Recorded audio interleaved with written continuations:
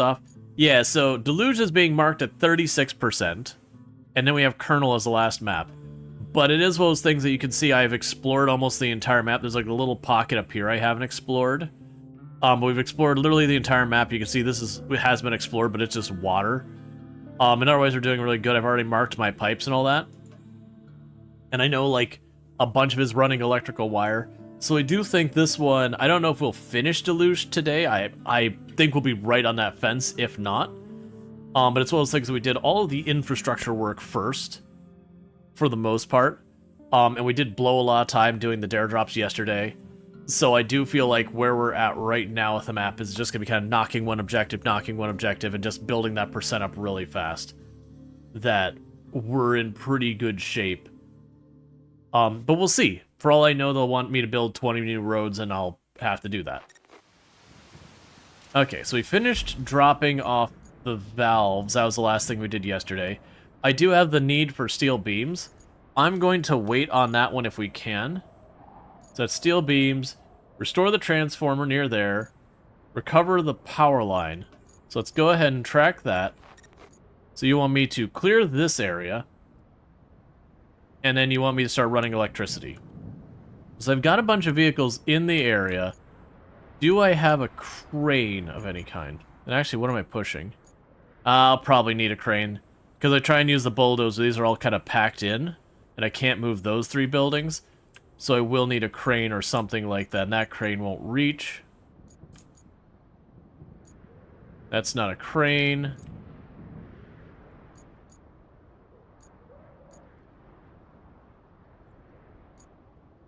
Right, we gotta move something down there.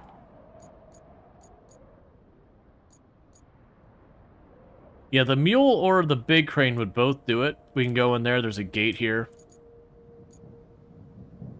Then we gotta run electricity from one place to the other. There's our big crane, overhead crane. That's our scout. That's where we've got some pipes. We did see yesterday that there is a base up here. I've got a vehicle up there that I'm occasionally teleporting over to check on it. Okay, and that's the steel beams. Alright, so I think the reality is we are just going to be moving a vehicle up. Alright, yeah, because our big heavy crane is down there from doing a pipe. Yeah, so we're just going to have to drive up there. That's just the reality. That's fine. So let's go ahead and grab the big crane. We'll retain that, and we will start north.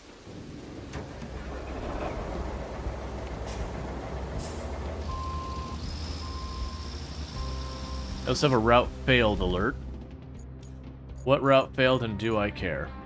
I do not, because all objectives have been achieved with it. Yeah, so I got a bunch of pipes to do. Oh no, is there even more pipes that are broken up here? There is. Okay, so I got another broken pipe over here. It implied that there'd be 3 of them that are broken off of this location.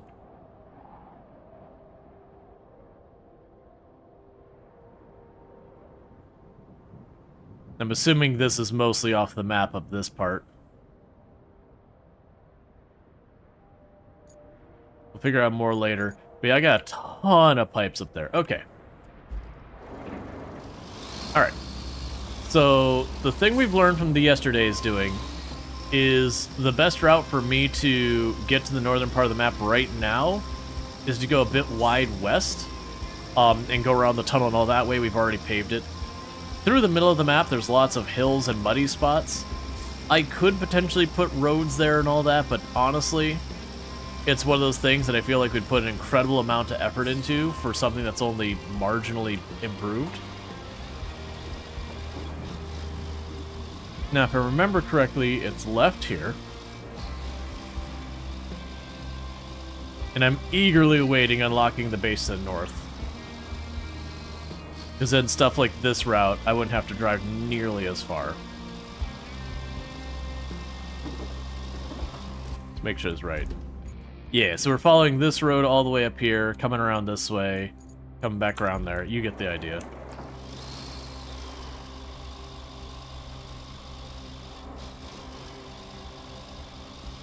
Alright. But yeah, in all, Deluge has been going pretty smoothly. You've had a couple of, like, flipped vehicles and all that. It's definitely been the map so far as the ones we've done where I've had to do the most actual road building, which is fine. I actually think that's been very enjoyable for me. But they've had a lot of places where they're like, take a road through, like, cut it through this forest, take a road through this, like, water area and all that. There's been a lot of that in this map.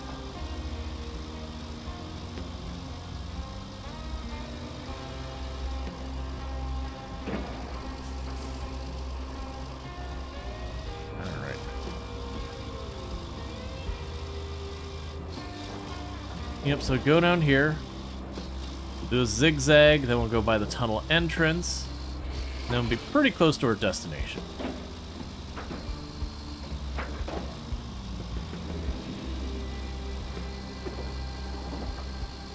Because, like, then there's places like this I could fix the road, but the road's reasonably passable as it is. It doesn't look good, but it works fine, so I see no reason to put the effort in.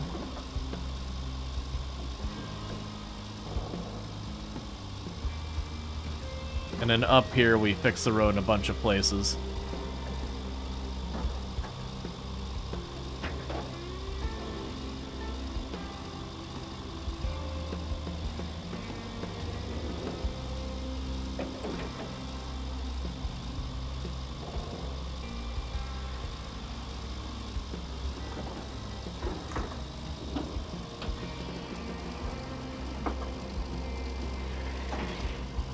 Yep, so right across that water is where we're going. Just have to go a little bit of the roundabout way. Because honestly, I believe building a road through the middle of that lake as deep as it is probably is not worth my time or effort.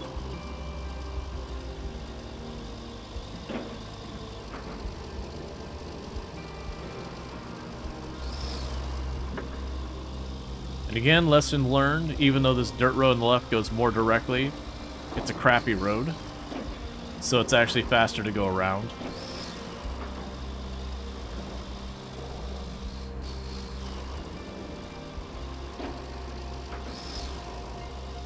Okay.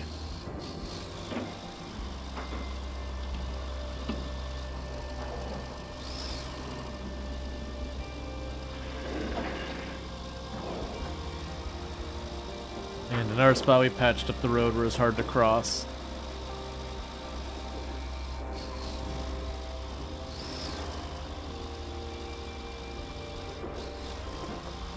I believe this is where we gotta go to clear the objects.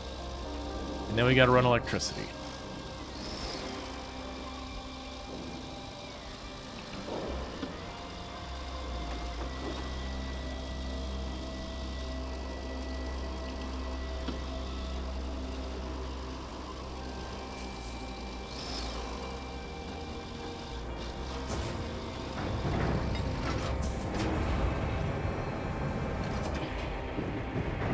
I was not expecting these to also be picked up.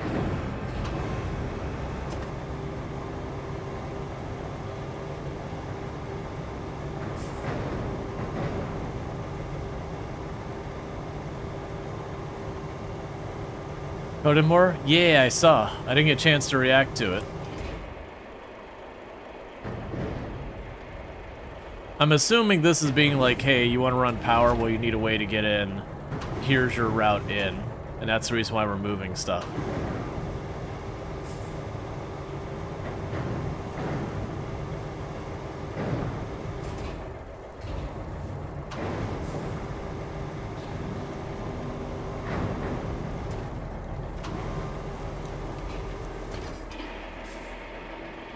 Okay.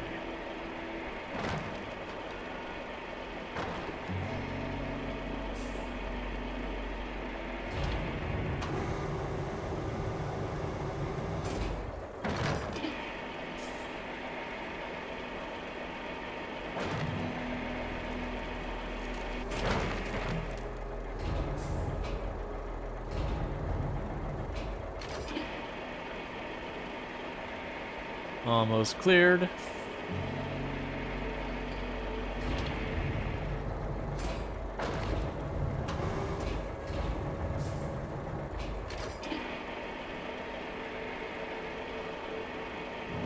And then from then, I gotta figure out where I'm moving the electricity to and from and get those routes all figured out. Because I actually have a bunch of different contracts to run power all over the place on the map. That, not contracts, I have a bunch of infrastructure tasks for that. And I suspect while we have that thing out, I might as well just go around and do it. There is a chance I'll have one I can't quite reach. That, like, just with the map and the state it is, there's just not a spot for it.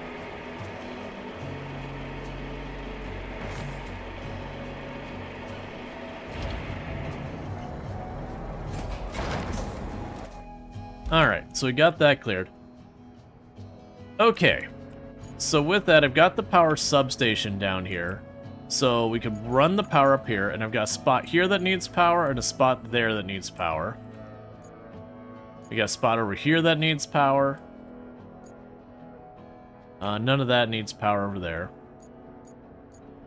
We got a spot down there that needs power.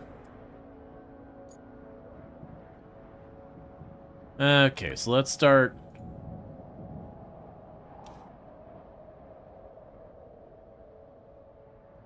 Start trying to make this work.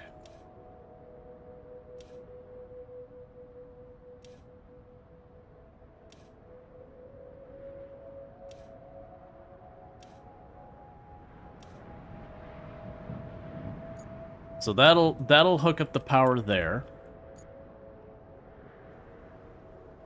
We can't go under the paved road. This is mud, so you can probably cross around here. Well, I don't need to cross there. So I need to run power up here. We can cross this area, go up there, and go over here. Let's go ahead and get ourselves another set of icons there.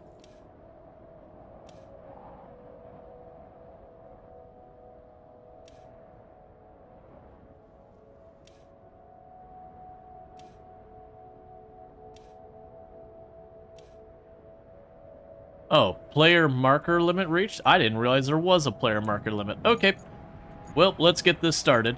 So, basically I want to run power over here to the power line. And we'll get that started. And we're just going to go one to the next, to the next, to the next.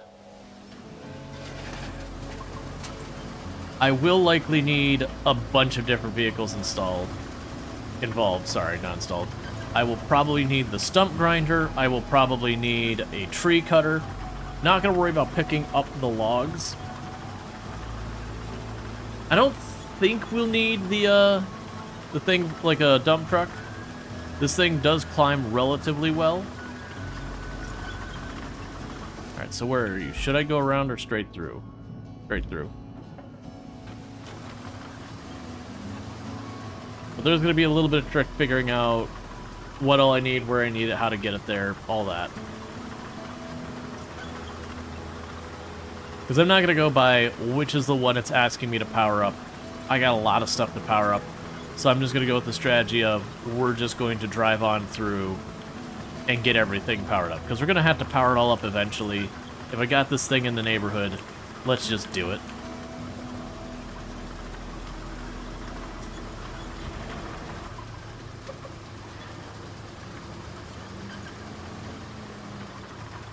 Alright.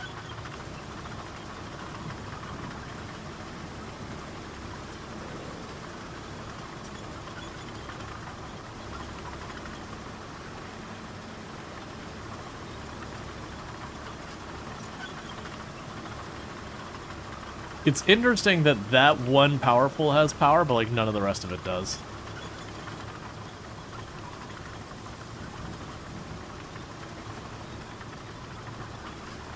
Down in this area, I mean, the power plant itself is back online, but that's whatever.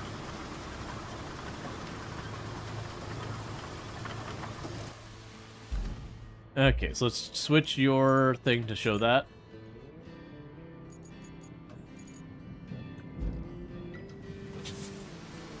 Alright. Now, this is a pretty steep hill, so I want to make sure we're clear before I go down it, because it's probably one of those ones that I'm only going to get one shot without it being a huge chore. As I recall, it's absolutely brimming with tree stumps. As you can see from right here. So let's quickly pop back down here. Grab our stump grinder.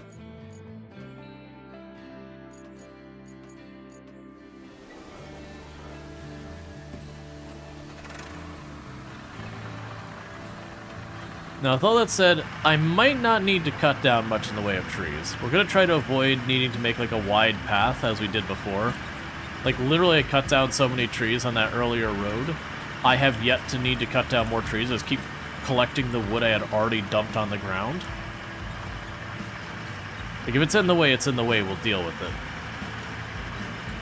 But the hope is we're going to slowly make our way across the map, wire up all the different things, and not have to worry about it too much.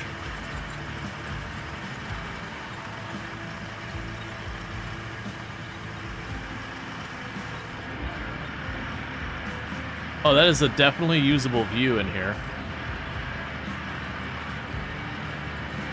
I can absolutely see more than almost nothing.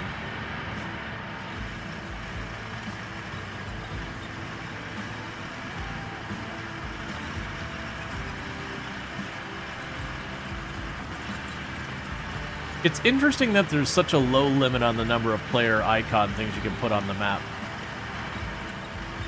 Because we don't have that many, maybe 20?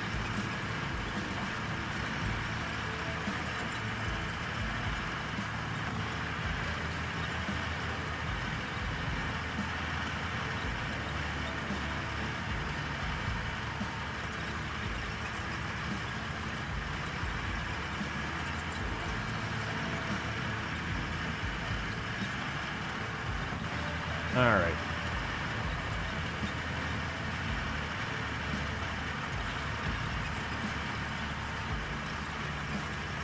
I might also, if this could shove over trees, I might just shove over the trees we don't need as well. Like I said, I've got plenty of stuff already handled, wood-wise. If I truly do need a bunch more wood, the whole map is a forest. It'd be better to get the wood nearby where it's needed versus dragging it half across the map for no discernible reason.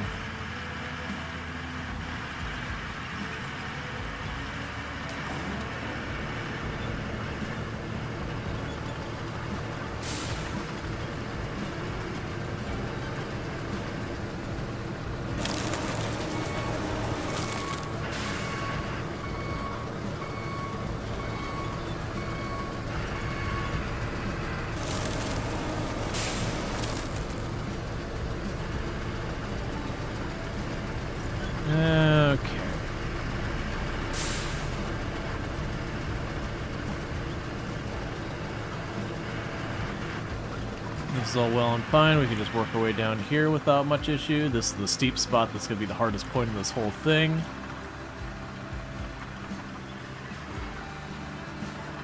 Then we'll turn here.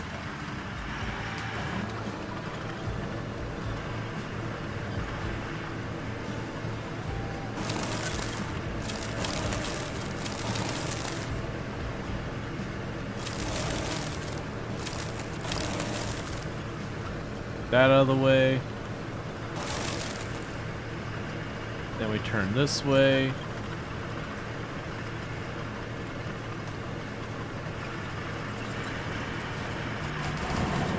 Should be able to get up here without too much of an issue. Got this tiny tree over. This will be fine here. Got this tree over.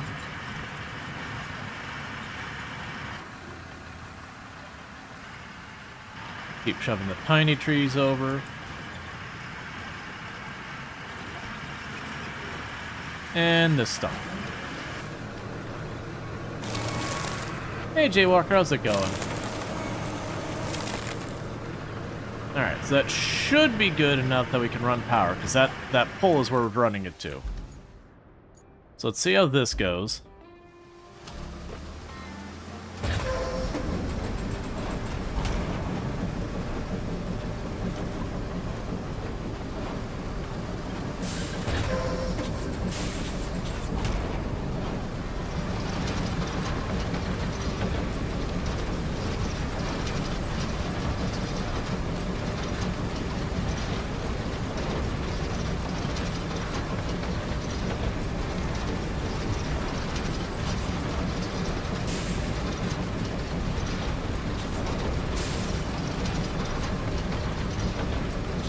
I'm like sliding and it's not turning the way I want it to.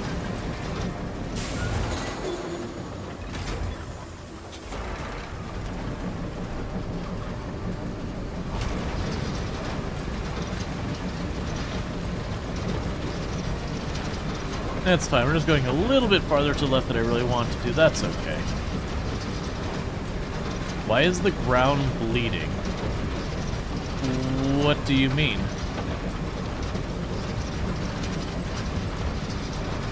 You mean the dirt getting kicked out? That's just what this machine does, is it's digging a line through the ground and then spitting the dirt out sideways. It's red? A lot of ground is red? Oh, like you have red clay, that kind of thing?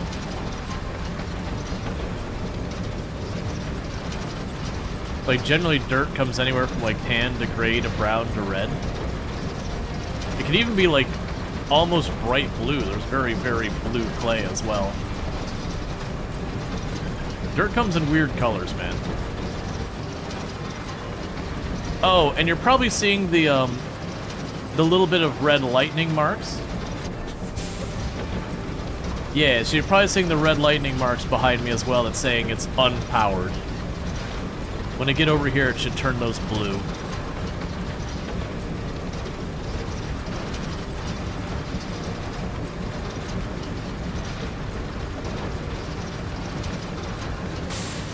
What am I stuck on?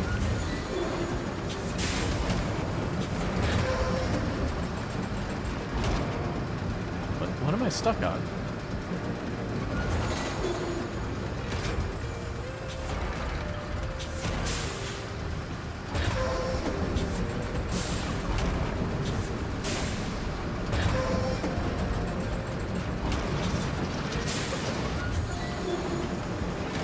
Try that again. Come on.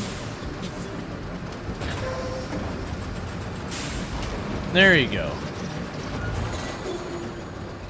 Cool.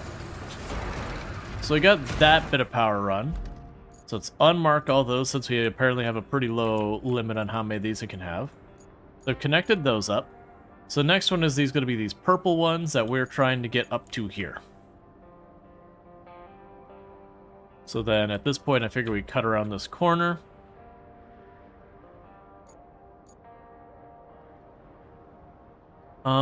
Looks like we might have some problems there.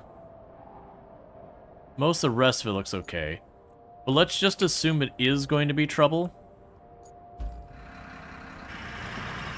We get to the first one. We'll start pushing through, grinding any stumps that need grinding.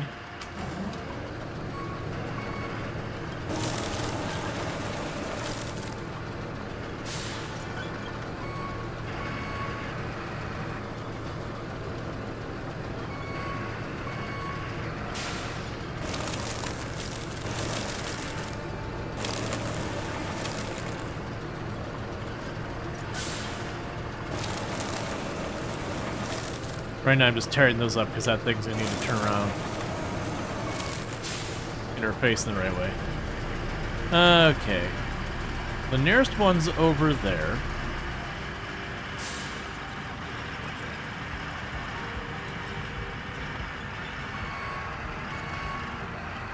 So many stumps everywhere.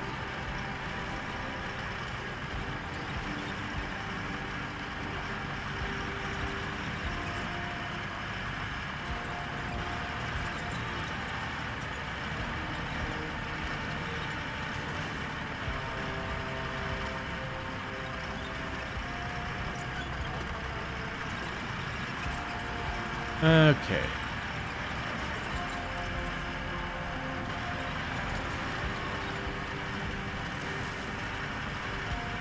So this is the part where we start the run from.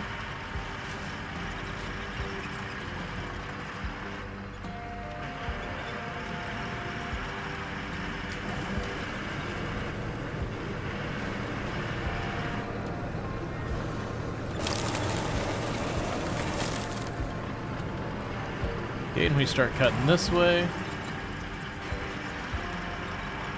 These small trees we can just shove over.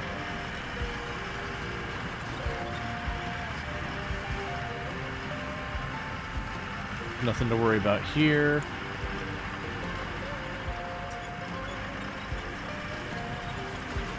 Those bigger trees on the left I can't shove over, so we'll definitely want to go around this way. Alright, we got a bunch of tree stumps here that'll have to go.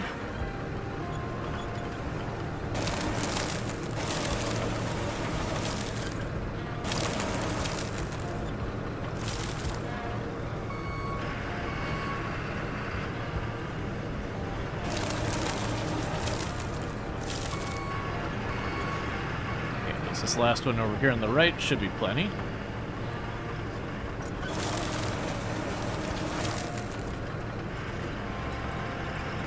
Okay.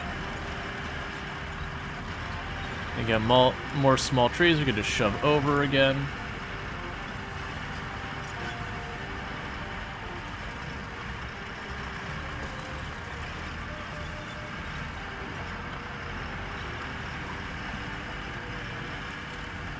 Terrain's a little rough. Alright. So question is, does the mulcher go through actual trees? Or I can just shove over the big tree. That's fine. That's an acceptable alternative. So apparently I can just, with this thing, I can literally just shove over big trees too. I don't think the wire laying machine can quite do that. But that's fine. We can shove over that tree as well.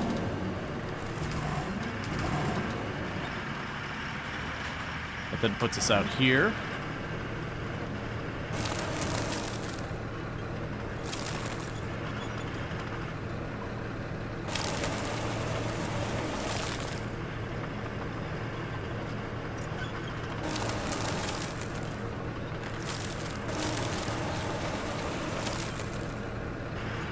Alright. I can cruise along this area.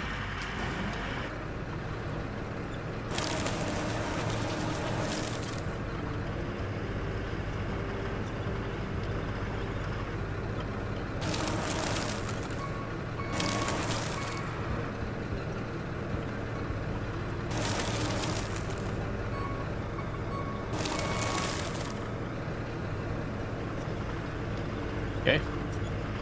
I can probably avoid that bunch of stumps over there. Need to get these four over here. And then it looks like we might be clear sailing to the actual place and running the power too.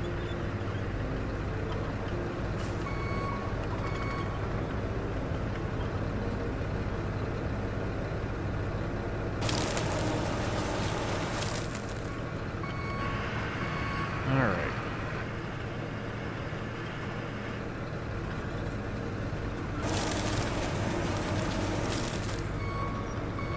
And then one last one left.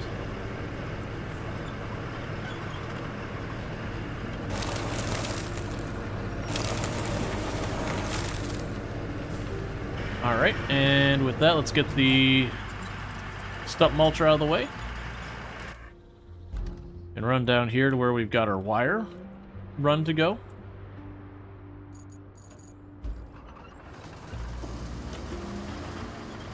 Then we can get our electricity run through here.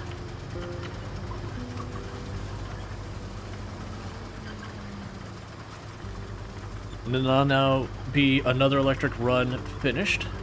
Then we can map up the next one, and you get the idea. It's been something we've seen on the infrastructure list for a long time now. It is... Wait, do I still have yellow stars down there? Huh. Weird. I don't have any yellow stars showing down here where I'd put them.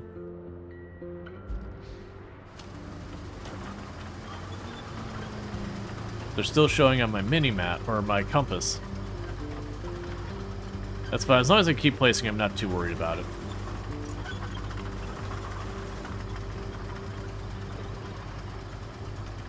Okay.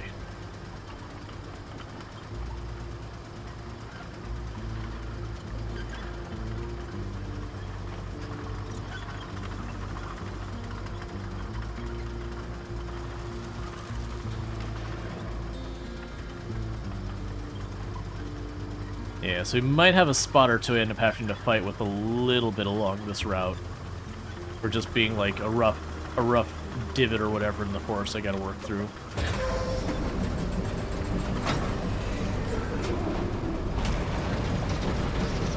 Okay.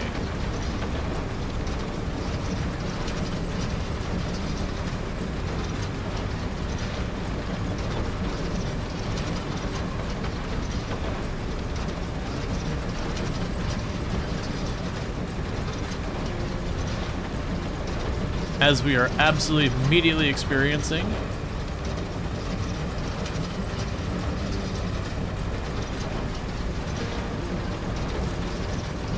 This will be a really messy wire run.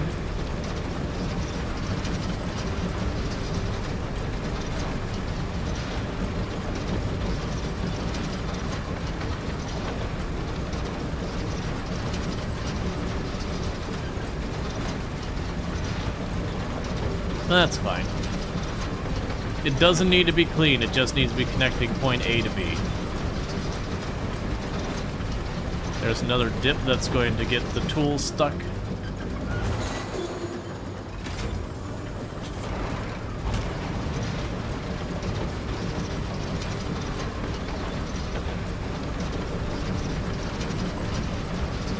All right.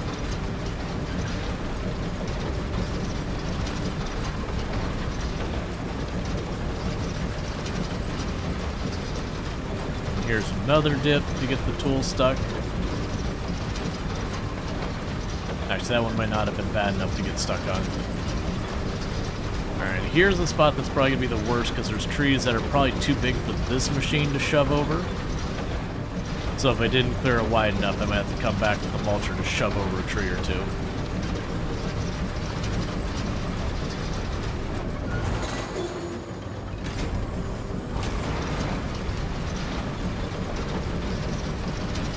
And I'm trying my best to not take this through any of the roads.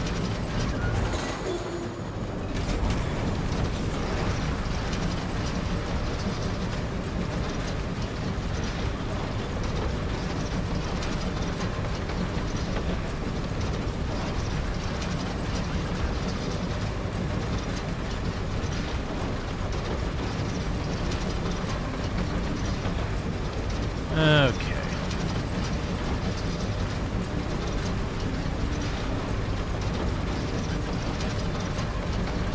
And this isn't a road here, this is just what my other machine dug up with its treads.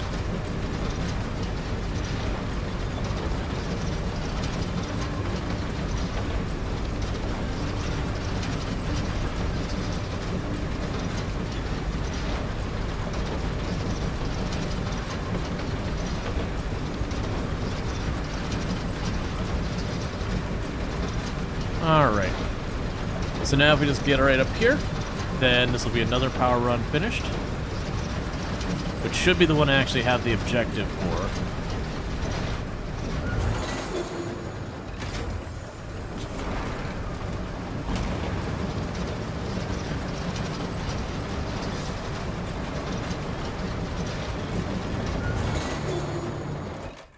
Okay, meantime, let's go ahead and remove those stars off the mini-map, because we've got all that sorted out. But before we're done... Oh, that actually powered up this one as well. So we've got a power run we need to make between these two. Yeah, I've got a couple more buildings to be... Okay, so I got a power run from here to there to do. I also have a power run up here from here to there to do. I think we can honestly cross some of this. I don't think it's that deep.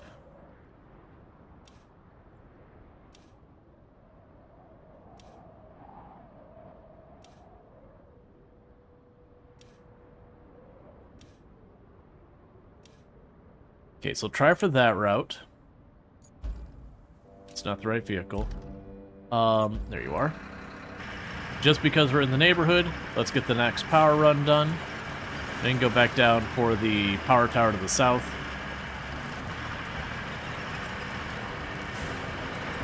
Pretty much get all of the power wired up.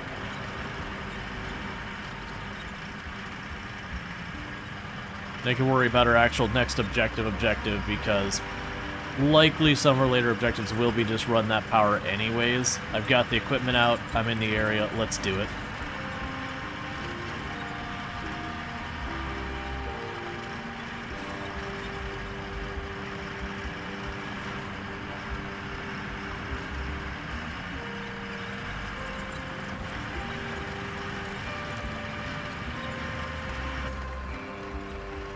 Okay.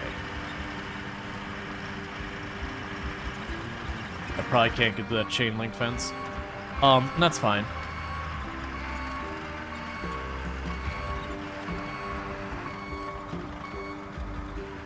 Because I did notice once I ran power into this area, the power relay on the other side lit up as having power as well. Otherwise I'd have had to try and like cut around the outside or whatever, which would have been obnoxious.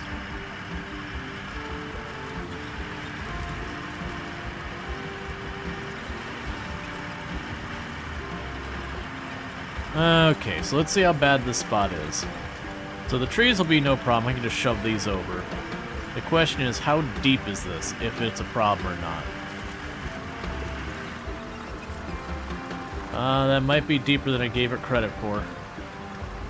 I think we can run power through that? Yeah, I think that's okay. It's a little dicey, but I think it'll be fine. So let's shove over this tree, it's in the way.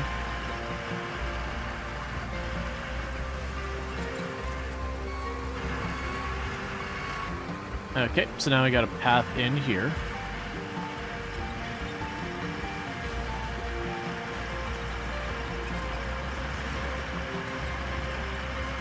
Now let's go a little bit wide right here because that's stone, but that should be fine.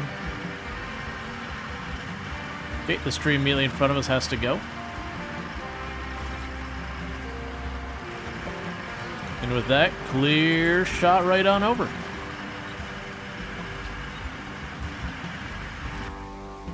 So let's go grab our cable layer, which is there. Let's hope this thing is not a whole lot worse than that vehicle was, because that water was a little dodgy, but I think we'll be okay.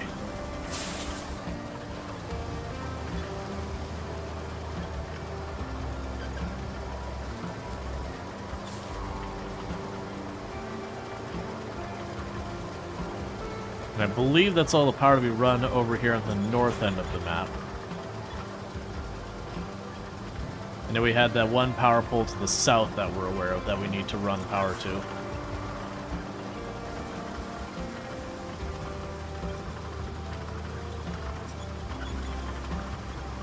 And then from there we can go ahead and find ourselves a new objective. I have noticed we got asked for steel beams. We haven't made any steel beams this entire time. But it'll be something to try and get on the list. And I'll do those stretches here in just a couple minutes. We have an ad break at about 10 minutes, and I'll just do it during the 10-minute ad break anyways. Since it's so close, I just gotta remember to actually do it.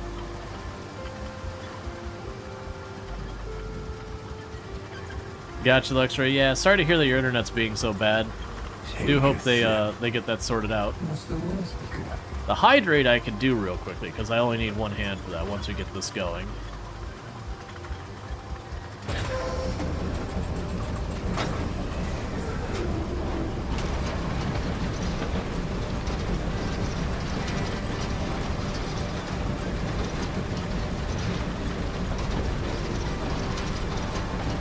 Alright, here's the moment of truth. Did my guess that this would be fine depth-wise? Yeah, no, we're fine.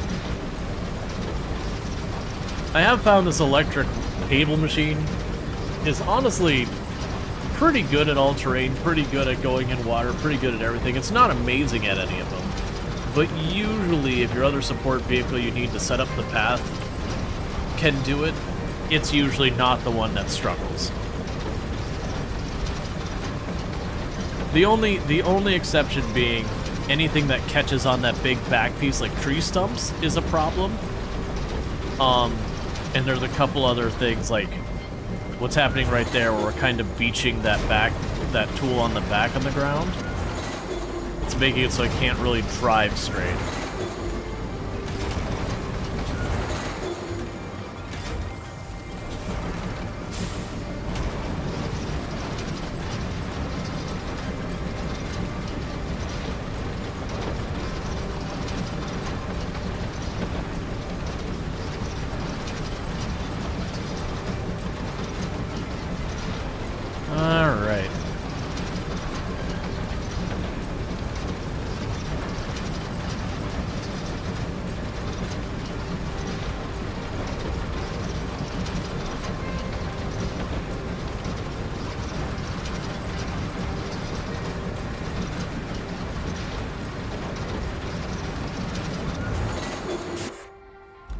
So we've got the power there.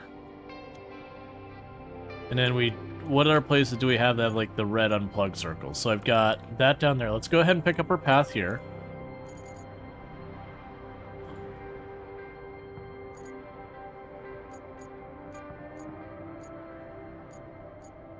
Yeah, so these two will be plain and simple in that it's honestly just cutting through where I don't hit those rocks. And that's by the machine yard.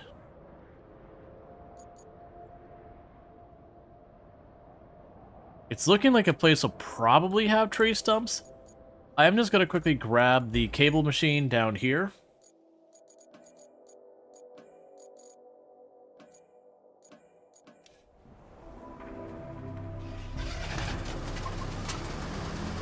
Gonna race on up to those purple stars. And take a look at it, and if we can just run down the hill and have it no problem, we'll just do it. If I have to go bring the stump grinder or something, we can deal with that when we get there.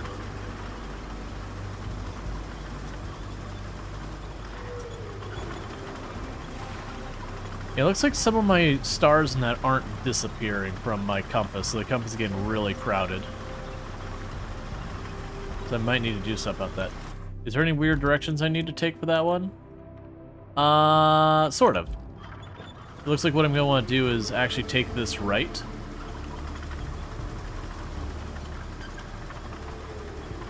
That is a really long hang. There we go. And then off of the back of this, there should be a dirt road we can take.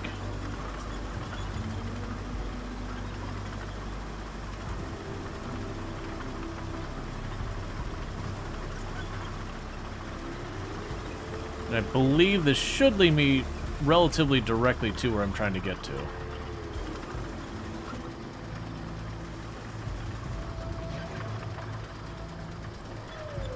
Okay.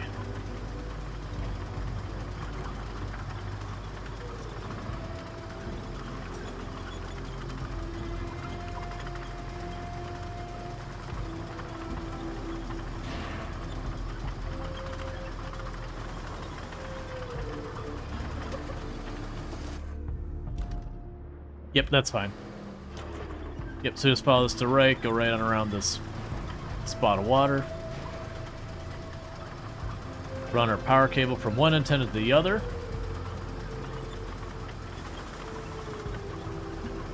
And get that all sorted out. And I believe they'll be the last power runs we have right now. Now we can grab our next, like, actual objective. And get those knocked out. Because most likely these power runs will just be objectives that are going to show up in 5 minutes anyways. Whether we do it an hour later doesn't really matter.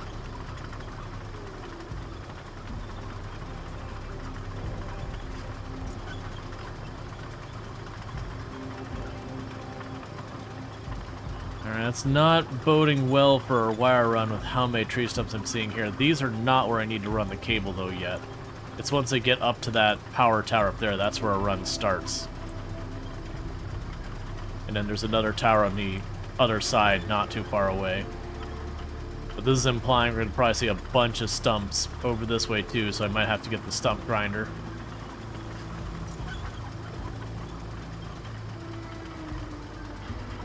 We shall see.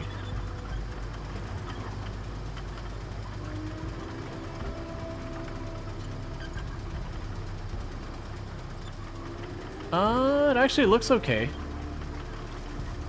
Oh, I need to go around the other way. This will probably just tip off and fall over.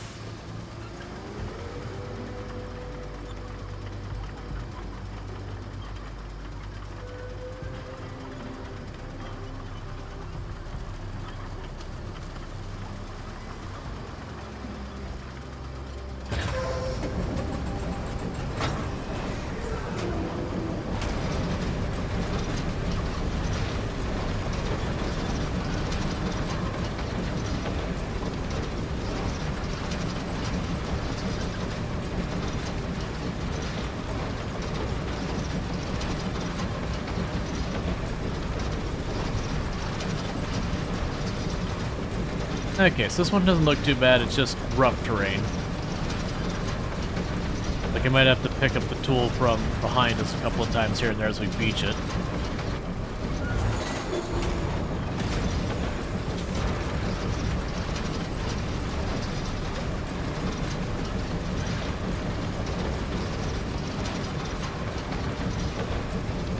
Alright.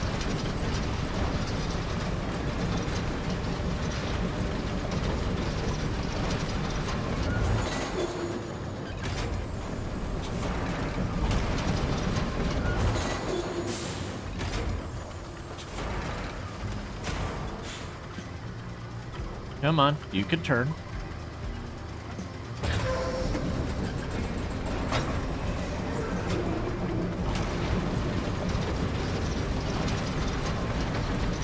And power. Okay. So let's take those off the map. Delete marker, delete marker. And I didn't miss any markers up here as far as I could see. We didn't miss any of the yellow markers down here. Alright. So now looking at our infrastructure stuff, we don't have any more stuff here showing for electricity. So cool. No side objectives. I've got bring the, let's see, solve the flooding issue. We need both reliable source of steel pipes as well as an additional base in the industrial sector. Okay, so this is fixing that. Ha! I'm not sure if you saw that. I'm not sure, that looked like a bug. Let me see if we can recreate it. We can't. This was not showing as steel pipes facility restored. It was showing as EM Lipsum, which is just a generic stuff that's designed to look like text or whatever, while also not being anything useful or meaningful in itself. It's like when you're just trying to test, like, hey, this is a place where a user could put a bunch of information, and so you just use this whole thing that's just a bunch of, like, roughly appropriate size or whatever. But where it said to, it was going to give you the concrete factory, it said Liam Ipsum. And then when I went to mouse over it, it switched to the concrete factory. Do you just do a little lighting and shading out? Nice, yeah, I'm not going to be checking it constantly during the stream, but I do look forward to checking it out after stream. Because what you definitely had at, that I checked after stream yesterday was pretty solid. Like, it definitely looked great. Especially considering it was, like, a work in progress kind of thing. Which, for those who don't know what's going on with any of that, we do have a art channel on the Discord that people can post their art. Like, and that's like any art, painting, drawing, sculpting, like any, like computer graphics, anything is fine. The only caveat we have is commissioned artwork isn't supposed to get posted there. And the only reason I do that is because of just how ridiculously many bots we get otherwise. So I have a self-promotion channel, and the rule is anything commissioned has to go there, because frankly it's self-promotion when that happens.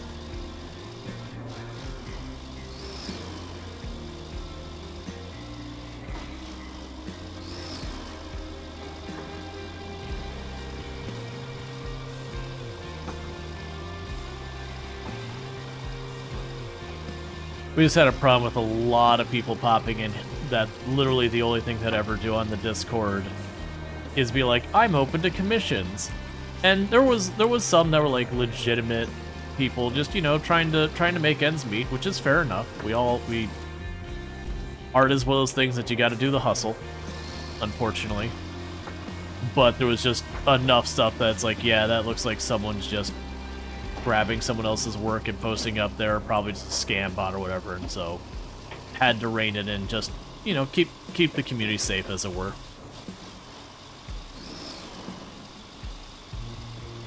We also have like face painting gets posted in there from time to time, because we've got someone in our community who does, you know, like a lot of face painting stuff.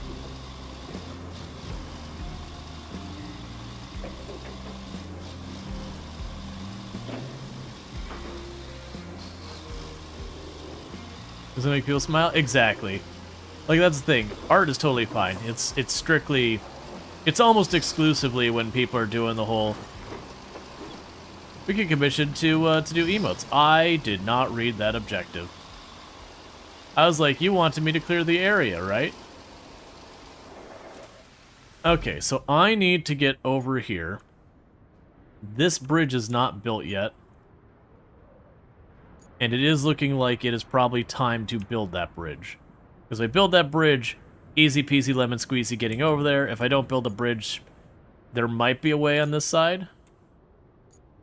Alright, so. We need to get how many logs up here? 6 logs. Alright, let me go ahead and get that stretch IO real fast. Alright. Yeah. Oh, right, because we had this area down here. But yeah, if I build that bridge, it's going to make it easy. I'm going to want to build that bridge anyways.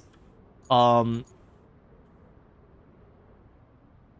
don't remember where my logging trailer I last left it at. There's the logging forwarder. It's basically at base, and this would be the easier way to go. I've got more than enough logs up here already sitting there, and very genuinely I can just drive up this road, cut across this area, up and around, and have it. So this isn't a bad spot anyways, and it's going to give me a new base, so it's worth putting up with it for this, this whole thing. I can't remember which one we actually want. I think that's the better one. Retain, confirm, deploy.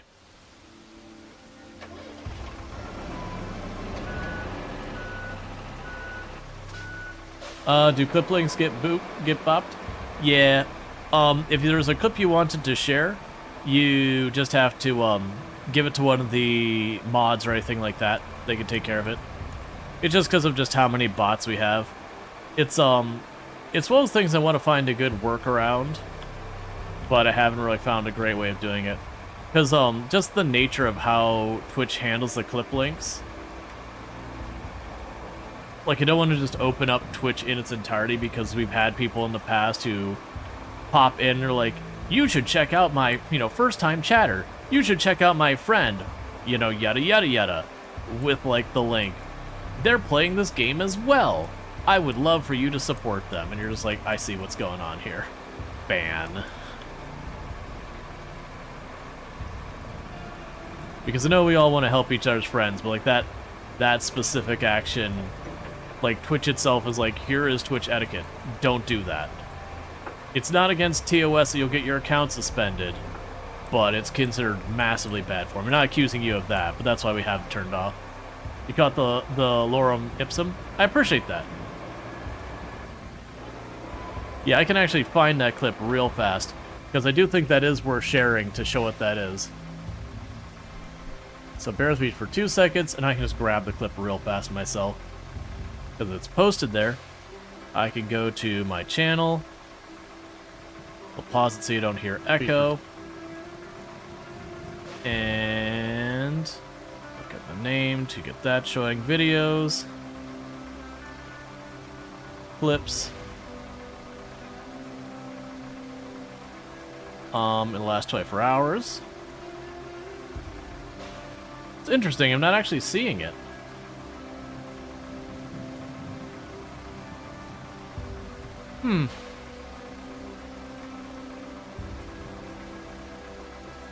Because normally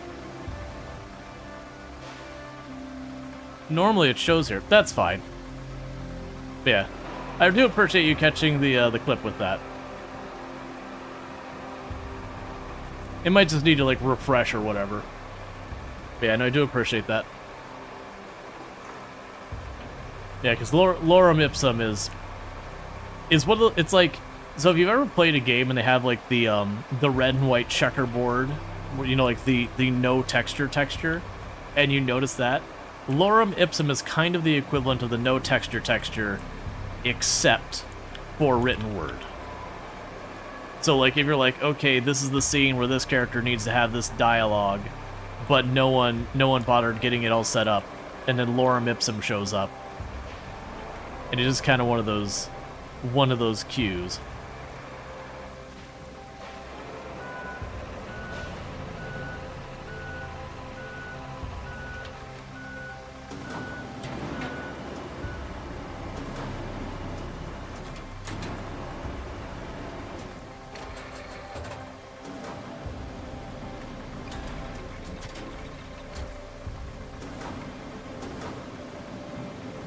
Alright, doesn't reach low enough back there. Because that's one of the flaws of this particular trailer, is if a object is behind it, your ability to reach down is very limited directly behind the trailer.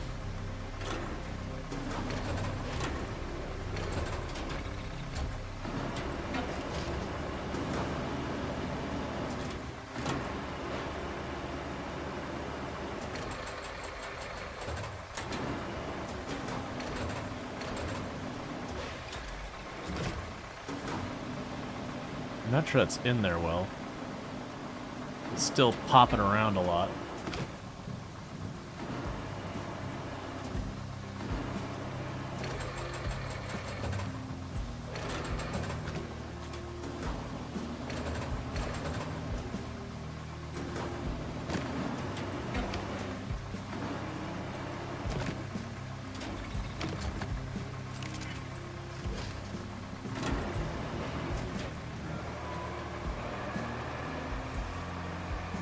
Got 2 more over here. 3 more, actually.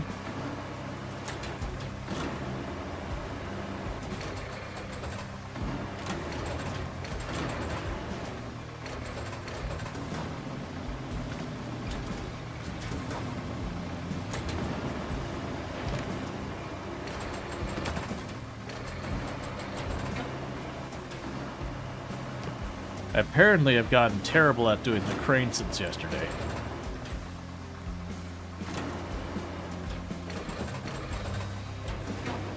Like, we're managing, but I am just slamming it into one thing after the other.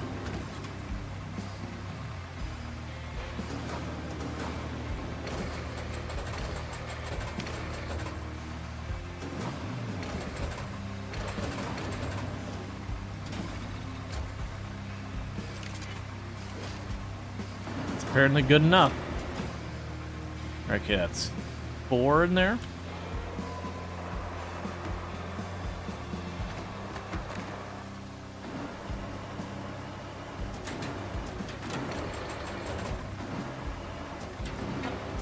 Okay.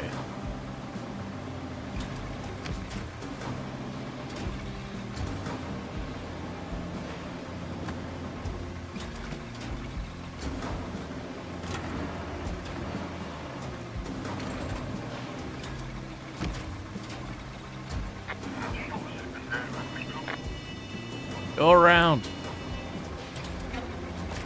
There we go.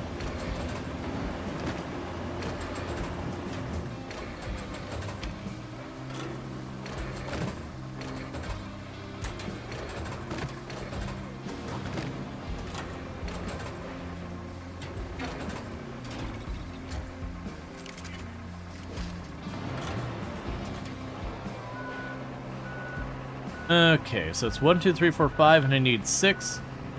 And I'll probably actually remove the marker saying this is a place to get logs after this, because it's looking like I might only have 2 or 3 logs left here. And at that point, if there's not enough logs to kind of guarantee I'll have enough for a bridge or whatever, I might as well just go someplace else to go get them.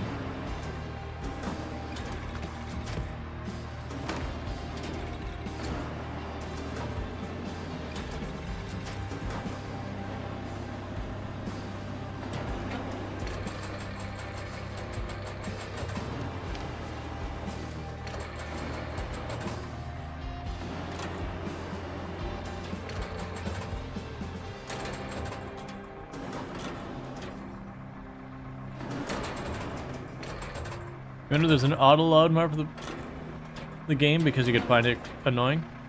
So far I have not found the crane annoying. It definitely takes getting used to. Oh, please don't roll. Okay. I could definitely see, like, after, you know, hundreds of hours or whatever, it would definitely get to the point of obnoxious eventually.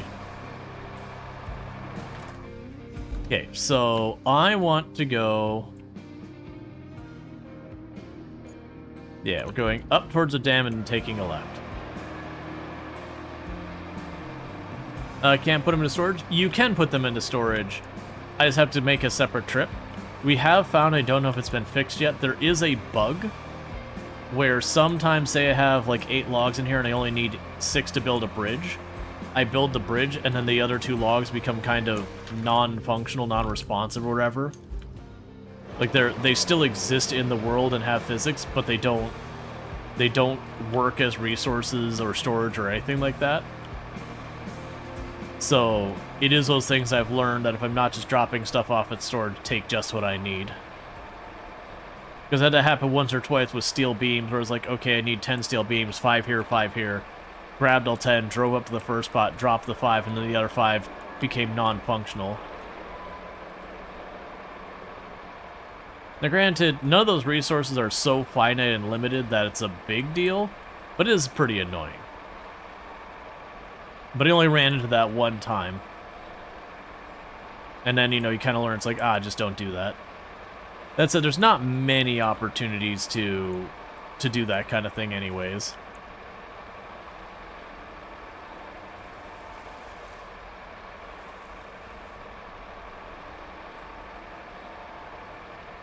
It is the pool of water I gotta get around.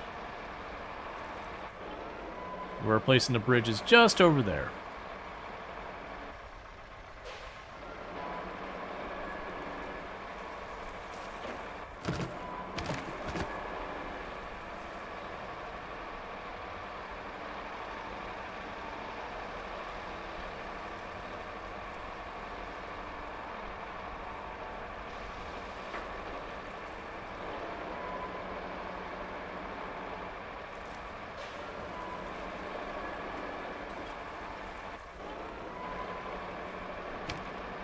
Okay, and back on the road, and we're good to go.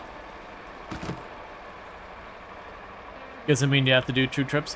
Yeah, either do 2 trips or you get over to where it's at, and then you just kind of drop the stuff on the ground, the ones you don't need, and then that should be fine. Because it seems to be just however they're handling the stuff in your trailer, it's the stuff in your trailer.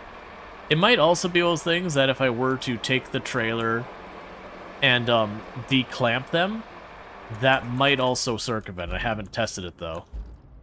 But I would suspect having it on the back of your vehicle, but not like we've got here where it's like strapped in, where they don't count as their own objects effectively. Maybe removing that when you go to turn it in might also prevent the bug. I don't know. I'd have to test all of it.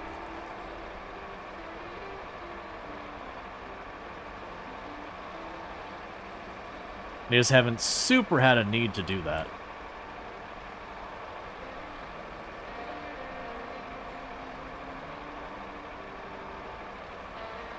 Okay, so by building this bridge, we're going to make the task I need to do now way easier, and it's a bridge I'm going to want later for when I make this other place as a base, that way I can get the vehicles off the island without it being a huge hassle.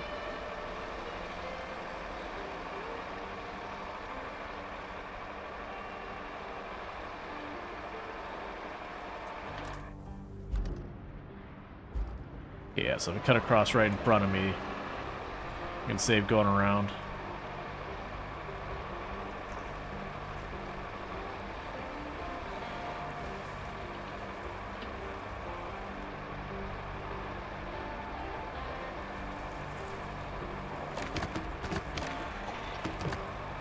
The one log is dragging up, the one hanging really far off the back, that's normal. That is one of those things in a lot of these games you just have to learn to accept. The physics in these games usually gets pretty dodgy often enough. So if you try and go for like absolute perfection, you'll just end up frustrated.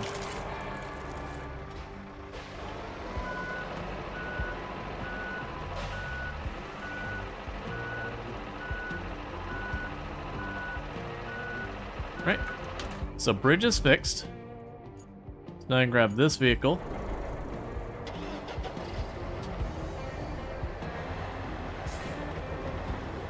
And we just drive it across that bridge over to the other side, and that should give me my new base.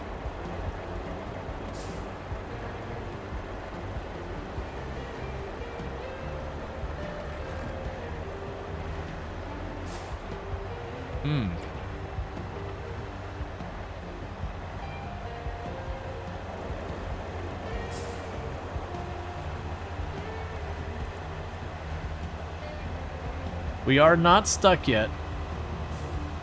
We are moving forward. Painfully slowly.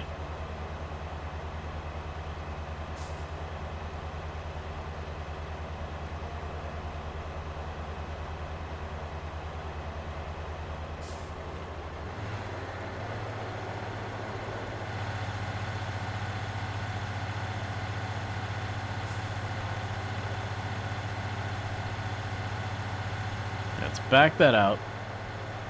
I did not expect that spot to be that bad. So what we'll just do is we'll go up on this ridge on the right and it should be fine.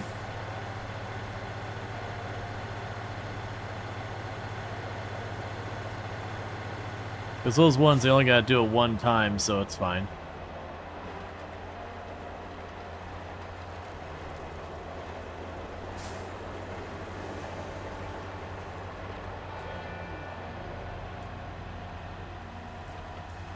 And we're good.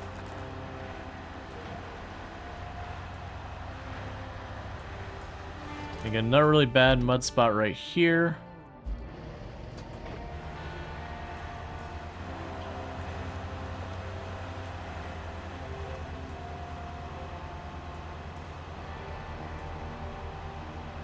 We can get off to the side. Maybe, no, that spot looks probably just about as bad.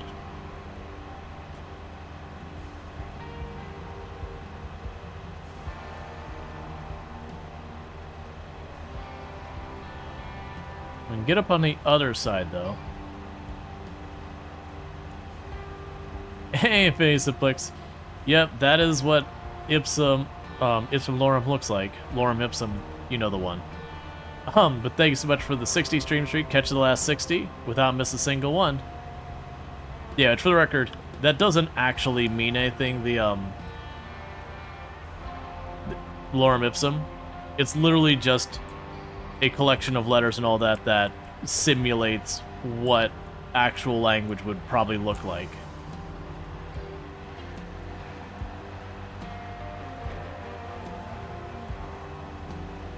There's the bridge.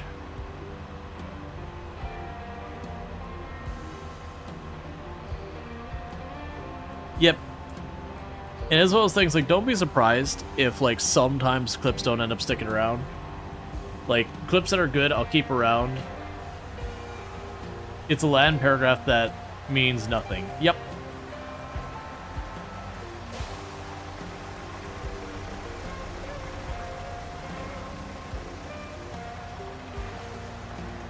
Gotcha, so it's based on Latin. I wasn't aware of that. But yeah, like, it's one of those things that as a creator, what'll end up happening is I'll go through a bunch of the clips. Ones I feel that do meaningfully represent the channel and all that, I'll keep around. Ones that don't, you know, they'll end up going away. Or sometimes they just end up going away because, like, the clip is so far out of date, it no longer represents a channel, even though it did at the time. It just kind of sucks that with a lot of tools out there, you get promoted based on your clips, so you do need clips.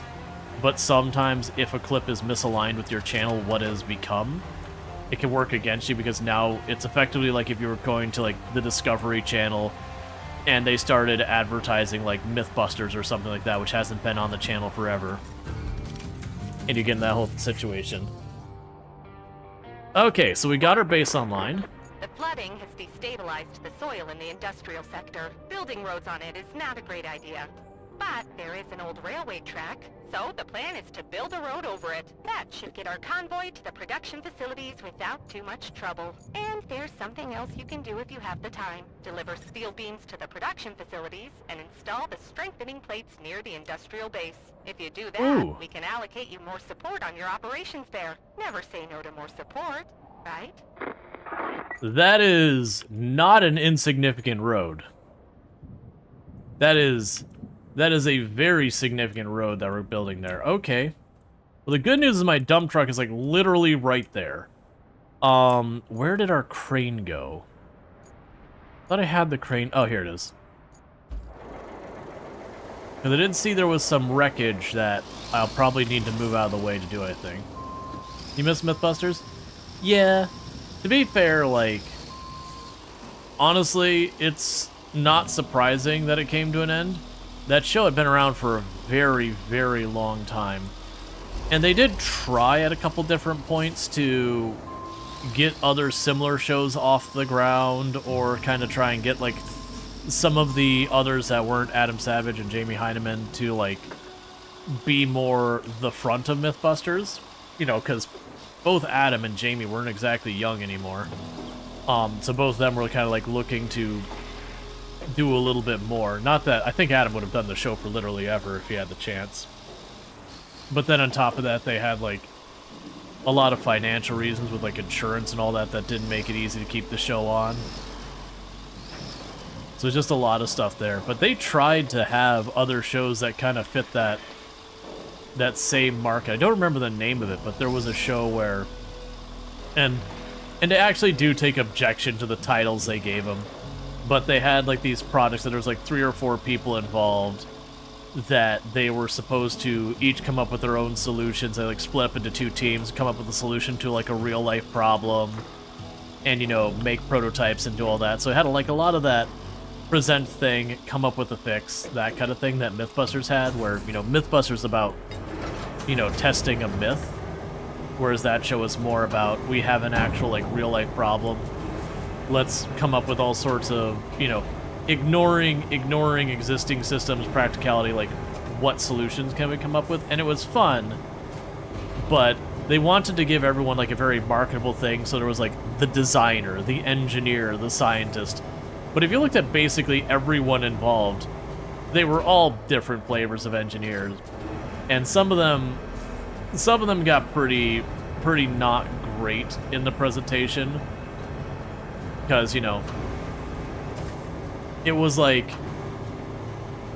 there was like one of the women on the team who had had the second most engineering, like professional engineering experience. They're like, she's the designer, she designs things. It's like, no, she's an engineer. You should call her an engineer. Because do you know what she has experience in? Engineering. So it felt kind of insulting that you're like, you've taken this person who's earned this credential. It's a major credential, but because, you know, they wanted to have this whole, like, there's the artist, there's the designer, there's the engineer, there's the scientist kind of gimmick going on. It really felt like they were taking away from the people involved in a big way, and then it also kind of was directly impacting the women on the show a lot more than the men, because like it was the men who got like the more prestigious titles. That it was like, man, I'm having difficulty enjoying this show because like this lady's got like 6, 7, 8 years professional engineering experience, and you're calling her the designer. And I know it shouldn't bother me, but it really does. You're allowed to have more than one engineer. It's okay.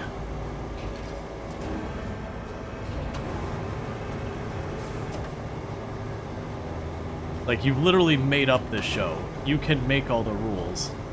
Like, and they had different types of engineering backgrounds. Like, one was aerospace and like one was mechanical. Like, just call them like the mechanical engineer or mechanic or whatever, or aerospace or whatever. You could still have your different titles if you really need it. I wish I could remember, because like the show itself outside of that was pretty good. And it didn't stop me from watching it, but it was just always one of the things that I wouldn't be surprised if there was bristling behind the scenes, because it did feel like sometimes within the context of the show, not that they would demean on the person, but it definitely felt like there was not taking some of the people as seriously as others, that the person who is labeled the engineer would kind of always be listened to. And it really felt like there was not a healthy setup to what was going on there.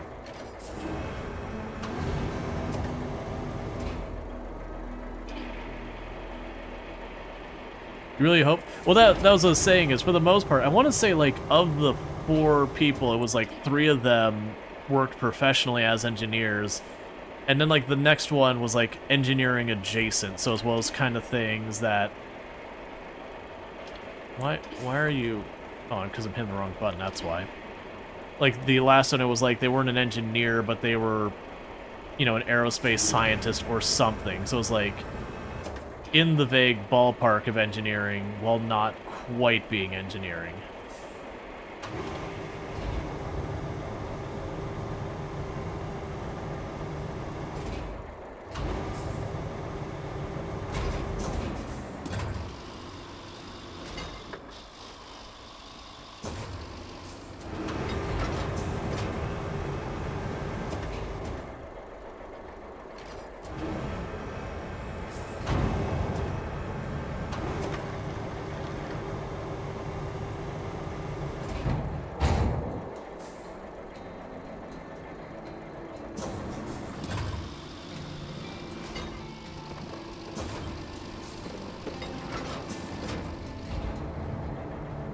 Okay.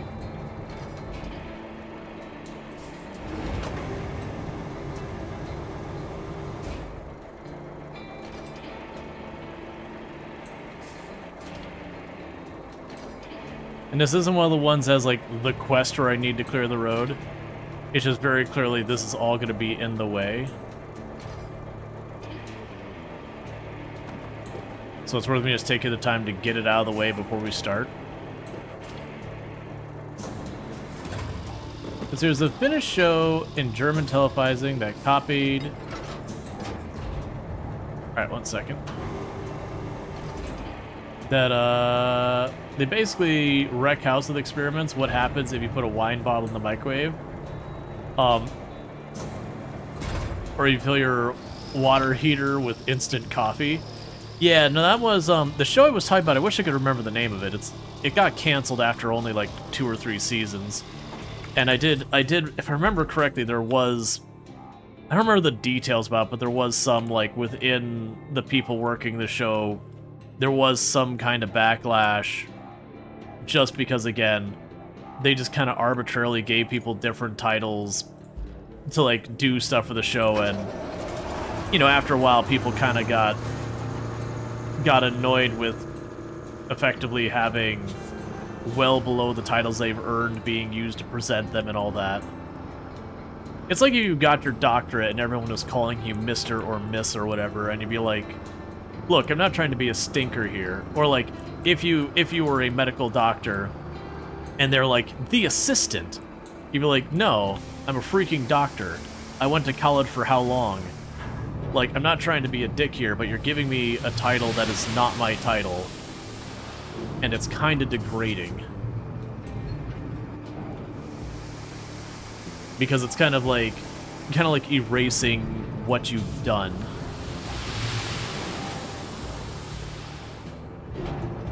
Especially with something so public. But yeah, no, the show conceptually was cool. That's, like I talked about on that show, that they were one of the ones who, you know, there's a presentation about going, okay, you've got a skyscraper. There's a fire. Like, it is a difficult problem to tackle. You've got this building, it's got hundreds, you know, like potentially hundreds to thousands of people in it. They all need to get out of the building, and the only 2 usual egresses you have is like 50 flights of stairs or an elevator. And the elevator, one of the first things they do in a fire is they shut it down because it is incredibly dangerous to take an elevator during the fire. Because if any of the floors get compromised, you now have this big tube of fire the whole way up your building that you need to somehow go through. And, like, it's just really, really dangerous. So you have the stairwells. And it's just kind of one of those things that you're like, this sucks, we need better. And there's been a bunch of ideas that have been presented over time. Some buildings have, you know, used them with success or not. But that was the one where they were coming up with it was like an idea that on the paper was probably one of the most effective ways you could empty a building extremely rapidly and safely. Which is, they would have these platforms. They would have several of these platforms. It'd be like a giant platform, and each floor would have their own kind of thing. And they're on a big rail that went down the entire length of the building. And what would happen is they were using a phenomena where you use it's aluminum, a non-magnetic metal running past a magnetic metal at rapid speed, and it creates a strong magnetic force. And I probably have the details of the phenomena wrong, but the idea is the actual dropping of this platform at terminal velocity would generate a strong magnetic force that would naturally slow down the platform to, you know, a relatively slow speed that'd be easy enough to handle on the bottom. But the problem they had is like, okay, in reality this platform is safe. You get on the platform, you strap in. When everyone's strapped in, you smash the red button, and the platform, you know, on this rail goes to free fall speeds and then slows down at the last like 10-15 seconds or whatever it is. Like at the very base of the tower, it starts slowing down enough that you don't get hurt or anything. And it goes, the problem is convincing human beings to get on this platform that you're about to smack this button, and then literally this platform is just like guided free fall to the bottom of the building, and they have to just trust this phenomena works, which it does. But you have to convince them, it's like, yeah, there's going to be effectively something that's a not magnet that will become a magnet near the bottom, and that'll slow you down to safe descent. And they're like, yeah, so on paper this works, but you're going to spend 2 hours trying to get the people to get on the platform and not freak the heck out. At which point, you may have been able to just use a different form of egress more safely. They filled balloons with domestic gas and set them on fire. It's all very destructive, called Don't Try. Sounds like a carnival ride. Oh yeah. But that was the thing. They had tried that one, and they had tried like a cable system, because they broke up into teams. But it was stuff like that, where they're like, here is a real life problem that, you know, they don't get to research a bunch of stuff ahead of time as far as what's actually being done, but they need to come up with solutions for the problem, which is an actual engineering practice that you'll do sometimes. It's just like the spitballing kind of thing. Is be like, we have this problem, break up into teams. A bunch of you come up with like proof of concept prototype kind of solutions. We rally together, see what makes the most sense, and then we start working on making a proper implementation of whichever solution, you know, performs the best by whatever metrics we care. And so it was kind of fun to see that. But yeah, it did sound like this really heavy forcing of giving them 4 different titles, because that's part of the intro, part of the way they presented the show the whole way, is that you had these 4 all engineering adjacent thing and engineering things, but they're taking engineers and kind of giving them titles that are generally viewed as lesser titles, which shouldn't be necessarily how they're perceived, but again, that is just the nature of the beast. And that it did create a lot of negative feedback, both from viewers as well as my understanding was the person who had gotten labeled the designer was not super excited about it.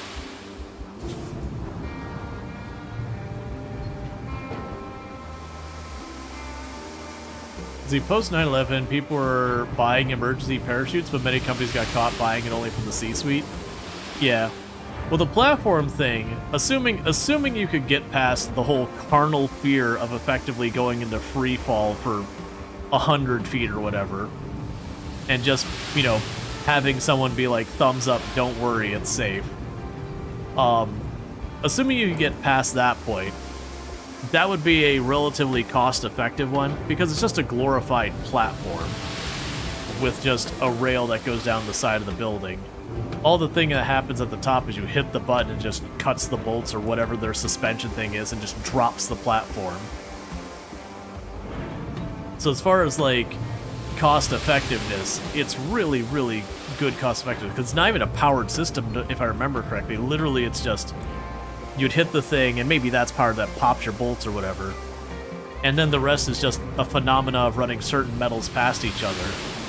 That there's no electric component, there's no circuits required, it's very physical, which is the whole idea, is it doesn't matter if the building's power fails, the thing still works. Doesn't matter if the building is, I mean, there'd certainly be a certain level of structural compromise where it stops working. You look at the PR campaign they had to do to demonstrate that elevators are safe. Oh yeah.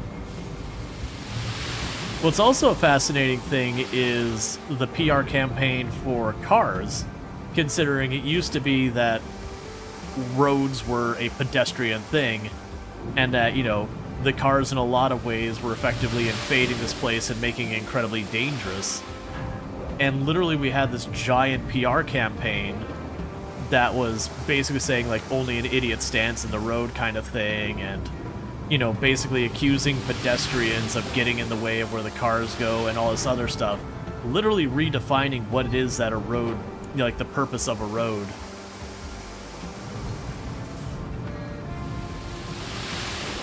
Yep, jaywalker laws came out of it and everything.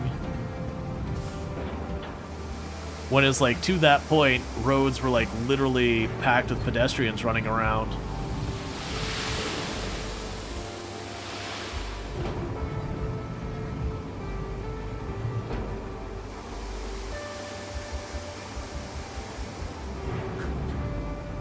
That makes me think of when I used to, makes me think of when I used to work downtown Orlando. That it was just kind of one of those things that, you know, you had people going through various crises and all that.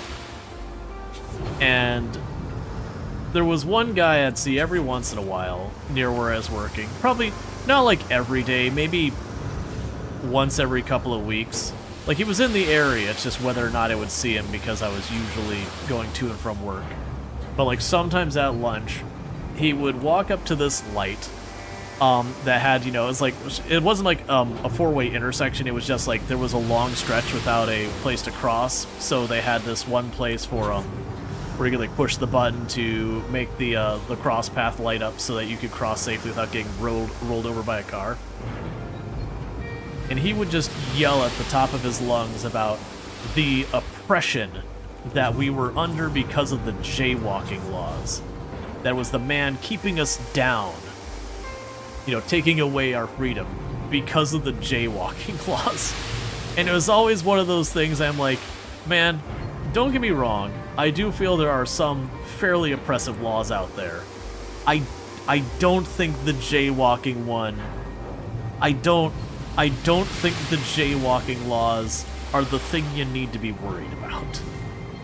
Especially considering Orange County, Florida, I believe at the time, had the single highest rate in the United States for pedestrians being struck by cars.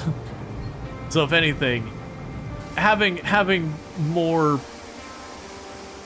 safety and legal and that kind of stuff around where pedestrians and cars meet could go a long way. Now granted, the actual problem is more the entire area of like Central Florida is very notorious for having like 4 and 6 lane highways with literal miles with nowhere for you to cross. Like, and then they'll just have, you know, a crosswalk by an intersection that has like a green, you know, green light set up that almost is always green kind of thing. There's just not a good place for you to cross, period. And so if you got to get across the highway, people end up just having to try and run. Because going, you know, 2 miles up the road that way to cross and then come back 2 miles, people aren't going to do that. We've had a few places they've worked on making the a walkway that goes over top of the road, and those areas, the number of pedestrian accidents went way down. But there's still just these giant expanses in the middle of like urban development that there's just nowhere to cross. Let's see, did you ever clean up after the Legend of Tin? No?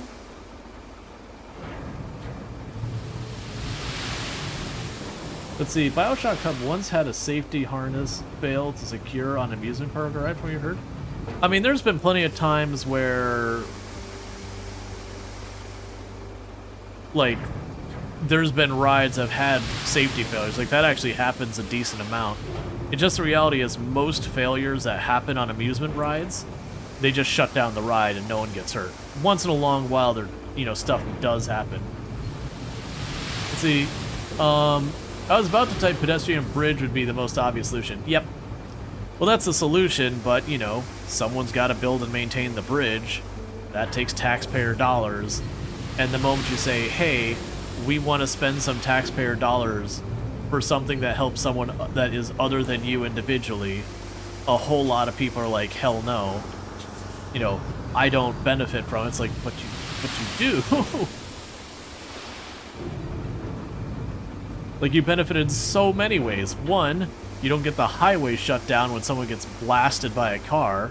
2, you might know the person that gets blasted by a car. 3, that can help with economics because people are willing to cross the highway to go to the next business across the way. Like, there are layers to the benefit. And most of those are honestly not that big of an ongoing expense. They have, like, the initial installation has a price tag. I'm not going to say it doesn't. But honestly, the maintenance side of it is relatively inexpensive. Adding extra lanes doesn't decrease congestion. Yeah, no, we have, oh man, what was that project? I don't even know if it's, I mean, I think it still is going. I think that it was something like the Ultimate I-4 project or whatever, which is I-4 is a major interstate that crosses the entirety of Central Florida. It goes from, like, I think it's Jacksonville, which is East Coast, cuts through, like, the Orlando metro area, and then I think it stops in Tampa. I could be wrong about that end of it. But it's like, so it's one of the main roads that goes from east to west in Central Florida. And most of the project is just add a lane or two. They did also add, like, express lanes in the middle, which does help a little bit, because it's effectively a way that circumvents a whole bunch of the exits for people trying to go a long distance.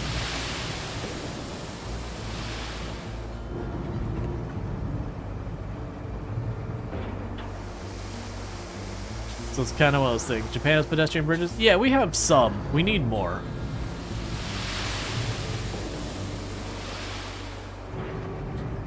But yeah, so like the vast majority of it, they're just adding lanes, and so the same places that have always choked up on that highway now choke up worse, which it's one of those things that people are like, but we added more lanes. I'm like, yeah, that's not the problem.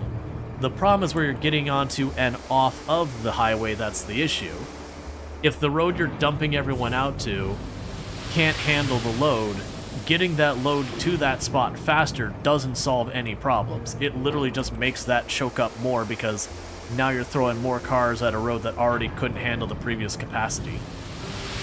Usually the way you fix those kind of problems is alternate routes, alternate transit.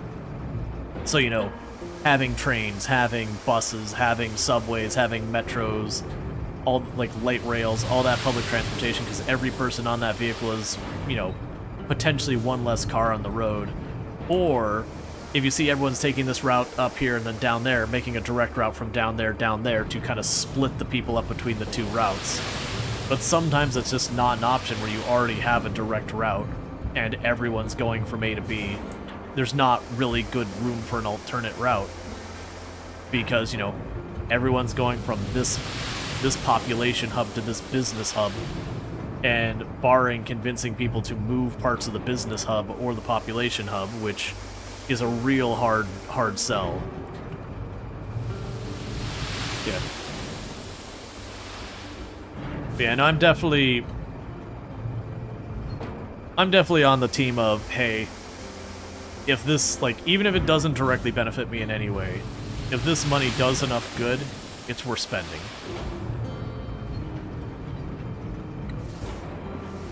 Because just the same, there are things that other people pay into taxes that help me that they might not directly benefit from. And so you kind of just have to make that understanding of, we're all chipping in to mitigate problems for everyone else. That there's some things that you as an individual can't resolve within your scope, that it requires, you know, larger organizations to deal with.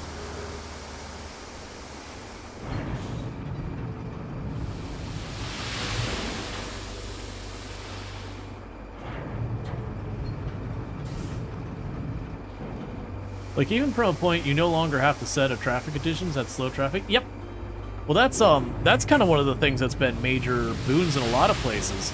There's been a lot of places that just kind of ran into the situation where they had their existing highway going through downtown and all that, but they just reached the point that as the city grew, it can no longer handle the capacity. But also, at the same time, you know, buildings had basically built all the way up to practically against the highway, that the only way to expand the highway was to just, you know, eminent domain literally thousands of households and, you know, hundreds of businesses and all that. And just adding the lane, as I mentioned, usually doesn't solve the problem. And, you know, eventually they would go in to add something like a light rail, and it would massively reduce the congestion in the existing highway, because, again, it's just, you're getting people off the road, and cars are incredibly inefficient so far as moving lots of people. Not that you can get rid of cars, because while you will have, you know, a huge percentage of your population moving from predictable locations, you do always have those people who are the exceptions to that main route. And you can't realistically run trains and light rails to all points. There's always going to be some people who fall far enough outside that the light rail or whatever is just not practical. Or they have a bunch of equipment they've got to move. That, again, it wouldn't make sense for them to, you know, try and load up a train, get it to their point, unload it. Like, it just wouldn't be a reasonable thing. And I know when they opened up a railway going through Central Florida, which is still underway, the Sun Rail. I know that was a very mixed bag, because at first there was a bunch of lobbying that they tried to make it so that it would only be open during weekdays, and they'd, like, close it by 7 p.m. and all sorts of stuff, because, you know, couldn't reduce our reliance on cars. No, that'd be communism or something, I don't know. But luckily, once they built the light rail, or sorry, light rail, it's not light rail, once they got Sunrail set up, the demand for it just exploded, and they kind of had to cave under pressure. That's like, no, we do need this to be operating more, and it has helped a lot with congestion. We still have problems, but Central Florida as well as places that's been growing extremely rapidly. But yeah, you got high-speed areas that you get someone wearing black crossing the road on a wet night. Yeah, I mean, you definitely have that kind of stuff as well.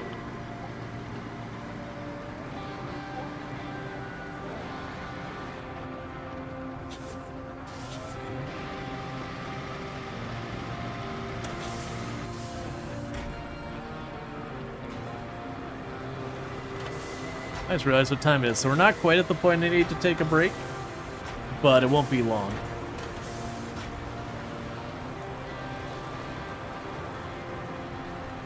And this isn't me going boo cars or whatever. This is just trying to be pragmatic about when you're in those areas of high congestion and all that. Like, that is one of the places that cars have a weakness. They're not necessarily the best tools for the job, but when you get way out in the rural areas, then, you know, that's where cars start making way more sense, because trying to have a train run to where there's like 10 houses usually is just not reasonable. Cars are fine, the problem is people being forced to use them. Yep. That's actually one of the big negatives of suburbia here in the US. Like, I've made the comment before that if I wanted to walk to some place to eat, it's over like a 2-mile walk, and about 1 mile of that is just because of the shape of my neighborhood. I have to like go into the neighborhood farther and then come back out in the neighborhood, that it makes it effectively not reasonable to walk. Because just trying to get out to food, you know, I'm committing an hour-long walk because of it. And then also when I get out, it has the things that you've got your neighborhoods and you got your businesses, but you can't reach the businesses from the backside of them. There's like a retention area and all that, so you have to kind of walk the whole way out and around and then come back over. I wish we had a lot more mixed zoning, but... And that's becoming more common here. That a lot of the newer areas are making the walkable towns and all that, where it's like the bottom floor will be commercial and the upper floors will be residential and all that kind of stuff, where you'll have like this building's commercial, then residential, then commercial, then residential, or whatever. They're doing a lot more of that, which goes a long way to alleviate congestion, because then the person trying to go to the grocery store doesn't have to get like this giant vehicle and drive it half across town just to reach their grocery store.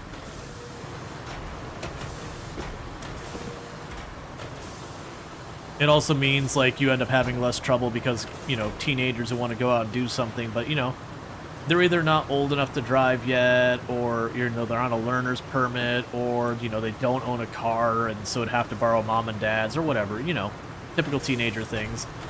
They've got stuff to do close enough that they can just go do them. Like, they just go out for a walk or a bike ride and get to them relatively quick. Yep.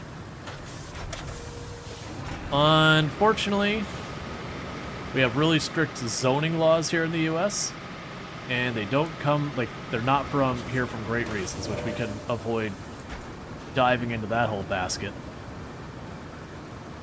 Suffice to say, it had nothing to do with the benefits of zoning. It had ulterior motives that are not great and are very racist. But because of it, it's become like American culture to have like the suburbias and all that, and people pushing back at that.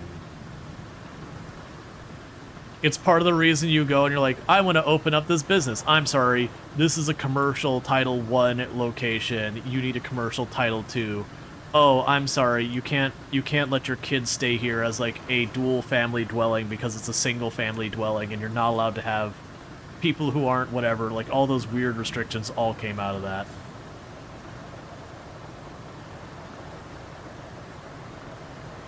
Alright. You chose this flat because the railway is 5 minutes on foot away. You don't have a car and you don't need it. Yeah. Where I'm at, there's, like, only recently we've been starting to get transportation. Like I said, the trains, the Sunrail. And so we lived here long before that got established. And even that, like, it's still very much a work in progress.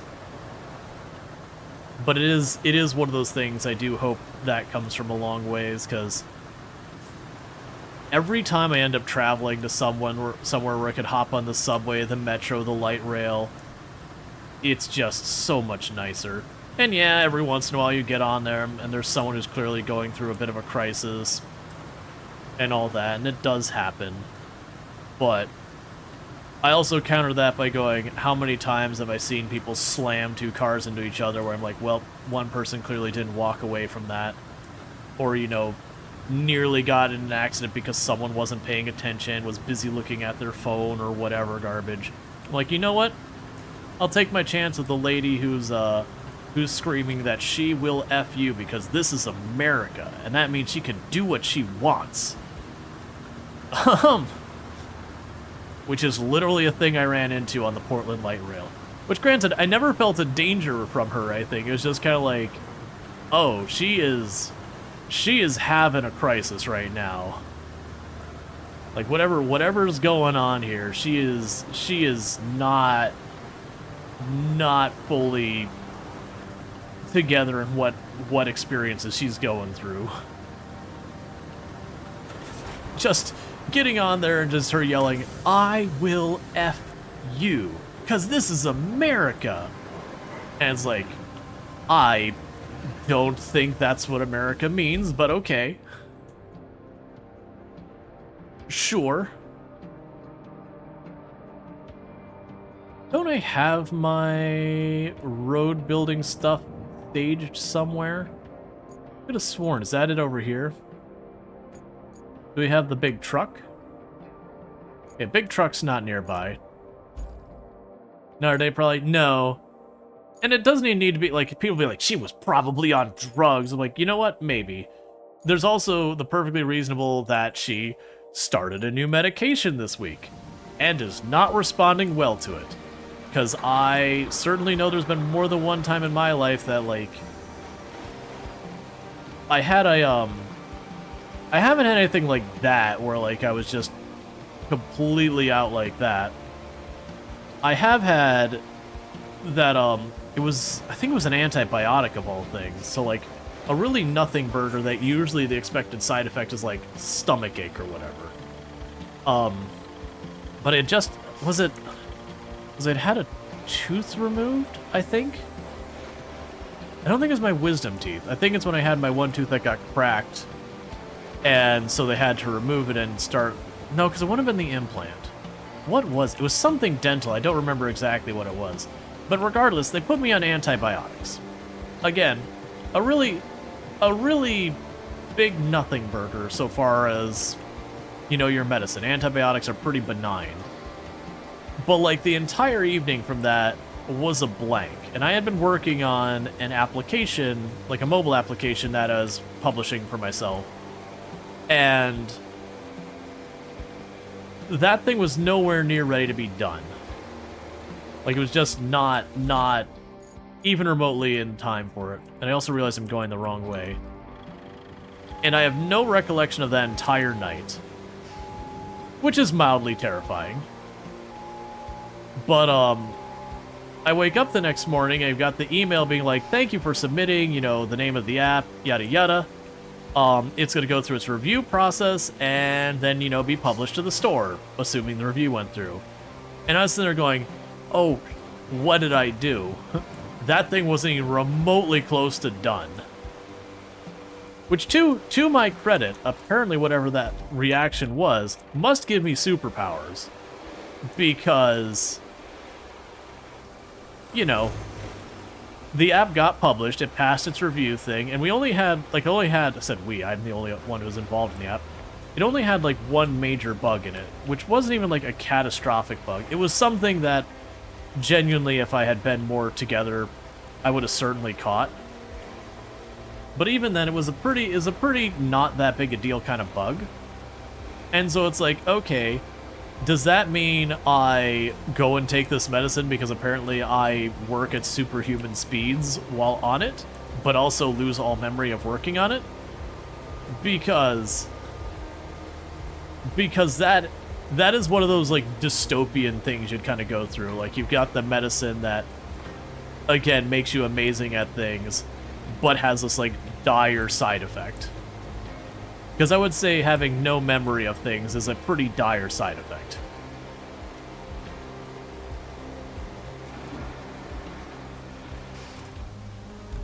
Needless to say, I took that once and kind of explained what happened, and my dentist was like, do not take that again. We'll give you something else. And, like, wrote up a new prescription. But it's a very weird reaction to get from an antibiotic. And that's honestly, like, one of the only, I would call it, adverse reactions I've ever had to a medication before. I don't take a lot of stuff, but...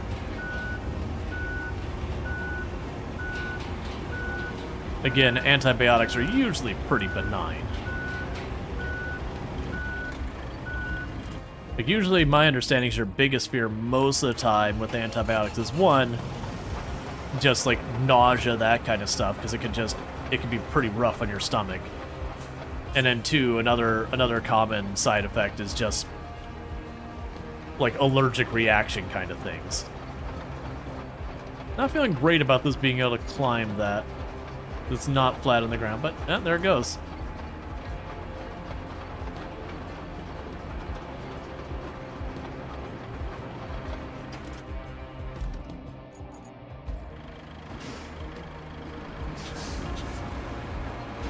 Okay. Hit the Balmer peak of antibiotics. Yeah, that was the whole thing that's terrifying. Like, you know, sure, painkillers making people loopy makes sense.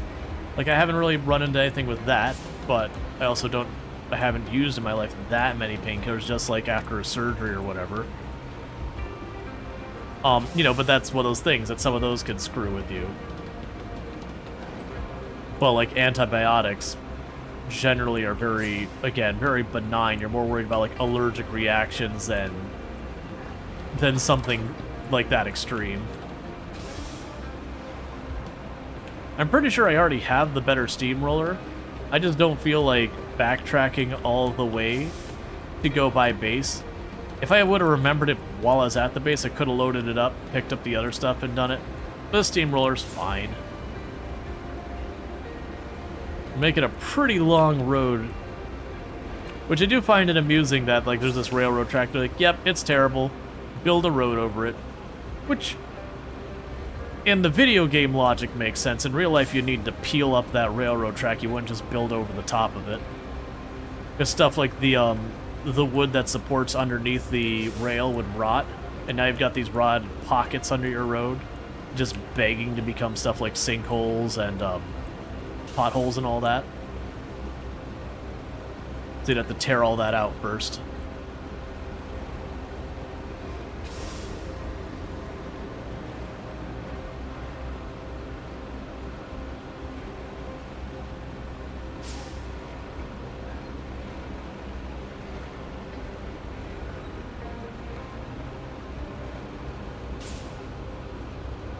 Okay.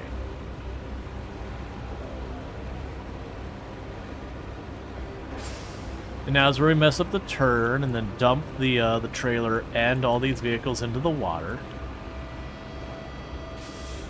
Which in SnowRunner would be catastrophic. In this game, it's like, well, that's annoying and inconvenient. Let me take that back. SnowRunner hard mode, that'd be catastrophic. SnowRunner not hard mode, it'd be inconvenient as well.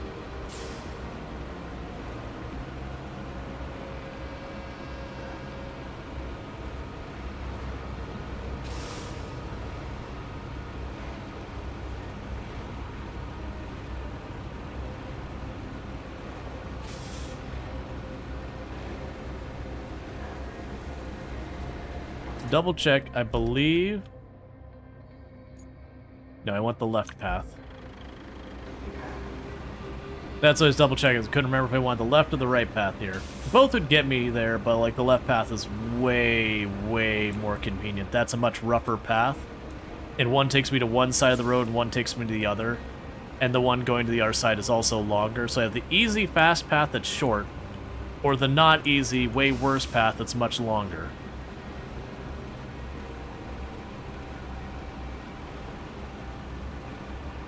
Alright.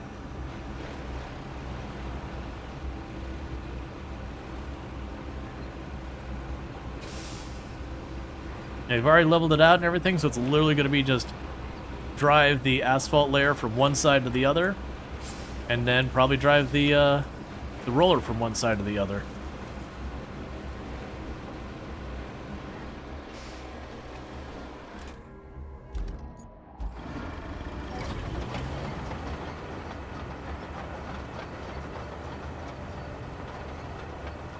Okay.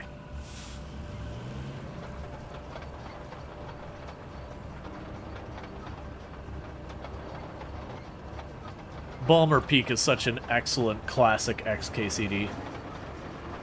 For those who haven't seen the Balmer Peak comic for XKCD, the entire idea is that Microsoft discovered this perfect balance where if you could keep people just enough inebriated, just like slightly inebriated, and none of this is like based on any reality, but just slightly enough inebriated, they would have a massive increase in productivity and effectiveness.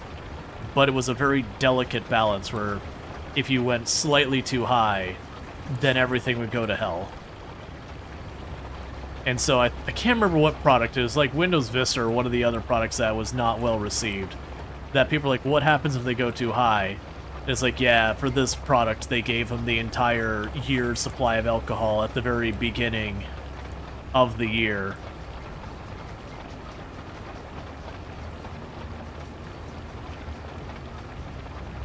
Windows ME? Yeah, that dates it a lot. I had Windows ME for a while. Like, it had a couple of things that were genuine advancements that improved on the Windows 9X, and then a whole lot of, like, eye candy they bolted onto it that undermined any value you got out of it. Because, like, they made improvements to the network stack in Windows, because prior to that, you would go to Windows like 98 and be like, I want to change my MAC address to fit this network. Reboot your computer. It's like, why do I need to reboot my computer to change my MAC address? It's just a number stored in memory and all that. Like, why do I need to reboot? Nope, gotta reboot. Okay, fine, Windows. Versus like ME, you could change that stuff and it wouldn't force the reboot and everything. So like a lot of the network layer, they did a lot of cleanup where, you know, it worked reasonably without 30 extra steps. They also resolved some hardware conflicts you could run into that weren't as common in Windows 98. They're pretty bad in Windows 95. Stuff like, it wasn't IRQ conflicts, because that was more system board kind of stuff. Is on Linux? That's fine.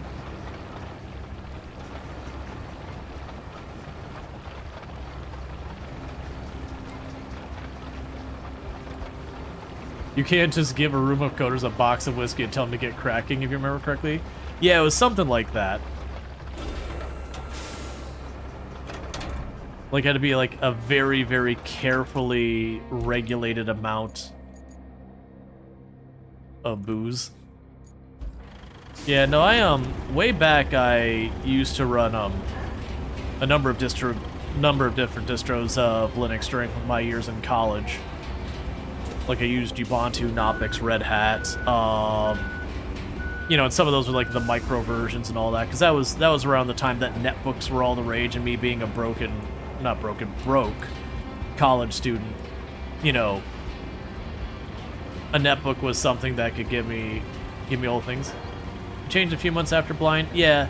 So Netflix Linux is far more usable than it's ever been from everything I've seen. For me personally, I did find in my own use case, I often spent more time dealing with Linux than doing what I wanted to do. And it wasn't from like flaws in Linux, it was just, especially back when I was using it, stuff like gaming and all that, we didn't have a lot of the tech we've got now. So, you know, running down good drivers and all that kind of stuff was always a huge pain in the butt.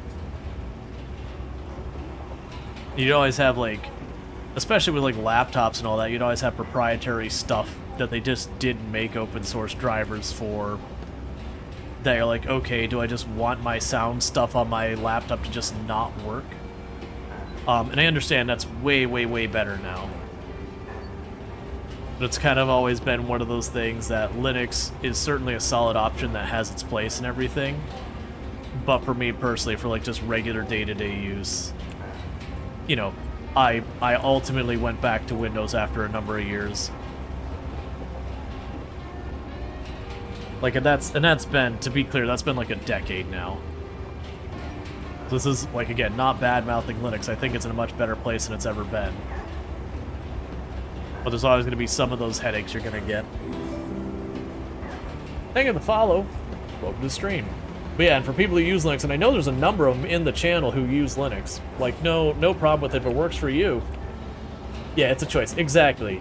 It's kind of like where people used to argue where this browser was better than this browser, and that browser was better than that browser. It's like, I mean, once upon a time, there was very, very big arguments to be made about the different browsers and their pros and cons. These days, it's far more nuanced. I feel that's the truth behind, like, Linux versus Windows versus, you know, OS X and all that stuff. Okay. Alright, chat, so what's going to happen is we just hit the ad break. This is my quote-unquote long break for the stream. It's about 5 minutes. It's where I run downstairs, welcome my wife home, throw some food in the oven, that kind of thing.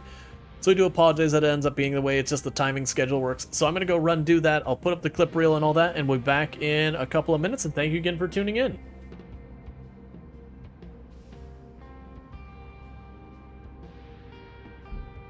And since there's two sides that airlock, this shouldn't be really that bad.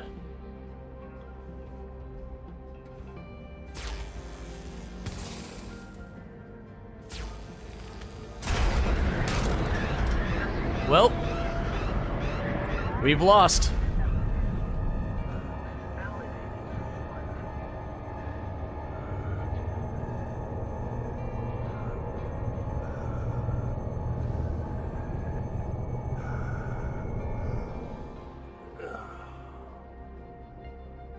I thought we had depressurized it. So that's the thing that confused me, is we depressurized it, was exposed to the entire opening.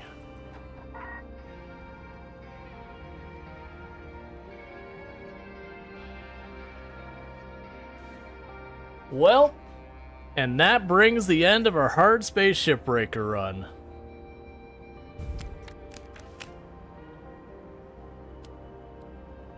I'm gonna have failed this, like, at the door. Oh, come on, just give me a tower. Figure out check. Excellent news, the wonder has been built, completed the great monument. All of us are very proud to be part of the glorious empire. Excellent news, you did a great job. We completed all the goals in the city. We can move on to the next place and create a new city in order to expand our glorious empire. That's good, because I was going to literally lose the next term. Great architect, I regret to inform you that I've been dismissed from management due to low loyalty. Oh, okay, I won and I lost in the same turn. Excellent, perfect.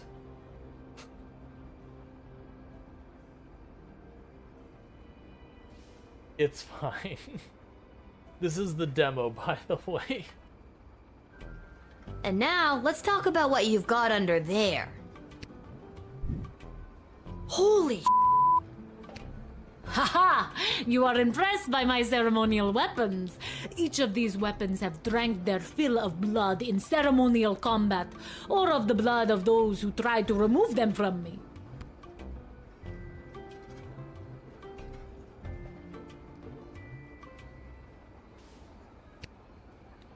Did I stutter? The blood of those who tried to remove them from me stains these weapons.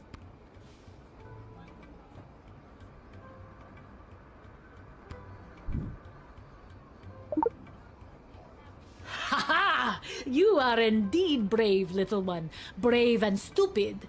Let the combat commence. Kapla!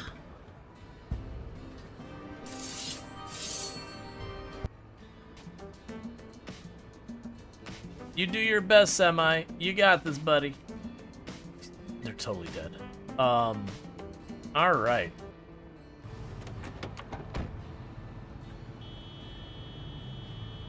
If at first you don't learn your lesson, honk the horn more.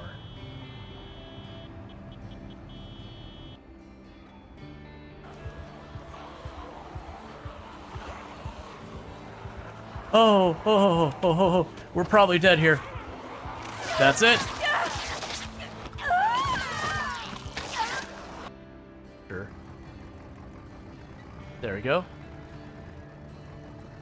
It's kind of wiggling to get the trailer to shift, and then turning the wheel straight so I have less resistance.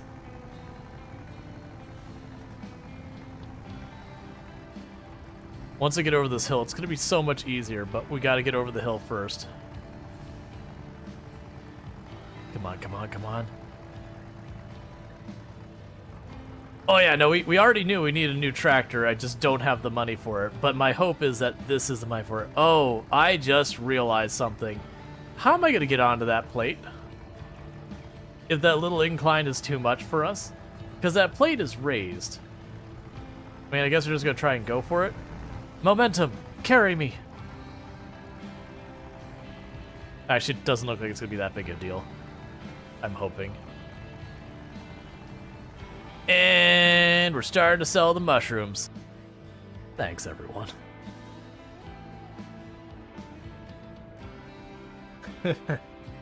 Sorry. I did not expect that to do that. My apologies. Stop it, eyes. I need you to cut it out. Are you having the emotion? Yeah. Don't you hate it when that happens? Think we broke Strainer? Yeah. I think I've only gotten teary-eyed, what, 3 times on stream? Alright, let's open the door behind us.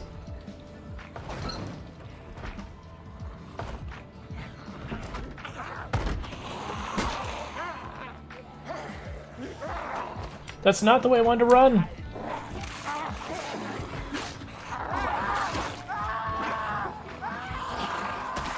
I wanted to run back this. Oh man, guard, don't do that. Why would you do that, guard? That is unacceptable behavior, guard. How dare you? How dare you, sir? That is not okay. Oh man. That guard's gonna have to be fired. There you go. One more. Kidding me? Alright, new run. The chance of actually getting tapped out and killed like that were very low with a regular club. That's some BS there.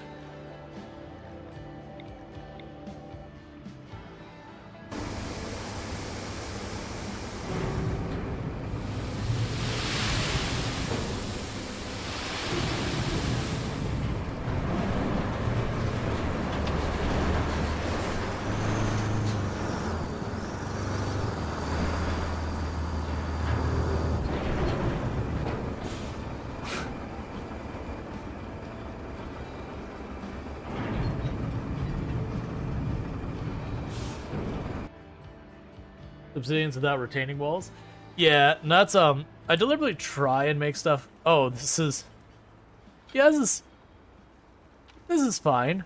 Who wants to step out that door? This door right here. Because, that is a pretty... Well, I mean, they just did it. Alright, I guess it's fine. I'm not sure if you saw that. They walked out the door, and then they teleport up in the sky and then drop back down, so, you know...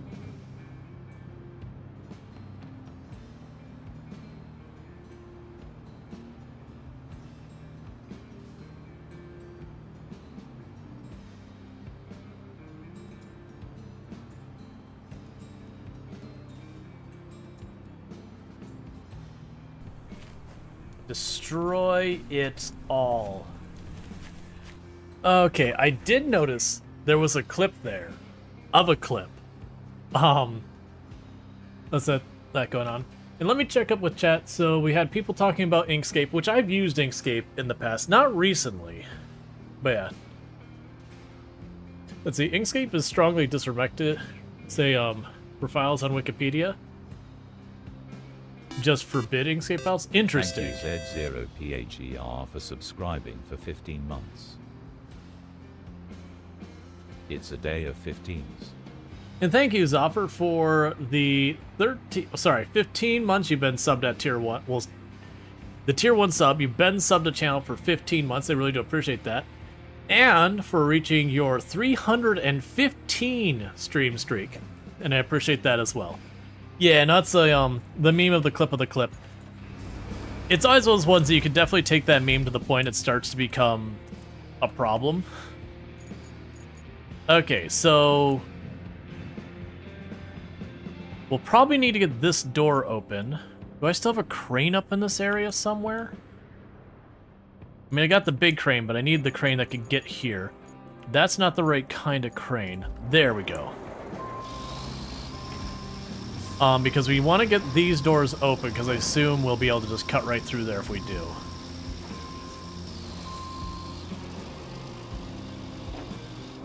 Breakception, yep. Some of those clips end up being the hardest ones to pick up. I need to check. I used to have it where it would have like the title of the clip on the bottom. But especially as we've gotten more and more and more clips, it's harder and harder to find any specific clip if I don't catch the name of it during that time.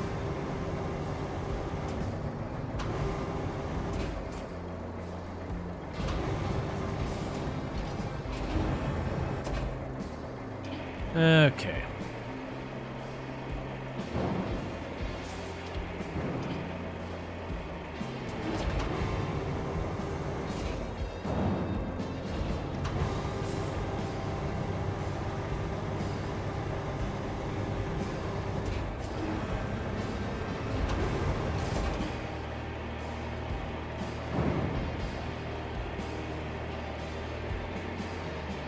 Because the fact that there's a door here that we can open just tells me I should open it.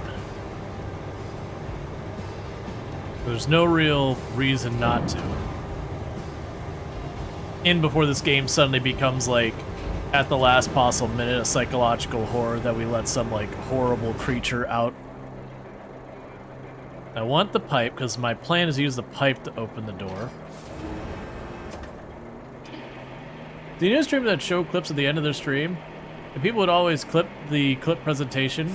There's one particular that was iterated often again and again, and it's nested like 6 times. Yeah, there can be a fun meme with it. It's just, it's one of those ones that can get out of hand where you find that to be like, no, really, I need, like, not from the layers of depth that's out of hand, but just people doing it all the time. That you're like, no, really, I need some of these clips to not be clipception. We are nowhere near that problem. No, interesting. It doesn't seem to want to let me push that farther.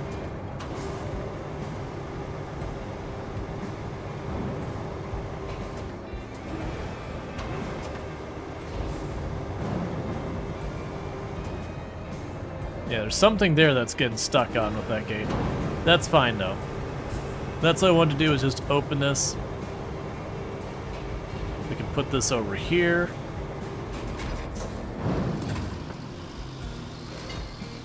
And then just get you out of the way.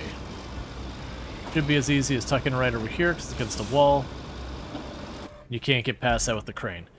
Alright, so you want me to run a new path along here. We have a side objective to deliver a bunch of stuff.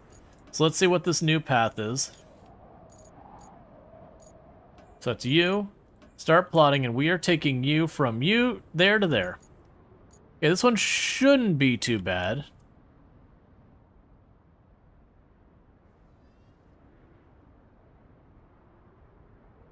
Oh, there's another door on this side we didn't open. You know what? Honestly, I don't care.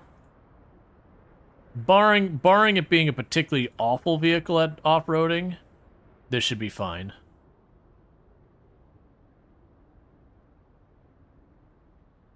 A couple of nearby waypoints way over there. And honestly, these ones could be pretty far apart. The road doesn't curve that much. So honestly, just send it. Now the big curiosity is, will I be able to have it turn off of this, or will it get stuck on those rails?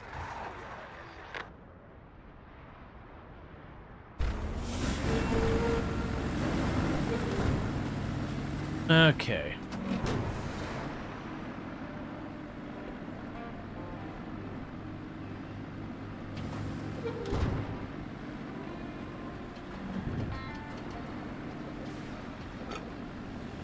Honestly, this own truck, if I told it to go through that gate, it'd probably succeed.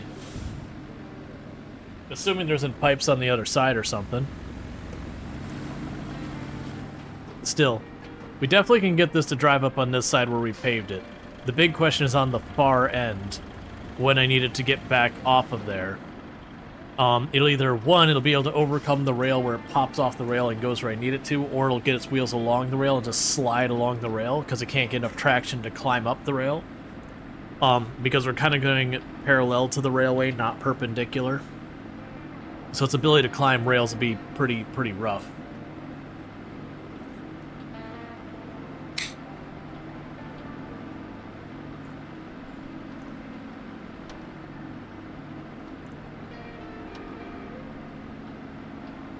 Okay. I've been liking a lot of the road runs on this map. A lot of the road runs on the other maps felt like they were relatively short. A lot of this map's road runs have been very long, like going from like one place and building a really long road. It's also good that they put those later in the game, so you could probably get the bigger dump trucks and all that, or, you know, have a better understanding of what you need to be able to do to set up to get things going smoothly. Alright, so here's the moment of truth. It's going to go in here, and can it turn off of these rails? Okay, it succeeded. Now don't roll over at the last inch.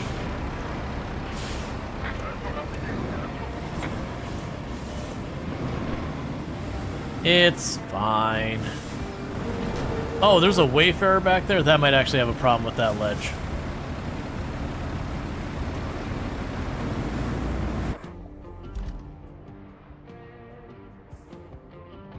As long as it doesn't roll, that actually might make it.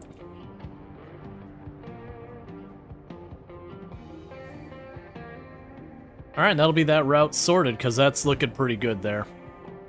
I don't think it's going to mid-high. It's definitely not elegant, but that's okay.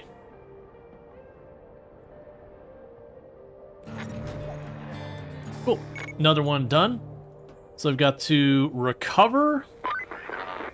So, it seems we're missing a barge. The flooding swept it away before anyone could unload the cargo. Don't you hate it when that happens?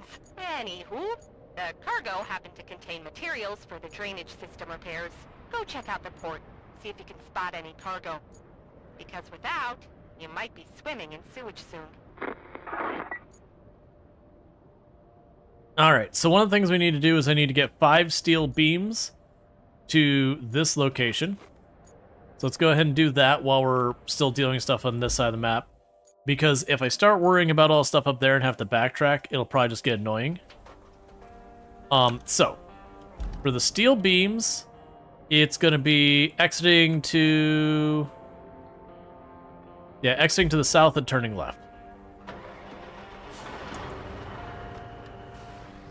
You also need to grab a couple of things, the steel beams to do. And I've got a bunch of pipes here, but we probably need way, way, way more. I'm just not going to sweat it yet. These no Canadian? The one so I don't personally see Canadian, but I've had a lot of people say she's got, like, you know, Montana, Minnesota, that kind of an accent.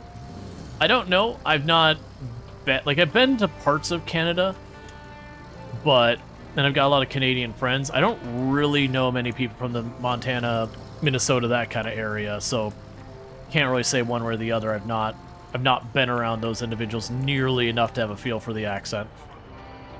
But to me, she doesn't sound particularly Canadian.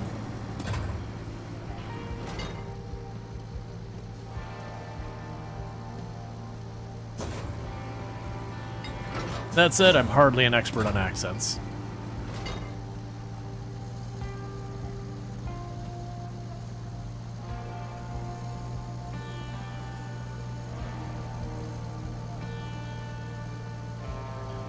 Okay.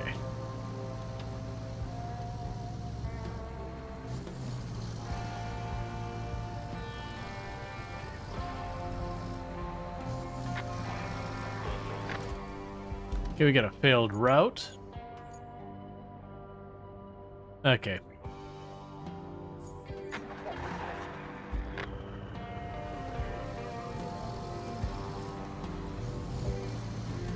And this isn't me being like, you're wrong, or anything like that. It's just, it doesn't sound Canadian to me. But again, I am no expert on accents, let alone, like, I'm no expert on Canadian accents. I know I have a decent number of people I know who are Canadian, but the accent doesn't remind me of any of them, and I have ones pretty much all over Canada. By a miracle, the machine yard is still standing. With our usual luck, there'd be a crater instead. Yet, here it is. And it just needs some dust brushed off. I can hardly believe my eyes. Okay. So one interesting thing is this map is just throwing concrete at me. I have yet to use any of it, but it is just basically just chucking gobs and gobs of concrete at me.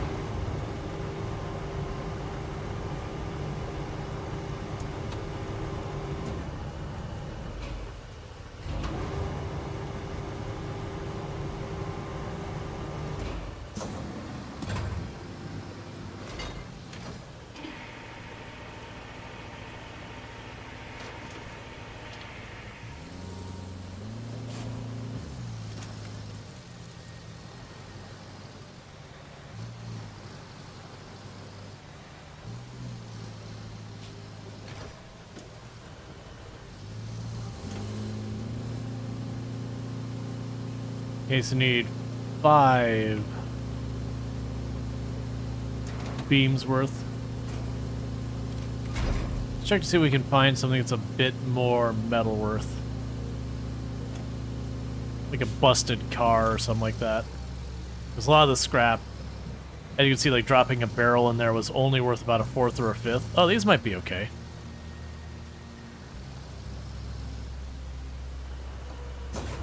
Yes, probably be alright over here.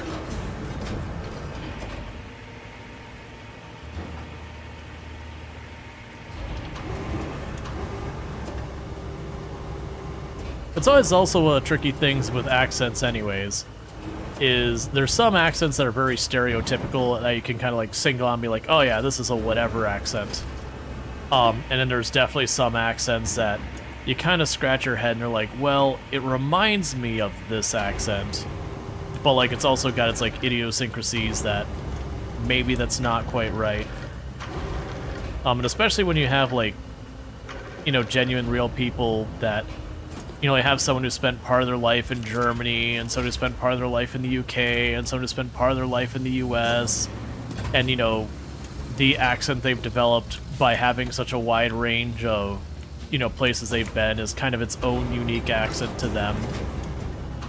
That's got a little bit of everything in there. But it comes with some pretty cool accents. I've definitely known some people who've had some pretty fascinating accents because they were just a combination of a whole bunch of different stuff.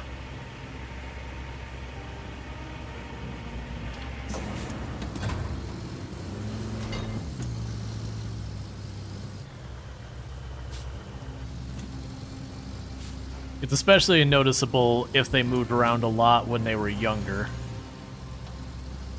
So still learning a lot of language skills. Okay, so I feel pretty good that this, if it doesn't give us 5, it should give us pretty close. Because that should be worth a decent amount. That put us up to 3. Then we got these 2. And that's 6. Perfect. So 1, 2, 3, 4, 5. And we'll again use the trick here where I don't have to put nearly as much effort into it. I just need to make sure that I have them in front of the back of my trailer.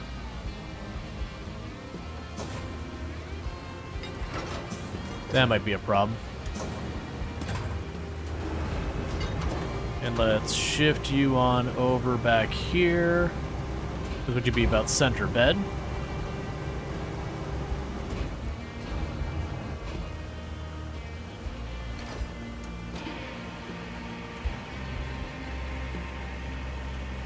Ah, gotcha. Without the stilts down, it messes up. That's fine. The others should all go really easily.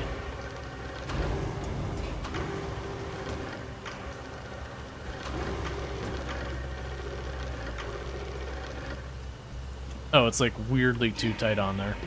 I understand.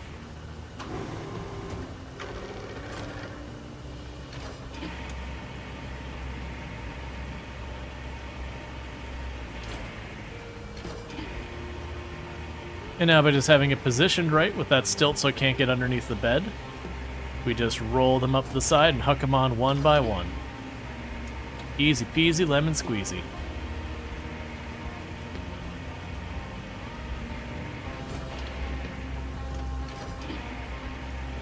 I had the arm a little longer than I should. They're a little bit hanging off the back, but that shouldn't prevent me from strapping them in, which means it doesn't really matter for my purposes. And we're good. Okay, so we just need to go 300 something that way. Honestly, I don't think it matters which way it goes. Either way, it's pretty awful. So we're gonna leave this area to the north. I just realized there's 2 perfectly good steel beams behind me, but that's okay.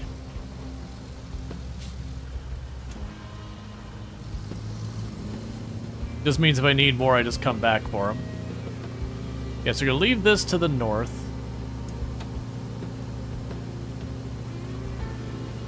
Is there a north exit? Yeah, it's just steep. Okay. So we're gonna go ahead and leave this to the north, and we just follow around the water, and I'm gonna have to cut through the trees, and you can see where I'm trying to get to over there in the distance. It is gonna be going through the muck. That's gonna be a little bit of a pain. But I think the mule's up for it.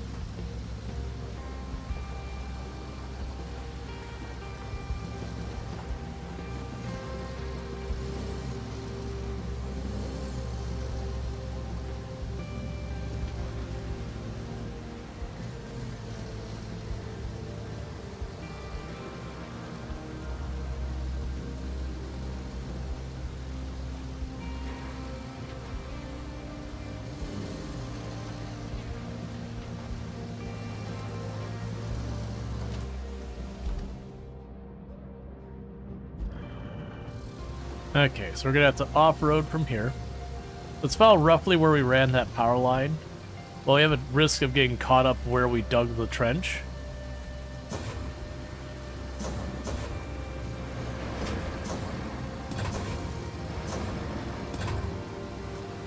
Alright. It's still the area where we cleared a bunch of logs and rocks and trees and all that out of here. And I have no idea when it comes to, like, within Canada, what people consider, like, middle Canada and all that, or even if that's a term that means something, like, I have no idea.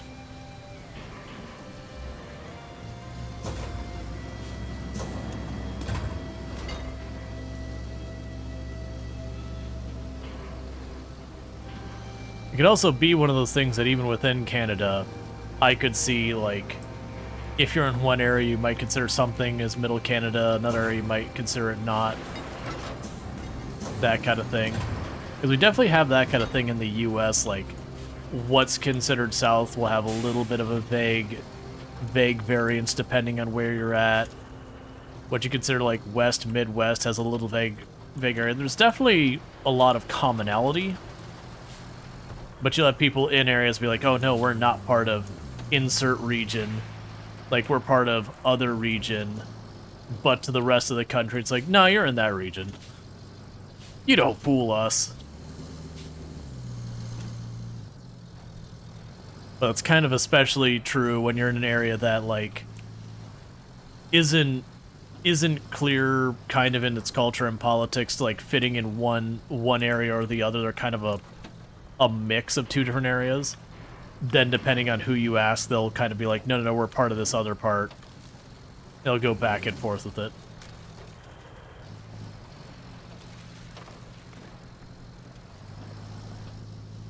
Alright.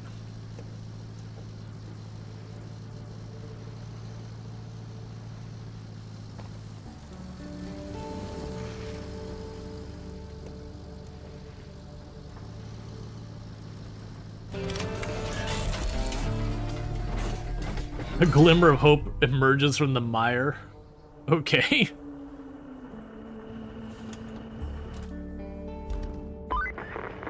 Okay, we're almost there. Now all we need to do is plan a route so we can supply steel beams to the main power substation.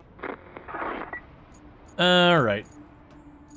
So that is you.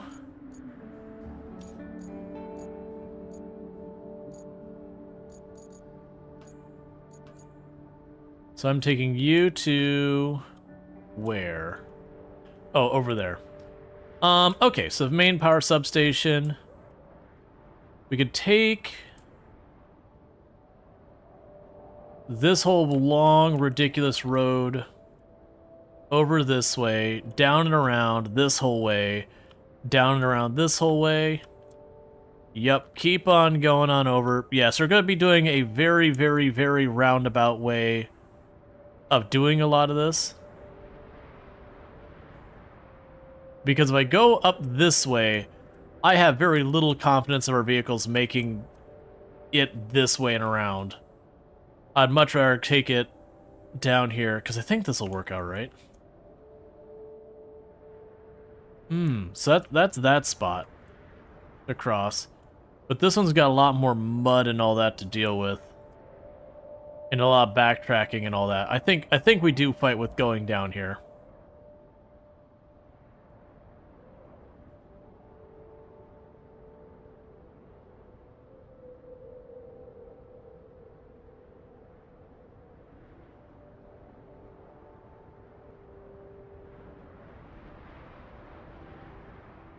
Yeah, if you live in Manitoba, Saskatchewan, everything east of you, Manitoba, is out east. Nobody really talks about mid-Canada in your experience. Yeah, because my understanding as someone who is not from Canada and isn't super knowledgeable about it is most of the population centers in Canada, for the most part... Oh, I forgot that road spot sucks. I'm going to have to fix that, probably. Is that, like... You've got a lot of people kind of on the west coast, the Pacific coast of Canada. You've got a lot of people out on the east coast of Canada. And then you got some spots of Canada population near the Great Lakes, like along the coast. But by and large, once you get past that, it's a lot of people like living way out in the wilderness. There's just not the same amount of people there.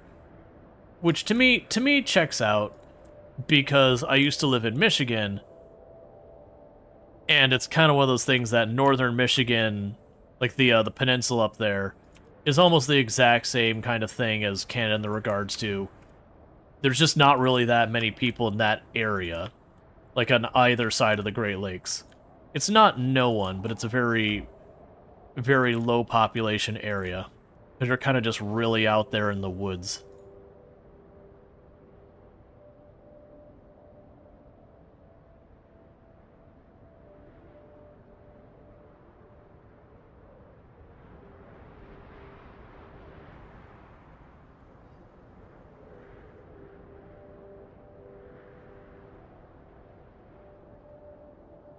But again, that's my naive, secondhand, like the way it has sounded to me.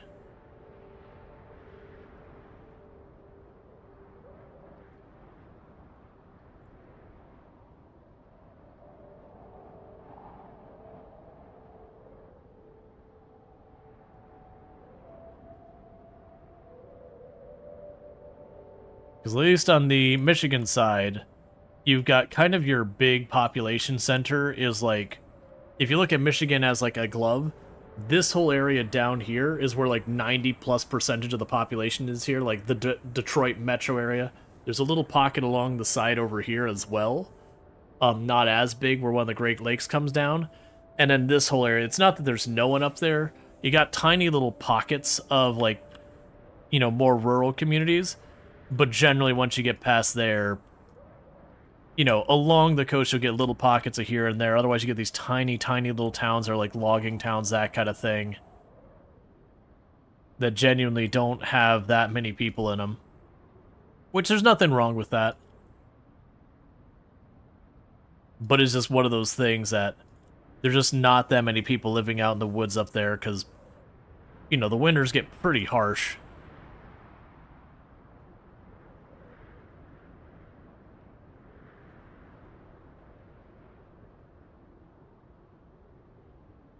Okay, so we're trying to get... I'm going too far.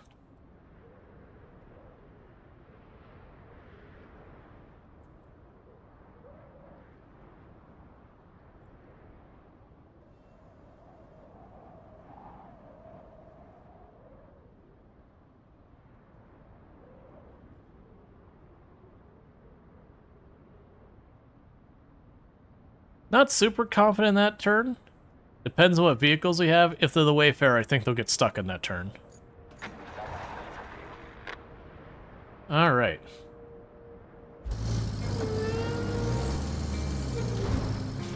Let's see, most, maybe 80% of the population lives within 100 miles of the US border. Yep, that's kind of what I figured, is it's going to be mostly along those two coasts, and then along the Great Lakes. But my understanding is even when you get to the middle of Canada, there's not as many pockets, which is not unusual. You look at the US, it's the same way. Like, you've got a lot of people living on the East Coast, a lot of people on the West Coast, a lot of people along the Gulf of Mexico. And you got a decent number, like, moving up some of the major riverways, like the Mississippi. But once you get away from those main water thoroughfares, the number of places with a decent, like a significant population, I shouldn't say decent, a significant population really drops off. Like, really, really just goes free fall. You get to the entire middle part of the country, and it's mostly, like, a lot of farmland and the occasional pockets of housing and all that, or, like, pockets of, you know, like, towns or whatever to kind of support the surrounding farmland, little rural towns. And then you have, like, the weird, like, in the middle of nowhere, like, Salt Lake City, and in the middle of nowhere, like, Las Vegas, those kind of, like, weird one-off big cities just kind of in the middle of nowhere. Because you look at a state like Utah, for example, there's that area of like Salt Lake City, and then there's a bunch of surrounding stuff, and then most of the state is just empty desert with like tiny little pockets of houses, and then on the far south end, I believe it was, there's like one city like right up against the border, but the entire middle part of the state is mostly just desert. Really, really kind of craggy desert. And again, There is the occasional pocket of housing there. I'm fully expecting to potentially need to go in and fill this mud spot in.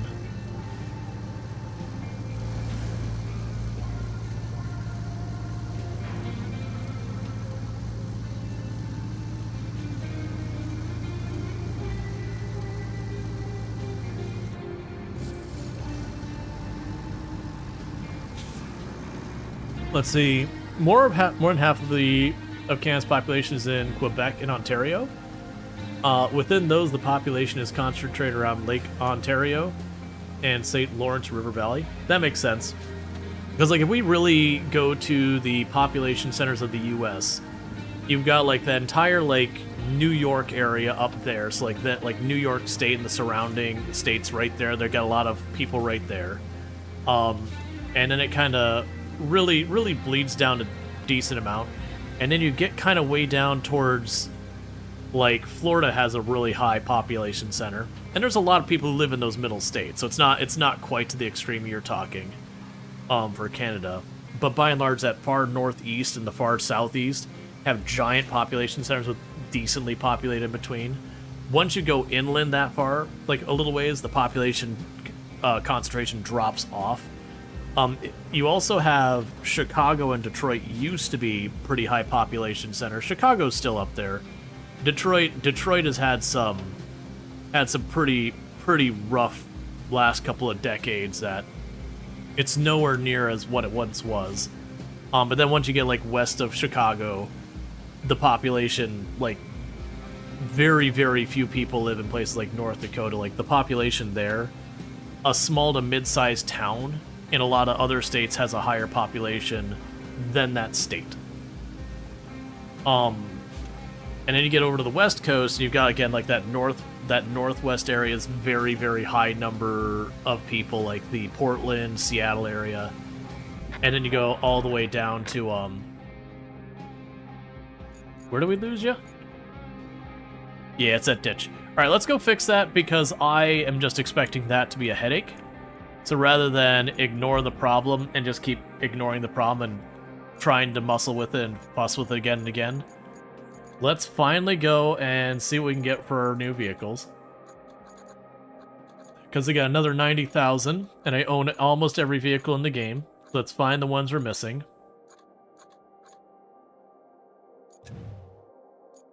It's time to finally get the really big dump truck we put off getting this whole time. Because it's like I wasn't going to grab the DLC dump truck until I had gotten basically everything else.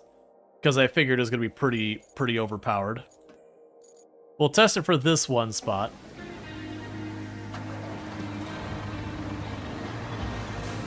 Okay, so let's see here. So there is a sand quarry in the area, I assume? Yep. Well, ish. I think that's the spot we need to fix.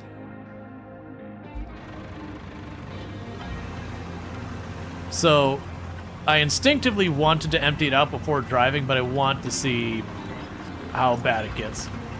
Tons of suburbs around Detroit are super nice, Ann Arbor and all that. Are they still doing well? Because I originally am from the Detroit area, and I did live out in some of the suburbs in the Detroit area itself. Not Ann Arbor, but in that general area. And I've definitely heard pretty mixed things from the people I knew who used to live up there. That, like, a lot of it is not doing great, but that's also way out of date information. Alright, Basset, you have a good one. Wixom and Nobi were good last year out there? Gotcha.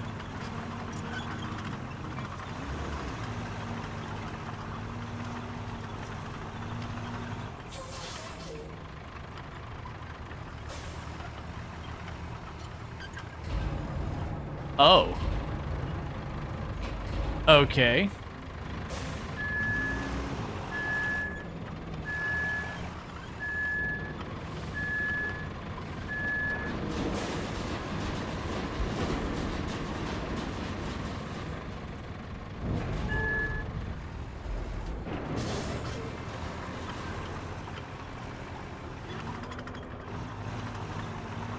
Yeah, Grand Rapids, yeah, and that's where I was kind of pointing out to people earlier. It's like most of the people are over here, and then there's a little bit over here.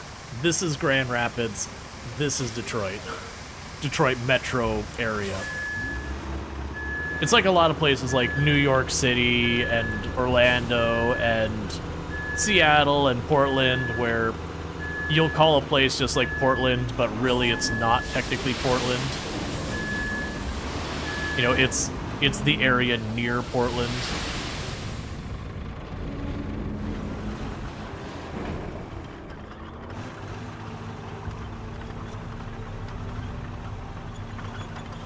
Yeah, so this thing definitely feels strong. I don't think this is like break the game levels of strong, but it's definitely strong in the fact that as a treaded vehicle, the terrain seems to be like no real object. It's not spilling nearly as bad as the not DLC large transport. Honestly, the fact that I can turn the top part is kind of interesting in what I could potentially get away with from it.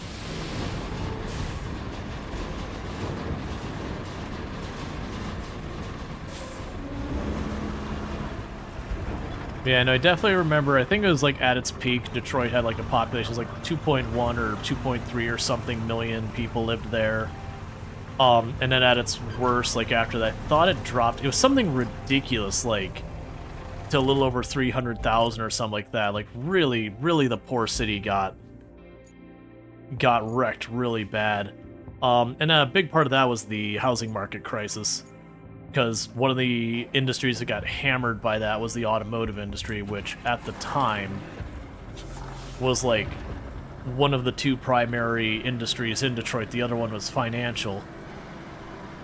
And so both of its primary industries got absolutely obliterated. Whereas Chicago also had a very large financial sector, but also had a lot of other industries it could kind of fall back on as well. So even though that sector wasn't doing too well in Chicago at the time, you know, there were a lot of other industries, like some of the main retail industries had their headquarters in Chicago and a bunch of other stuff like that, that helped spread the pain out a little bit more so it wasn't quite as devastating.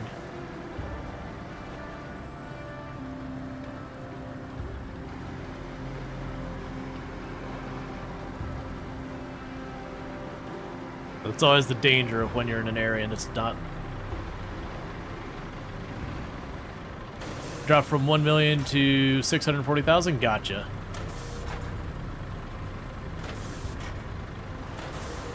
Yeah, I remember it was pretty rough. Yeah. No, I get that's like Detroit proper kind of thing. Because remember, there's like a lot of new stuff going on about taking some of the skyscrapers that had been basically left to rot when companies pulled out of it and went under. That they started taking a bunch of the, not a bunch, they took some of those, and they pulled down the buildings, made like community gardens kind of things, which to me sounds like a very good thing to do, because I definitely remember Detroit, trying to drive around downtown Detroit, you know, back when I lived up there, could be absolutely horrendous in the sense you could see the building you're trying to get to from the expressway and only be one exit away and still take over an hour to get there if you weren't lucky. Like, it was just the wrong place, because I want to say that was where they had, like, the highway would go and you had exits on both the right and the left, and sometimes you had to get on, get across, and get to the other side, and there was no direct route to avoid the highway. You missed your exit. Welcome to Ontario. Yup. It was... I remember it was a whole thing. So, when they had the population really down, to me it just makes sense to be like, okay, you've got this situation where the population's really down, a bunch of buildings are effectively abandoned and all that. There'd be a lot of opportunity to take some of these really big pain points from past growth and be like, alright, let's try and fix this right.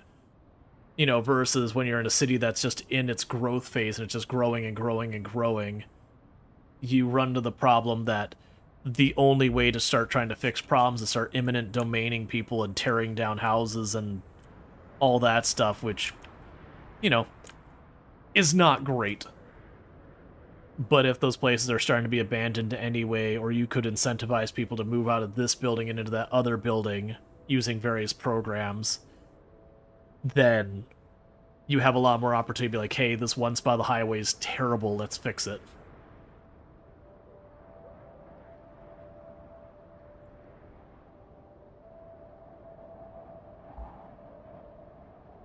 That's good.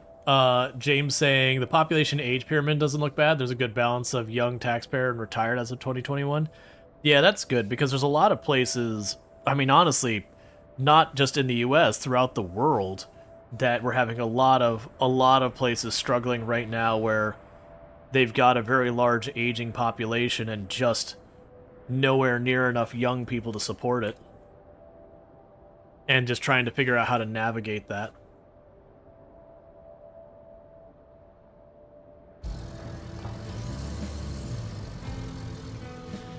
Let's see, so what's the economic base of Detroit now? The city's population is way down, but its metro population is down too. I don't know. I mean, part of the auto industry has bounced back. See, not like they could snap their fingers and make skilled 20-year-olds except through immigration. Yep.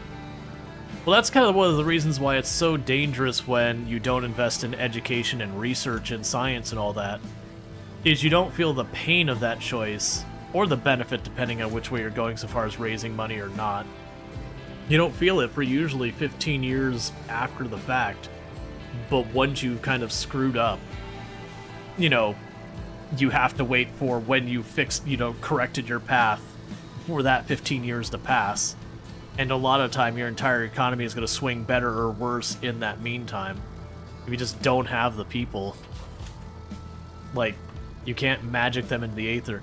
It's one of the things we're running into in software development kind of thing.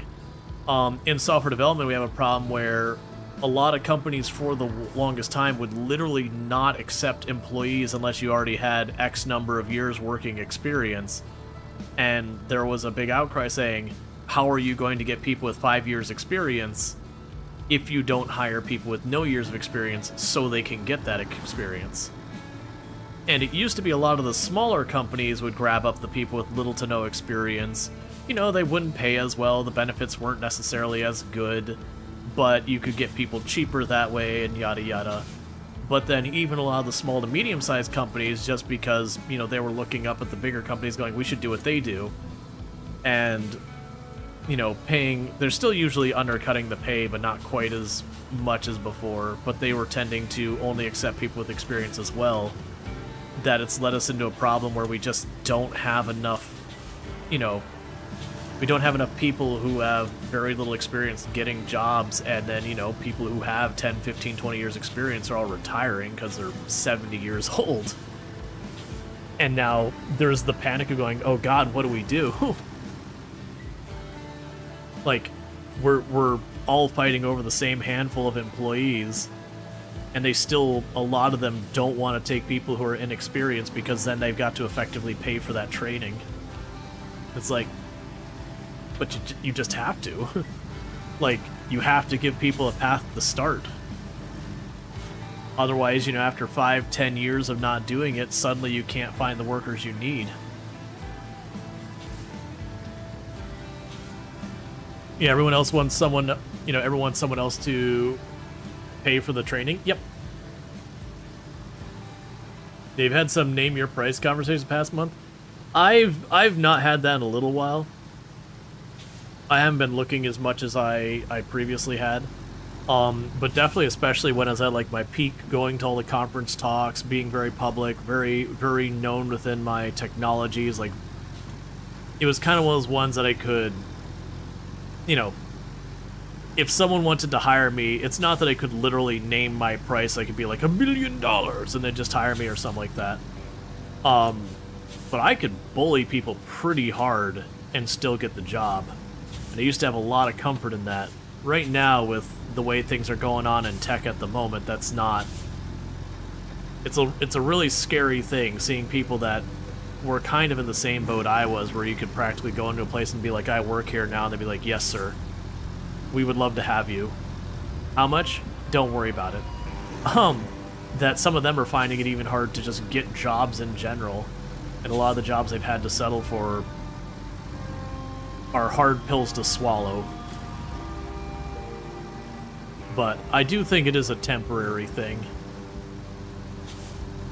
It's just a question of how long is temporary.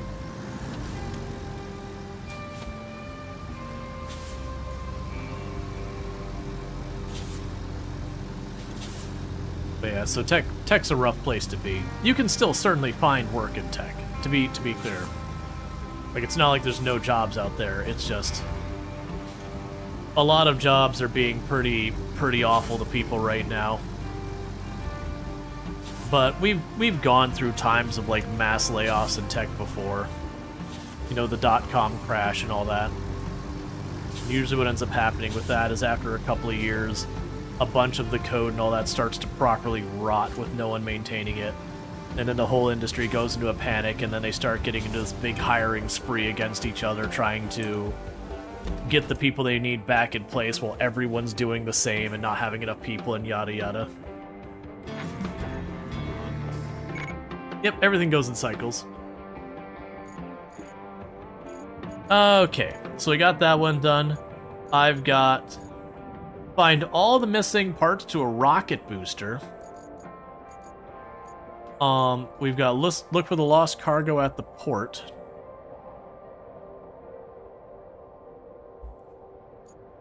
Okay, well, let's start with some of these side objectives, because I feel like we've unlocked the whole map at this point, basically. We got a couple of cargo things up here. I got a place to search over there. So let's pop over here. So we've got strengthen the shore near the production cluster. So you want me to deliver steel beams. Did that infrastructure one we just set up, did that give me the reward of steel beams, or was like literally just money? It's just money. That's unfortunate. Okay, so even though we wired it all up, that's fine. So let's go to our objectives here. Find the missing parts of the rocket booster, which looks like I might have several different locations I've got to search for it, which is interesting.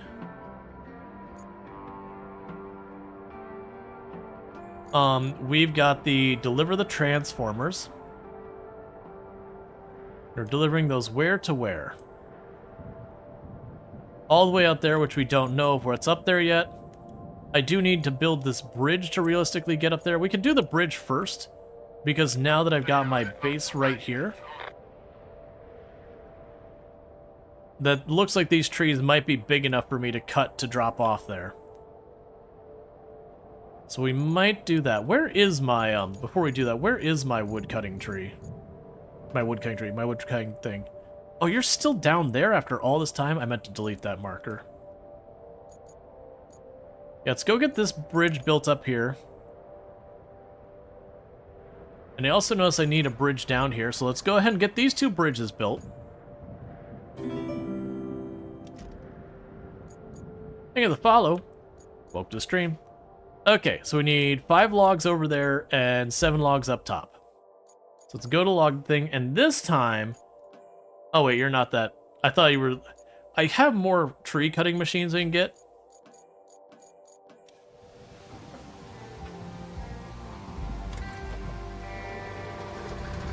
Okay.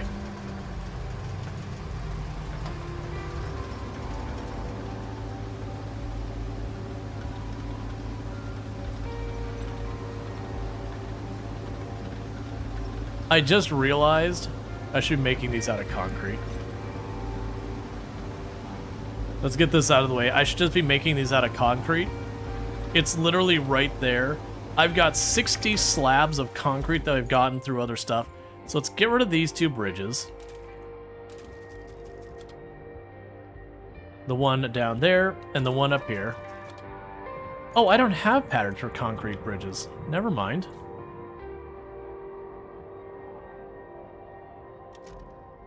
That's why I haven't been building. It's like, man, why am I not building concrete bridges?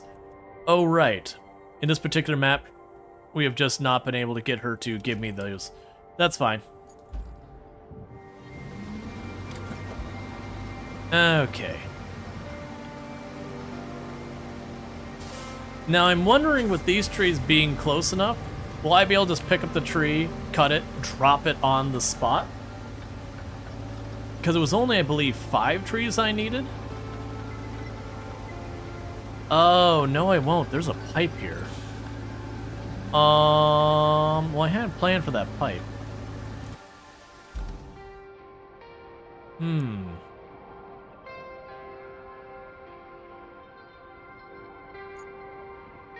To get around the pipe, I gotta go all the way down here out and around, which isn't the end of the world. But that does basically ruin the idea of driving the whole way around to drop off those logs. Actually, is there gonna be easier to get up to this one? Oh, you're way over there, aren't you? Okay, so you need 7, you need 5. Let's just start cutting down these trees over here, because I can get a truck to them very easily.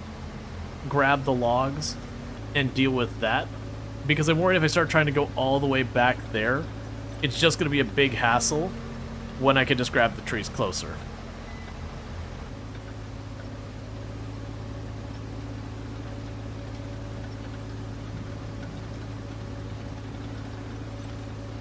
So we have 5 and 7, I believe is what it said for the number of logs.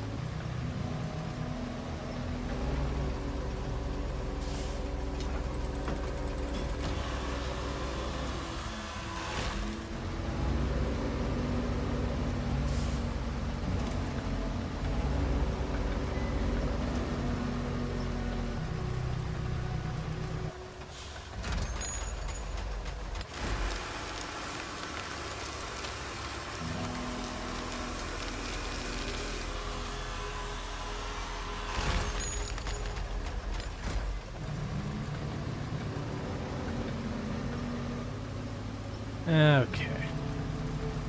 And I do think this is one of those cases it's worth me grabbing the tree, backing back down there and dropping it down there so I don't have to drive the truck back up and down.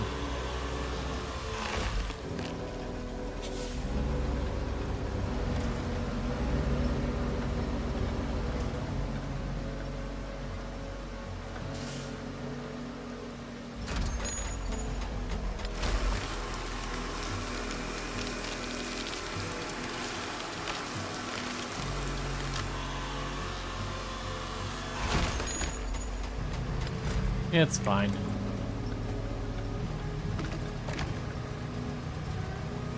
So 2.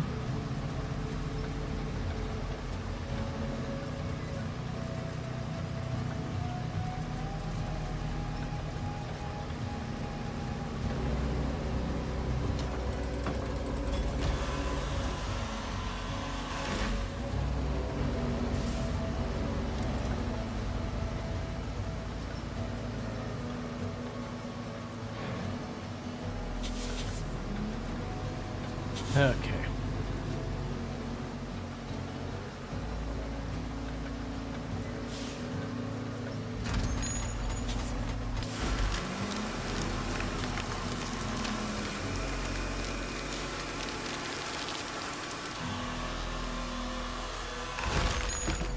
Three. We'll start with the 5 first, make that bridge, and then we'll decide if we're using these same trees here for the 7. Or if there's a better spot I can go to that I don't have to go up and down this route quite as much.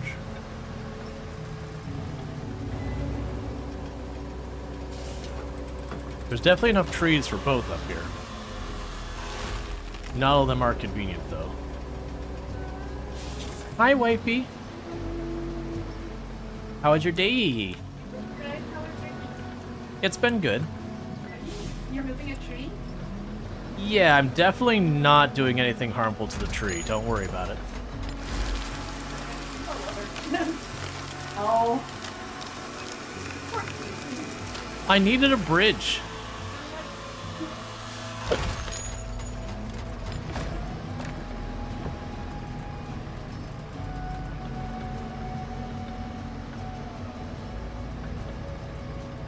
Tombs worked at a place with an arborist where they actually will move a whole live tree from one place to the other.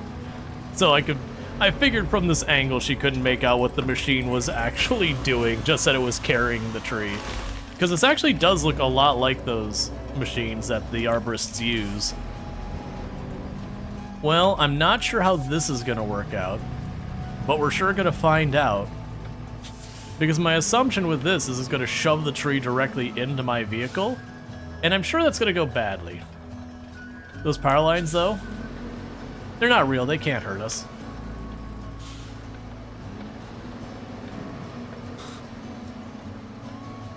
This game would be utterly obnoxious if you had to worry about power lines.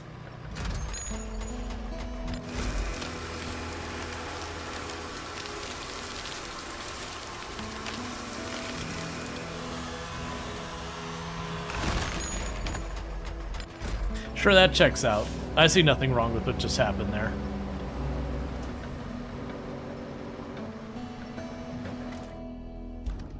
Okay. So with that, we can grab the thing for picking up logs.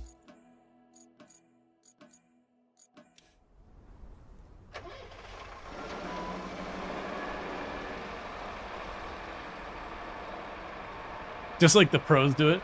Yeah, that's the thing. So that machine, we actually don't have enough control over it to like really direct where the logs go, at least not that I've seen. So when it got all turned sideways, I'm like, I don't think there's a way I can really fix this beyond just moving the arm a little bit farther away from me, which doesn't really fix the problem of it pointing straight back. But it's fine.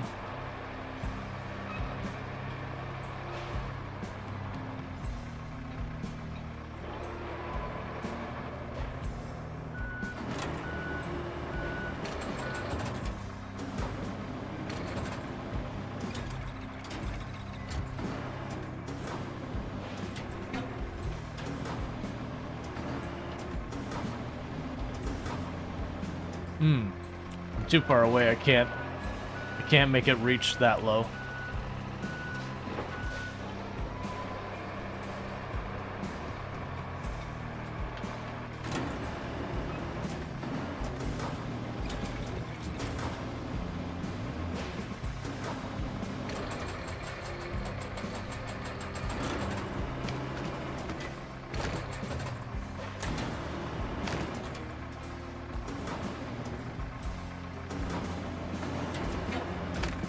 Should have taken the time to center it better.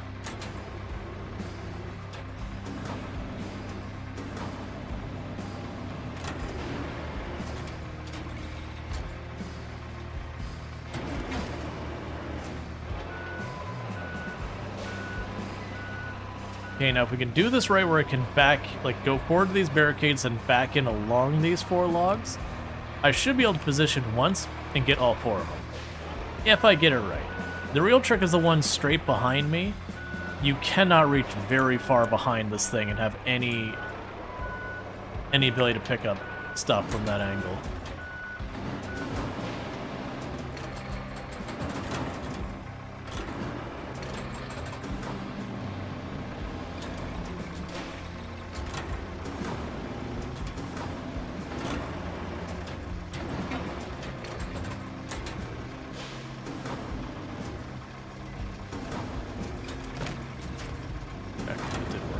That's where he's gonna get caught up on that other log and not work.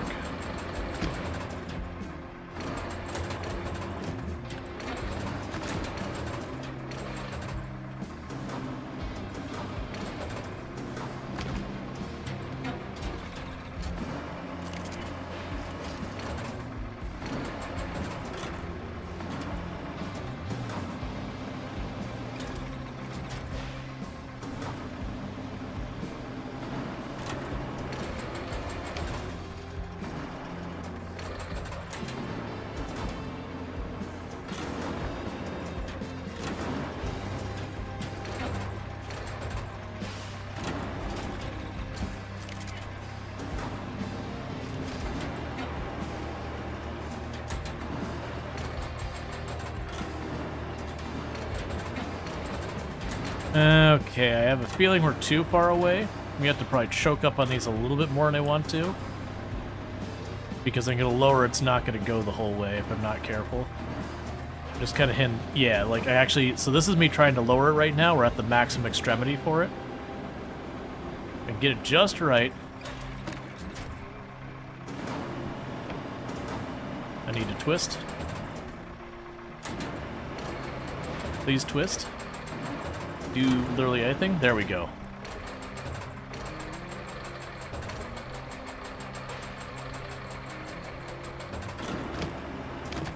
Cool. So I actually got that sorted out.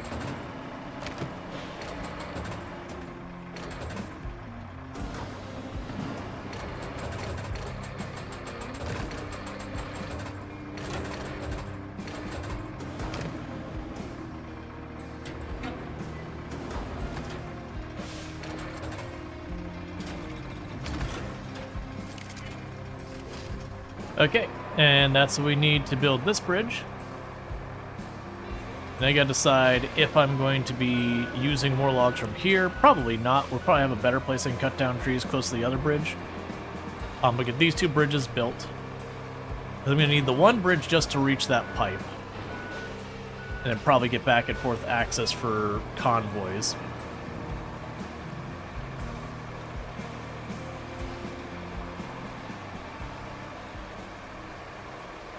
Okay.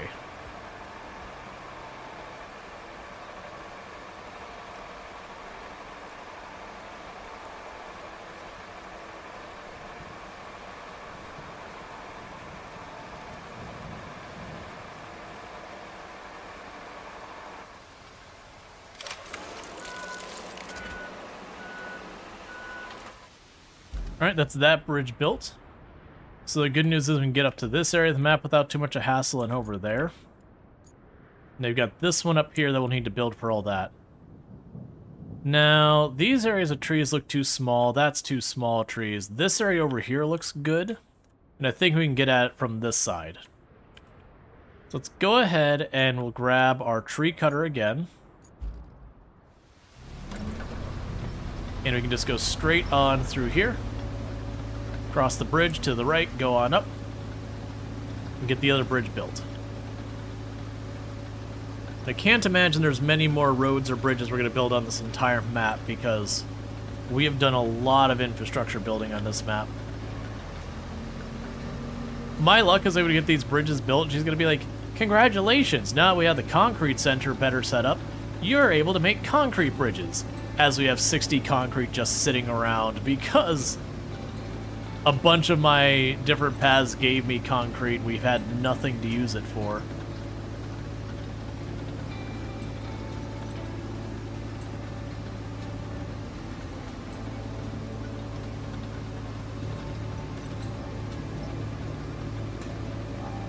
Yes, we did finish the last two dare drops. I finally did take the time to be like, no, we're just gonna get these two, like these done. Like they've been sitting here for so long. And the building a bridge over a road, that one took like no time at all. Once it's like, oh, because at first I tried to build the road under the bridge and it wouldn't let me, but when I went to just stamp a bridge over top, it was like, it took like no time at all. It's only like 3 logs or something like that. All right, so we need to take that right path. The jumping a gap of water took some work. Your vehicles in this game don't get particularly good air trying to jump stuff. So we spent almost a good hour on that. And the very last 13 on their 470 stream streak. Catch the last 470 streams without missing a single one. And then going to bed. I see what you did there. Like, cannot let stream streak die. Must get credits. I do appreciate the enthusiasm in making that happen.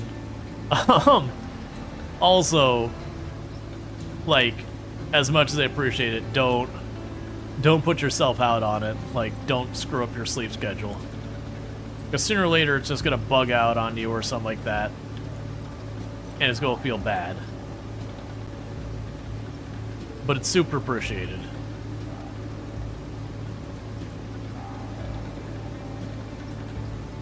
To be frank, you've been lurking for like 3 hours? Yeah, that happens.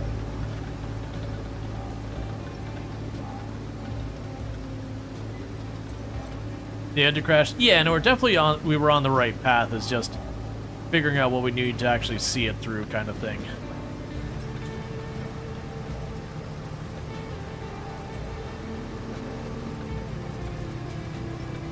Alright, I was gonna go back and forth on this one, but seeing how much it's taking this thing to get over here.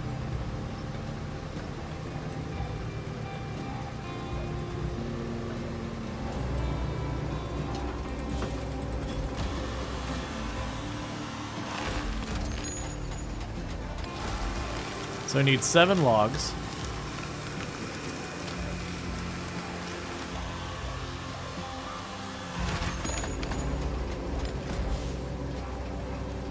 I'm just gonna try and roughly put them over on this side.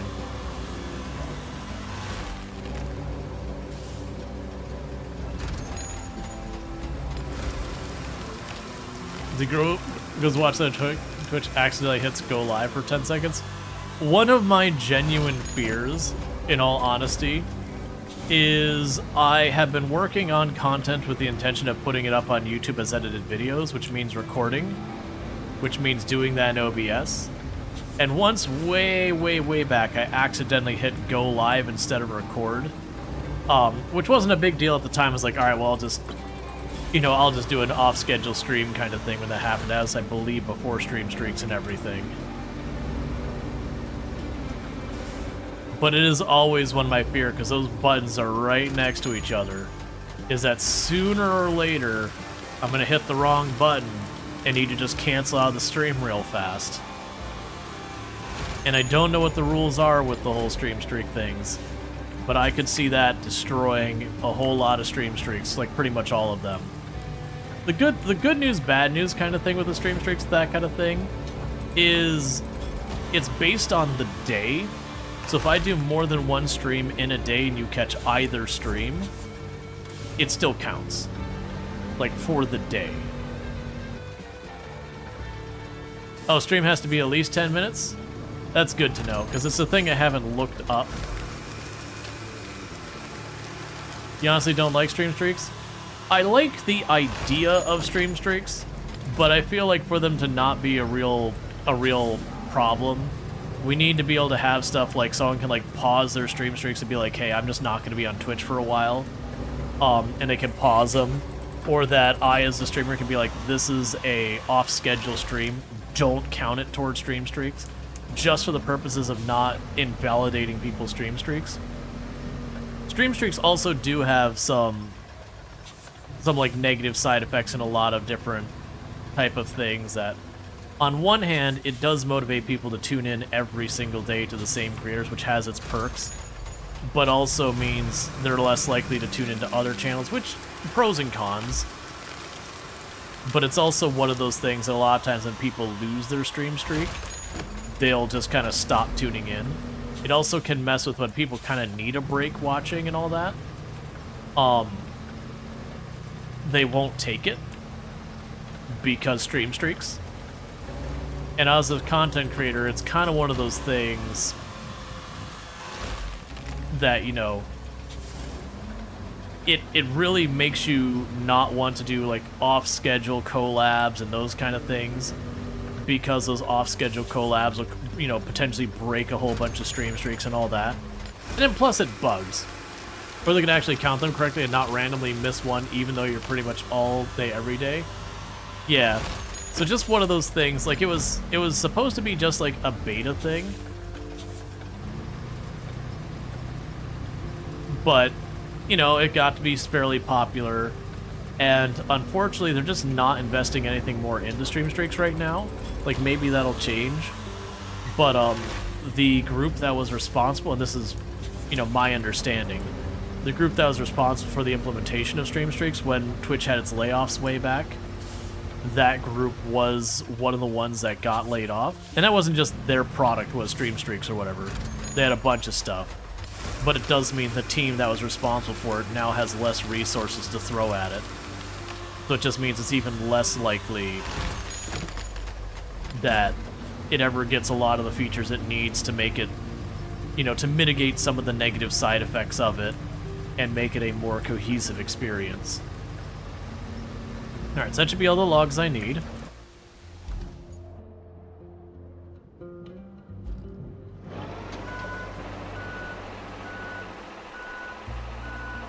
So it's kind of one of those types of things that, unfortunately, with the current circumstances, we don't expect to see it get updated in a meaningful way.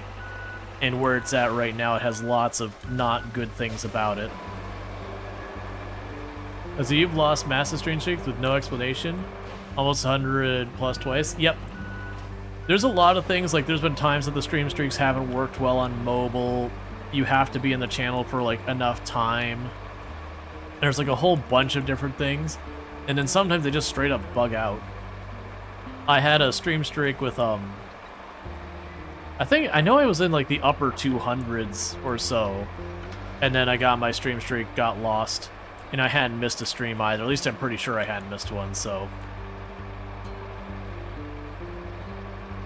So it's kind of one of those things that if they're not going to invest the time to improve it, like make it more reliable, that kind of stuff, or at least give some wiggle room or something, then very genuinely it might be better off to just get rid of it.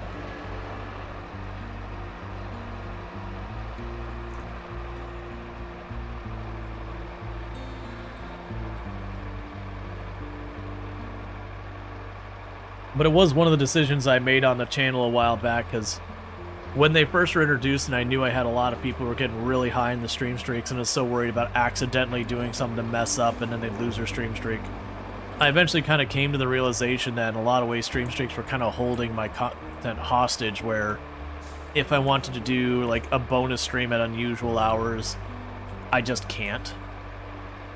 I was just not able to without breaking stream streaks, and I finally went, you know what? These things are buggy enough. It's just not a thing I'm going to worry about. If it costs people stream streaks, you know, that's a real bummer, and that's kind of sad or whatever. But at the same time, being kind of forced to not, you know, do these things and all that, I feel is like more detrimental than... Is that where my logs are? Where's my machine? Next corner. That's where it's at. I think it's one of those ones that's just like, yeah, I could worry about this, but ultimately it means I won't be able to do fun stuff like collabs with people that, you know, like the ones we've done with like FG and that. There's going to be sooner or later we'll do some of those that I won't be able to stream my normal hours because I'll be doing these ridiculous other hours.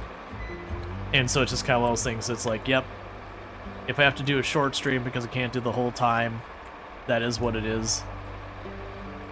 Like, it sucks, but I think the not being able to do those things because of stream streaks is more of a negative than to, you know, lose a couple of stream streaks.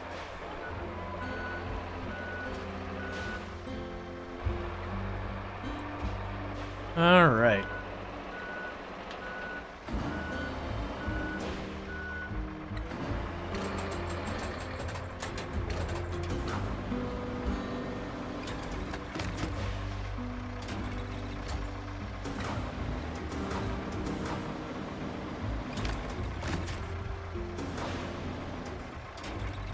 I'm seeing a problem with stacking them all like this, because I can't get the claw to grab them because they're rubbing on a bunch of them.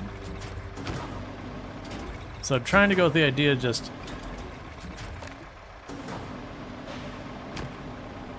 There we go, we got our first two.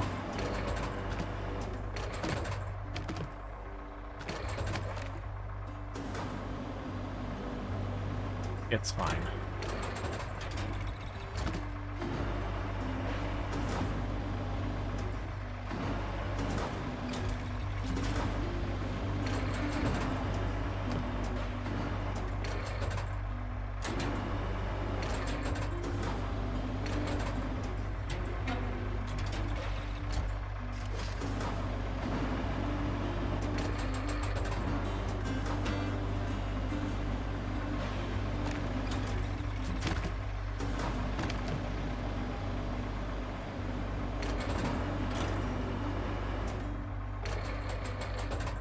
I'm also worried about stuff like stream streaks, where like people will avoid doing stuff because, you know, they're at like a really big stream streak and they're like, oh, it'd be nice to go out to see this, like, see this theater performance or go out and do this event, but I need to make sure I'm able to get on the stream to keep up my stream streak. And that very quickly can get to a very unhealthy place. And so as much as I appreciate it, it's just one of those things that you worry. That kind of thing can foster addictive property or addictive behavior.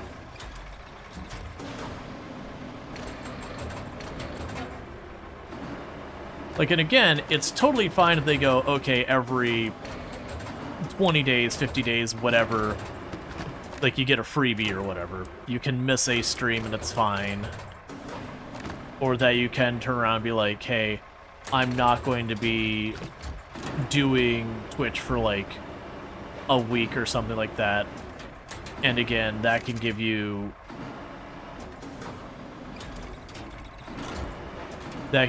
enough leeway to, you know, go on a cruise or whatever, is take a vacation that you're not logging in on Twitch.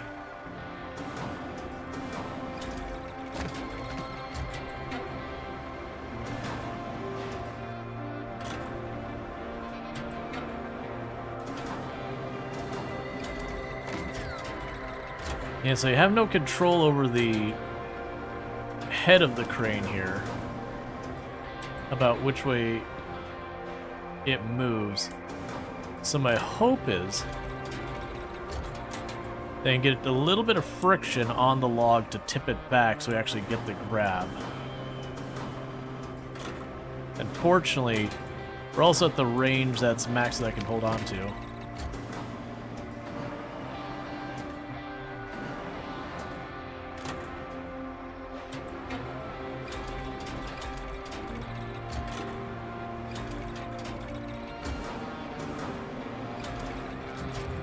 Aw, come on, it was right there.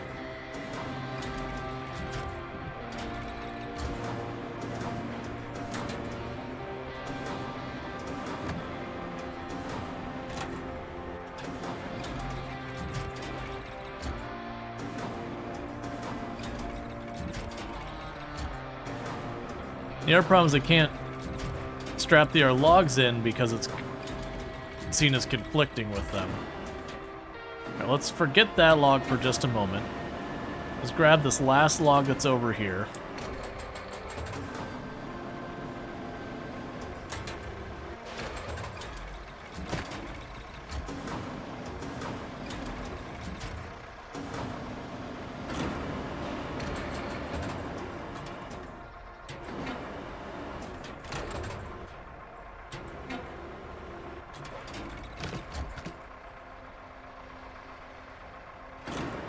Yeah, so I wish when it said it couldn't secure cargo, it would secure all the other stuff, and then this one would be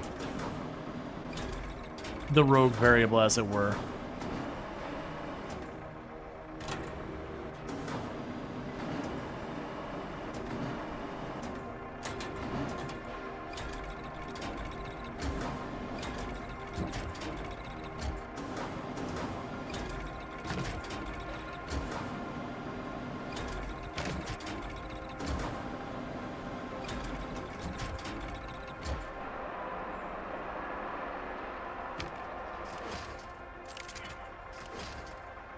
Okay, so we got those all picked up.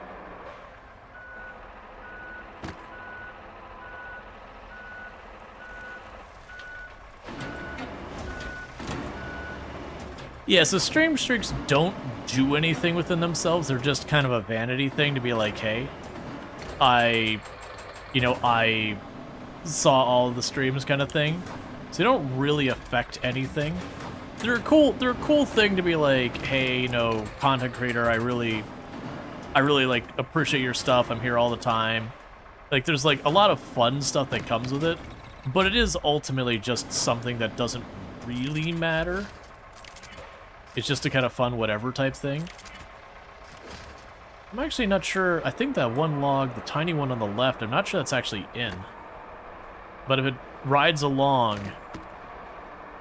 enough to make it to the bridge, I don't really care. It has a feeling a perfect attendance score without the possibility to add days or something. Like it's sadly ableist. Yeah. Yeah, it's just one of those things that just kind of doesn't let you disengage.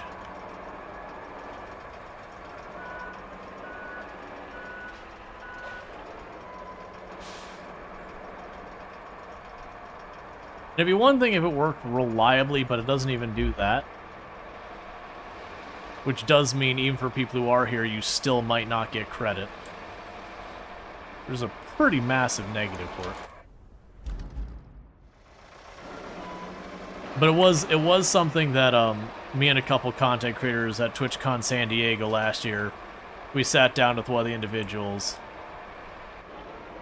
and just kind of were like, what is going on with this? Like, where this is at is not really in a great place.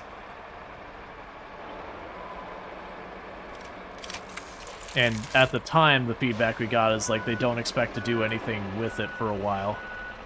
There's just other priorities. May change. What's the current mission on this map? So right now, I've been building these bridges. That's not part of the mission directly, but I got stuff I got to move from up here. I've got stuff I got to move over here.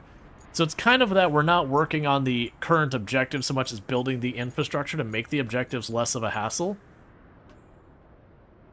So we've got this one that it's deliver the steel beams and all that. I'm going to wait on that one. There's that one to find the parts. And then this one to transport goods from up here over. Alright. Let's see.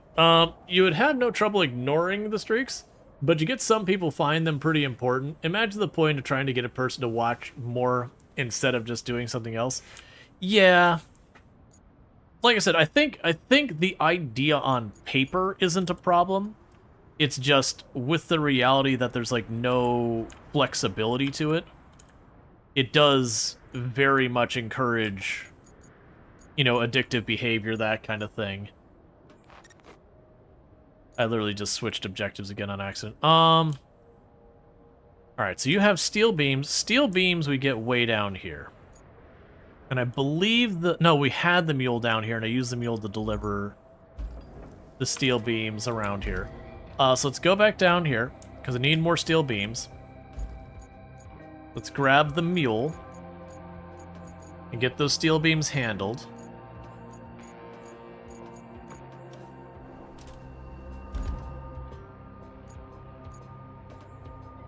Yep, so it's leave to the south, go around the corner, same old, same old. What I will do is I know I need more metal over there, and I know you're worth a decent amount of metal.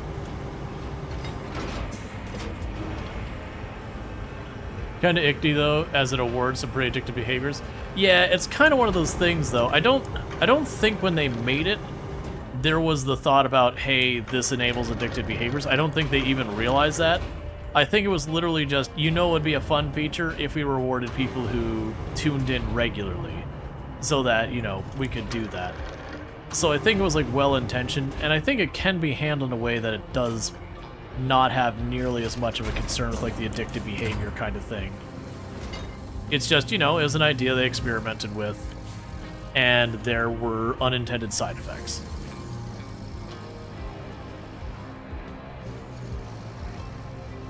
And I do think it would be good, like I said, if Twitch, if they're gonna keep the feature in place, it does need to kind of get a little nudgy nudge. Again, just being able to say this stream does not count negatively against stream streaks. You know, and as a person, you can be like, hey, I am on break. Honestly, those two features alone, I think, would solve 90-ish% of the headaches with it. I think some people will see it for what it is and hold it against Twitch. Like I said, I don't honestly think Twitch was like, yes, we're gonna create new addicts. Yes. You know,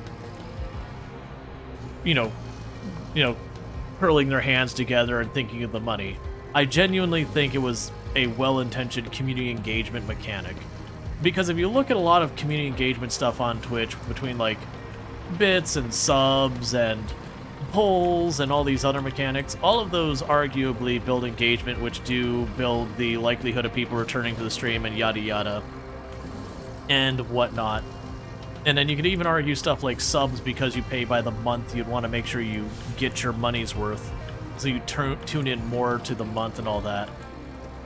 Like, yes, they all can encourage unhealthy behavior. I don't think that's the intent, though. Like, I don't think Twitch went in with the desire to be like, yes, yes, we could get them to part with their money more aggressively, yes. It's just, the reality is a lot of the same things that can make Twitch a better product, more engaging, more fun, unfortunately are not without side effects. And at some of those side effects, it's like, hey, that's not really a thing for Twitch to deal with, that's a thing for the individual to deal with. But then there's, of course, other ones you're like, no, actually, in this case, this is something Twitch probably should take the time to put some type of mitigation in. You know, as opposed to stuff like loot boxes, which are very deliberately, you know, very deliberately being designed to encourage addictive behavior.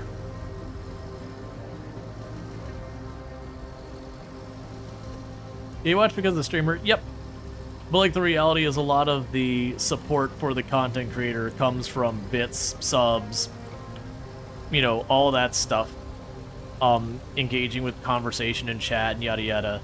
So a lot of the stuff that does support the streamer ultimately is the same stuff that does also cause problems.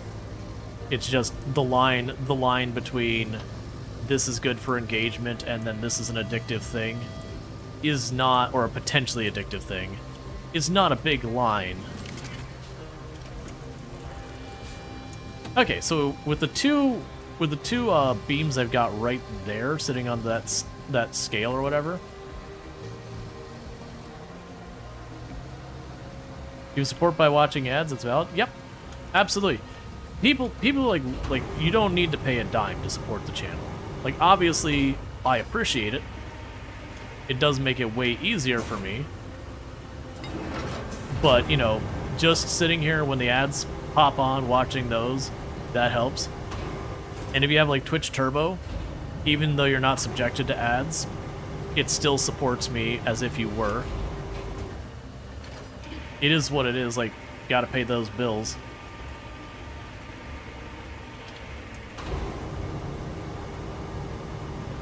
For those who don't know the Ints, absolutely fantastic content creator. I've been playing Monster Train 2 recently. Does stream in German, just as a heads up.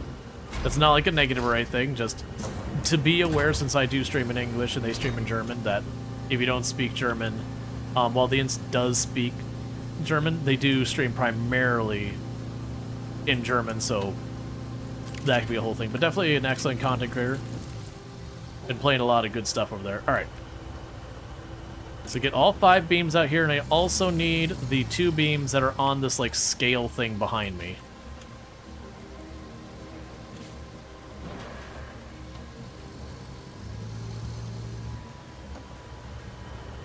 I may not have unreasonable intent, but it's not hard to think they should think ahead. Yeah, I mean, that's easy to do from the outside and, you know, in hindsight. That can be pretty unfair to... Like, it depends on how obvious it is that something's going to be a problem. There is a lot of times that something genuinely looks like it'll be totally fine, then you get into it and go, oh crap, there's a real problem here. So it is definitely one of those things that the stream streaks having that against that, and people have seen that I talk pretty highly against a lot of stuff that does deliberately addictive things. But in this particular case, it's just one of those ones I'm like, yeah, I don't think there's any ill intent. I think it's entirely reasonable that it wasn't something that got expected to be a whole issue. Like, there's certainly things I'll hold against different companies in doing that, Twitch included.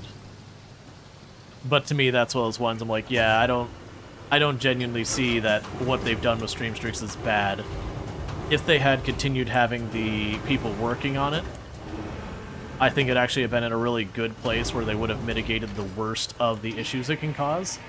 It's just the fact that they did the layoffs, and so now that product has been kind of left to languish. Hey, Earth, how's it going?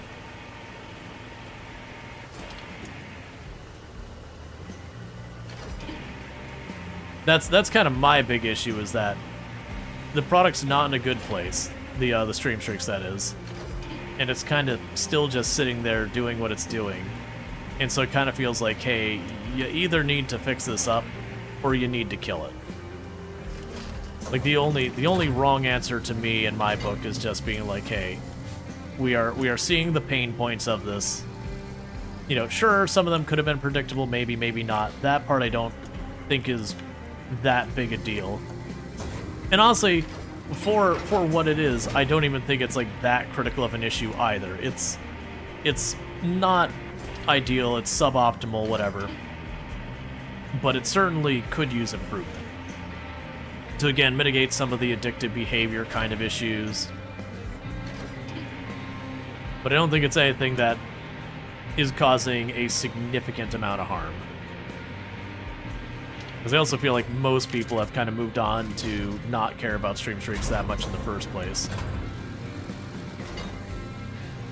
So let's see, 1, 2, 3, 4.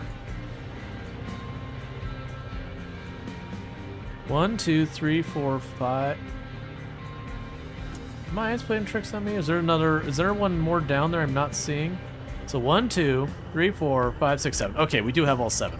I was like, we're not going crazy, right? I'm pretty sure we loaded 7. Okay, so we got our next batch of steel beams to run on over to where we need to do that. Then we got 4 objects to deliver.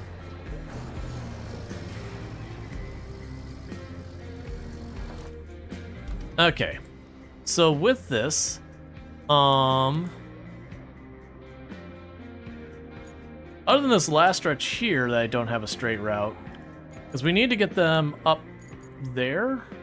I'm not sure which of these I have to deliver it to. So there's a stack over there. Okay, so we're delivering it over here to the left. So I think my best bet is probably from here.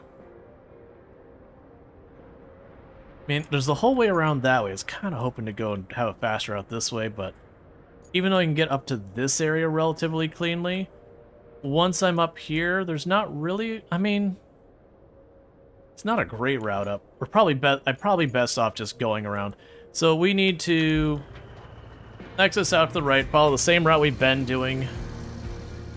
It's a really roundabout way of going about it, but at least this way I don't have to worry about a bunch of headache.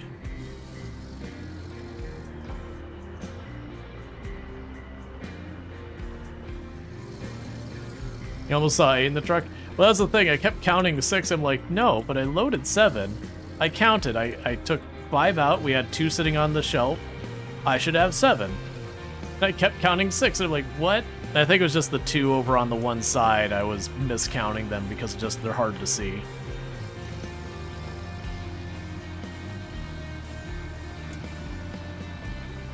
Okay. But yeah, no, there's a lot of people who will misattribute Twitch supposedly doing some pretty awful things, and I don't think that's really fair. As someone who's worked on the software dev side of companies trying to figure things out and all that a lot, very often it's kind of one of those things of just don't misattribute malice, where, you know, ignorance is a thing. Like, people, like a lot of companies doing stuff that's very ableist don't even realize what they're doing is very ableist. It is just a matter of they didn't think about it. Which, you know, sure, isn't really an excuse. But, you know, people be like, oh, look at that company, so evil. And you're like, they're not, though. Did they make a mistake? Sure. Could it have been better? Absolutely.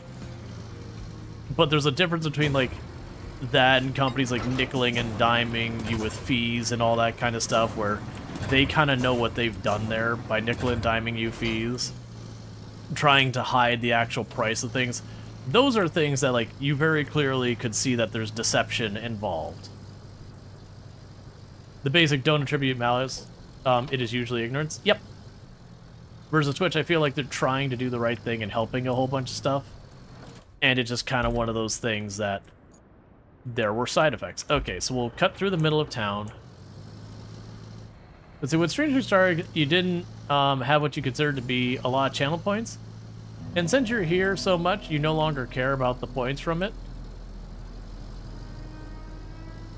Yeah, I mean, I don't think you ever really got that many. Like, don't get me wrong, over a long period of time, you get a decent number of channel points from stream streaks. But even then, it's not some incredible amount. Now, see, all the tech companies have a stack that follows consistent standards, uses no more than 3 programming languages, always with a clear product roadmap.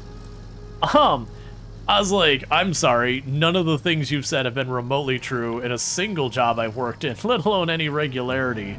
Like, there's definitely companies I've had who are like, this is their primary tech stack, but usually one acquisition later, and it's a whole big convoluted mess. Yeah, you get 450 every 5 of your stream streak. Yep. It's not like we're anywhere near claiming victory. To be fair, to claim victory for winning Twitch on the channel, what is it at? Like a million and a half points, or 1.3 points, or whatever it is that people have gotten that up to. You're looking at pretty much watching the stream almost every single minute it's live. Pretty close to like a year and a half or something like that, without like not just catching a stream, but like watching the entirety of the stream. It is a completely ridiculous number. And for those that didn't catch, there are redeems on the channel to increase and decrease the cost of winning Twitch. And you can tell by the fact that it's at 1.5-ish million. It has not gone towards the route of decreasing the cost of winning Twitch. Because I want to say the original cost was something like 100,000 points. It was I don't remember the exact amount. It was not that high. It was at the time I did a quick estimate of like what people could reasonably potentially afford and put it just a little bit higher than that. And then just unleashed people on it.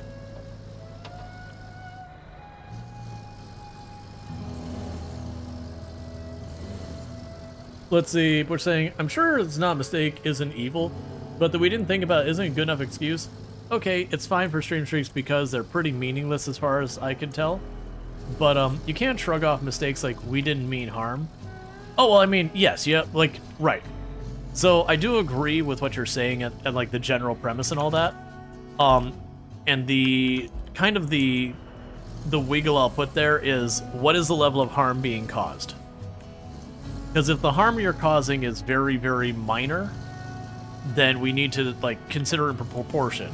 Versus if like the damage you're causing is like people genuinely like losing lives, then you need a far more significant, severe, higher expectation.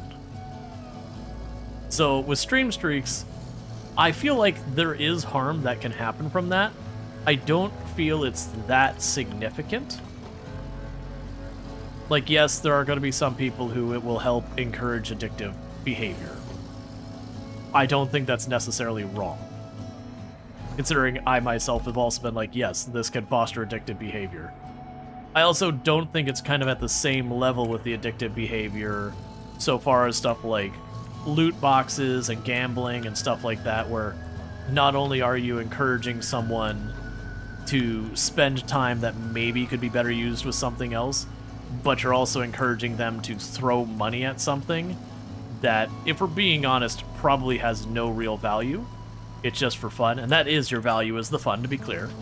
It's not that spending money on something like a microtransaction is inherently wrong, but deliberately designing your system to be addictive and then giving you really, really bad odds and all that stuff. We were talking about stream streaks and then just general, like, games, or like, you know, mechanics in games that cause addiction, that type of thing.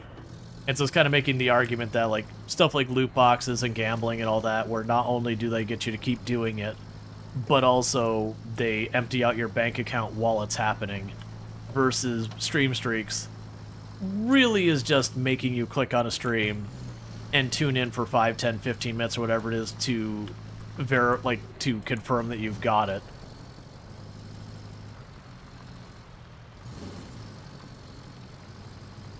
Billy, such reasonable measured opinions. Are we sure this is the internet? Yeah, this is the part of the internet that isn't a colossal mess because we do stuff like moderation and all that.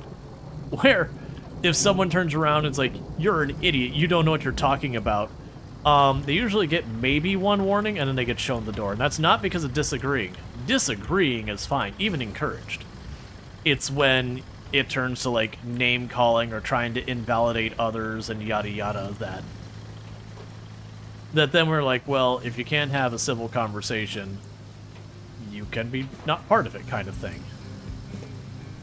But the loot boxes are banned in several countries, and the devs and devs Validar go around in different ways. Yep. Thank you for the follow. Welcome to the stream. Yeah, and that's the thing. Like, and I've heard so many times that companies will be like, oh, but there's no way this industry could continue to exist with insert law that's trying to protect consumers or employees. And it's kind of one of those things that I've gotten to the point that when I hear some big name lobbyist go, it's bad for business, I'm like, ooh, what's the thing we're about to do? We should do that. I don't know what it is, but we should do that thing that's bad for business. It's not because I hate business or anything like that, but almost every single time I've heard someone making that kind of a stance, it's bad for business, it's almost always like some labor law or something that's like, it's bad for business because it's bad for exploitation. And so you're like, yeah, we should do that. Obviously, there's exceptions of things that are just genuinely bad all around and have nothing to do with labor laws or anything like that. But the point is, it's one of those arguments you hear so often, and usually for the wrong reasons, that it immediately almost grabbed her attention, being like, oh, this is upsetting someone who is honestly a terrible person. I like when terrible people are upset. That usually means good things.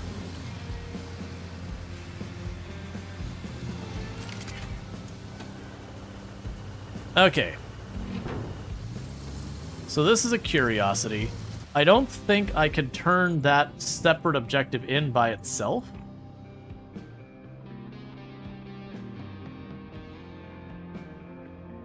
Which is a curiosity. So I'm guessing what I need to do here is unload these.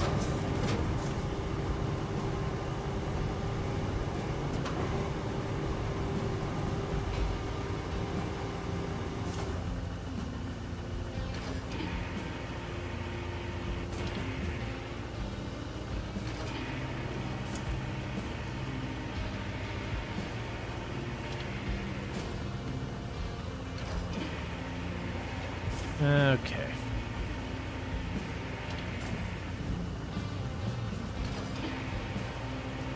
Because I need to have them be here. Yeah, bad for business rarely means bad for consumers. Not it. Yeah, it's one of those things. Like, yes, there are individual policies that have nothing to do with like consumer protections and all that.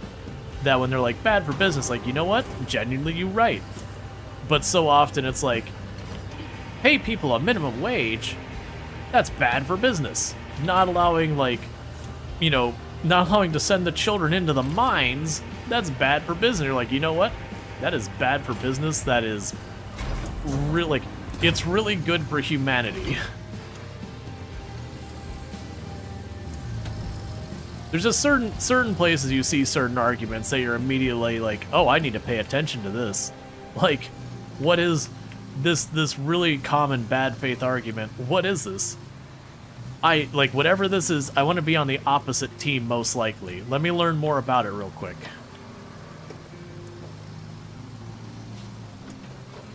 Let's see, friends, if you buy a Counter-Strike box, you know what is in it. You cannot get another box before opening it. It is different in most other countries and how it's defined in France law. Yeah, well, that's, like, there's some countries that they'll have the whole thing. It's like, you are required to give the specific odds and everything of what results you get and all that. There are some countries where they actually do have policies that say, you know, if I'm trying to get whatever, there is a certain point you are obligated to, like, not make it a gamble, but make it, like, deterministic kind of thing. Like, a whole bunch of stuff like that. You know, there's some that's just like, loot boxes are just straight up illegal. Like, you can't have something that's got random chance paid for. Lottery's illegal, all that illegal. Not many countries take that kind of a hard stance, though. This is not the right vehicle for dealing with these. These are way bigger than I thought they were going to be. Which is unfortunate, because I'm going to still do it with this anyways, because I am stubborn and I don't feel like dragging another vehicle all the way up here.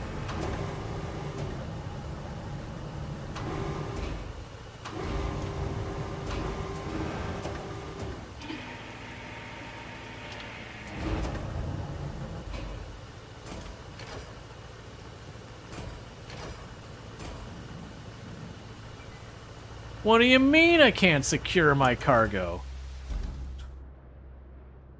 Alright. I'm not going to be too stubborn. I already know this one is going to be one that I'll spend the next hour dealing with it if I don't just get a better vehicle for doing it. Okay, so we've got our base set up right here. What would be the better vehicle? So I know I can use the crane. The Wayfarer could probably carry them all. Fine, I'll drive the stupid Wayfarer.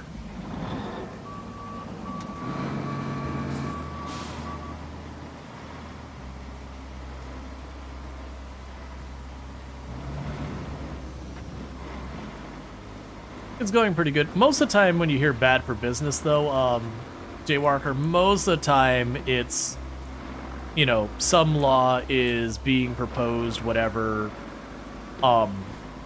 that restricts some type of behavior. Is usually the way it goes.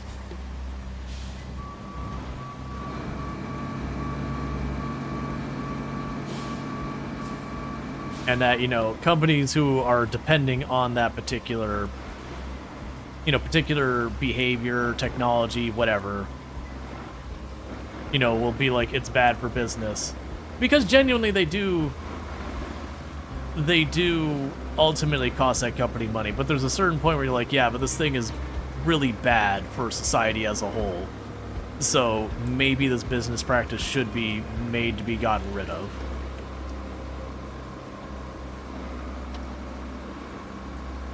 That's gonna be a real bad time, isn't it?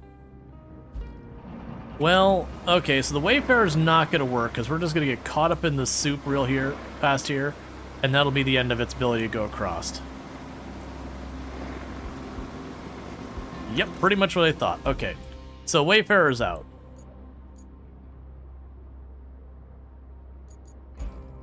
So let's retain that so it's not in the way. I do have the big track vehicle here. It's got a pretty big cargo in the back. The Greenway thing has a decent amount of cargo. This actually might not be a bad move here. I think that'll work. I think those panels will fit on here. It turns, like, its turn radius absolutely sucks. But I think it's big enough to carry those big shield things. We move it over here. We'll have to have the crane meet it to then put them in place where they're needed. And honestly, I probably need to move the mule out of the way and put the actual, like, crane over here. It's just those panels are way bigger than I thought they were. And if it was right by it, it wouldn't be a big deal, but I gotta go schlepping across multiple sections and all that.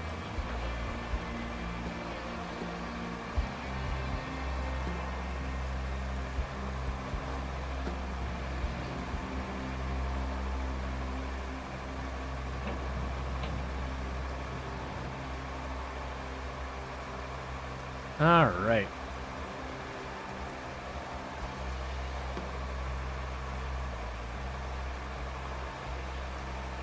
Let's see, did you play SnowRunner or anything else in that lineage?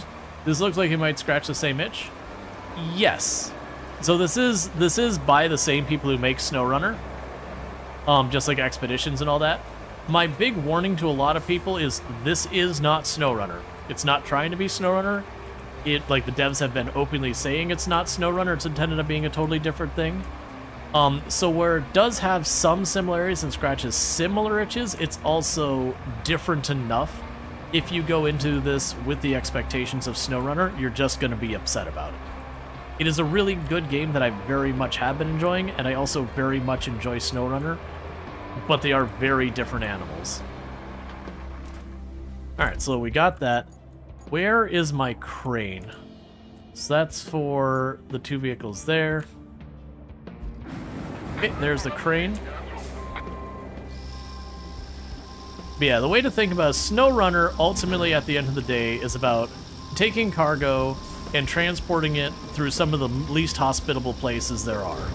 Like, the terrain sucks, it's muddy, it's mountainous, it's awful, and you've just got to figure out how to make it work. Whereas this is kind of antithesis to SnowRunner in that you don't lug cargo through bad terrain and all that most of the time. Instead, what you do is you make that bad terrain into not bad terrain. So, in one thing, for everything you do in this game, you're ultimately preventing the gameplay that would be in SnowRunner. But it's designed with that intent.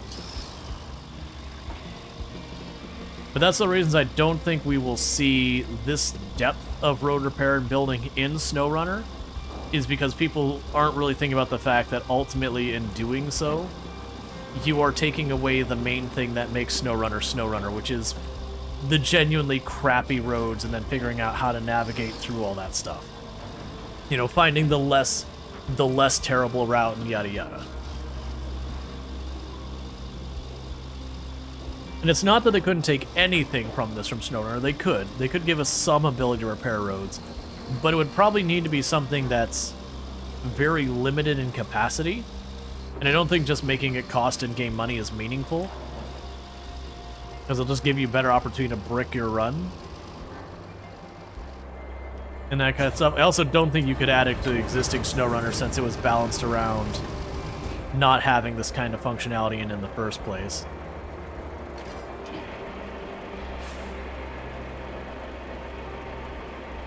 And to be clear, both games are excellent. Literally, I ended up playing SnowRunner hard mode a bunch before we started this. That's what we were doing in the wait for RoadCraft, is playing hard mode SnowRunner, which I very much enjoy. But they're just very, very different games, very, very different. Like, thematically similar, but like what you're actually trying to accomplish is very different in the games. Despite, in the explanation, sounding the same of, you're recovering areas that have been stricken by disasters.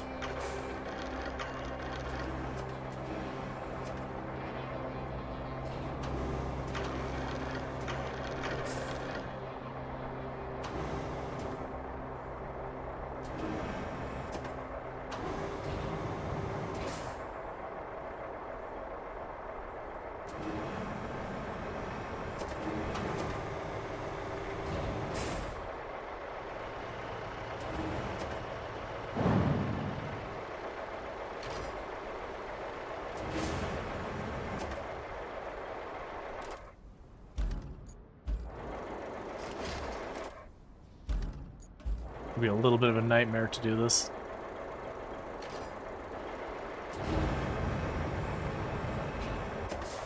Let's see. You like SnowRunner up to the point where you can't repair the roads, which this game will allow you to do so? Yeah. Also, what you've seen here, it looks a little bit less janky than SnowRunner. Yeah. Keep in mind that when we're comparing this to SnowRunner engine-wise, this is effectively the same kind of base engine, but multiple iterations forward. Just like Expeditions is still the same kind of base engine as SnowRunner, but again, iterations forward. That they've added a lot of new tech and all that that's not present in SnowRunner, and they can't really add to SnowRunner without massively upping the system requirements.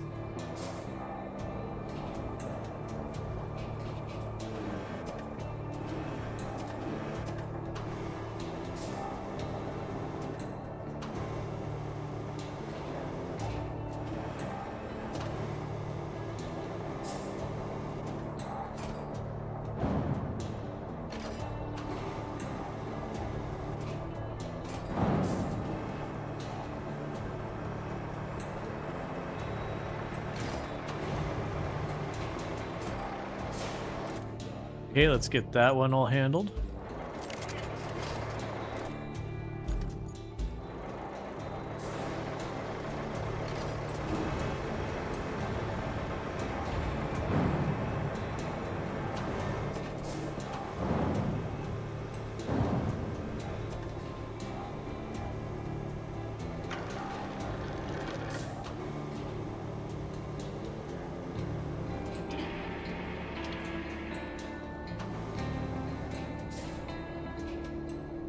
Won't be so bad, but because I can like grab these up from the top edge, I have to like lay them in place and then sit them down.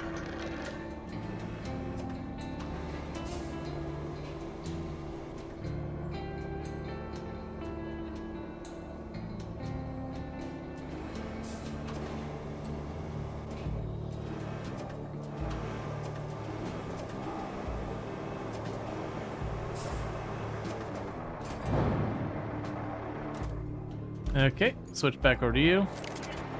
Get those strapped in, and we've only got one more to put up there, and then at least taking them off, it'll be way less of a hassle, because I just grab the one on top. And that's sorted. Really like SnowRunner, but sometimes you just get... You look at, just look at a task and be like, I don't want to drive this stupid road again. This might be a better balance. Yeah, to keep in mind, this one doesn't really have much drive through this awful road. There's a little bit of that with the exploration ones with the scouts. But by and large, that's more the exception than the rule.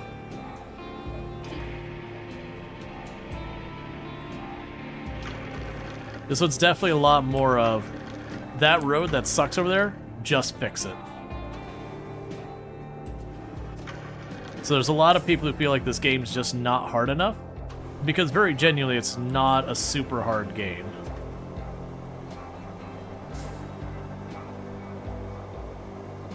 It is a game that you just kind of have to do your planning, take your time.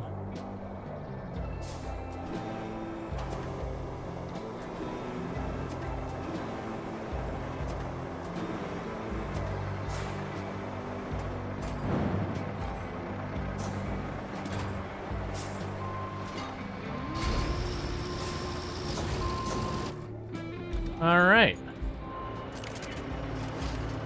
So, all the places we need to take those are here and here, so we just need to go back around towards our base.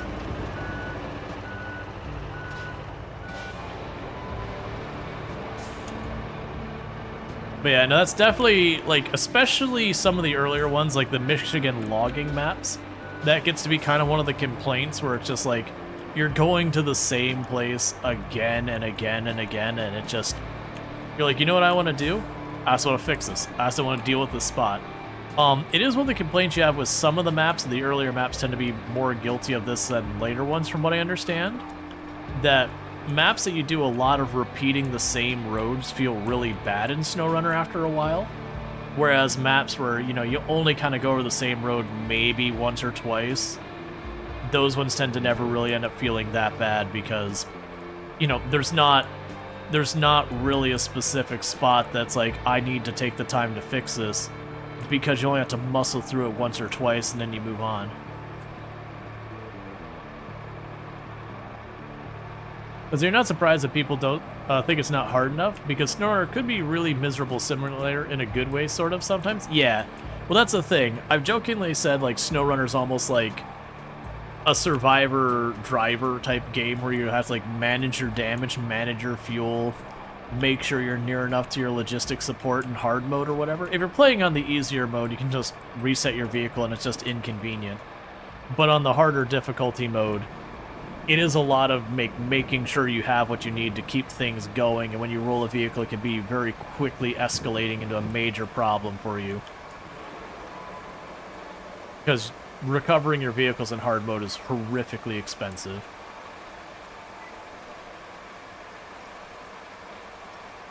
Yeah, notice when you don't swap out parts, which, to be fair, I actually think that's one of the parts of SnowRunner that's kind of weak on, is that, like, you unlock the, like, descriptive, the Dark Souls of trucking. Yeah, I get that. That makes sense, but I also get a little annoyed when things are like, the Dark Souls of, insert thing, the Dark Souls of, because that can be pretty empty of meaning a lot of times. But I also understand, because, like, for me, for example, I actually don't see Dark Souls as among those very hard games. There's far harder. For me, Dark Souls is pattern recognition that's extremely punishing. And there's a difference to me between hard and punishing.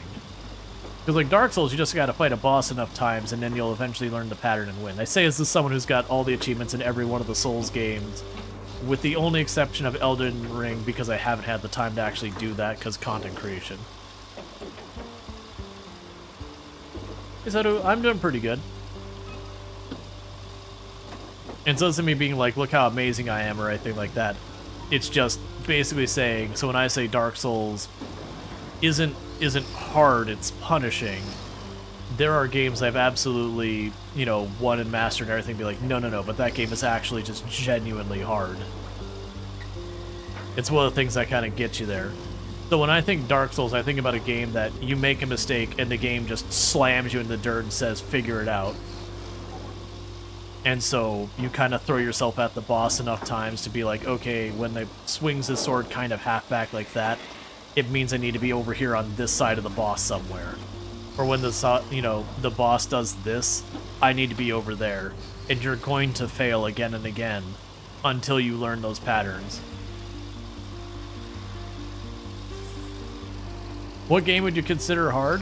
The old Teenage Mutant Ninja Turtles game, Echo the Dolphin, Ninja Gaiden. Oh man, what is the oh, it's one of the Ghouls and Ghosts game. Like a lot of those ones are ruthlessly hard.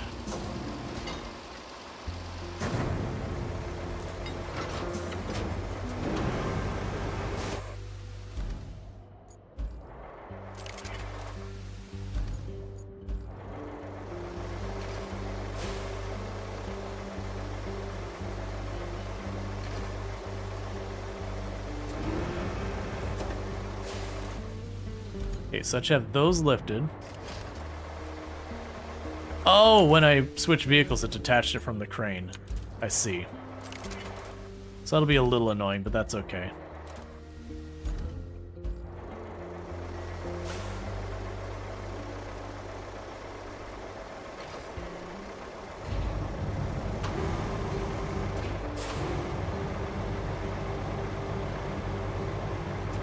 Thanks, you blocked out Ninja Gaiden.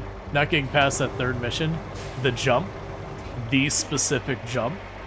The pixel perfect jump you have to do. And then if you botch it, start over.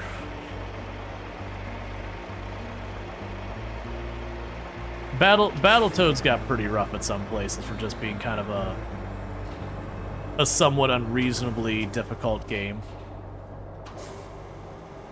But that's just it. Those are games that were just straight up hard. And to be fair, a lot of them also had very punishing things as well that kind of exacerbate it. Where, you got 3 attempts and then you got game over. 204 for subscribing for 1 month.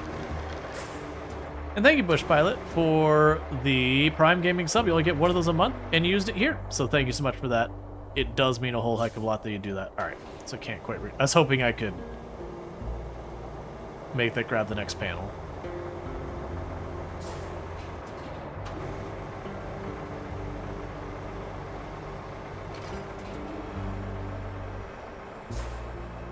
Echo the Dolphin is another one that was obnoxiously hard, but also, on top of being obnoxiously hard, was just a weird game.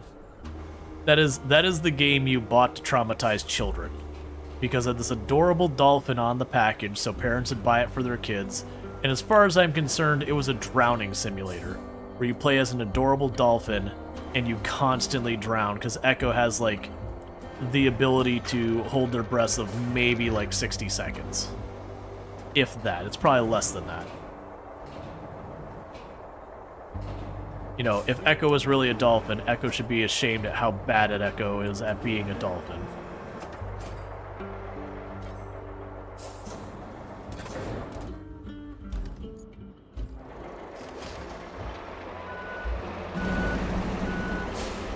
Also, it gets super duper weird.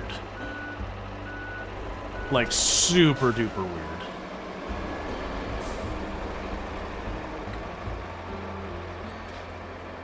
Battletoads is sadly unbeatable 2-player? Is it really? Because, I'm pretty sure I beat the game solo. And I know we've gotten very far on 2 players. I don't think I got to a point where it's oh, this is literally impossible, so much as being man, this is brutal. I remember the hover bike things was definitely one place that we got stuck a lot.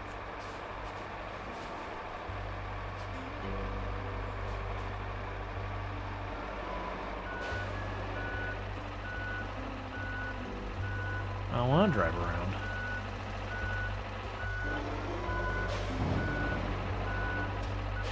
There's a big ball boss that makes it unbeatable, if you remember correctly. Gotcha. Wouldn't surprise me. In a lot of ways, so if we go back in time, there was a lot of different things that were really kind of killing the game industry back in the 80s. On one hand, like, the quality of games was really, really not in a good place. And games are also very cost prohibitive.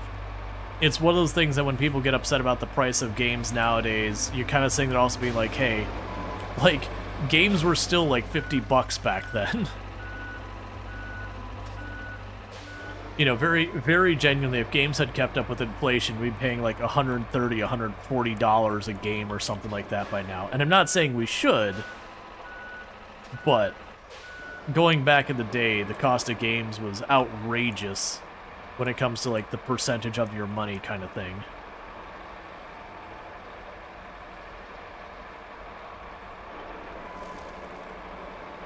Because you think, what was like Super Nintendo was what, like $200 something? Like just over $200 when it first came out? And as $200 in like 1992 or 93 or something like that?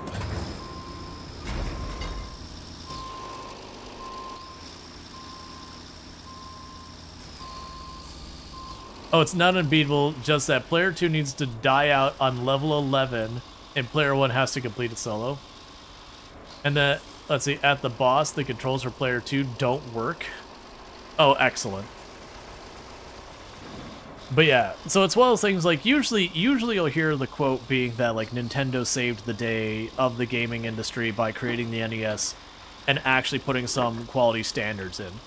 And it's not... It's one of those things where you're like, okay, you're not fully right or wrong in that regard. Like, that was a major thing that tackled one of the major problems the industry had, was like the Atari games were absolute just tire fire, where you'd get some games that were literally unplayable that you just forked out $40, $50, $60. Oh yeah, some of the old Capcom games for Super Nintendo were like $60 a piece.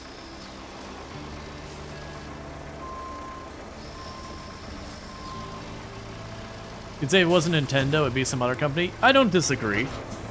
So it's one of those things that, like, to a certain extent, I do believe Nintendo does deserve credit for being like, hey, we recognize a problem with this industry. Let's deal with it. But at the same time, you also had the issue of, like, quality of the game. You had, like, both the quality and the pricing and all that.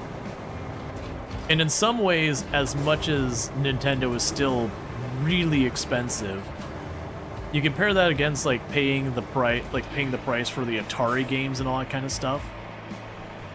And some of those were just really, really horrendously awful for their price. Again, spending $40, $50 for the Atari game where you really didn't get much bang for your buck. So the scene is kind of like not a thing you would realistically do.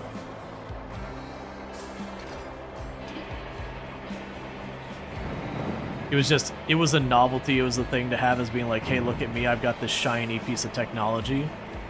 More so than genuinely a practical entertainment thing. In a lot of ways, Nintendo did kind of keep some of those prices down while still being ridiculously expensive. And set up a bunch of standards and yada yada and quality. And just a lot of that came together to help. I do agree with the sentiment that, yes, Nintendo was the one who actually did it, but in a world that Nintendo wasn't there, I'm willing to bet someone would have filled that shoes. Because that industry was absolutely dying because of it. The locals will be happy about this. I bet they'll be more than happy to help you in the future. Alright, so we need to deliver the transformers, which I'm delivering to there from up here. Right. And that's where I built the bridge. So I'm going to take a little bit of a different approach with these transformers, because it's implying I'm going to have two of them, and while I've very amusingly used the mule for a lot of it, I think what I'm going to do is not use this thing. We're going to use that tracked vehicle that looks like you can carry salvage. I think in this particular case, I could probably use that tracked vehicle and toss one on one side, one on the other, and be able to just make my way that way, and it shouldn't be too bad. Because I think it's Kojima that was making the first Metal Gear Solid non-Nintendo. Might be wrong. I have no idea. But yeah, no, I do think, like, if Nintendo hadn't stepped up, someone else would. Now, granted, we don't know if it would have been better or worse. That alternate reality we have no idea of. Like, they might have nickel and dimed a little bit more, and, you know, the game industry might have still suffered a lot worse. Or at the same token, maybe they would have been a lot more trying to make it cost effective than Nintendo did, so targeting, you know, cheaper audiences and yada yada. Like, there's certainly a lot of things that could have, you know, maybe happened, but could have maybe happened is not the same as what we know. Like, don't get me wrong, Nintendo's behavior around copyright and all that gets pretty hostile pretty easily sometimes. So they're hardly a company to be like, this is the shining bastion you want to live up to. Because they do tend to be pretty heavy-handed on their lawyering. At the same time, they definitely did help out. You think that's Japanese culture, though? Nintendo's just notorious on it? Yeah. Well, I'd also say part of it's because when you think about IPs coming out of Japan, there aren't that many IPs that people seek out / utilize / whatever as much as Nintendo products. There's certainly ones like Final Fantasy and all that that get their mileage and also do get lawyered up against. But Nintendo's kind of the big name you hear about. As far as IP goes, the Nintendo IPs are some of the most recognizable in gaming, period. Even if you're not into their games, you see Mario and you're like, that's Mario. You see Pikachu and you're like, that's Pikachu. Sega 2? Yeah, Sega's up there. I would say Sonic is pretty pro. Oh, right, it's part of that? I think it is. You know, versus if I showed you, like, characters from Final Fantasy VII, you'd probably be able to go, that's Tifa, that's Cloud, that's Sephiroth. But if I took someone who didn't know the game and I'd be like, who's that? Oh, well, that's Sid. They're not going to know that.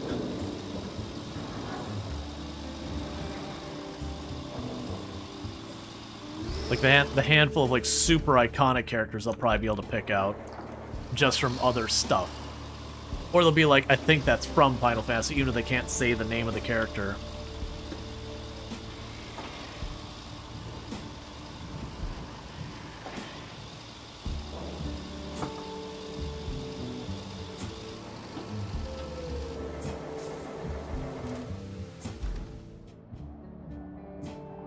Well, okay. That's a weird place to need to build a bridge across. From the overview map is like perfect, and then we pull up here, it's like, oh, it's got like a chunk missing out of the top of it.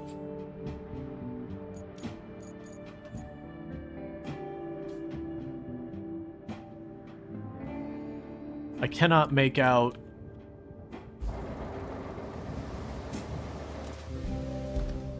Okay. So we'll start with this side. Okay, so we need 6 wood. I do believe my tree harvester is like literally right here. And then my log thing is right there. So let's grab our tree harvester. And it looked like there's trees right there. We can build that really fast. So we can get those next parts.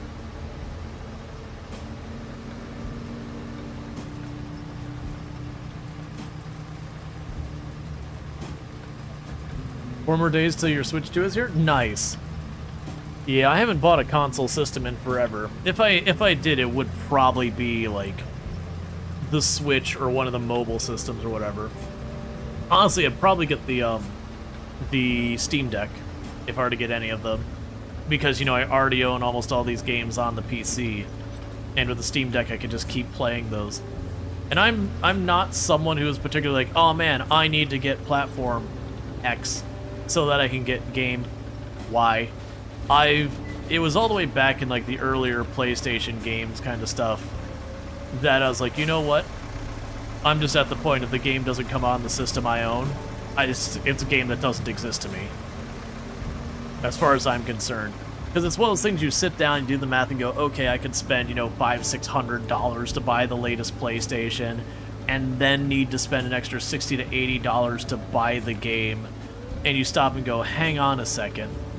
That means me buying this game effectively cost me like $580 or $620 or some nonsense to play this one game, because almost all the other games are available on my other platforms. I don't really want to pay that much. And plus, I am very, very salty about the practice of, platform exclusives.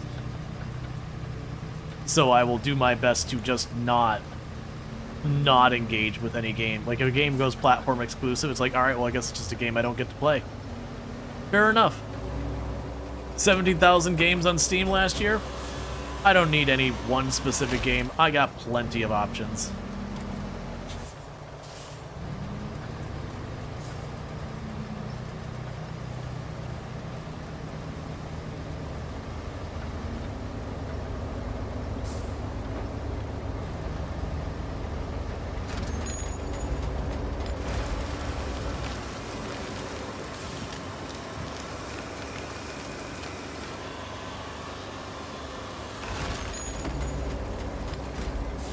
Honestly, that's actually the main reason I choose not to use Epic for anything, is the exclusivity that even by their own people, like the own CEO of the company was kind of like, I really don't use the Epic launcher. Like, I think it was him who was like, I don't even use the Epic launcher myself because like it's really just not kept up with anyone else.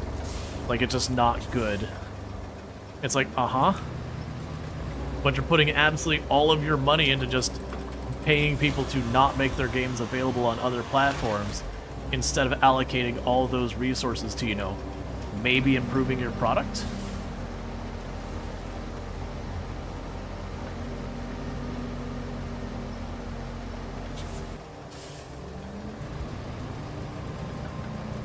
Like, it's weird as a content creator because I've had like 2 games since I started streaming that I got sponsorship stuff or whatever that I went to play, and then you find out it's like, oh, it's going to be an Epic exclusive. You're like, man. It's just not a thing I think about very often because I just don't get games on Epic. I don't usually have to worry about exclusivity.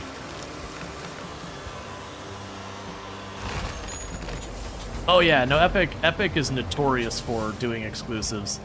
Stuff like they had one of the Borderlands game that basically what they'll do is they'll pay the game developers a copious amount of money to release the game on Epic Launcher.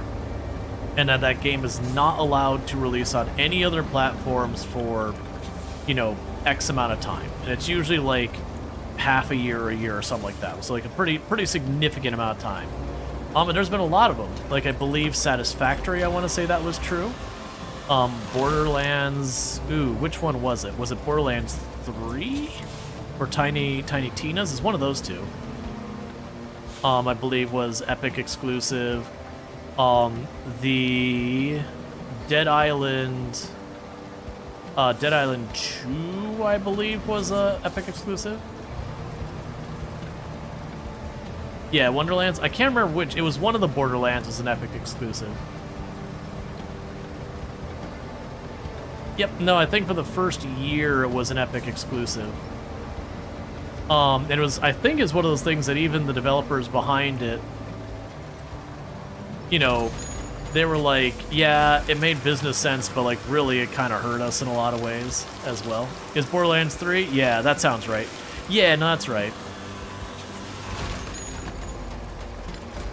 I think that's one of the many things that kind of hurt Borderlands 3 reception.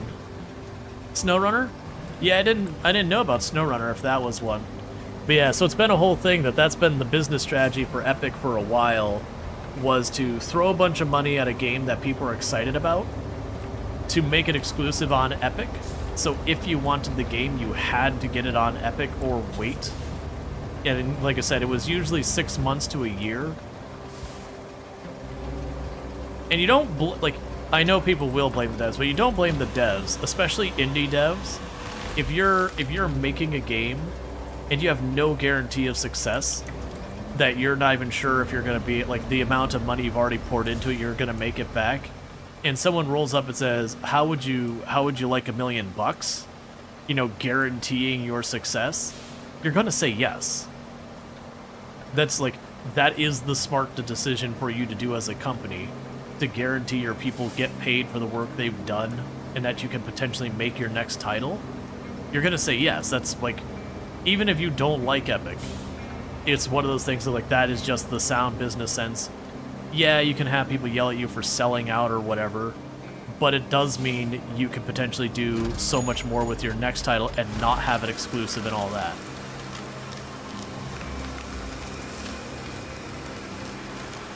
But at the same time, you know, you can, on the other hand, blame Epic for doing that, because to me, I would consider that an anti-competitive behavior. Or I shouldn't say anti-competitive, that's not true. Anti-consumer behavior. Where you're forcing people onto your platform whether they like it or not. You know, versus like a pro-consumer behavior would be releasing a game on both Epic and on Steam at the same time. And having, you know, having Epic have to stand up on the quality of its own service. Which again, their own CEO came out, and this was only like a month or two ago, basically being like, yeah, our launcher is just really not good. You're like, yeah, how long has your launcher lived for? Why have you not made it better? Like, there's your priority problem. You are dumping copious amounts of money on licensing nonsense when you could just make your product better and try and convince us to switch over by making your product better than Steam all around. Because Steam is good, but it's not like it couldn't be improved on. They couldn't add more functionality.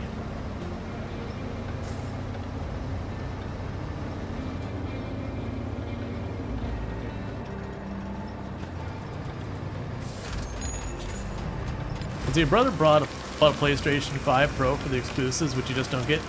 I mean, for some people, like, those exclusive games are what they care about on that platform. Like, if you go back to the old PlayStation exclusives, because that's always been a thing that PlayStation did historically as well, the old Final Fantasy games were PlayStation only. If you liked Final Fantasy, you bought a PlayStation. That was your choice, your one and only choice.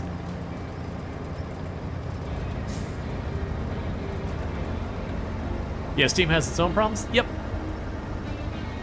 Well, that's the thing, is taking the time to identify what are the things that Steam does well, what are the things that Steam does not do well. Okay, what can we do to win where Steam isn't doing well? And do your market research and all that kind of stuff. And it's still very difficult.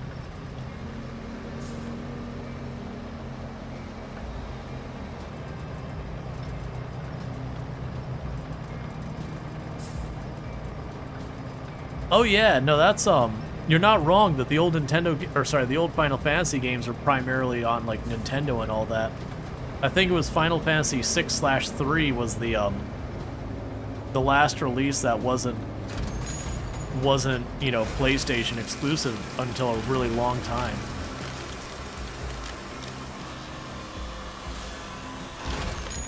You understand there's a anti-cheat thing?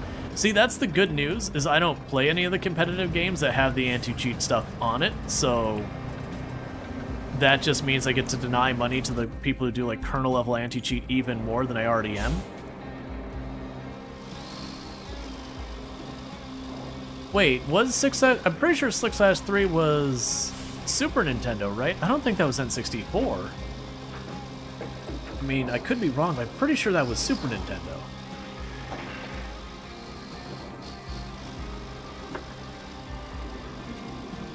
Like, I think it was one of the last ones that came out with that, and then we had Final Fantasy Tactics in 7.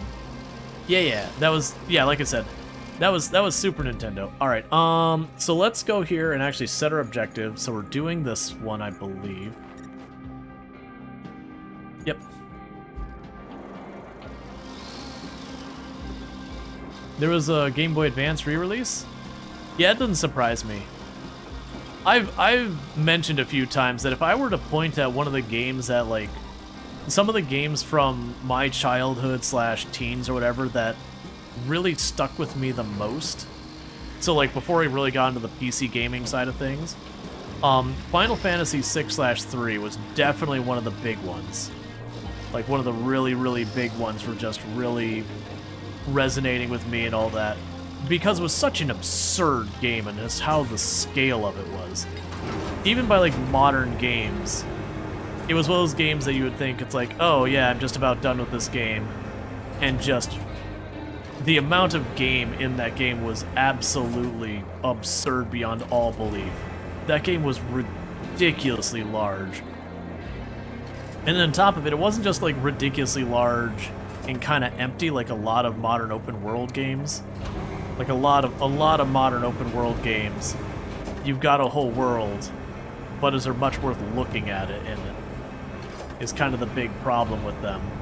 So they're, you know, mile wide, skin deep kind of things.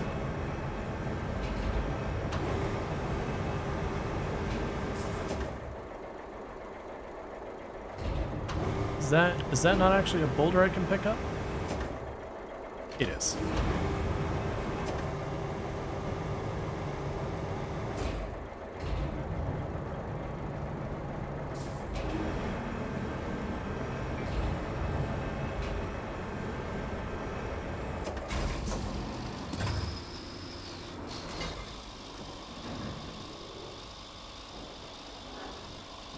Probably still need to get like a bulldozer or something to shove that over the way. Okay, so I'm suspecting when it said Transformers, we're talking the real big chonker Transformers. That is way deeper than I thought it was.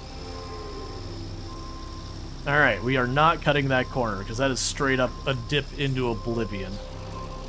But yeah, it's just one of those games that, like, you just kept going and going, and all of it was pretty solid.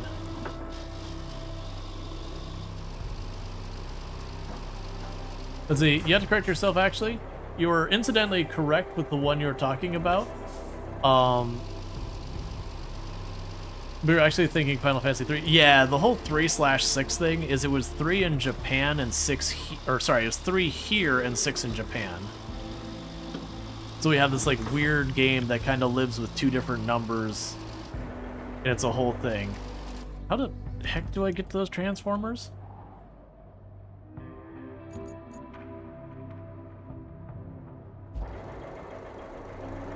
We can't move those.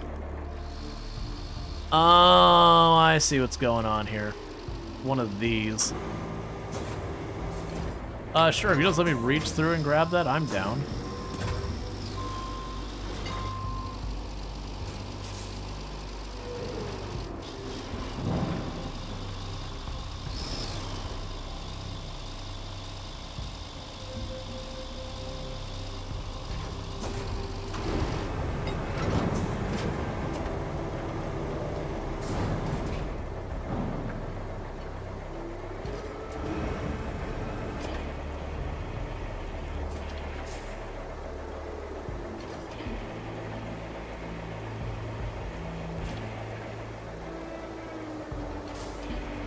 Okay.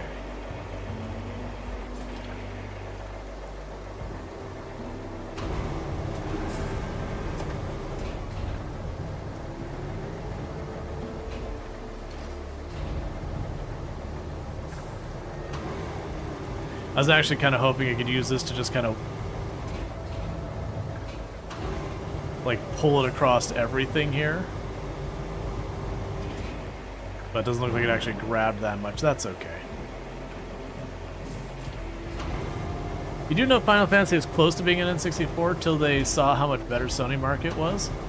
I thought there was a whole, like, licensing disagreement that happened with that. Like there was some big snafu licensing between PlayStation, or sorry, the devs behind Final Fantasy and Nintendo. Because I also know that's around the same time that there had been a whole conversation about, I think it was Sony and Nintendo like merging or acquiring one another.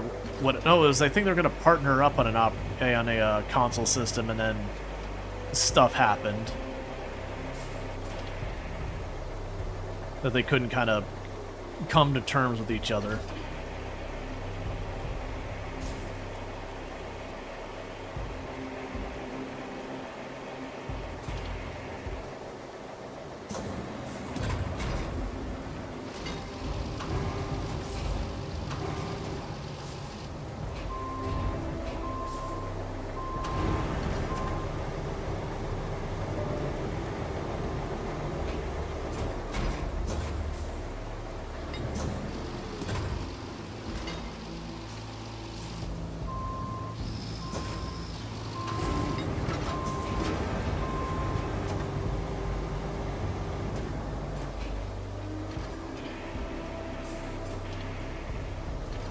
Okay, just trying to get all the crap out of the middle.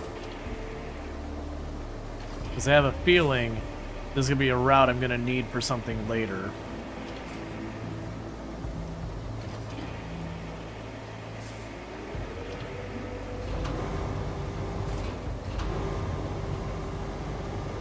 And I'm sure I'll probably miss stuff, and if it becomes a route I have to clear later, then it is what it is.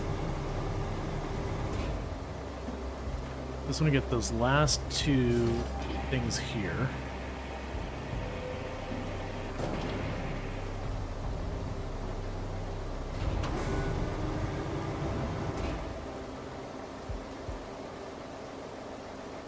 Come on. Thing right in front of you.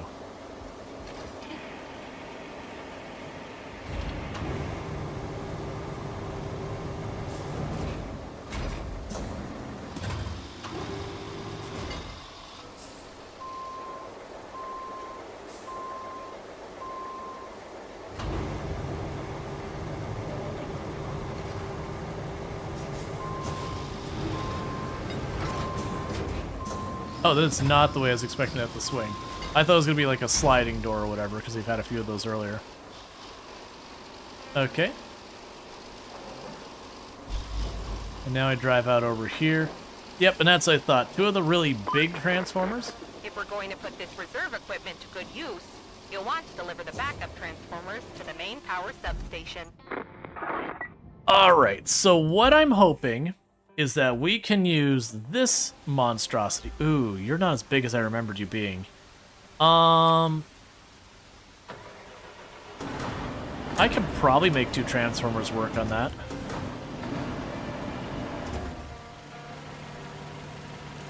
Because I definitely don't want to use the Wayfarer. This whole area would suck with it. This area would suck with it. I also don't think this truck can carry two of them. So I think no matter what, I'm going to be pushing some weirdness. I'm going to go on the test that I could maybe put them side by side on this and just like finagle it in there. That might be a mistake on my part.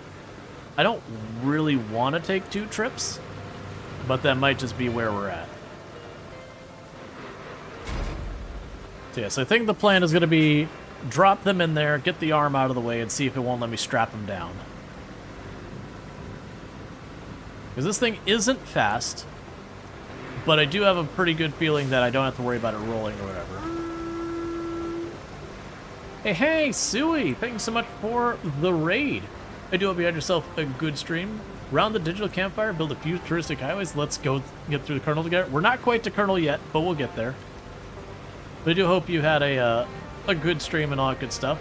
What did I see you playing? I was lurking there earlier. Oh, right, you're doing Grand Theft Auto 5 RP. I caught a little bit of that. You were, like, when I tuned in, you were at the car dealership talking to a group of clowns.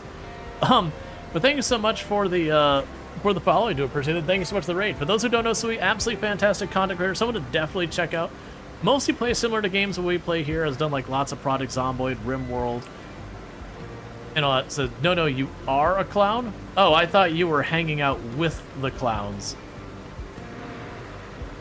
I didn't get to catch that much of it, unfortunately. But yeah, definitely a good thing. As a random question, what led you to playing some GTRP? Like, no judgment about it. I used to do RP myself in GTA. It's just not one of those things that... I mean, was it just because you did the Project Zomboid RP and were like, I could do more of this? Join the clowns? Nice.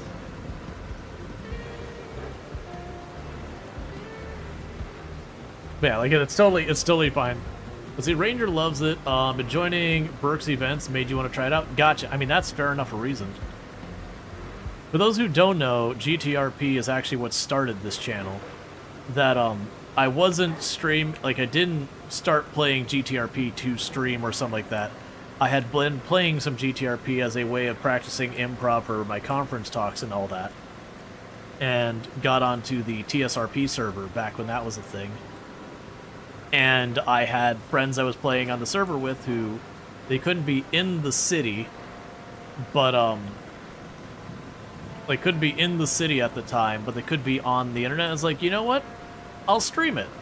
Because we had been discussing, like, at the time, you know, kind of how different the city felt depending on who or, like, where you were. Like, my experiences with the server was entirely different than our people. But, with all that kind of thing, you know, about the time I'd started streaming, it was about the time that server started to kind of wind down. They were running into the same problem that a lot of these servers were running into, where it became less and less friendly for civilian RP, and it was more just cops and robbers kind of thing. And that started to dominate more and more. Which, it makes sense why that happens. A lot of those things, to justify the time, you know, for content creators, that's just more engaging than the usual, like, just sitting around talking to people, that kind of thing. But on my server, I had been a news reporter. So I'd go down to, go around the local businesses, interview people. We'd even edit up the videos and post them. We actually had a website we would post them to that was accessible from your in-game phone. Like, there was actually, like, an app on your in-game phone for, like, the local news or whatever. It was pretty cool, but it's just one of those things that, as some of the bigger names on the servers got more and more into the cops and robbers thing, the amount of effort going into anything else just kind of wind down, and they end up having a lot of problems that were negatively impacting a lot of other stuff within the server, unfortunately. That eventually they needed to kind of go back and do some cleanup. And it was around that time that some of the people running the server were starting to run into problems off the server so far as, like, that was, you know, middle of the pandemic and all that, and they had to go get different jobs to keep things going and all that, and the server just kind of fell aside. But it was fun. I got to actually RP with a lot of pretty big name people that I had never expected. Because Becky's been learning about the cultural norms and whatnot the hard way. Gotcha. Yeah, no, it's fun. My issue is just, my god, is it such a time sink. Like, it almost feels like you can't reasonably casually RP. You can't be a once in a while. You kind of have to RP or not RP. Because if you take time off, the whole city moves without you, and you spend your entire time being in character trying to catch up with what the heck was going on while you were gone. And it's, again, not me being negative about it. It was just difficult decisions, and I'm like, well, unless I'm doing this... I won't even say that you're forgotten. I don't actually necessarily agree with that side of it. It's more that you fall behind, and as you're meeting up with people, all the conversations are just, you know, catching you up to what has happened in the last N amount of time. And so then you don't get to play for a week, and you come back, and now it's just catching you up to what you missed in the last week. And so your experience going on the server is just hearing about all the things you missed. And there's not really a great way to navigate that, in my experience. Not unless you act completely detached and just don't care, which then, you know, can make for bad RP in its own right. It's a difficult thing to navigate. Some people do it well, but for me, I needed a break because I had been doing it for a while. And then on top of it, like, every time you logged in, you're supposed to behave, like, realistically to what your experiences on the server would be. And with every other stream, like, or not every other stream, every other day popping on, there was a new serial killer out there killing people super high profile, which, again, if you're staying in character and you're not an absolute, like, psychopath or whatever, meant you basically are going into hiding kind of thing. And it was just, that RP was just dominating literally everything on the server. And it got to be very out of hand. Eventually they did try to rein it in, but it was kind of one of those things that at that point, it had changed the culture of the server. Yep, where I said this might be not quite what I was hoping. I'm still going to try to make this work, but I'm doing the math, and that's not looking very good. If I can get it to strap in, though, it doesn't need to be elegant or anything else. If it can sit in there. Need self-care? You do that. I hope you have fun with RP. I did enjoy it for a very long time. But thank you again for that raid.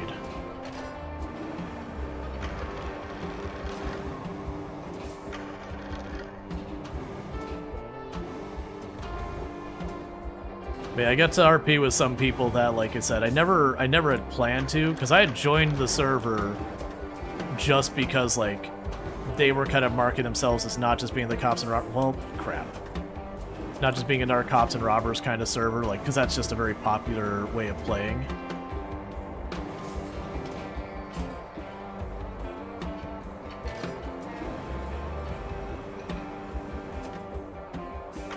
What I'm trying to do, and if I was smart, what I would have done is when I had the first one, and I would have seen if I could have hit it with the straps.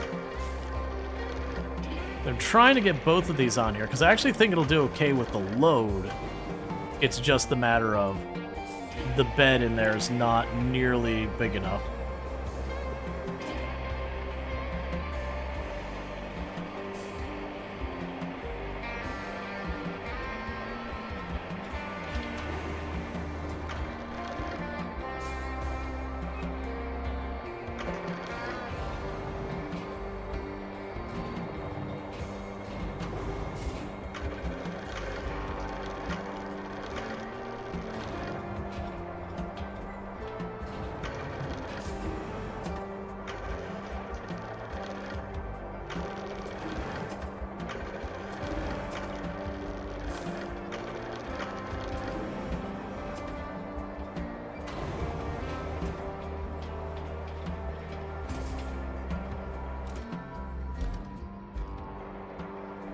Alright, so I don't think I'm going to strap that in yet.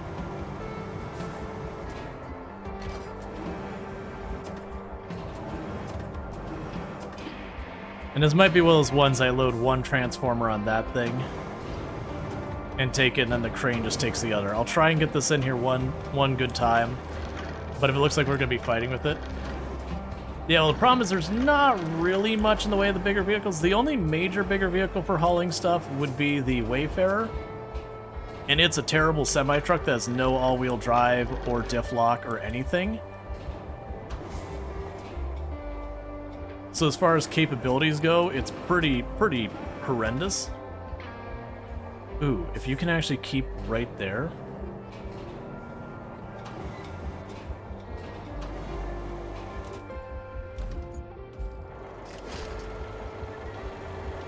Yeah, let's just not fight it. Okay. So what we're going to go ahead and do is I'm going to grab this one. They're just going to move it over.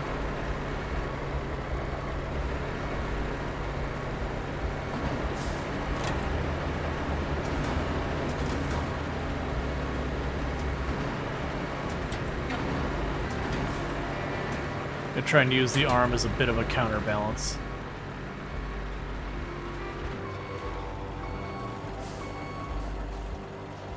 Okay, so I gotta get them over there. Oh, right. Out is this way.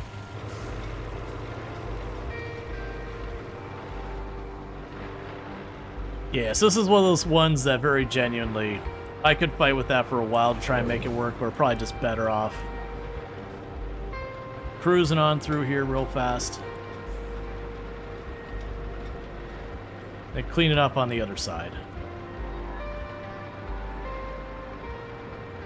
But yeah, no, I did RP. I played as a character called Marcus Soft, which actually, for the record, if you look at the avatar for the channel, that's not supposed to be me. That's my character in RP. That is amazing. That I managed to perfectly wedge that in between there on accident.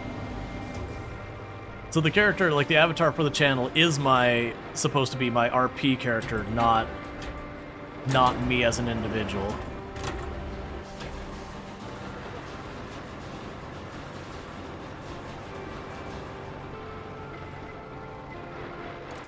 Okay.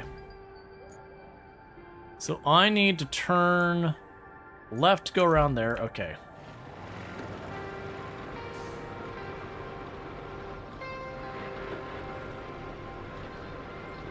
Like I said, it was fun times. It was just couldn't really do much outside of RP at the time.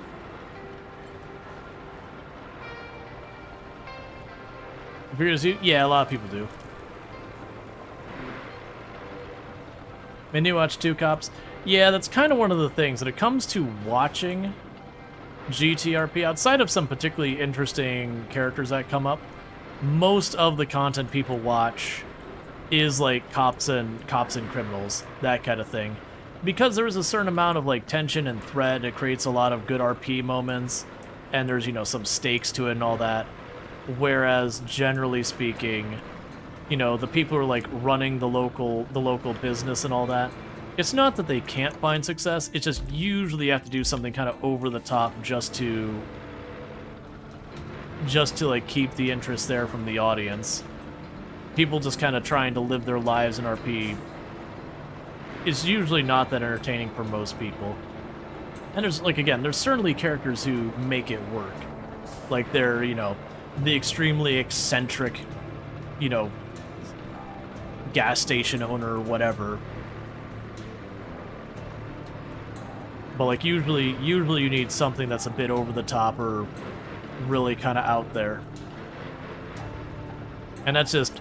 It was kind of one of those things, the way that I approached RP was, on a lot of servers you do end up with those like really, really over-the-top characters are just such a common choice. Because they're fun to play as. So I kind of RP'd as someone who's a lot more grounded, a lot more reasonable. Not that he didn't have his own weird things, like, for as much of a goody two-shoes as my character was, he was an absolute leadfoot. So it's kind of one of those things that seemed almost out of character for him, but he had like his reasons for being that way. So it's always fun to have people get caught off guard by you have like the quiet reporter person, and while he had people around, he'd drive safe, and then you'd find him being an absolute maniac on the roads otherwise, and someone would eventually catch him here and there, or he'd end up at the hospital because he crashed his car. Now, granted, I never did get downed. I think the entire time I did RP. I don't think I ever got downed from any of that kind of stuff. No, I think I got downed one time, that a person had pissed off the mob and I just kind of was in the wrong place, wrong time. But, you know, like, I crashed the car really bad a couple of times, and like, people didn't want to go and do, like, the medical RP. I actually really enjoyed that part. So I would sit there, you know, you'd slam the car into something, you get like a little splash of blood on the windshield because it's GTA, and I'd be like, okay, realistically my character just slammed into a concrete barricade going like 60 miles an hour, and we're just gonna pretend I just headbutt my windshield real bad, and, like, you know, I'm probably gonna need stitches or something. Like, my character would not be walking away from this with a bruise. So had him go to the hospital and do all that RP, and I enjoyed that. I know a lot of people, they had stuff they wanted to be doing, and so being forced to do the medical RP just made for not good times. Like, they wanted to do the cops and robbers thing, but their character got downed during it, so now they're obligated to do the whole medical thing for a while, when it's just not what they wanted to be working on. But That's part of the nature of RP. Stuff happens and you gotta roll with it.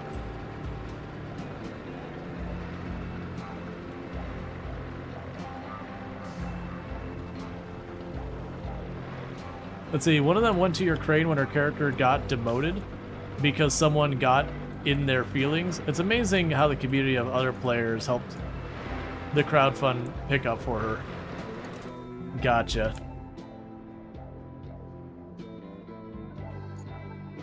Oh, I'm not going there. Where am I going with this? Oh, crap. I'm going all the way down there. I did not choose the right vehicle for this. Okay. We are using the tracked vehicle, so I can get away with a lot here.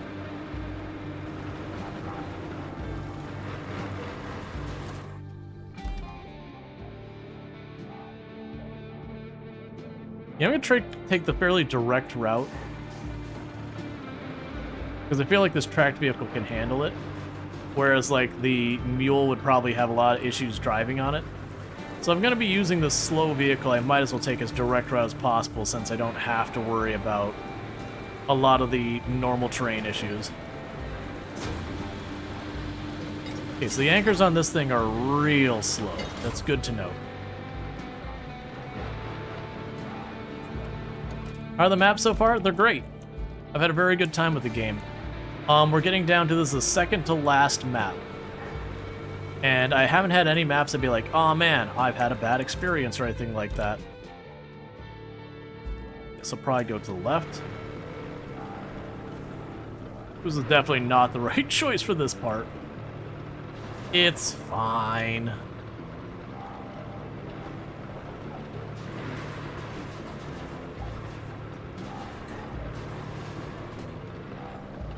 The good news is, while it's not close by, it's not super far either. In my brain, I thought I was going up close to the river, or the industrial base. I'd missed that this is the power relay way down here.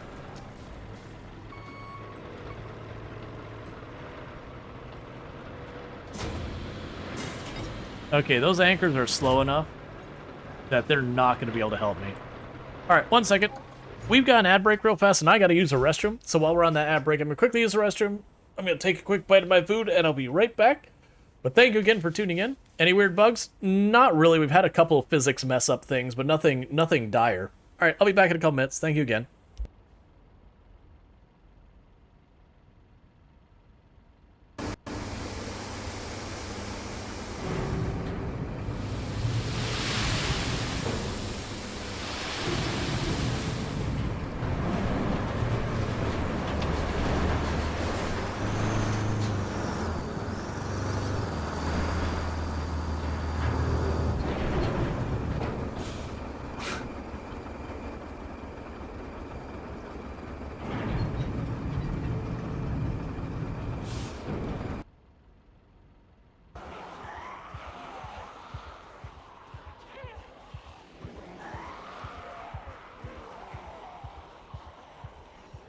No tree lines.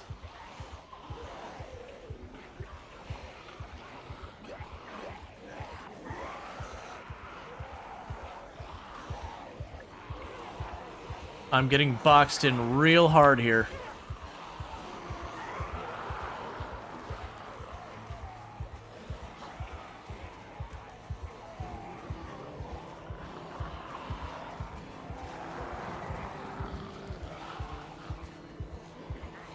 Okay.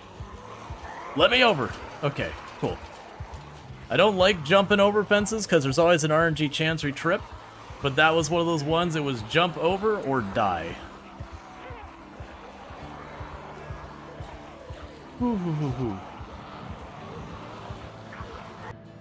Storge. Walter's asking me questions about my coffee bean dealer. I'm not telling. Raj is hot. Raj is hot. It is good for Raj. Yes, good for Raj indeed. I love you. I love you. Too much is like, Raj is hot. Good for Raj. Raj is like, I know. I am dapper AF. But I'm not telling. I know what he... I eagerly await our P money. That sentence sounds very weird. I can only imagine some of the jokes that happen in farming.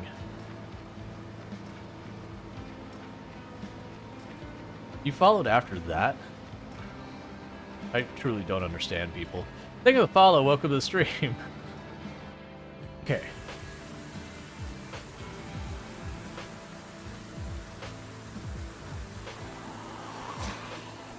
Stop. Why? Why is it pitch black? What am I supposed to do? The whole thing just went pitch black instantly. I can see nothing.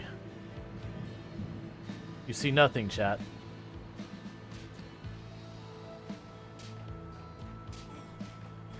Nothing is happening here, chat. You see nothing.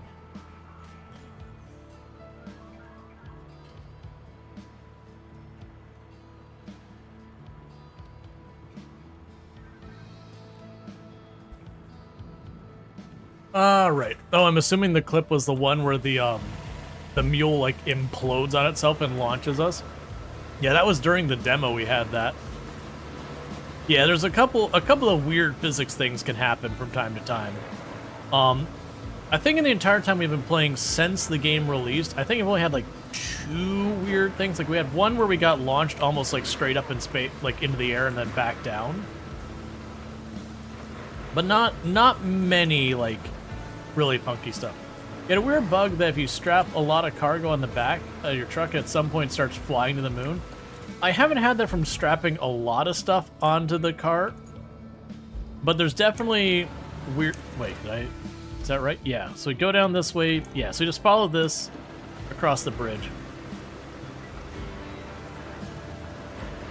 Yeah, there's definitely some weirdness that can happen in this game, physics-wise.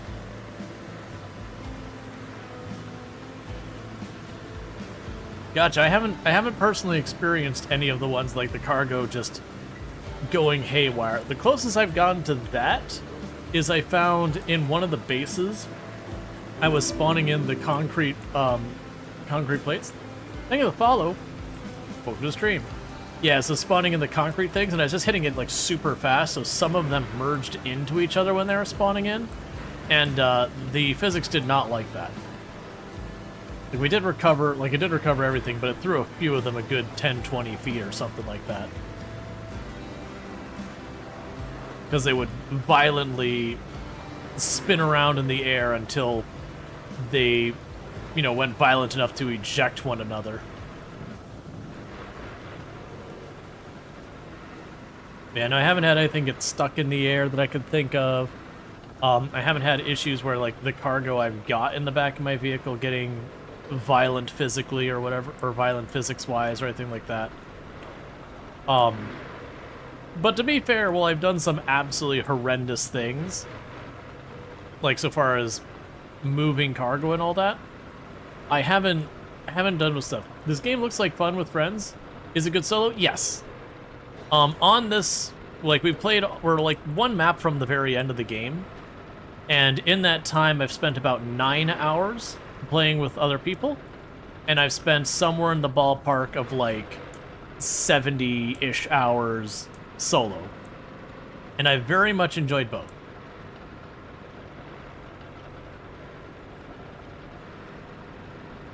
Like I've never felt like, oh my god, this is getting monotonous or anything like that. Like, oh, I really need a second person. There's certainly places that having 2 people would have made things go way faster, but it's not running to the point where I've truly felt like, okay, this is overstaying its welcome kind of thing. I'm sure some people there'll be individual things that, they kind of wish there was more. Okay, so we want to turn right. No problem.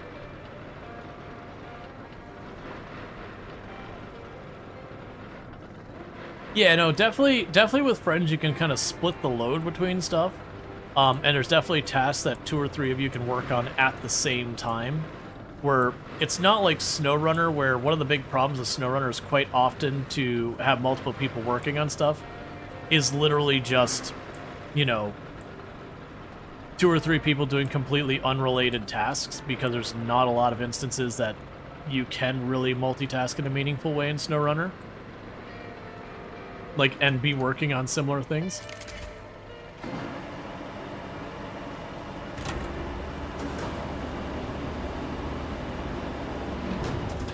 Installed correctly. Alright. Now we have to go back up to that crane we had.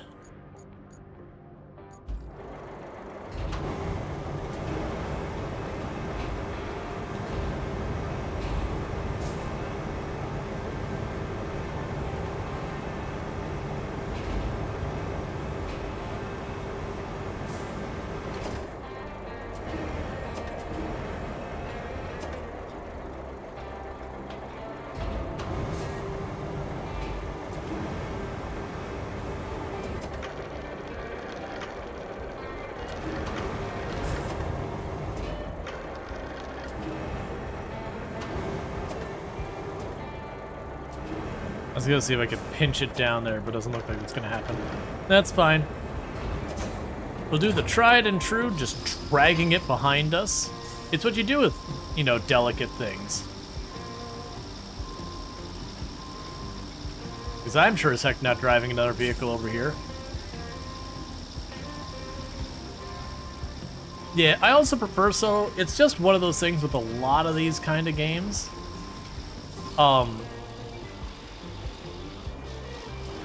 That once you start playing with a bunch of other people, there's just a lot of the things you just kind of miss out that someone else doesn't. You just don't see what happened. You don't have the opportunity to do it yourself.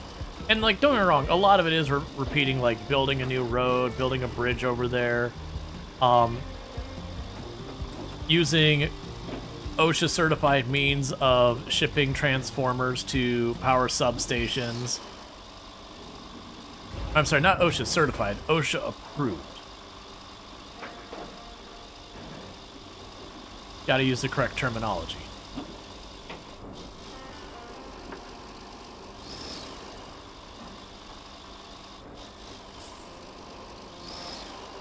Well, the big thing is, instead of saying 1 week, it's probably more important to say the hours played, because if you are playing for like 2 or 3 hours a night, versus like knocking out a 10-hour play session, the number of days between those, that 2 hours a night might sound like it is ridiculously long, whereas like 1 or 2 days on 10 hours seems much more tame, versus the hours between both would be roughly the same. Yeah, it's like 4 hours a day. Yeah, that'd check out. Sunken was a pretty long map.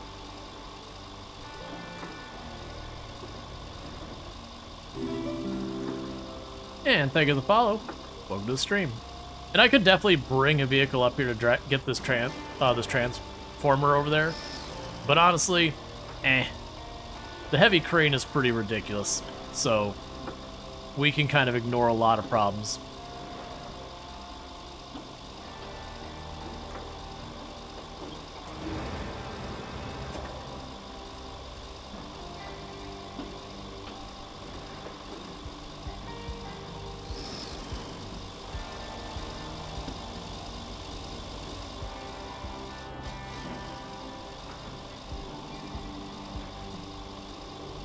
Okay.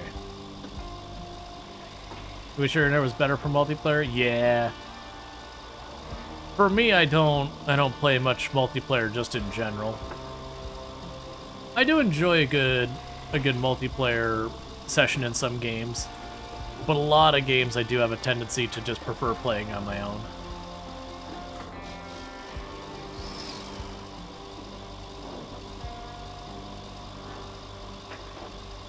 No, I'm using, like, no, this is exactly how you're supposed to deliver. This is the OSHA-approved means of shipping delicate electronics.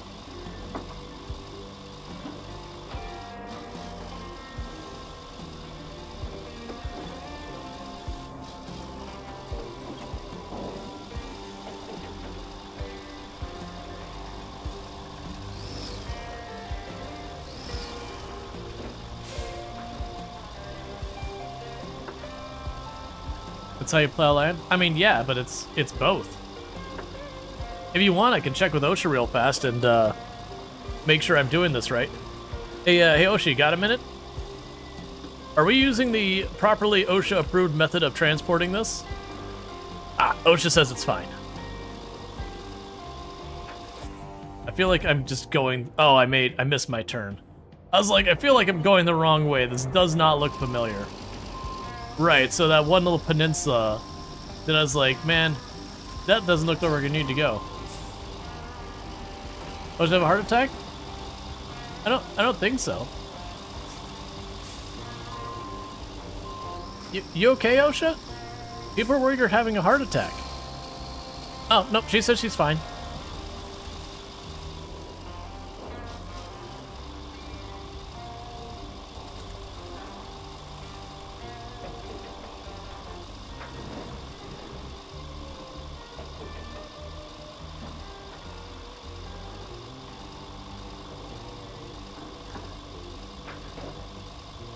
Okay.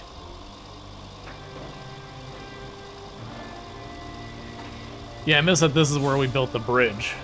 So I just blasted right past it. So this should take us pretty directly to where we're going. The fun thing is, this actually isn't slowing us down too much. We're getting a little bit when I get into the mud. But honestly, even if I lifted up the crane, it wouldn't be that bad. If we took the mule, I'd be getting stuck in the mud a lot more. We'd still manage it. The mule's pretty hardy. But definitely lose a lot of speed, so there's very little consequence of it. It is one of those things that I feel like maybe they might want to adjust, is that very genuinely the heavy crane can just abuse a lot of stuff. You think the owner of the Transformer would be upset? Why? I mean, we're using the OSHA-approved method for transportation for it. What do they want from me?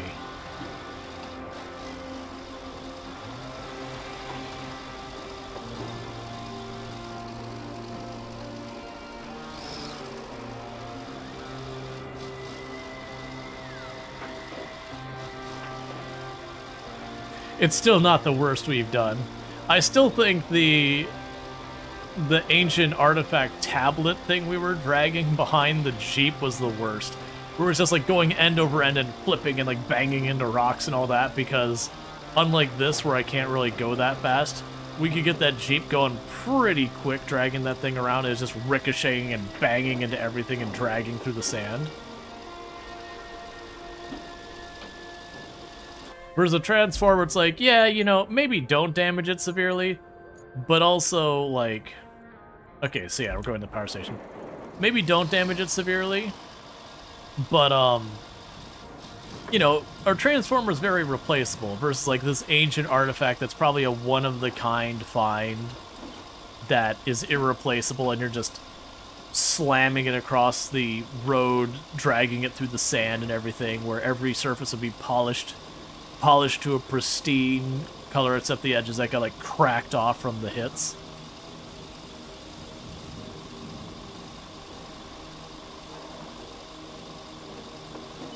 Alright, we're almost there.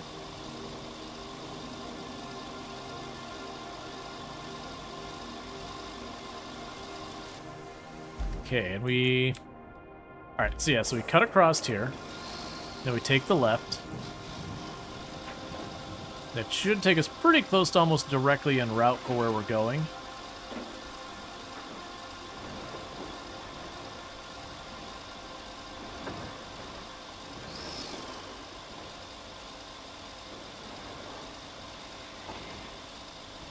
Still, this is the fastest method. That's kind of the problem, is very genuinely just taking the crane and having it drag stuff is often not that bad as far as the time side of it when you have one big thing to drag. When you got multiples, then that's usually putting a bunch of stuff in the back of the mule, then putting something on the mule's crane and having it just manage. It does get stuck in the mud a lot, though, because at that way you have problems. And you also have a lot more risk of rolling the mule over when it's that overburdened, because it makes it very top-heavy. Whereas this one, it's not that we can't roll it, we absolutely could. It usually takes an area like here, would have to like roll off the side of this ledge. And even where you saw I got caught in that tree and we just ripped the tree down because this thing has enough power to do that. So like, the risk of running into a problem that we can't just solve by just muscling through it is pretty low. Also makes for good content. I still think the best is just picking up the Wayfarer and just carrying the Wayfarer with a full thing of cargo in the heavy crate and just driving off with it, because it was easier to deal with than just driving the Wayfarer in general.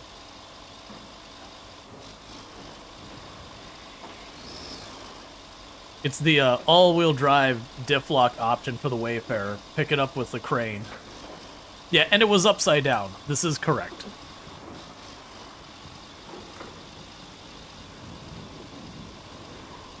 Alright. So we go around this corner, cross the bridge. Alright, we're almost there. Home stretch.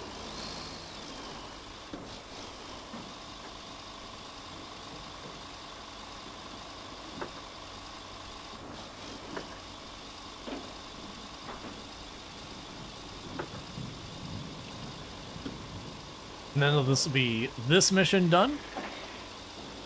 And then we got a bunch of rocket parts, I think it said I needed to find. Which is interesting, because nothing on this map screams rocketry to me, but okay.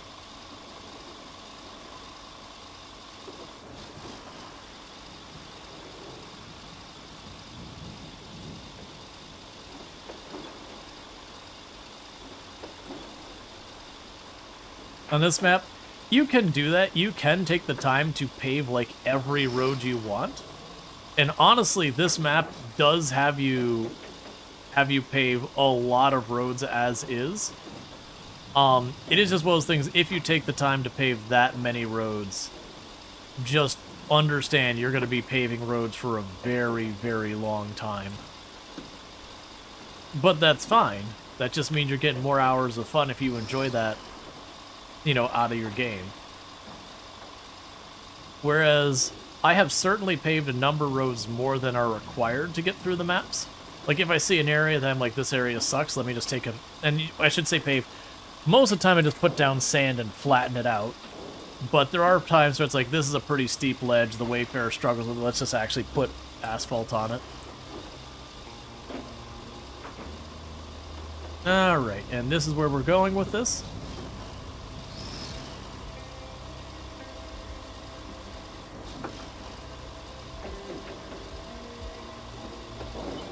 I'm guessing you or someone know about the rocket sites? Well, the implication is it sounds like a rocket was sent here and crashed or something.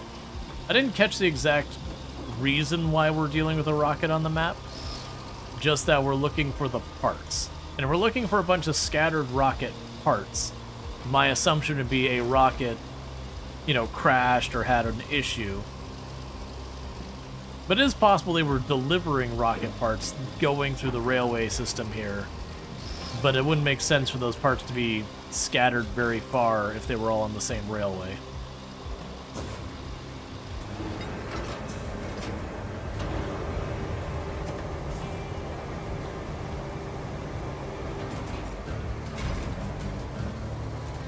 All right. Great work! You managed that before my third coffee. Okay, so we got a bunch of those. Where is my Lynx at right now? I don't imagine it's in the area, but I also don't remember. That's my good one. Ah, it's actually pretty close. That's close enough for me.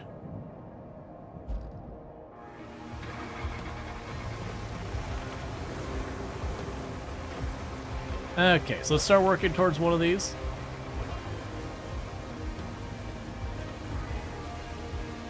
I guess we'll start this one over here on the left first.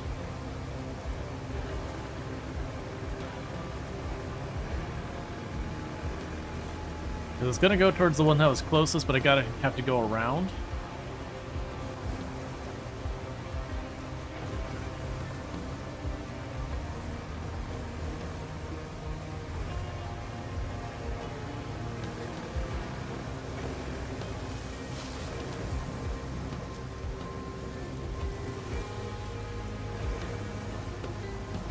Okay. Hey, Randall Thor. Good to have you on your 175 stream streak. Catch the last 175 streams without miss a single one, so thank you. I do appreciate that. Alright, so we're getting pretty close to this area where we're supposedly going to find a rocket part. I have a feeling the way this is going to play out is we're going to need to locate the parts and then collect them all. That's my guess.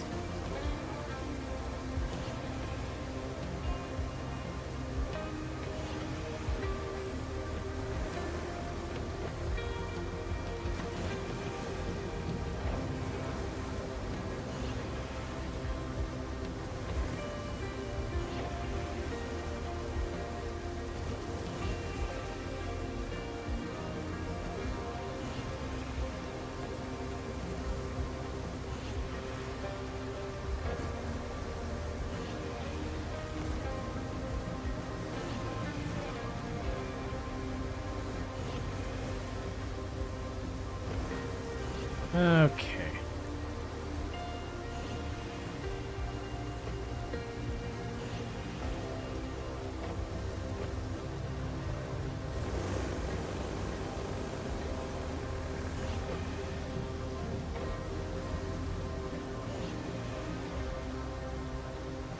We got something down in the water over here.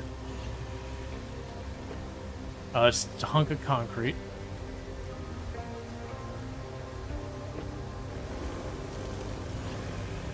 Go straight on in there, so it could be up on that ridge, it could be down this water.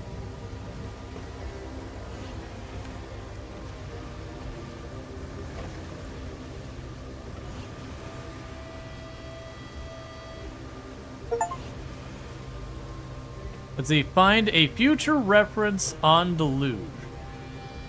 What? I found a future reference? I don't know what that means.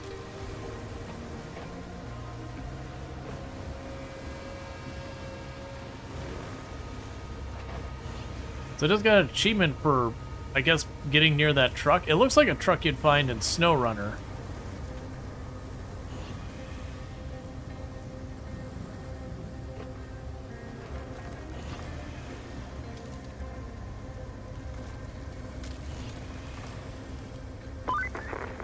I have an optional task for you, and it's an unusual one. They want you to find the missing parts of a rocket booster. I assume missing as in lost after the launch.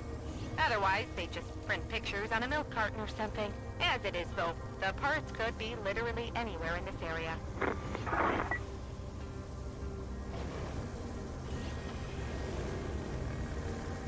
Alright. Future vehicle to collect. I mean, that was wrecked, and so far this game hasn't done the, Oh, there we go.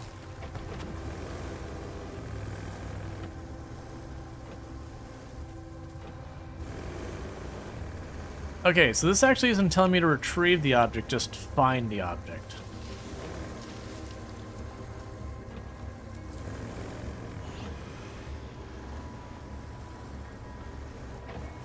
It's also interesting because that's clearly a part of it as well there. I have no idea what that... Oh, that's marking the pipe. I actually don't see the rest of it. I mean, maybe that's all we need to do is just scan that and that's good. I figured it was on this side when we could get underneath that pipe that was blocking off the whole area. It's like, okay, well clearly I'm supposed to sneak onto the other side and explore. Alright. So I got 3 more. Let's see if the other ones are closer. So these 2, I'm better off just jumping down this way. We got 1 way over here as well. Honestly, yeah, so we're... That's the rusted version of the vehicle, and I'm up here, but that's okay. If we can manage to get to where that pipe is, I can just kind of follow the pipe down. Because it's kind of between me and the other base, so it's not worth me, like, redeploying, I don't think.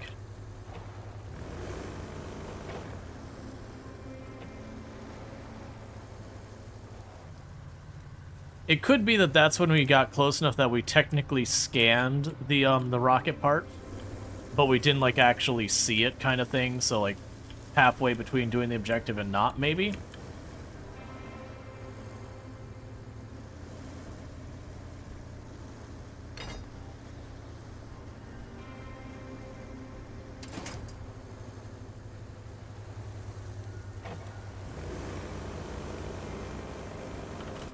Alright, so if we follow that down, it should take us to the backup station, then we cross the dam, and they'll take us roughly where we need to be.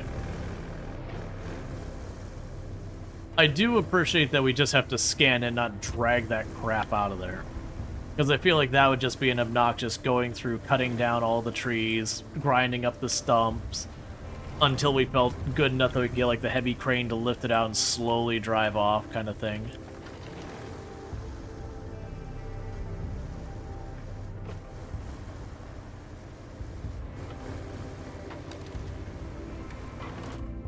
Alright, so I need to just go down this way to cross the dam. Rather than going around the roundabout way.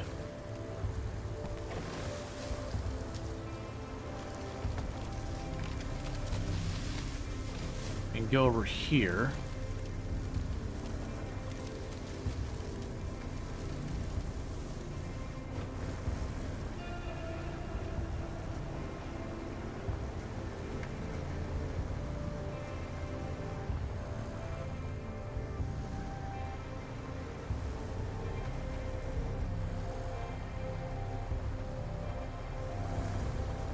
I want to say this is relatively near where we found the links, if I recall.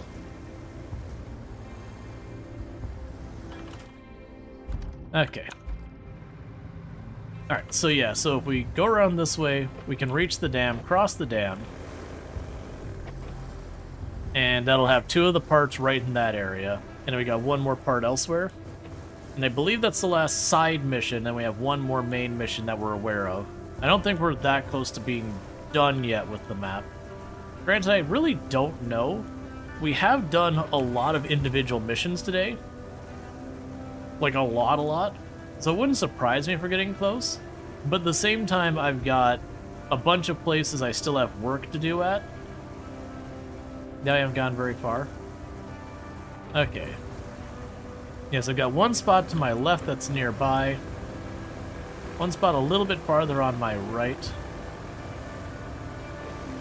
So let's check where we have.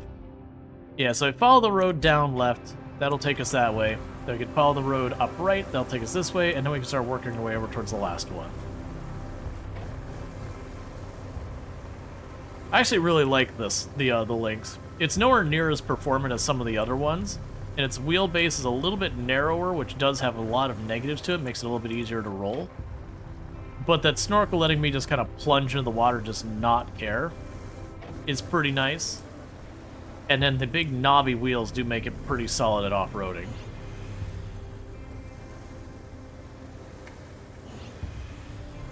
That feeling I'm going to want to go on this ridge on the left. The way it's line of sighted this whole area.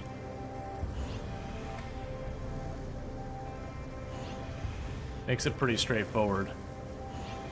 With this nice clean area where I can just drive up here. It's nice and easy. I figured I'd just do it.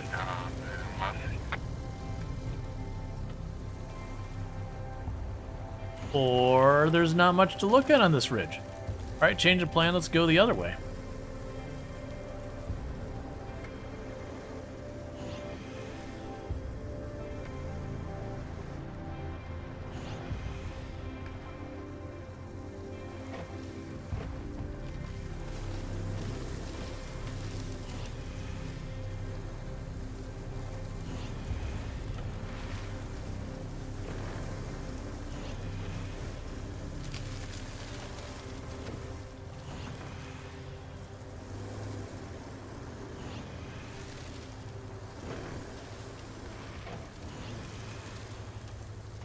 Okay. Did I drive too far? Am I outside the circle? I'm outside the circle.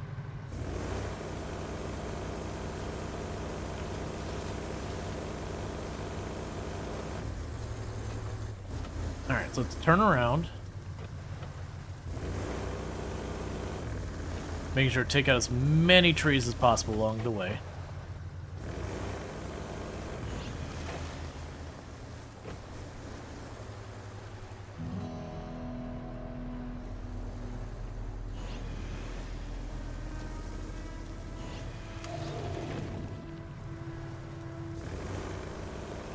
Okay, so let's see if this is shallow enough that I can cut across here.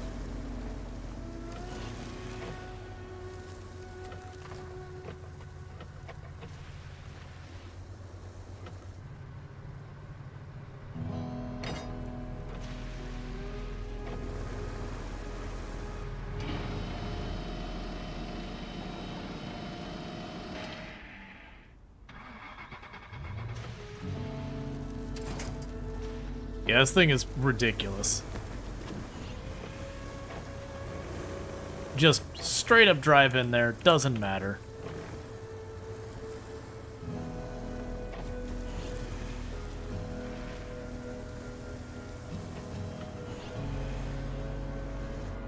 Okay, so we've already gone through...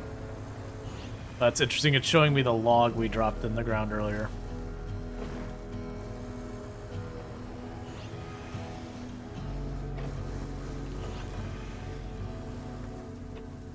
I have a feeling it's in that giant pool of water.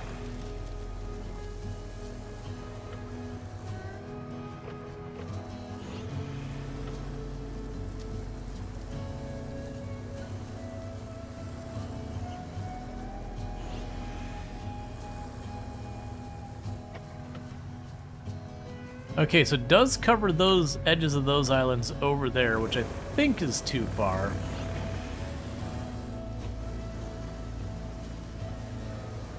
And this is where we deforested this whole area to get a bunch of the road in there and a bunch of the wood we need for our bridges.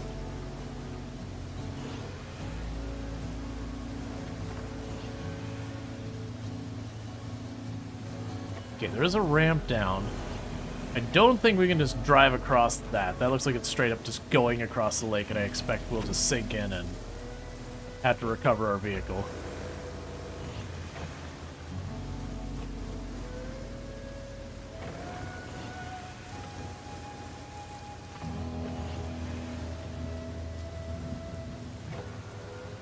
Okay, so we got a land bridge over here, so let's cut over to that other island.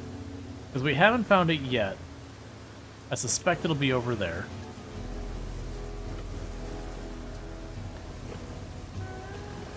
And they do this kind of thing plenty when it comes to the finding stuff, is they will deliberately make you have to go outside the zone and then back in the zone to reach parts of it. Just to make you put a little bit more effort into finding things.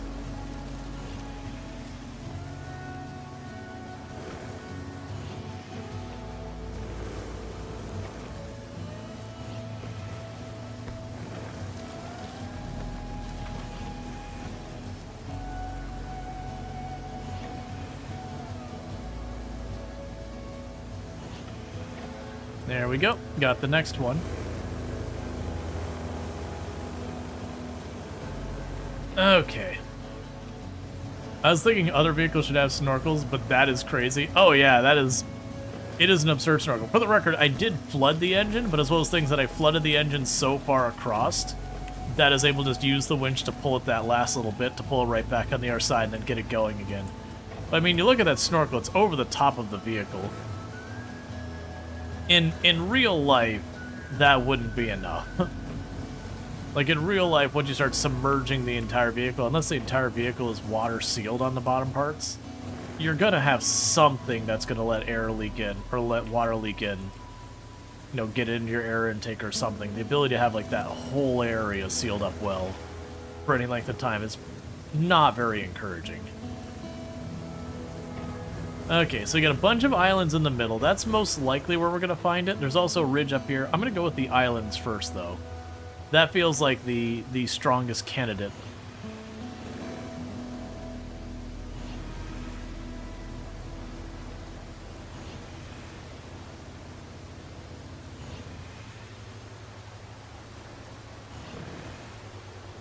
Yeah, that's what I was figuring, is that, that vehicle looked like one of the trucks from Mud Runner or Snow Runner or whatever, but it's really hard to make out what it's supposed to be. Maybe whatever that is out in the distance, just face down in the water? No, it's outside the range, so it can't be.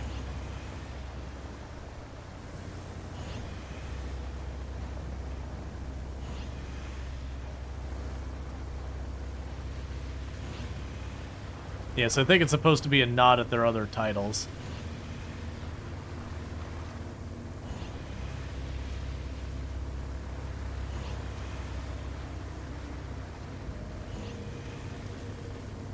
Yep, so just checking this edge real fast. Check that last little spot there in the water. Then cut over to that area and check up on that ridge. Because it does look like they deliberately tried to put them enough out of the way you wouldn't just randomly happen across it.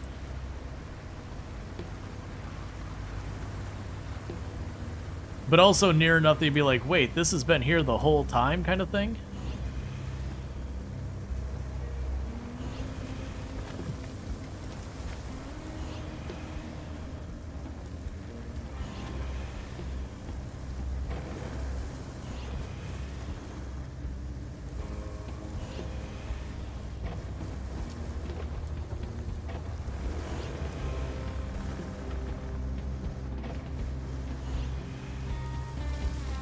Okay, there's the edge, so we don't need to go closer than that.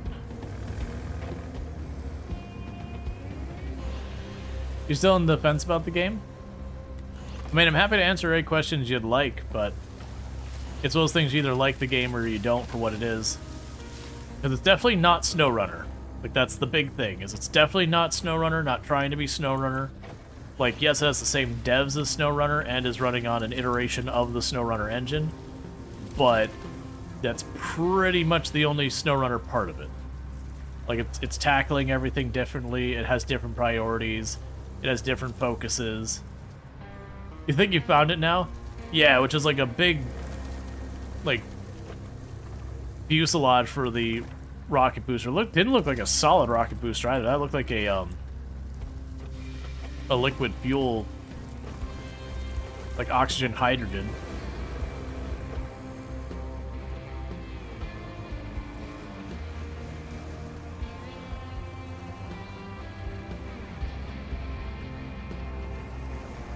But yeah, so if you're looking for SnowRunner, it's those things. Let's see, can you actually build roads, or is it just like AI it and you watch? You build roads. Like I've only built one road using AI just to like check it out. You do have that option if you don't enjoy building the roads, but you can build the roads entirely yourself. And if you want to build a road that isn't like specifically for a mission, which you'll almost certainly do, you will be building that yourself.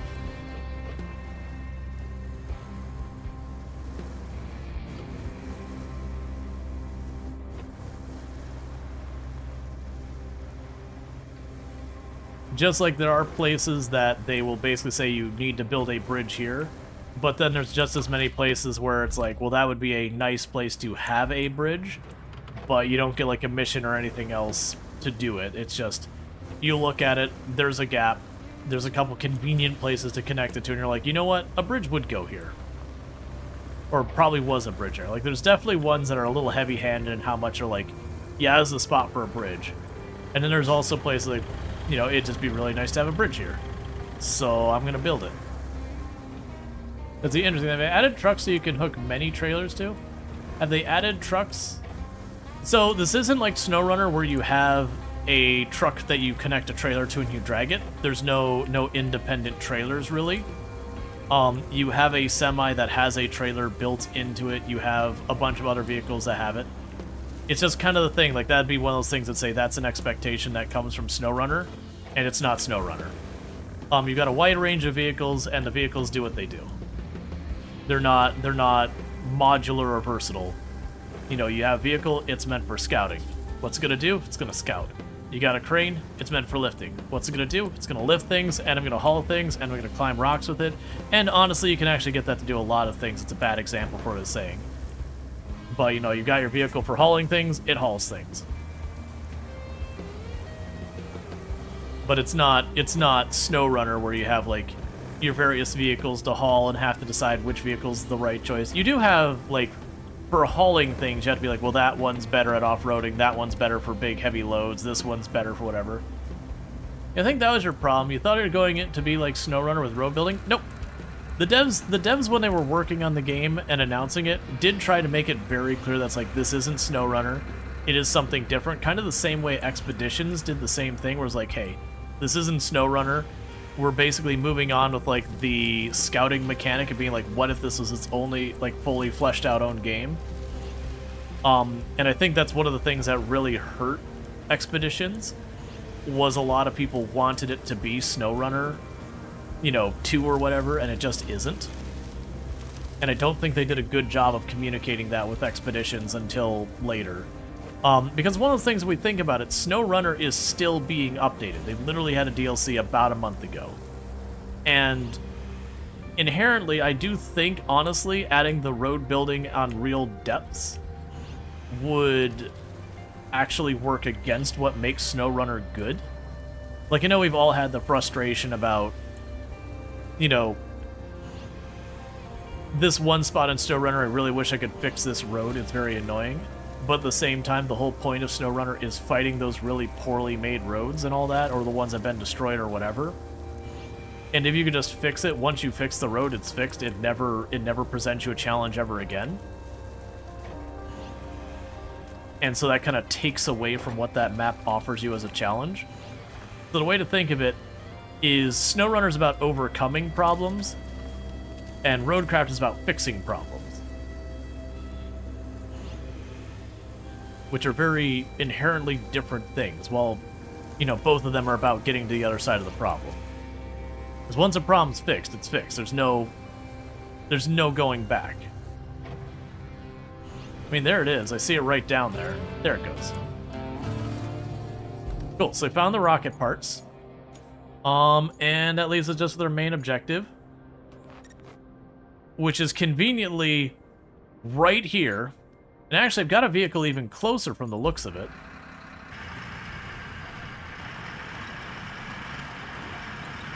Yeah, well, that's the thing. You make a good point, but yeah, it'd be nice. Yeah, no, we've all been there. I am 100% guilty at SnowRunner on being like the Michigan map, being like this one spot of mud right here that I've had to go through 30 times. I want it gone. I want to go get some gravel. I want to fix it.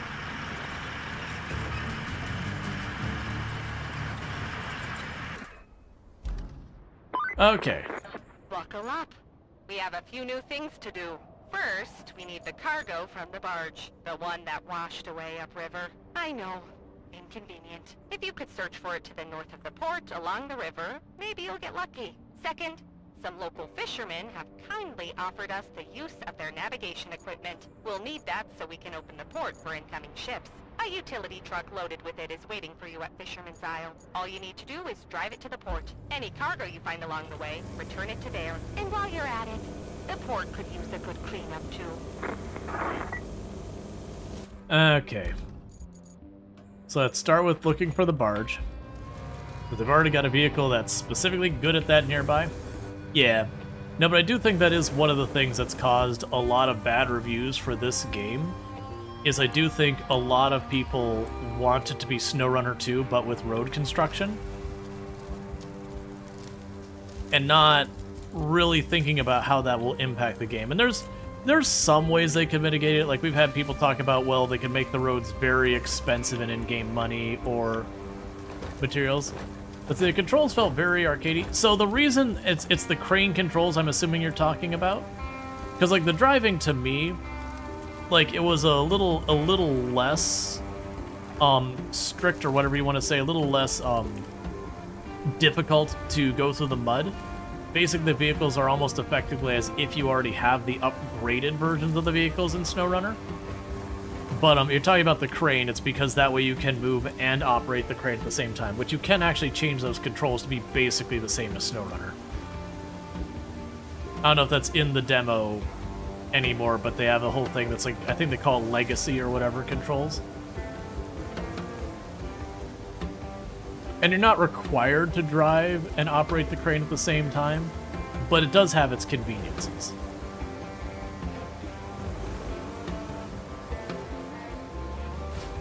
That said, I still prefer the controls in SnowRunner. I've just been utilizing the controls that the game has just in the off chance that later on they add levels that really do make you want to move while doing stuff. Okay. I think the answer is going to be here, to work our way around the outside of this base area and go check out that shore. It looks like both cases it's driving up that shoreline to explore is the first step. Then we'll probably have to go in and get a vehicle to transport whatever we find. Maybe have to build a road or a bridge or something over here.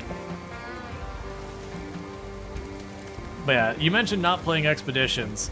That was the problem with Expeditions, is like the gameplay I'm doing right now where we're scouting out using, you know, all-wheel drive scouting vehicles. That's like what 90% of Expedition was. The difference was, instead of just having what we had here now, is instead you have stuff where you could like slap down a temporary bridge, that kind of thing. I mean, I see the barge. It's right there.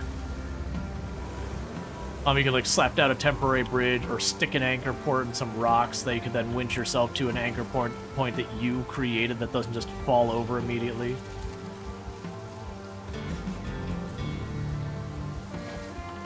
Okay. Yeah, so it wanted me to clear the area of objects. Wow, the forest is not quite where I'd expect to find the barge. If our heavy vehicles are going to get to it, you'll need to clear out the trees. Okay. So we've got 2 more of these to check out, so let's go up the way to get the next one. Now you can see SnowRunner offering you to build towns, backby roads, and manually bring materials and put them in areas to build it. Yeah, the problem though is, once we do that, the way you play SnowRunner completely changes. Like, that's the point where you'd stop muscling through nearly that much. You might have some of that at the beginning of a level while you're still setting up your infrastructure, but then the moment you've got it set up, it'll be a matter of kind of fixing the roads and all that, and then a lot of your driving will be on perfectly sound roads or relatively sound roads, versus the schlepping through the mud that is the challenge of SnowRunner. Which that'll basically turn into effectively this game, where again, you solve the problems.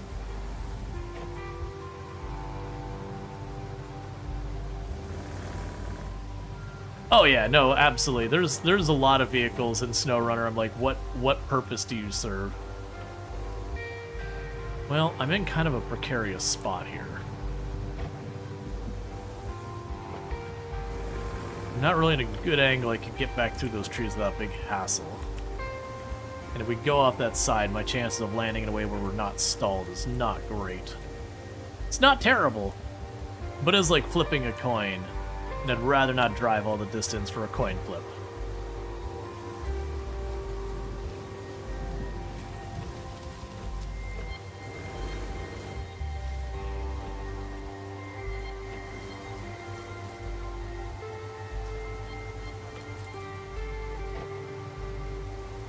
Yep. For the record, gameplay-wise, you've got about 80 hours is what the devs have quoted. And we're definitely going to be in that ballpark. And thank you for the follow. Welcome to stream. But they are expecting it to be around 80 hours, and based on our own playtime, where we've got just over a map left, like we're mostly done with this map and then one more after that, it does look like that 81 is within a rounding error of it. Which is about the best you can hope for with that kind of thing.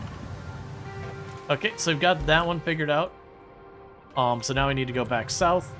And so it's looking like what we're going to need to do is they're going to have us pack down some trees to go make room so I can get stuff to pick it up. Which is funny because honestly with these, I feel like I could just drive the mule in without cutting down any trees and make it work. Of course, that's not doing thing in any form of a reasonable way, but whatever.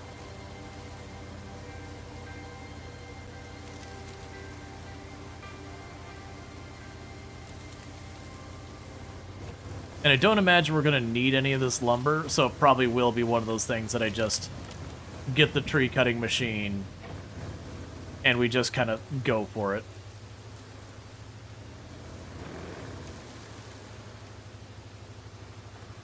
You're just wondering if they'll make it our SnowRunner style? I genuinely, and this is no insider information, my belief of what they're going to do is they're going to keep updating SnowRunner until the point that the engine starts to become a problem, which I don't think we're anywhere near there. Like, you know, they're just hitting limitations with what the engine can do, or it starts looking particularly dated graphically, or whatever. Whatever ends up being the deal breaker. And until then, they're just going to keep adding more and more content to SnowRunner. Because here's the thing to consider. Let's imagine that this game was SnowRunner 2. Like, SnowRunner 2 with a little bit of road building. With all that, what ends up happening is you would have to buy the next title in the series. Realistically, if it's going to be an engine update, they're going to have to redo all of the models of all the vehicles. and they're going to need to go through and retexture all the vehicles and all that kind of stuff. And if they get into that point, very genuinely you're looking at needing to kind of rebuy the game.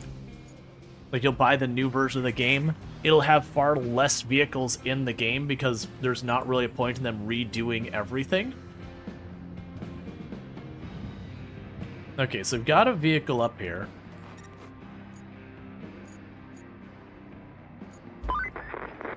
The utility truck should be just on the little flooded island there. Nothing better than working with the locals to help their communities recover. As jaded as I am, it brings a tear to my eye. Almost. Okay. So I think the reality is... Where am I trying to take that to? I'm trying to take it down there. We'd want to scout this area out before we go there, because I'm not seeing any evidence of any roads on this side. It looks like there might be either a road or a really cursed path up there or down there. So let's not do that one yet. It's worth peeking at really quick. So we do need to clear out the area here of the trees. They want that. My nearest place... Let's actually first check where our tree cutting machine is at. And actually, do I have the money for the big tree cutting machine? I don't think we do. Supposed to pay the royalty to truck companies again? Yeah, so it'd be one of those things that you get like a major setback in the number of vehicles out there. And then realistically, they'd probably have a bunch of them. You'd effectively have to rebuy the same vehicle to a certain extent. And understandably, people would be pretty livid about that. Alright, well, we got ourselves a new tree cutting machine that I probably didn't need. But, you know. That's fine. Curious question, why would you have to remake the models if you update the engine next iteration? So, one would assume that you're going to be upgrading the graphics and all that. You're going to be adding it so you can have higher detailed models and all that. And so, if you make new vehicles using that new engine with the better models and all that, and you keep the models from your older vehicles, then where they wouldn't necessarily be that noticeable individually, when you're having the side-by-side comparison, the old ones will end up standing out as looking particularly bad. So, like, if you look at a lot of these models, we've got, like, all these wires and all this running up here and whatnot. If you go and compare that against, like, SnowRunner's models, which have a decent amount of detail in their own right, they don't have that level of detail. So again, it'd make those particular vehicles look pretty bad. Even though, again, SnowRunner stands up really well on its own. It's just there's a difference between... It's like where you have like, this screen being 4K and that screen being 2K. And if you looked at both of them independently without side-by-side, you'd never be able to tell the difference. Like, very genuinely, you'd stare at that and be like, that one's 4K. No, I'm sorry, that's 2K. Well, that one can't possibly be 4K. Well, that's actually 2K. You'd go back and forth getting it wrong a lot.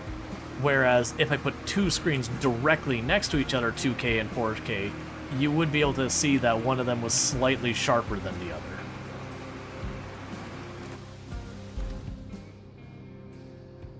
And then plus, if we're assuming it's like dated graphics kind of situation, I don't really have a great route. I guess we're gonna go up, well... We'll figure it out. We'll just start driving that direction and we'll figure out what routes we have to take. But yeah. Because this is, both this and Expeditions are a pretty significant upgrade in the graphic capabilities and all that.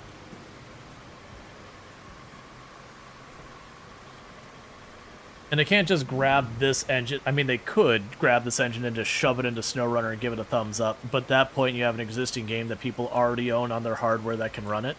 And then you've just upped the spec requirements to play the game, which means a lot of people who were able to play the game suddenly can't. Because now they need a better video card or better CPU or whatever. Debating whether I want to go over the top that way. I think we go over the top. There's a big pool of water, but I think we'll be able to maneuver around it. Worst case, we just hack down some trees and just drive on through. Now, I haven't used this machine before, but I assume it's going to be basically the same controls as our other machine, just with the big crane arm instead of, like, the reach-forward kind of arm. Like, that this one will be able to twist and do a lot of stuff while keeping the main body of the vehicle relatively sound. I'm also guessing it probably will be able to go faster than the other one, because otherwise, what's the value of it? Regardless, I didn't own it, I had money, so I bought it.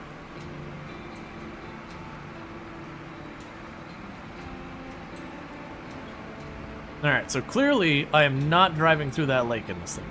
Oh, you have rocks on both sides.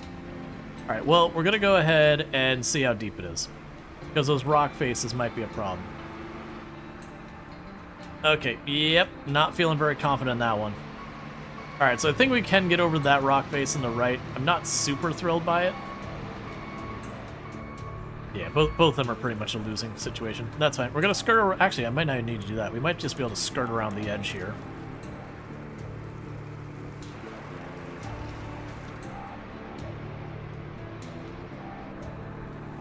Yeah, I think we just go around the edge, not through the middle. It'll be fine without flooding.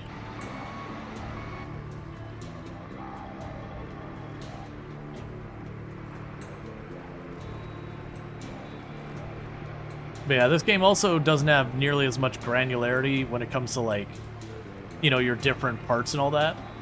But I honestly don't mind that. I think it's good for SnowRunner. But if we really think about when you're doing your upgrades in SnowRunner, that you kind of just have to work your way up your levels, and then just buy the best, like, off-road tires, buy the best engine, buy the best this. Yeah, there's ones that's like, this engine's a bit better gas mileage and all that. But by and large, a lot of vehicles feel like there is a correct answer. That you could, in theory, take the time to choose between the various ones, but most of the time it's just, well, yeah, no, you're gonna, like, this off-road vehicle, you're gonna off-road it, you're gonna get the off-road equipment. Like, that's what it's good at. You know, this heavy vehicle is gonna be dragging, you know, things from off-road, you're just gonna get the off-road stuff. And plus, as absolute garbage as the roads are in SnowRunner, it's very rare I've wanted something other than the off-road kit. Not never, but pretty rare. It's one of the reasons why I feel like the highway vehicles, I don't find myself using them hardly at all. Not never, but it's pretty rare. And that's even on hard mode. Like, the big value is the idea is they're gas efficient. You toss, like, a fuel tank on the back and it becomes a logistics vehicle for you or whatever. And that's a usable purpose for it.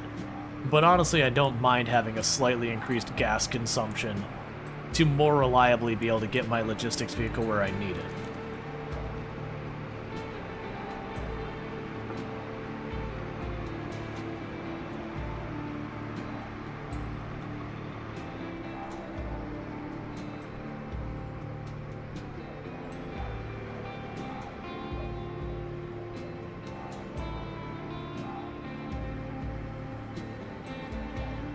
But yeah, I actually really like the devs being able to be like, okay, we're making a game that's different from SnowRunner. It's its own animal, and just doing it. And that's my fear, is that people keep pushing back, being like, but I wanted SnowRunner 2 with road building. I wanted SnowRunner 2, but this. I wanted SnowRunner 2, but that. Then we will only get SnowRunner, and we won't get new and different ideas. They can't really experiment to figure out stuff that does work, that doesn't work, that may not necessarily be in line with what SnowRunner traditionally has been.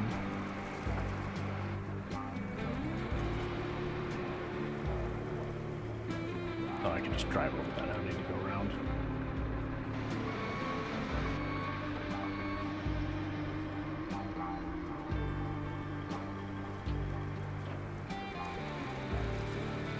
Okay.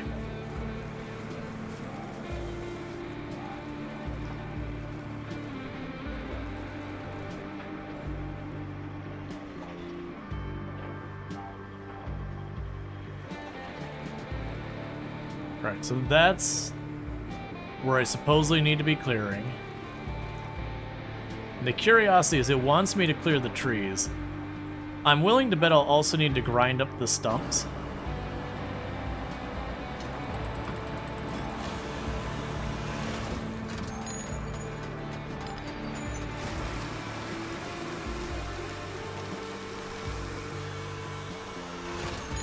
Will it complain about the tree, like, okay, so it doesn't seem to be complaining about the stumps or the logs. We'll see what happens with all that.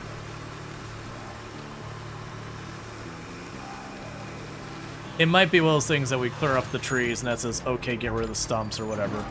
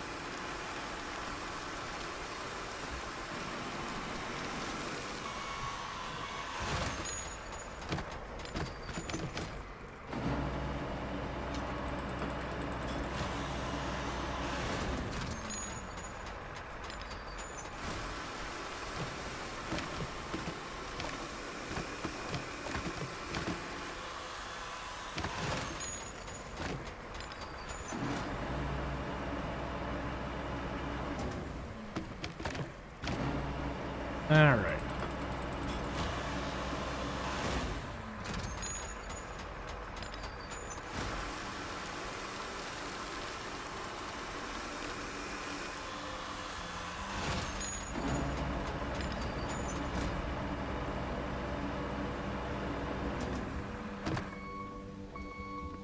Apparently that one I just shoved over. I didn't even cut it down. Which really, for clearing out the stumps and all that, is the much easier way, because if you shove it over, it just despawns the tree. You don't get the wood from it, but honestly, I've never had any issues with, like, needing more wood or anything like that. Not in a real level. Like, I'll have instances where I'm like, oh, I need some wood here. I've never had an issue where I'm like, oh no, I'm running out of trees to cut down on the map.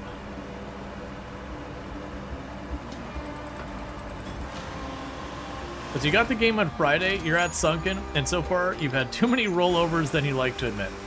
If this is your first like SnowRunner, MudRunner-esque game, yeah, it's gonna happen. That's you're gonna learn how to deal with that.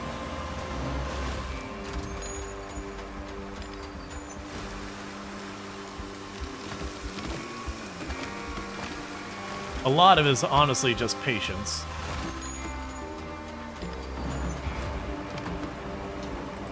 And also, like, know when you're pushing your luck.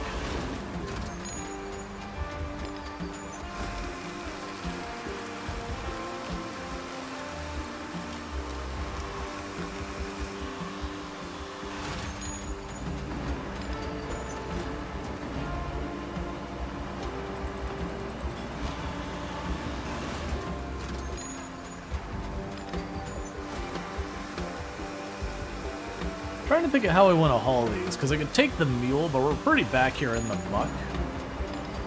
I could certainly see instead just using the heavy crane and doing laps, because I don't think we're going very far with it. I think we're literally just going to the port just south of us.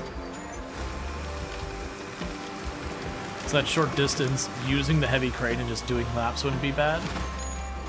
Because the size of those boxes, I could do a mule, I could do one on the back and one on the front. There's no way in hell I'm driving a Wayfarer back here. But I don't have to.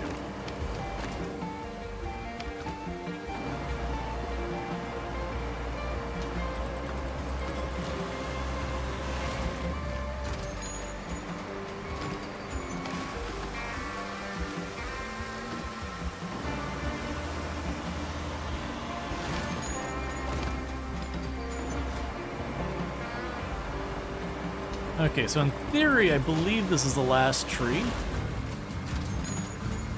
Apparently that's good enough. Now that you've removed the trees from outside the barge, we can get to the cargo. Let's deliver the cargo with repair materials to the concrete plant as soon as possible. After that, we need to get another production cluster rolling. That involves delivering cargo with resources to the production facilities and clearing the driveway next to it. You'll also need some steel beams to repair the nearby power lines so that we have a stable power supply. This last thing isn't essential, but if you're game to speed things up a bit, you could restock the supplies at the sawmill, then plan a route for processed commodities to the production facilities. Okay, so we still haven't revealed that route. Where is my scouting vehicle? Alright, so let's go and mark the fisherman's site. And the reason I want to do that is because we don't really know the paths going from this side. And I don't want it like that vehicle that I need to drive from the other end doesn't have like all-wheel drive. I think it does have diff lock, but it's not really good at all-terrain is the big point. So we need to see what our route options are because most of them are bad.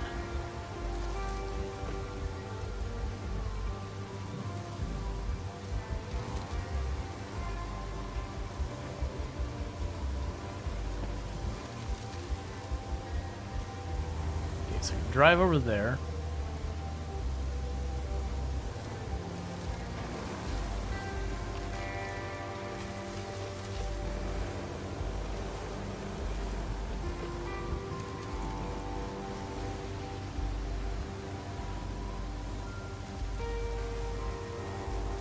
Okay.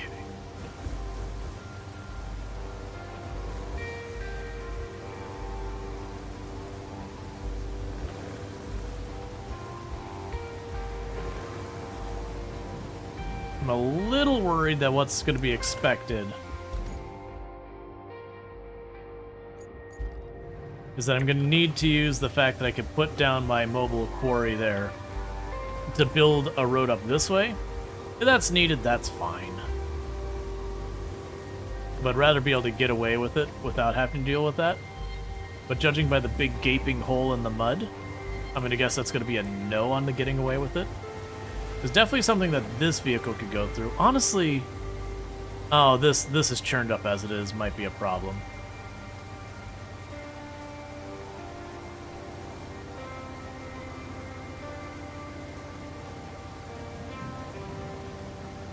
Yeah, this whole spot up here is really, really just muck.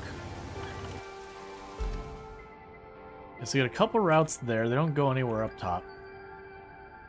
There's not really a road up here. There's not really a road up there. So the question is there a path through this area? It's not looking like it. You don't see any other places there's roads going this way. Like, that's the thing. It looks like the only road is to back out this way, then come around, which might just be the answer. Still, let's turn straight at it. We got our all-terrain vehicle. Reveal some map, see if there's anything of interest.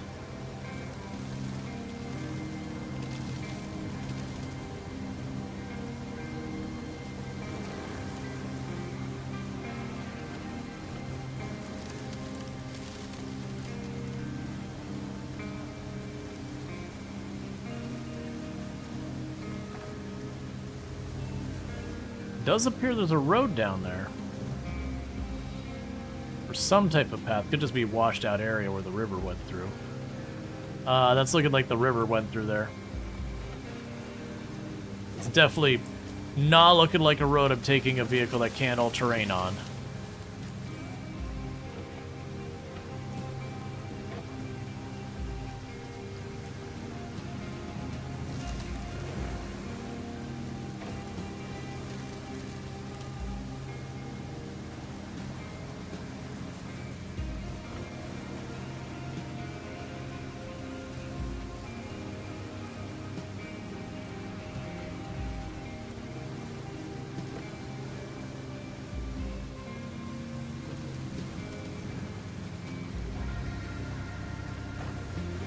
And our crisscrossing here, seeing got a path here. We could check where that path goes. It is possible that might be a way to circumvent some headaches.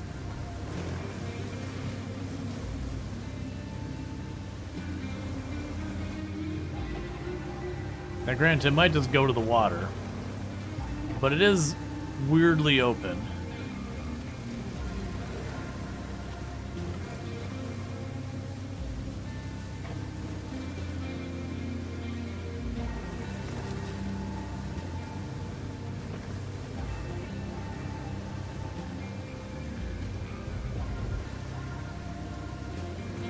Yeah, it's not going to be the answer.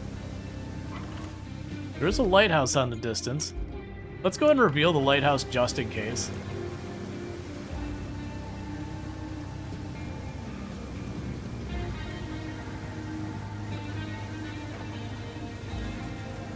It's entirely possible we'll get a mission objective once we get there. We've had more than once that's happened. Just getting to the right spot in the map and be like, oh yeah, there's this thing. Go sort it out.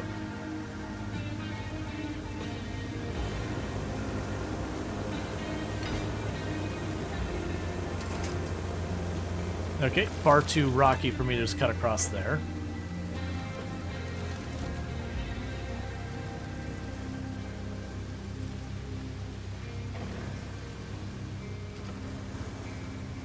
Yeah, no, it's got an absolutely absurd snorkel. You have to basically submerge the top of this thing to point the whole vehicle's underwater before it starts drowning properly. That's its whole gimmick.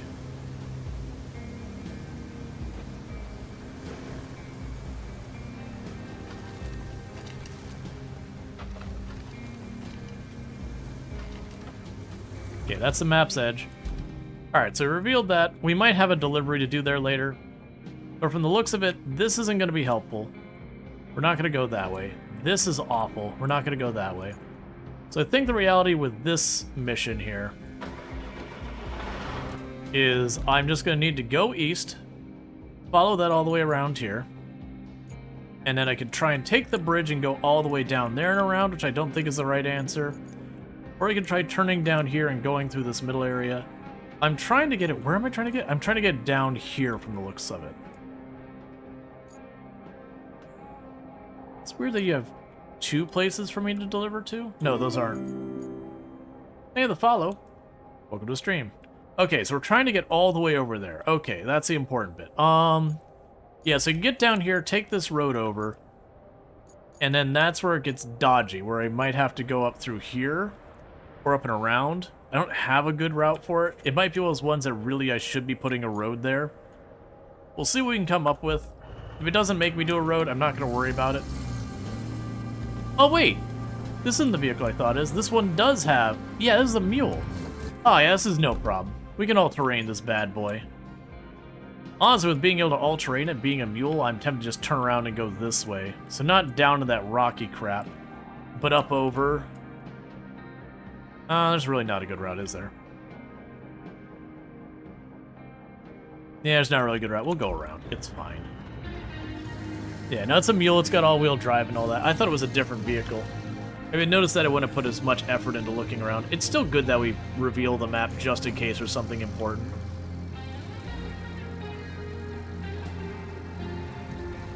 But where they're adding hard mode, my understanding is they're going to get basically this vehicle as a, like, utility support. You can get gas and repair and all that kind of stuff out of it.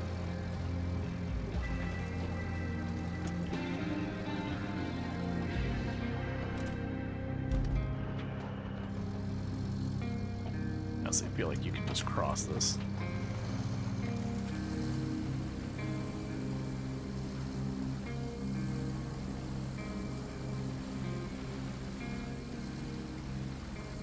Yeah, if it was the one that didn't have the all-wheel drive, like this would be no good. We just get stuck in it and spin our tires and get nowhere.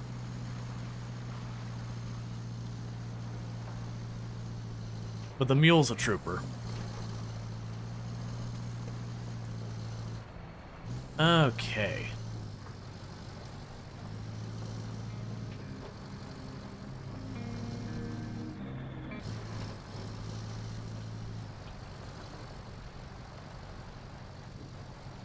Oh, it's like we to go. Yeah, no, I've definitely had the thing where you're like looking for a path, and you see something that kind of looks like what you're looking for, and then you realize it's not even a path. It's just, you know, some trees fell over and cleared away or something like that that's relatively flat.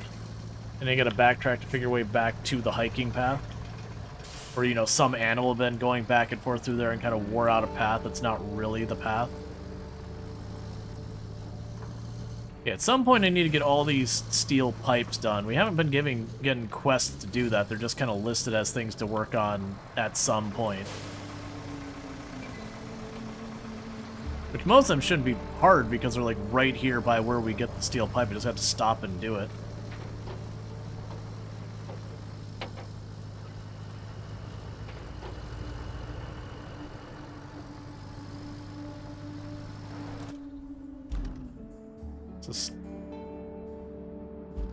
Yeah, it's weird that I've got those two objects marked over there, but also this one. Alright, so this is going to be another spot that we're going to get really into the muck. This is where I was making the comment before that I hope I don't have to build a road. If we weren't doing the mule, we were doing the one without all-wheel drive, it probably would have been this whole length here. I probably would have just had to put down sand. Not pave it, but just sand it. We got a couple of pockets of deep mud here.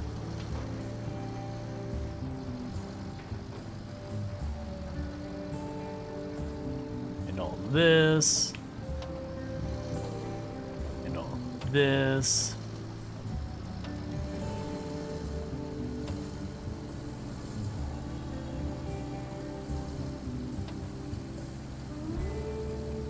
The good news is, if we were to pave it, that's my stuff for building roads right there.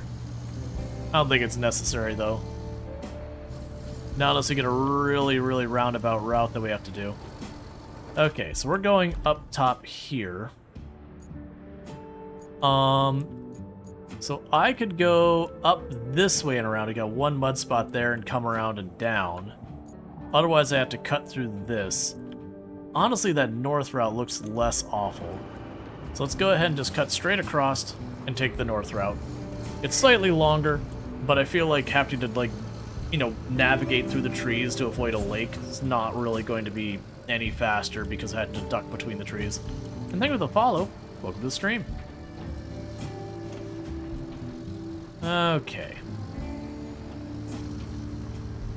Can work our way on up. Once again, thank you for all those follows.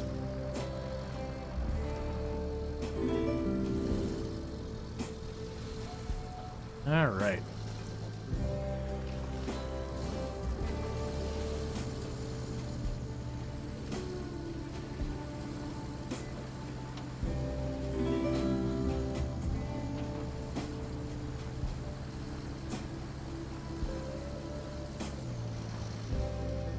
And we can get through all that.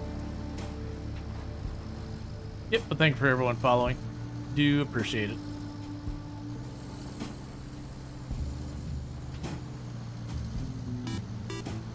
Thank you, Goopsack, for subscribing for 1 month. And thank you, Goopsack, for the Prime Gaming sub. You only get one of those a month and you used it here. So I really do appreciate that. And I do hope you have been enjoying the stream, and I hope you enjoy your advertisement previewing as well as access to the emotes. So thank you so much for that. It means a heck of a lot.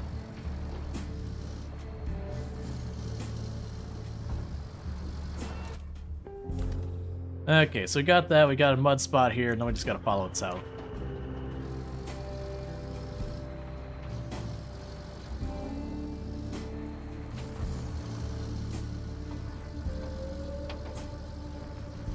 All right.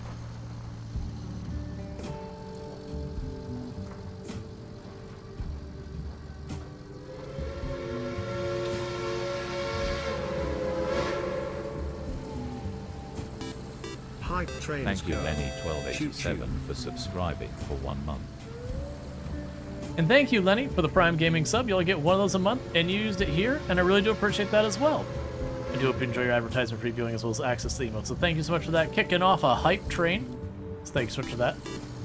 Thank you, Imjare_, for subscribing for 1 month.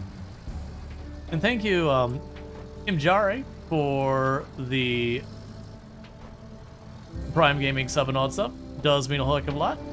And hope you enjoy those advertisement free viewing and all that stuff. We don't need to be going and saying, like, get stuff out and all that.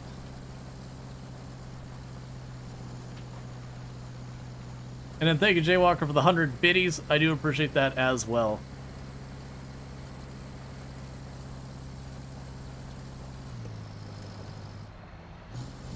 You remind you have one of those?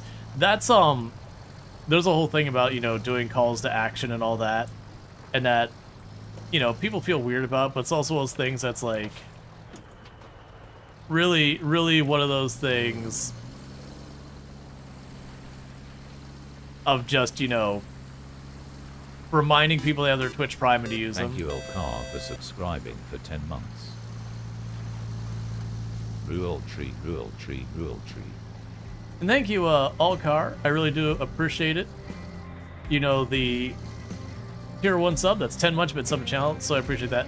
One thing I'm just going to go ahead and get ahead of really fast in the channel. As a reminder, we do try to keep this not necessarily quote-unquote safe for work, but also not safe for work. Something woo woo. And thank you for 100 biddies. Sent you cookie. I appreciate that as well.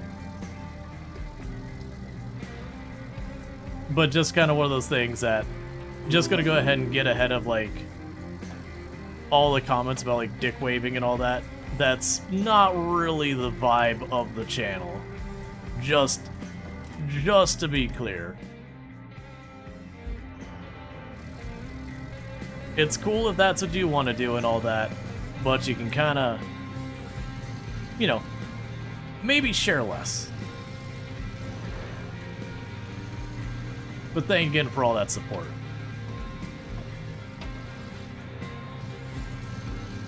The good type of guy that enjoys a good Passover dinner? I have no idea what you mean by that. Like, I'm aware of what Passover is, but I don't know what you mean by I'm a guy that looks like. And I will warn people that, like, if it gets to, like, racist stuff or whatever, the door will hit you hard and fast.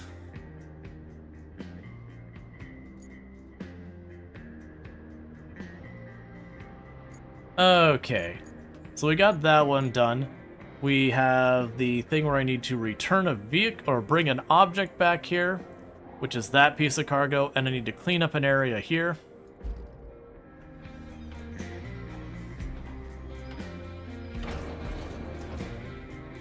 Oh, I need to actually set it so I know what objects need to be moved.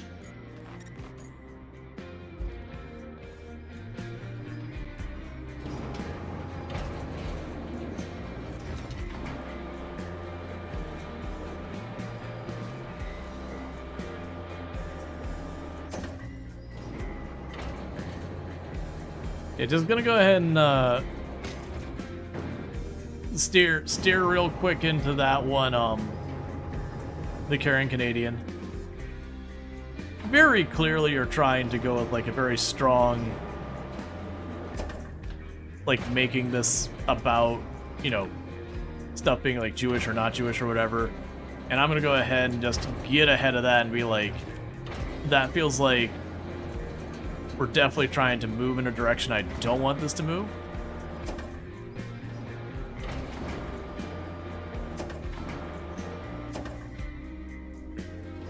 Like I'm very much not liking where this is going.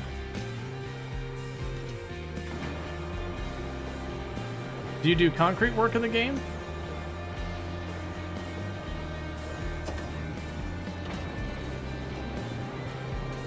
So you can build concrete bridges, yes, and you do also lay asphalt, which is not technically concrete, but you know, you get the idea. Thank you, Randall, for 1812 for gifting 5 subscriptions to the channel. And thank you, Randall Thor, for gifting 5 subscriptions to the channel. Kicking us off to, I believe we're on a level 3 hype train now. Trolley movement. There we go. Was very different? Yeah. But you do actually put down concrete bridges.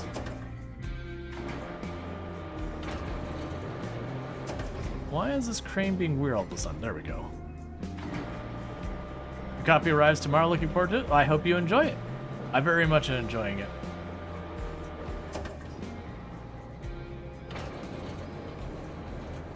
It's instant? What's instant?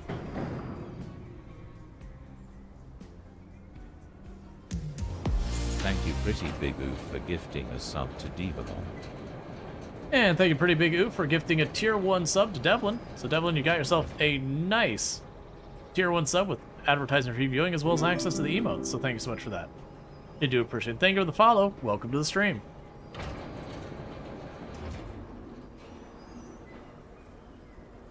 Hey, Insane Spork, how's it going?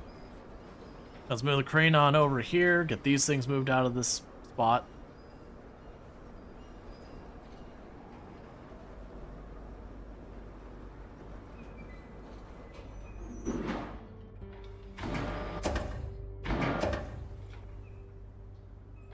There we go.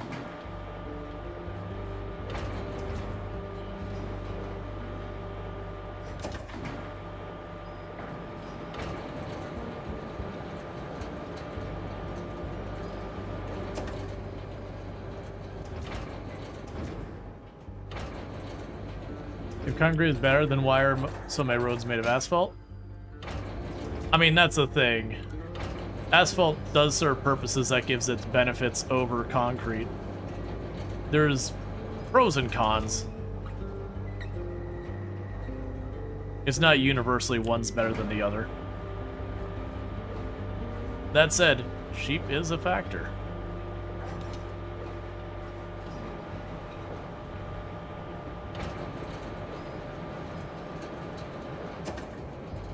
Why don't you build a structure out of asphalt? It's not the appropriate material for it.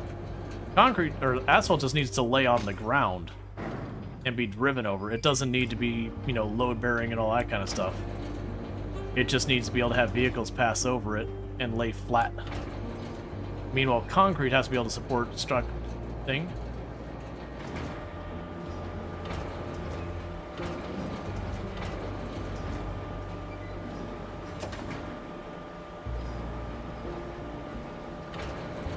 We actually have a lot of people here who are civil engineers and all that. And yeah, they different materials with different purposes. You have benefits and all that and different things. Are you an engineer? Nope, I am not an engineer. But you're being responded by people who that's literally the stuff they work on. So, you know, we're thinking about that. All right, so where's my crane, though?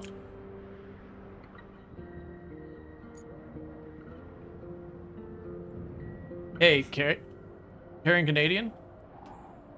Like, you've been pushing the edge of trolling this whole time. And telling the mod to be quiet after you've already been pushing the edge of trolling. Just go ahead and consider this the warning that, you know, maybe chill a little bit, buddy. If you can't figure it out, I do use my ban button liberally when I have people causing problems. Especially when you tell a mod to be quiet, like that is not how you stay very long in a channel. Again, different when you know each other and you've got the decorum figured out and like where the line in the sand of what is and is not acceptable and yada yada. You know, friendly banter and all that. But, you know.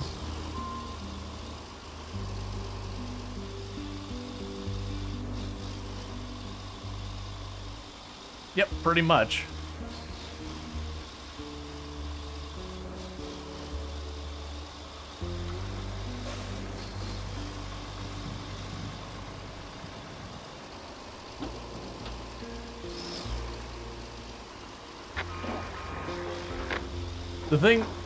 The thing I will say, well, first of all, thank you so much for the level 3 hype train. I really do appreciate that at 86%. With a total of 10 gifty subs and 200 biddies, so I really do appreciate that. But the thing, I'm just going to go ahead and get ahead of a lot of this. Pretty much, if you check in the channel rules, we do act, you know, we do ask that people be respectful of each other and all that kind of stuff. So if we do have people who are being like, you know, telling each other to shut up or that like their job is better than someone else's job, you will not last long in this channel. I'll be very blunt with that. You will be given like one warning and then think, do you support political chatter?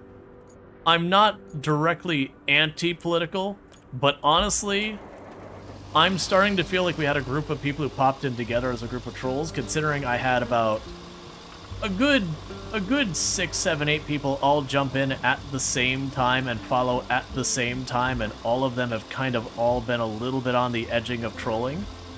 So I'll simply say, we're gonna go ahead and put it on that edge that don't push the buttons, because, you know, definitely being really suspicious that this is a group of people popping over, they throw a prime sub or two, and then they get trolling to see what they can get away with. That may not be wise thing, which is why we have to skip right to ban. So you're scrolling? Nothing more, nothing less? That's fine. Just saying, it's a little suspicious that we had a bunch of people pop in all at the same time, fall at the same time, and they're all kind of on the fence of being like, are we trolling or are we not trolling? You thought that guy was banned? It was a timeout.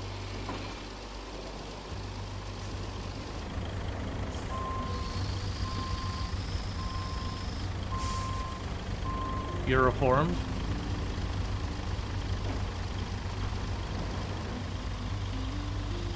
Yep. I do have a feeling there's gonna be some bans going out the rate things are going.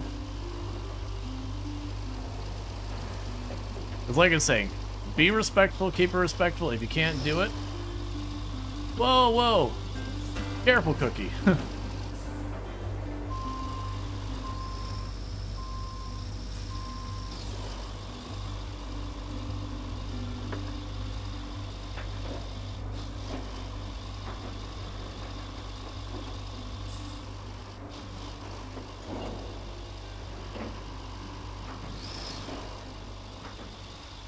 Yep, you gotta read the room.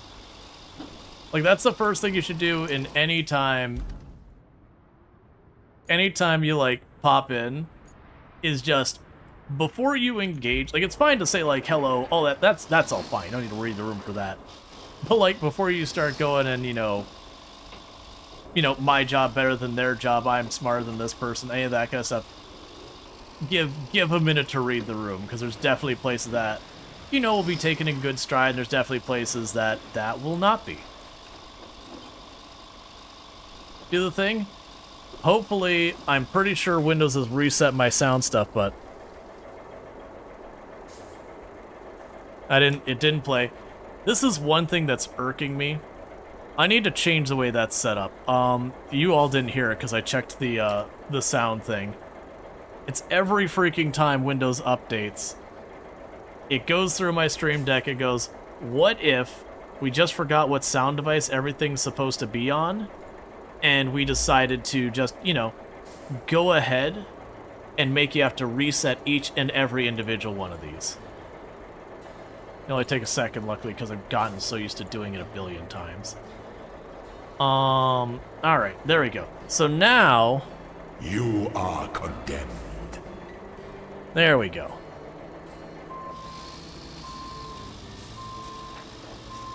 And it's not really Windows that's the problem, it's a lot of devices that, or a lot of, not even devices, software too, that what they'll do is if a sound device disappears for more than like a second or two, the device will default it back to Windows default. Oh, what map are you on? We are on Deluge, I'm sorry. Yep, we're on Deluge. We're getting pretty close to done, I think. It feels like we're starting to get to that home stretch. Considering like the whole south and middle of the map, we've already kind of done everything.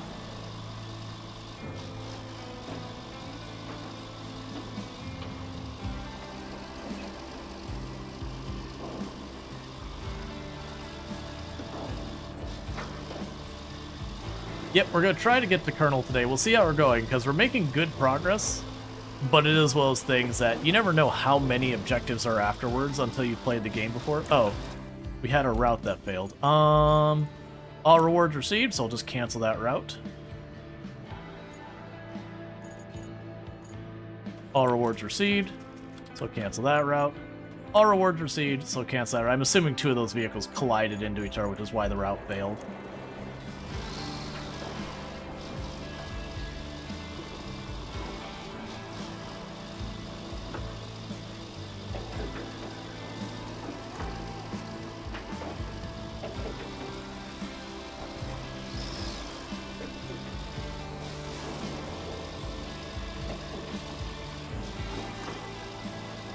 Okay. Actually, is that close enough they can just reach over the wall and grab it? No, because they got those boxes in the way. I was about to be like, could I just sit where I need to take it, just reach over and pick it up over the wall and drive it over? But it looks like they've got a bunch of crates kind of in the way that I probably won't be able to move. That'll make it far enough that I probably can't get the crane over it. That's fine.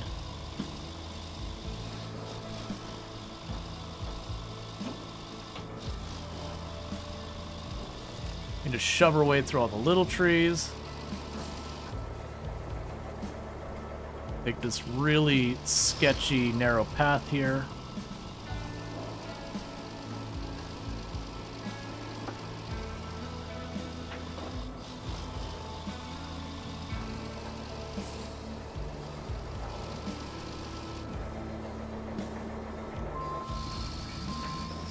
And now I just turn this way.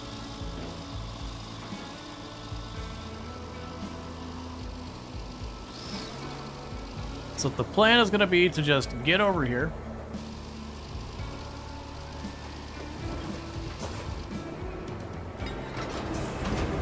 Deploy this.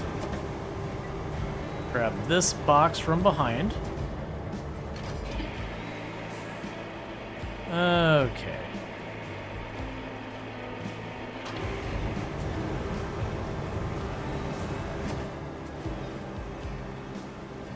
Pop it right on over here as far as this arm can reach.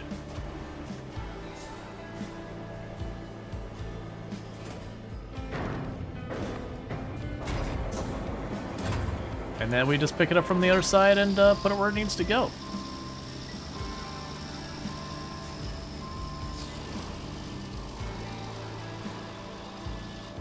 Can I scooch along this side, or is that not going to work? I think those rocks are going to make that way harder than what I did.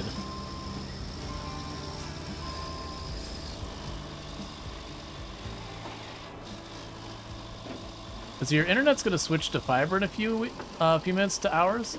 You have no idea when exactly it'll work again. So in case you're not back in time, think of the stream, no problem. It's always good to have you. And congrats on fiber. It is a good time.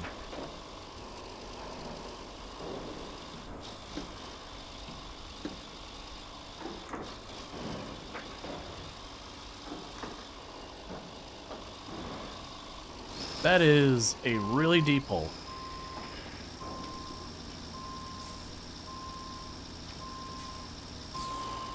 All right.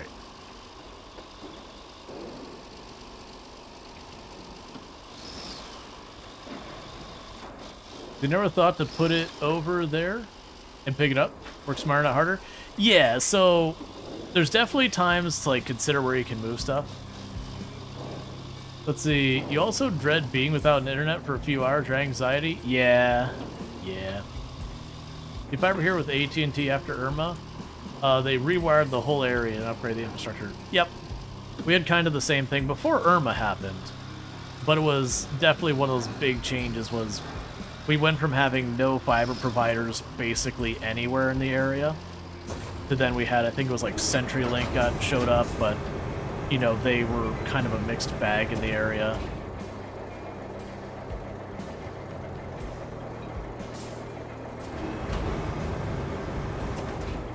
And I just need to get, there you go. So then we started getting a bunch of options.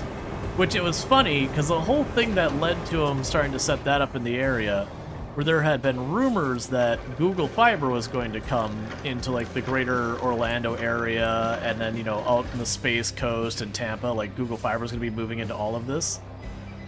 Is that not where you go?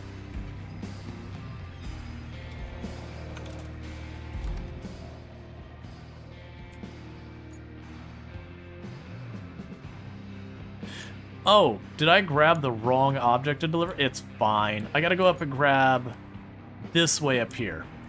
Okay.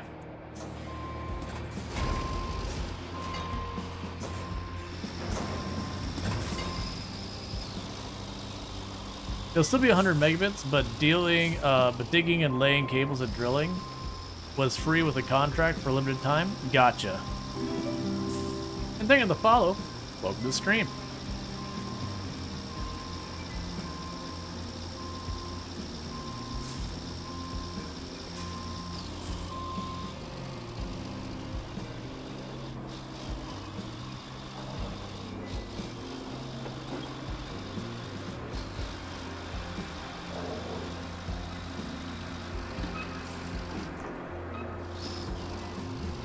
Oh yeah, no, Comcast has an absolutely horrific history with quality of service.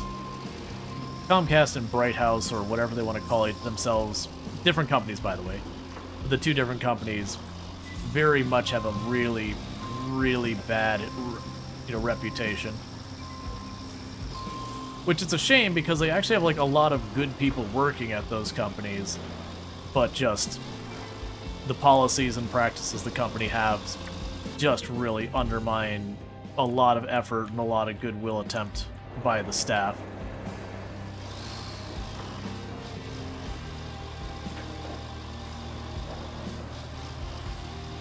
Want your Xfinity back? Gotcha.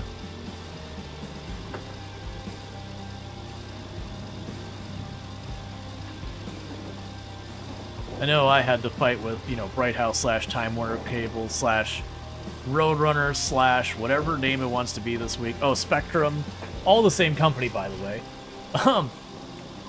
Xfinity, was that, AT&T before their fiber stuff? Or was that a different one? I can't remember.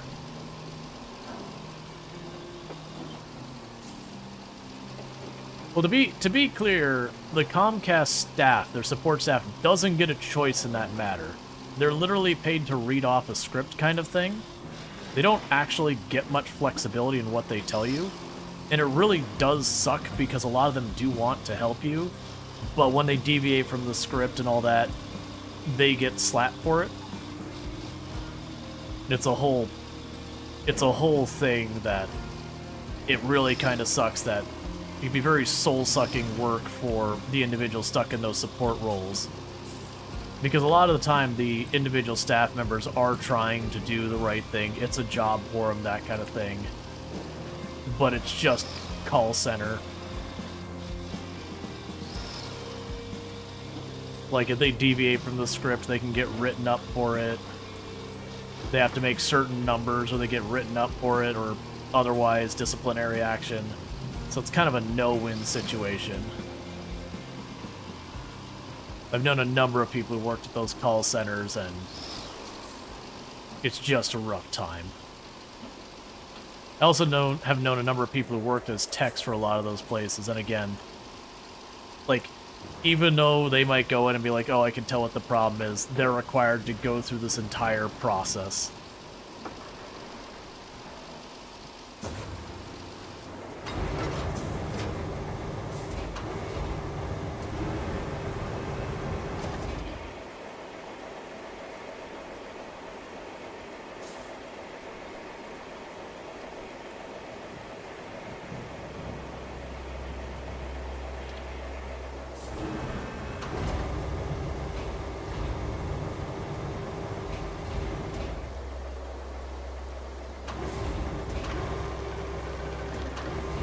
Okay.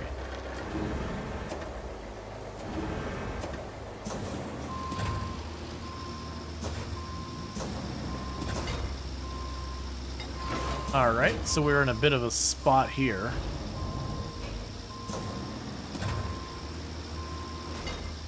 Okay, there we go. It was just like where I was in the mud, I was sliding down sideways. No, it's not against TOS, it's just a bad idea. That, it's usually best not to say what city you're from. What is against TOS is, generally speaking, you don't want to give your age. But generally, it's pretty much not a great idea to give personally identifiable information. But yeah, no, it's not against TOS to give where you're from. Very genuinely, I'll just put it this way. If you joke about being a minor, we will ban you.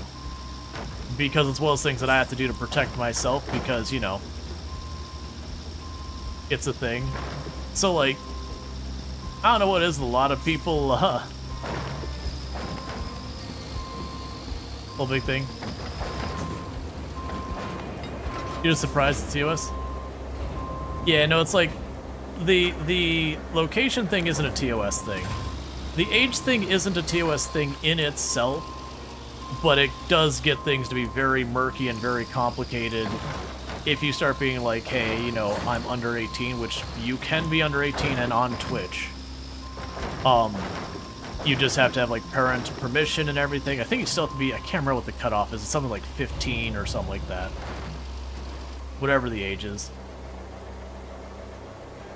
But yeah, they do have an age limit. I don't remember what it is exactly, but something like 15 or 13 or something like that. But I don't have a problem with like minors and all that being here. I just don't want to know about it, and I don't want other people to know about it. Like, if you're a minor, you keep that to yourself. There are weird people out there, and it is not really safe to reveal that. Like, and that's not even a Twitch thing, that's just an internet thing.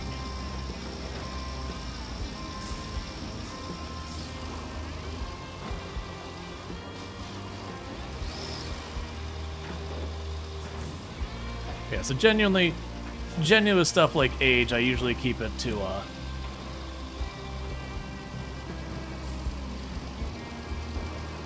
yeah, no, it's usually, like, it's fine to be like, you know, hey, I'm in my 20s or kind of thing, like, more vague. But yeah, usually it's pretty good to not just straight up be like, hey, you're this old. Like, don't get me wrong, once in a while it comes up being particularly relevant or whatever, that there's, like, not a strict thing, but it's like a fuzziness around it.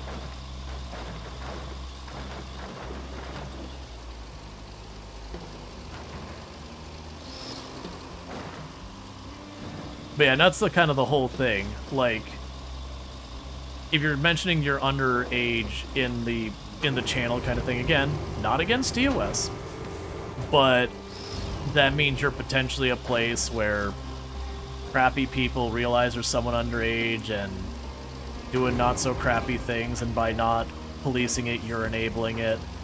It's also one of those things that once you know someone's underage, do you change your content to be considerate of people who are underage or not? And it's not, and again, like, I generally keep myself, the way I joke about it is it's not that it's necessarily safe for work or not safe for work. I keep it like safe for work-ish. The joke I have is I don't mind if the boss gives you a little bit of side-eye, but if the boss has to stand up and talk to you, then things have gone too far. Which usually means we can make some silly jokes and all that, but if the jokes push into, like, racism, sexism, ableism, you know, or just otherwise really just not appropriate kind of things, like really out there, very, like, sexual or whatever, then that is, like, just not appropriate for this channel.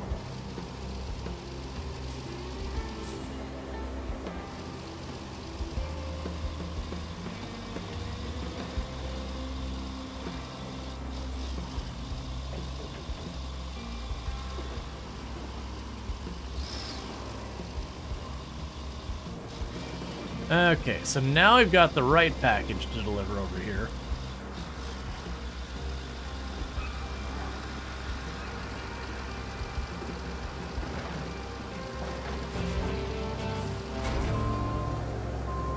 Weirdly, the other package disappeared. I'm really hoping both those are going there. Great work. It's not every day you get to recover cargo from missing barges. Add that to your resume. Maybe you can go into maritime salvage full-time. Okay, so we need to deliver the 2 objects from over here from the barge, and those are pretty decent size. I could potentially take the mule, but there's really not a good route here. And we need to deliver them over there. So probably the best route is this down here, which again doesn't have a really great route to it. I have a feeling the game is really pushing me to build a road here on my own volition. But the game has also not realized I'm being stubborn about it because I built a lot of roads on the map and I'm trying to just not do that. Okay. Let's go see where our mule is, because that's the one I'm probably going to make do this, even though it's still real. Oh, actually. Ooh. So the problem with this one, is it does beach pretty well.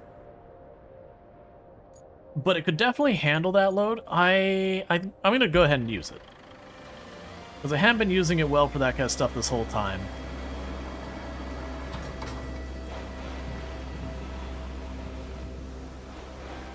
Yeah, well, I mean, SnowRunner is a very, very long game.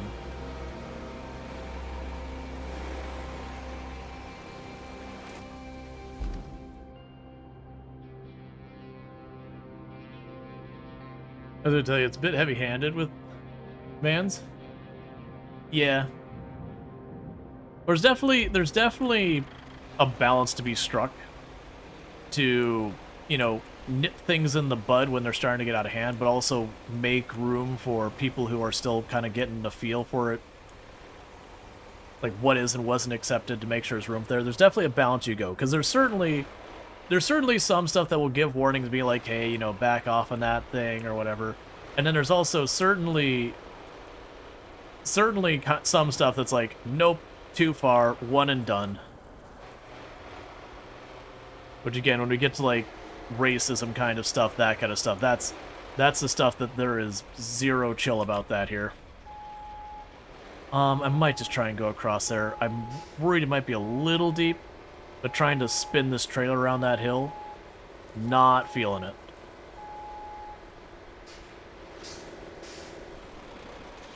How long does SnowRunner take to complete? I have not completed all the DLC yet.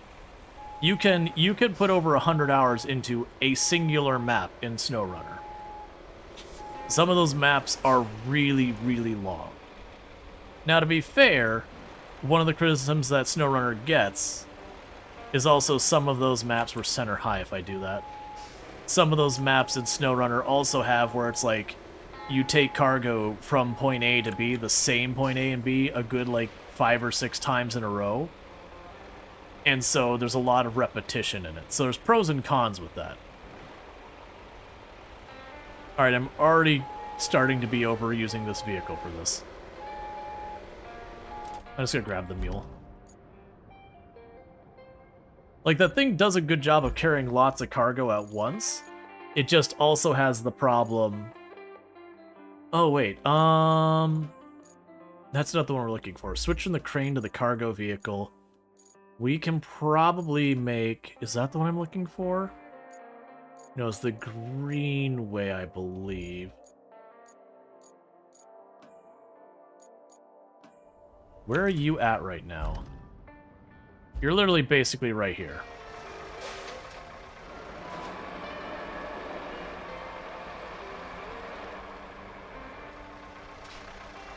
Yeah, SnowRunner is one of those ones that there are definitely some maps that are really good quality that, you know, you don't end up like double backing on the same course again and again and again. And then there's some maps in SnowRunner that you'll literally drive the same route 20 plus times and you just get to the point of being like, I am genuinely tired of this route. Like, pros and cons, and that varies map to map. There's some really good maps that are well done, and then there's some maps that are like, okay, I feel like they're just milking this for time now. You never playing that? I mean, I enjoy SnowRunner a lot. It's just being aware that some of the maps aren't as well made as others. Yeah, no, I've been playing SnowRunner hard mode, and yeah, you have to be very careful. You prefer Mud Runner? So I actually, SnowRunner was the first game in the series I was introduced to. But I've actually never played Mud Runner.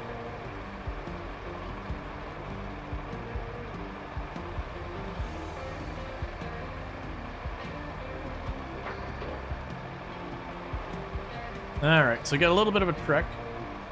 But I'm thinking I could get both packages on this. And it does a relatively good job of all-terraining, so I think it'll be alright.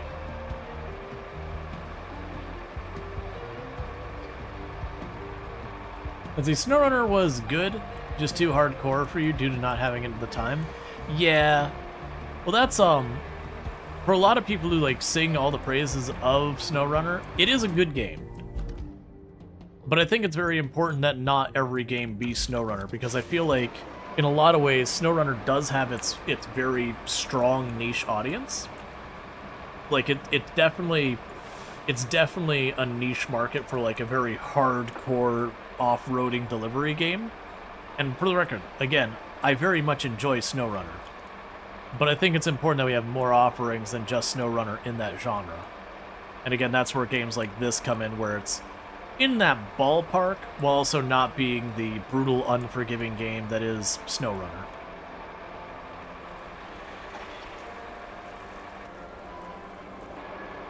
So yeah, you want to do everything on a map before you move on, which can make it even longer because you burn out those. This map looks identical to SnowRunner Michigan. What? SnowRunner Michigan has like borderline mountains and very high hills. And yeah, there is water areas, but I didn't say like the island lake map is super duper underwater the whole thing, which is kind of the theme of this map, by the way, is that the dam broke and the reservoir filled up. I would not say they look identical. I would say topography-wise, they're similar, but this one lacks the bounds. Like, we got them in the distance as background image, but that's just a background image. That's not part of the map. There's no steep hills, none of that. And now that I think about it, we've not crossed any bodies of water that have a current. I just realized that we haven't had any currents in this game. But granted, we haven't had as much where you just schlep across a lake that you're actually in it. But I think a big part of that is your counter to the current is to use a winch. And the only thing with winches in this game, for the most part, is just the scouts. Like this vehicle here, I have no winch. If I were to get drawn away by a current, I'd just watch my vehicle get drawn away. Do you prefer Rual or Storge? Probably just Rual.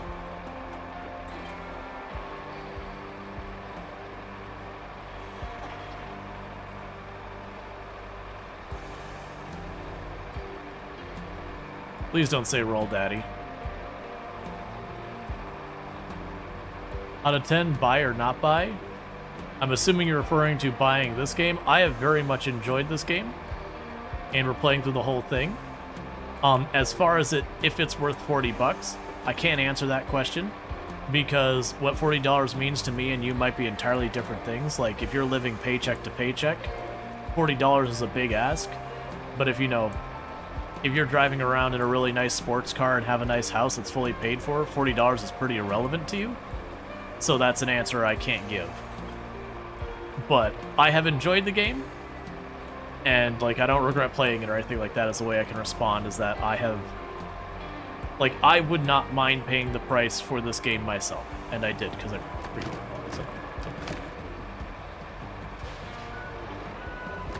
I'm not gonna really reveal my financial situation. I'll simply say I'm not having any serious problems financially.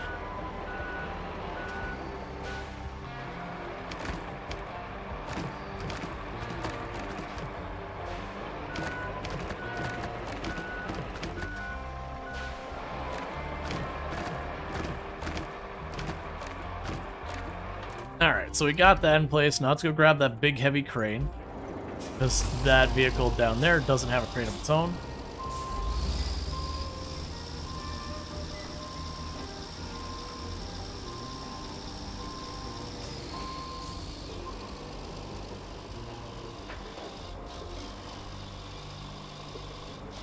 Can you show you some dozer action?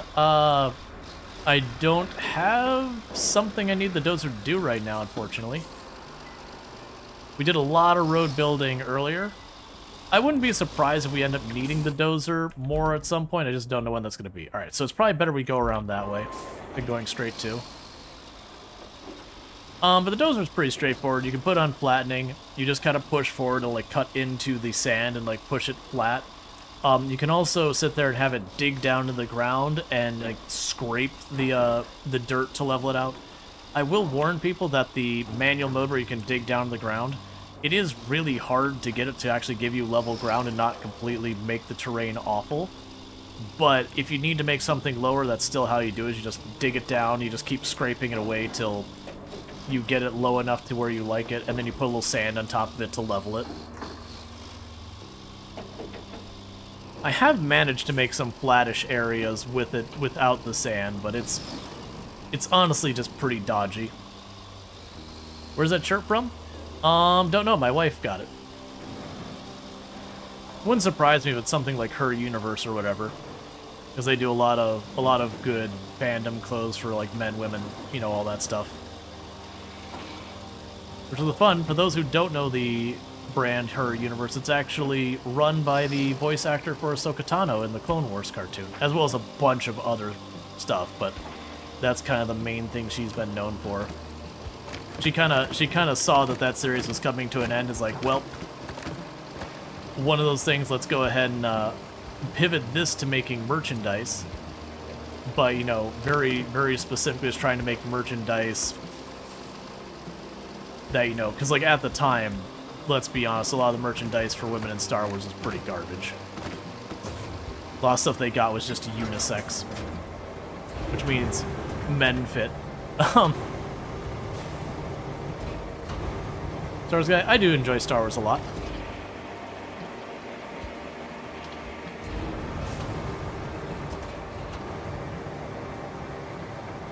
Does the game have vehicle recall like Snowrunner? Yes.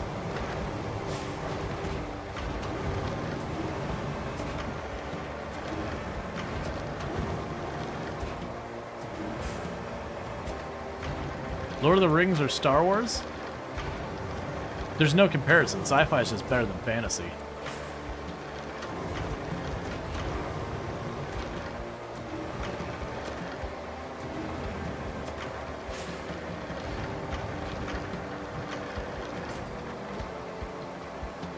Those are fighting words? A fight I'll win.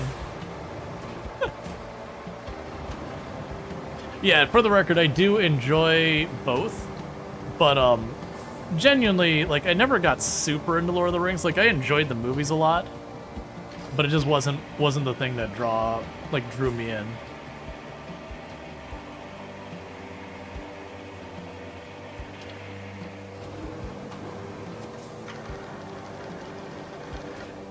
I miss what the, you kind of remind me of Cassian. That's an interesting one. First I've heard of that.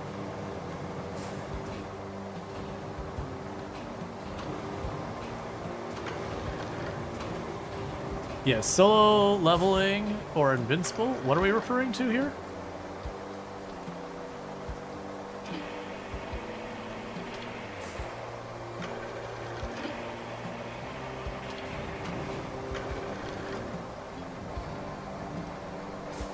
Oh, gotcha. Alright, so we got those two now. Cool, and they're in. I enjoy some anime. That said, I'm not, like, huge. What is your favorite TV series right now? I don't really watch much television in general. Like, between streaming and all that kind of stuff, I haven't been watching that much. To be fair, some of the shows I have watched recently is, I know me and Toom basically binged all of what was left of Andor on my day off this week. I've actually been watching a little bit of Clarkson Farm. I had a lot of people speak very highly of it. And it was just kind of one of those things. I'm like, I'm looking for something to watch right now. Half the people I normally watch at Twitch are away at TwitchCon. Let me go ahead and see. Oh, hey, there's this thing on Prime that people have been talking about a whole lot. Oh, look, it's like 8th or 9th most watched thing in the US. Sure. I haven't been watching a ton of it, but I've enjoyed what I've seen. Sports fan? Not really. I was always more, I'd rather watch than, you know... Sorry, I'd rather play than watch. And then these days, because of my schedule, I don't have that much time to play and all that stuff.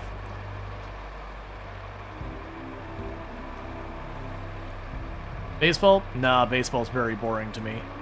Golf is very boring to me.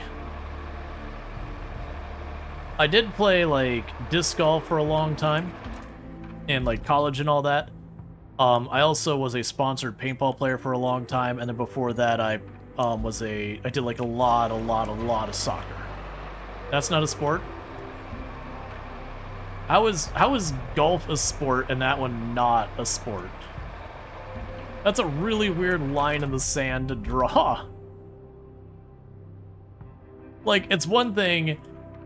It'd be one thing to be like, oh, I don't think much of golf is, you know, golf is a sport. It'd be like, all right, well, that's fair if you think both. But, like, saying one is and one isn't, that's like, you're okay. That'd be like saying rugby is a sport, but baseball isn't. It's like, they're almost the same sport, man, with just one has 1,000 rules that don't make sense. I actually don't believe that. I actually don't know much about rugby. Wait, I'm missing... Rugby's not the one I'm mixing up. One second, let me check something.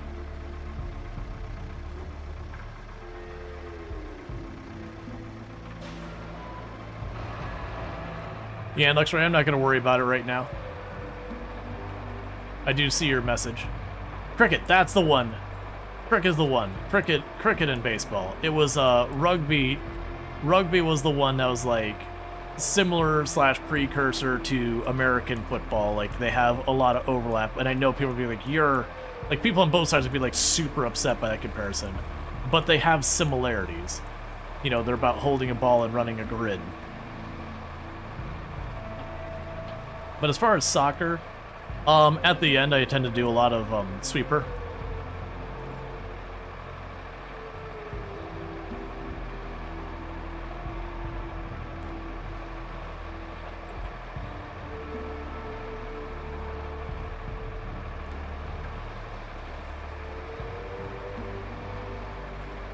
That's been a long time.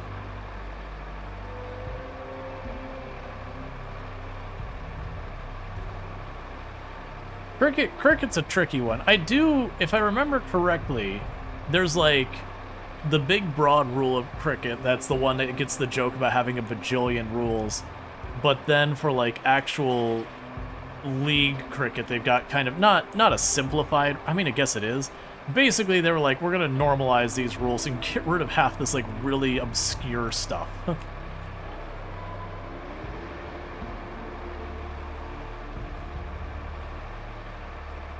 It's kind of like what's happened with a couple of different sports. Like, I understand baseball's been going through a thing where they're starting to go through and not normalize their rules, but kind of clean up the rules to get rid of some of the stuff that just leads to ridiculous downtime. I understand American football's doing the same thing where they're trying to take a bunch of rules to keep the game moving forward.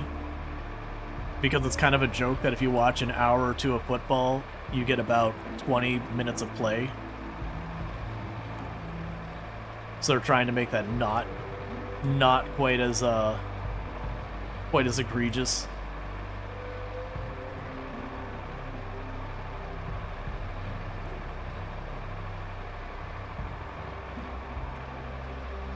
Are you in MMA? No, I'm not really into combat sports that much.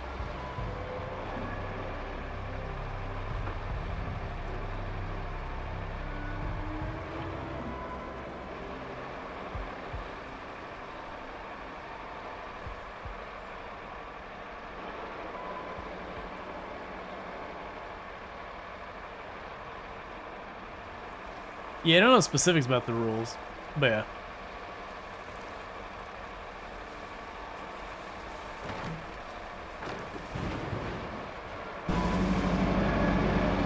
Okay.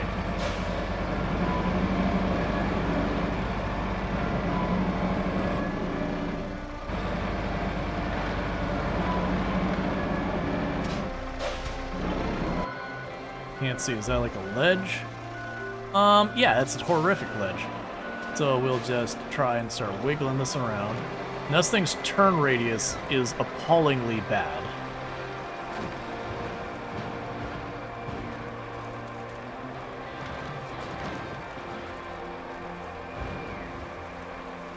Yeah, no, the view is bumpy and rough, but I couldn't see through the trees, so just to see if I was hitting a big tree or a little tree and stuff like that, had to kind of cut to the camera.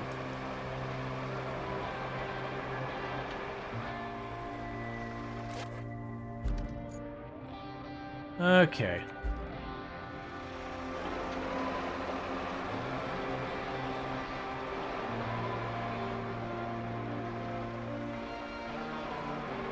Yeah, that is kind of one of those things that, like, content creation is a very, very time-consuming job. Like, as far as raw hours put into a way of making money, this has easily been the most hours, you know, per the income, all that. Alright, so I think this is one we can just literally just shove through this door.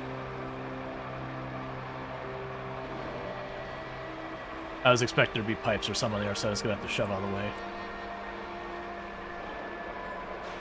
How long have you been growing the goatee? I am both cursed and blessed on my dad's side of the family that whether you want a goatee or not, or like beard or not, it's happening, and you're just gonna have to live with that. Very genuinely, it takes me a matter of like probably a week to go from baby-faced to having not a full-on beard, but pretty good ways towards it. It is obnoxious at times.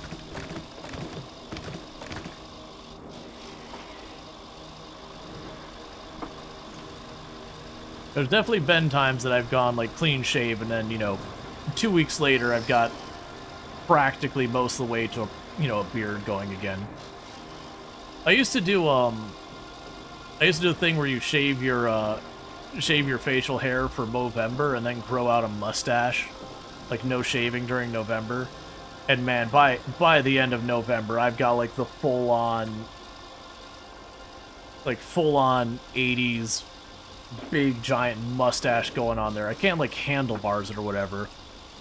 Like, you know, the big giant caterpillar thing on your face.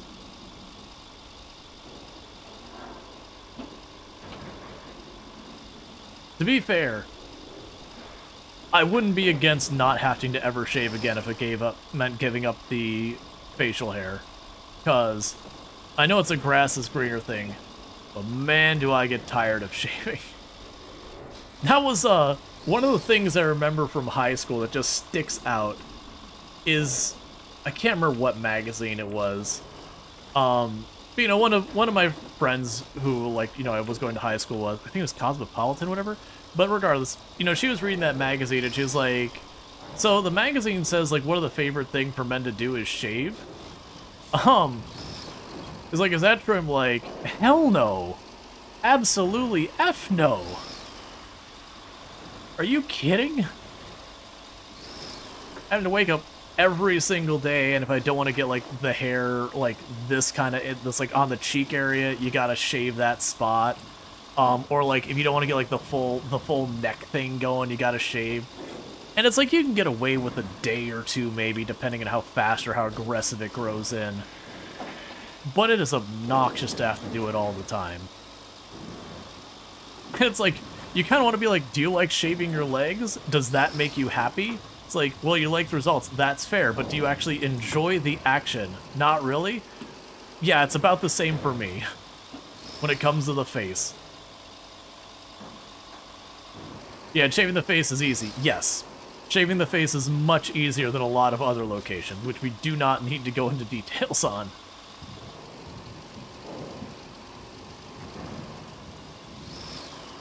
Shave yourself? Good lord, no. There's a reason you're a beard guy, but having a barber do it? Yeah. I would agree to that. I still wouldn't say having... What are you stuck on? Oh, you're stuck on that tree there.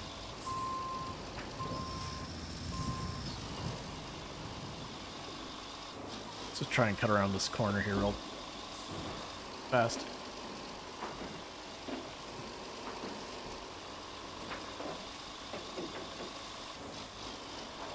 Cat or dog?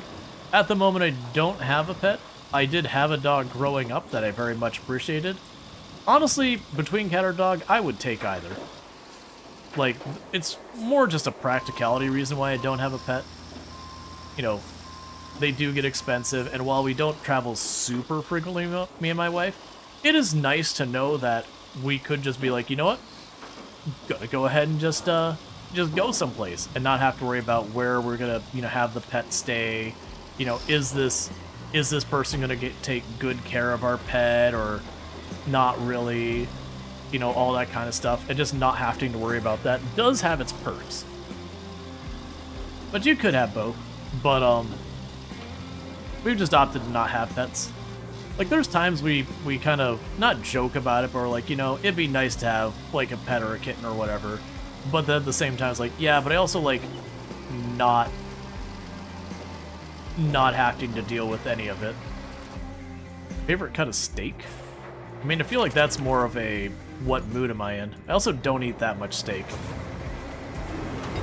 One, steak can be all expensive as all get out.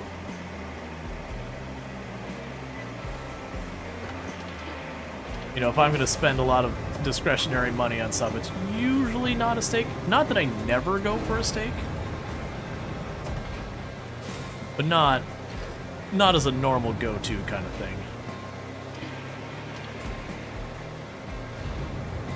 So I actually don't know if these care about which one goes where.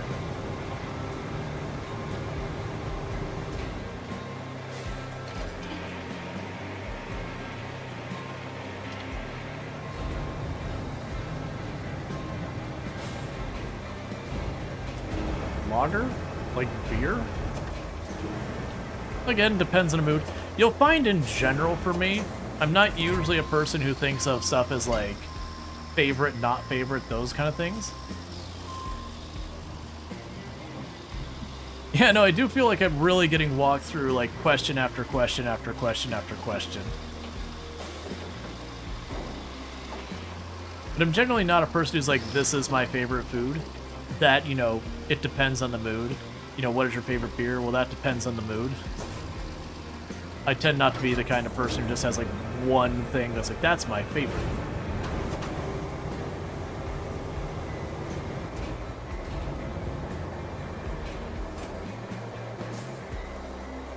So, do I just have these in the wrong spot? Yes, that's where they're supposed to be delivered, and that is the objects. I think it is one of these things that one goes to one spot.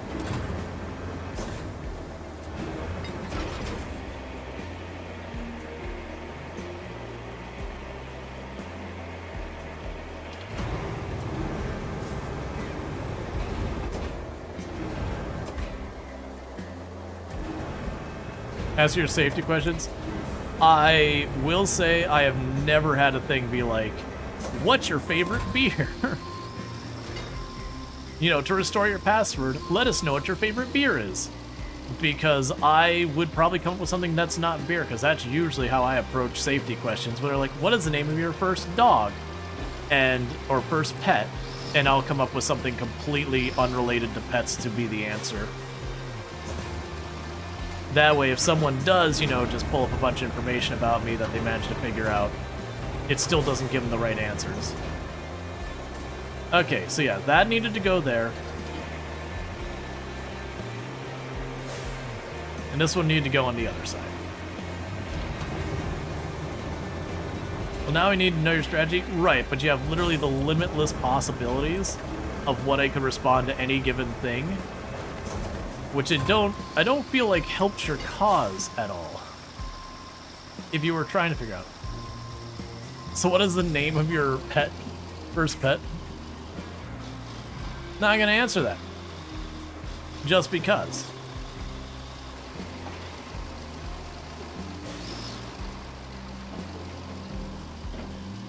You playing this game? Nah, it's all recording.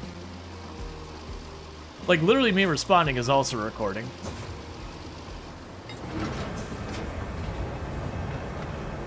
And open to see a dozer. If I have a reason to use the dozer, I will. It's just one of those things that we haven't been given a quest that needs the dozer. Looks like it's gonna take everything we have to drain the water. And that means getting the backup pump station in top shape, too. All you need to do is repair the broken pipes near the production facilities. Then plan a route for our maintenance crew. Alright. So, maintenance crew needs to go up here. We need to do the pipes. That's an interesting one there, because this area sucks to cross here. So honestly, it looks like I might do the pipe and then need to bury it? Or try and weasel through there? Alright, so we've known this has been coming for a while, but it is going to be time to get these pipes made and start delivering them. And it's not a small number.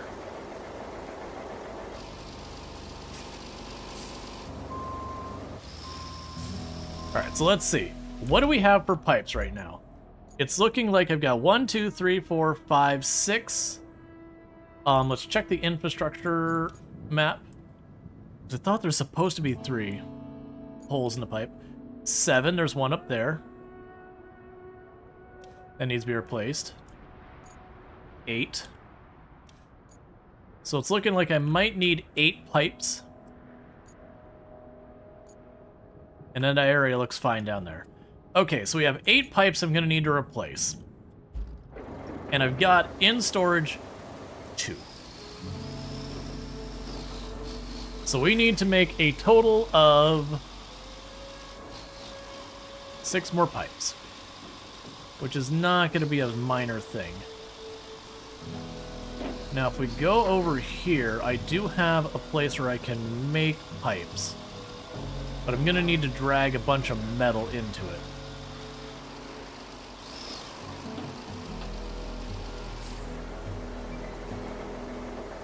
Alright, so I got a lot of steel pipes over there. I'm really hoping we'll have something good like a water tower that I can just drag into this. And sadly, those pipes over there are make-believe.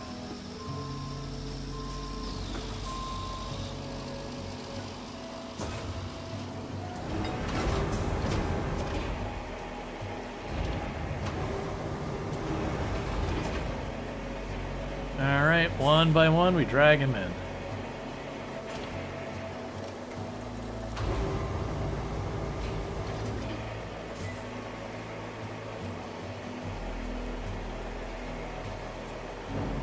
We got a big valve back there that'll actually be worth like a pipe or two by itself.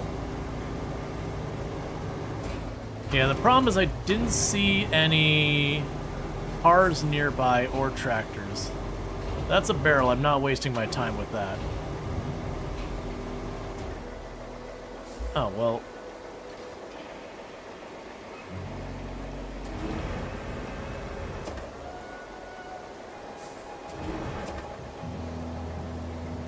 You appear to be stuck in the wall. Yeah, sadly the forklift is considered a valuable good, not a, Alright, well that's just staying there. It's considered a valuable good, not a steel good.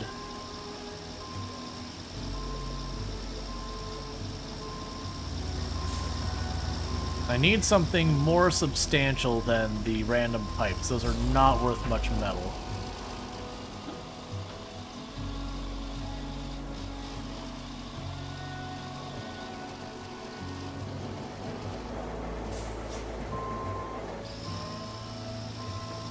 They're worth 5,000? It's not terrible. It's not amazing either. They've got a bunch of, like, little crap here. Ah, there. The big pipe over there, that's worth, I believe, 2 pipes. And then some change.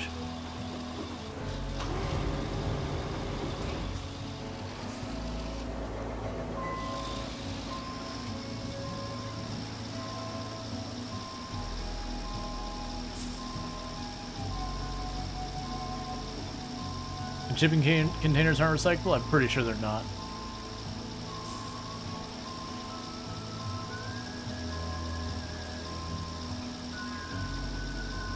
Okay.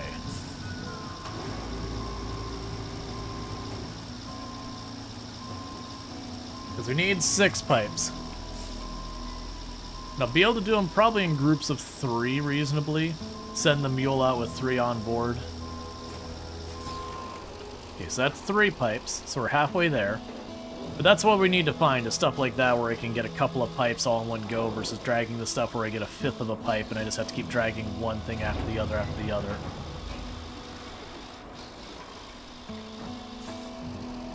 I thought you needed 8?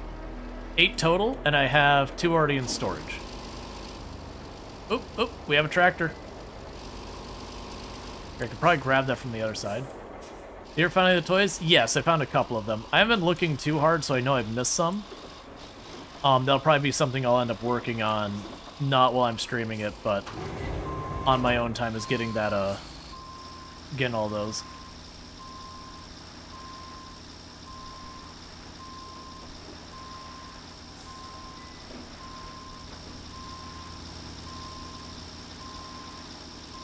Okay.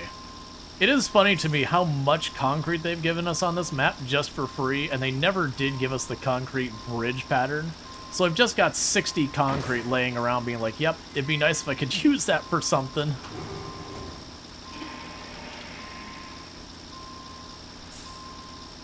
Okay, so I believe this thing's worth 2 or 3 on its own. Yeah, I haven't really had to worry about money. Like, I might not have all the vehicles at the very end of the game, but I'll be pretty close. Enough that, like, I could very easily make it happen. Alright, so I just need a tiny, tiny, tiny bit more metal.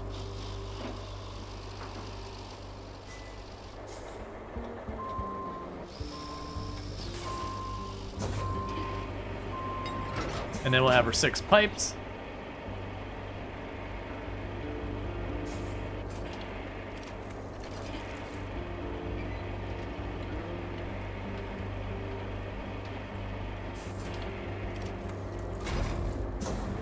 Okay, so for these pipes, I'm almost certainly going to need the big crane. So I need to do is decide what we're shipping the pipes in. Alright, so I've got a bunch of pipes laying around, so I've got this spot up here. So as you can see, all these are kind of crappy places to get to. So I've got 6 pipes over there, 5 pipes down here. So let's go ahead and spawn the mule back over here. I think I'll use the mule for just getting the pipes moved around.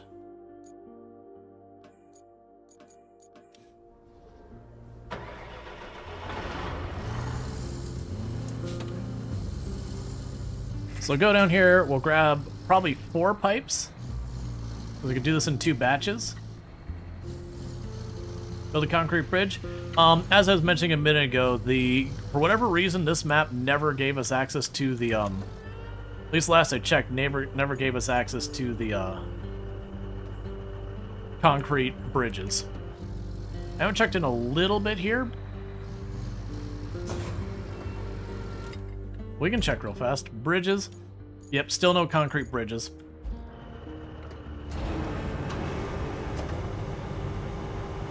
But that hasn't been a big deal because they've given me so ridiculously much wood that I can get just the whole place as one big forest. And I've had to cut down a lot of trees for our objectives.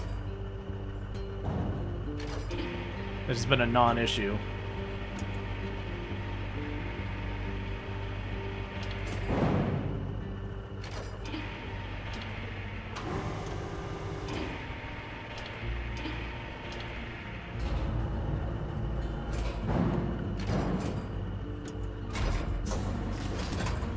Alright, so we got these 2. That's the ones I had in storage. We're going to go over to where our pipe factory is. We're going to drop 2 more. Let's see, ship them, you mean drag them along the ground 100 miles using the crane? Yes. Same difference. Have you not seen how FedEx delivers packages?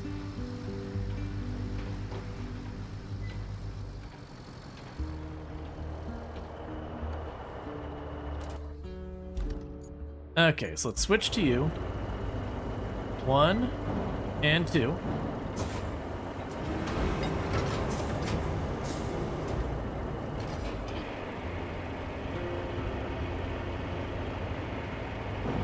Alright.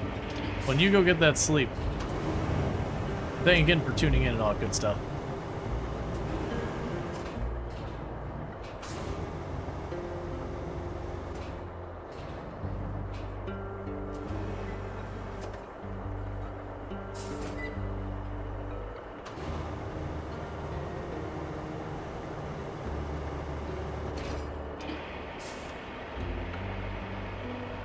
You're gonna pull an all-nighter? Well, that is your decision. It's not what I would do.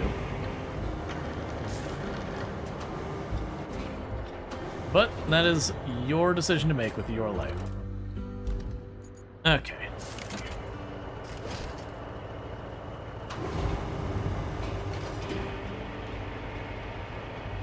Alright, so let's start by going to this one over on the hill up here.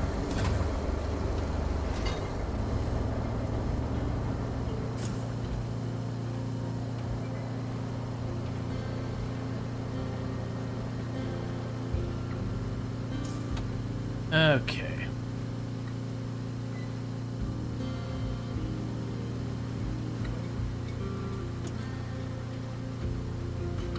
I'm assuming almost all of these are going to be heavy crane kind of things, because like the one looked like it's pretty high up there, and the mule's crane is not particularly good at reaching out. So yeah, the one was just over here. Yeah, so I could probably do is we'll go slam directly into a telephone pole. Don't worry about it. Alright, Goop, you have a good one. Get that sleep and all that.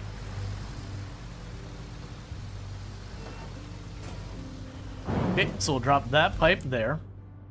I'll grab the heavy crane.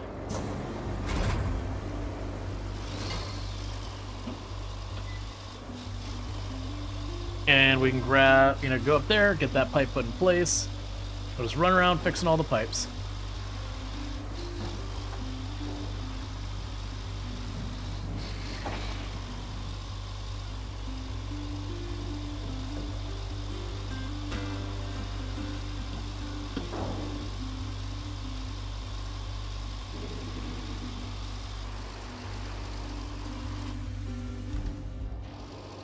So we cut over this way.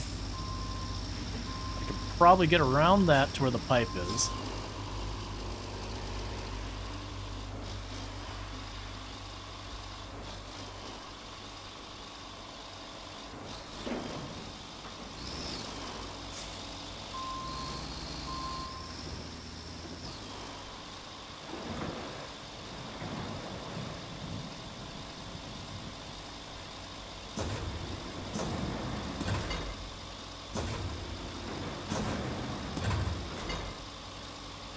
Interesting how much of a problem you're having doing this. There we go. Okay, so step one is grabbing that pipe that we delivered over here where I could get at it.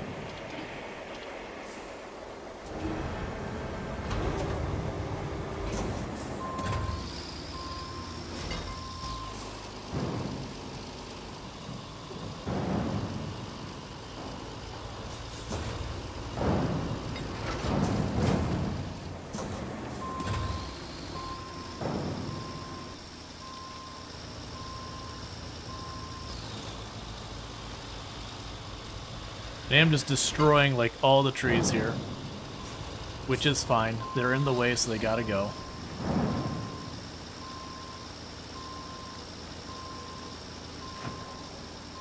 Okay.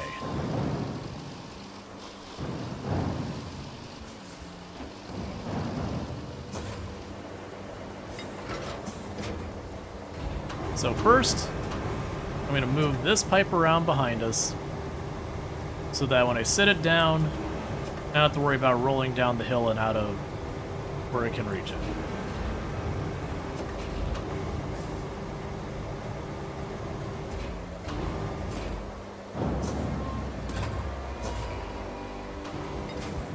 Alright, so now from here,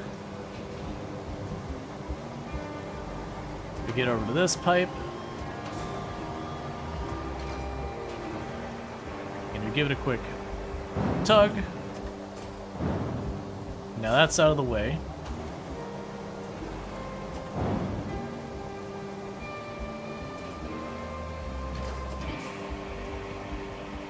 Alright, Randall Thor, you have a good one.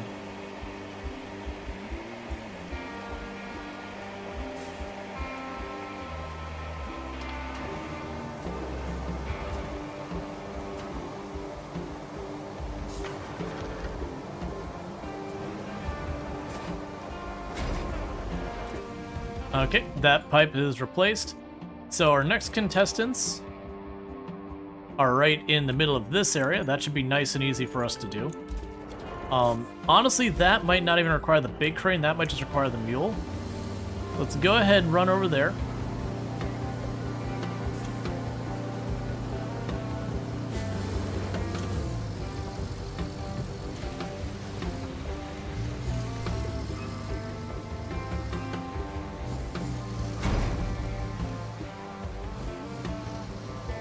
Okay.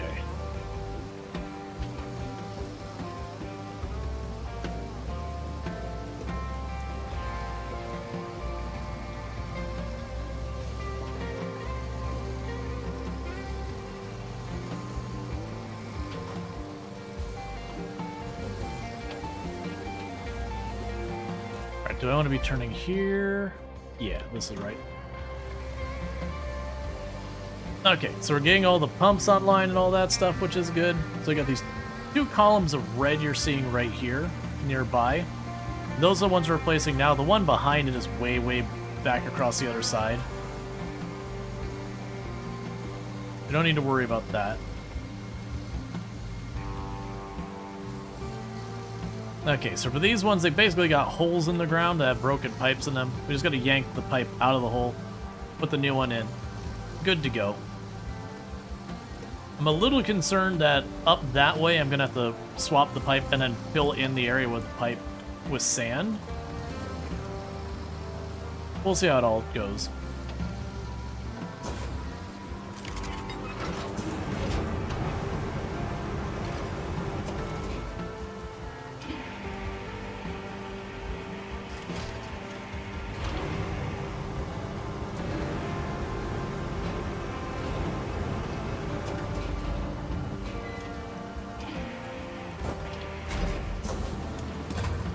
Okay, there's that one done. And remember this one being a much larger hole that's going to be a little trickier to get to. Which might... it looks like we can get around that edge.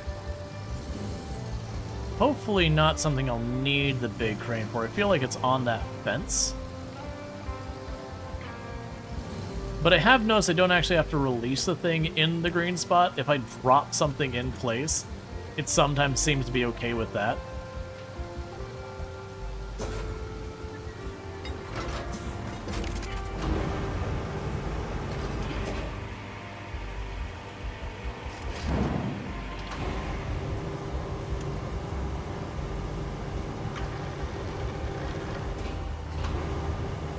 That's, it's not as close as I'd like it to be.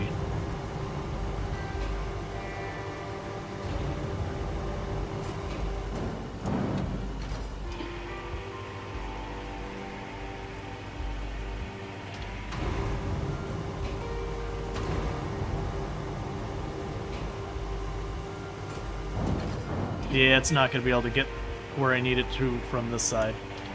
Yeah, so honestly, we just set it down there, retrieve all that in. If I can get to the other side over there, that'll probably be good enough to do what we need to do. Because then I can honestly just kind of try and pull it across with the winch, or with the crane, even if I can't get it quite into position. And then between, like, giving it slack and not giving it slack, probably drop it in place where I need it. I don't think we can weave between these, but I'm gonna try.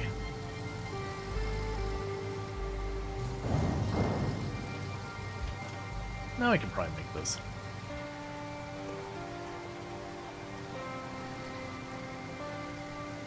Fall in the hole, then recover. I still, unfortunately, have another pipe on me.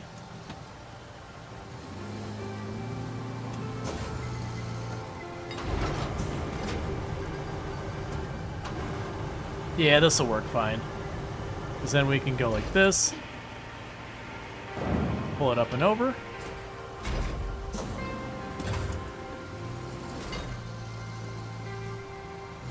Alright, so next pipe, so we got you, sorry. We've got you sorted, and you sorted. The next pipe that's missing is way over here. That definitely looks like one we'll probably want the big crane for. No idea with that one. It's up in the abyss where we can't see it.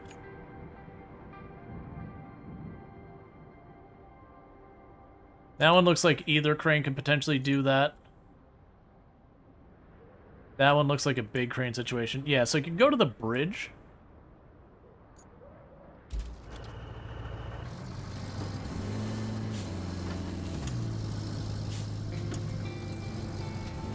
And get that one replaced.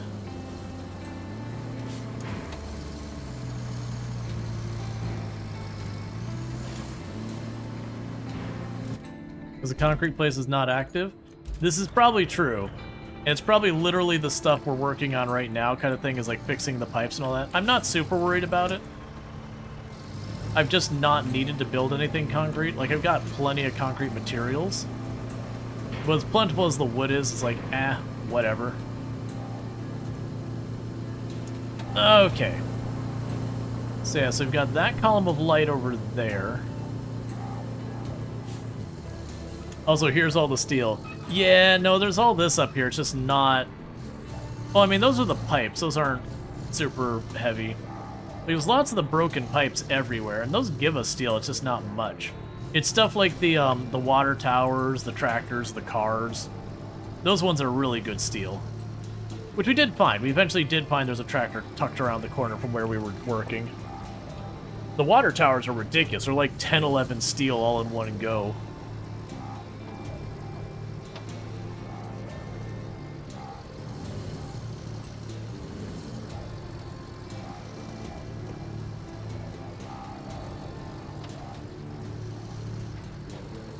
Alright, so get back over here. The bridge on the other side has a pipe I need to swap.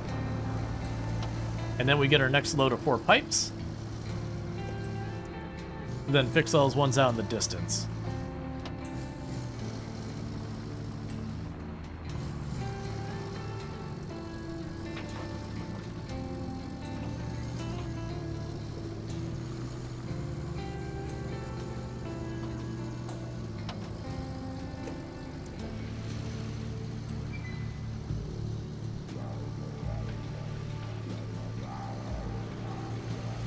And there's 2 more over there.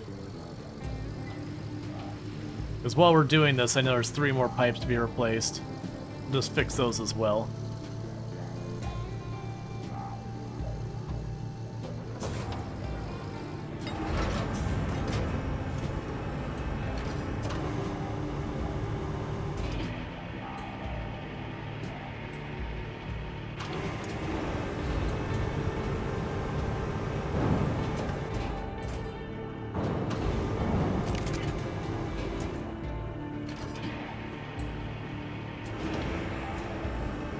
Okay.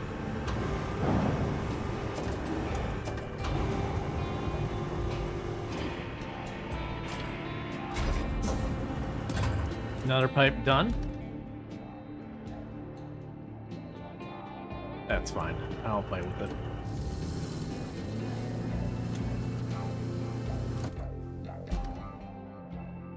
Yeah, I can't get to let me flag. There we go. Alright. So with that, we just go back to our pipe making place, load up 4 more, get this into the next position. Alright, Luxray, you sleep well. Thank you for hanging out.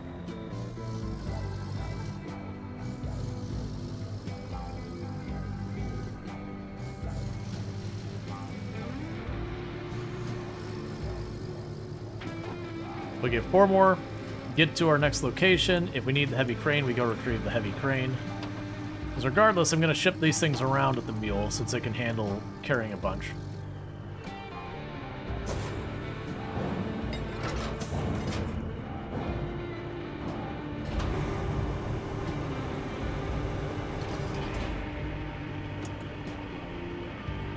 Okay.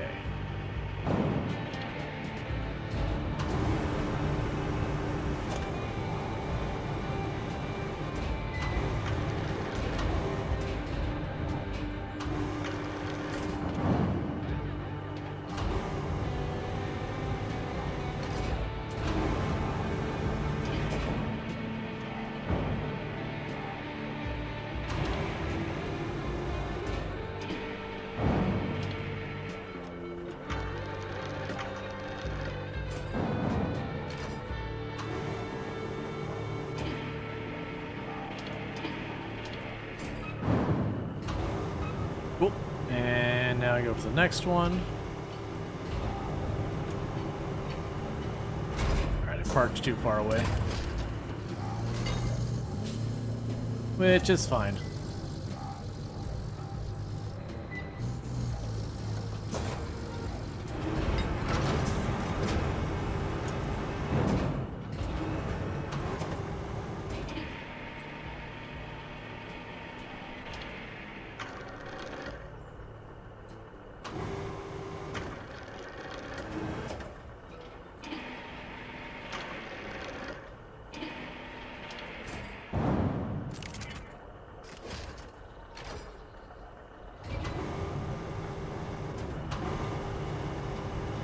Okay, we'll get this back in front.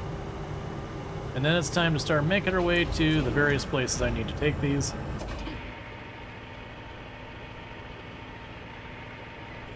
And then we should be able to get a lot of this stuff back online.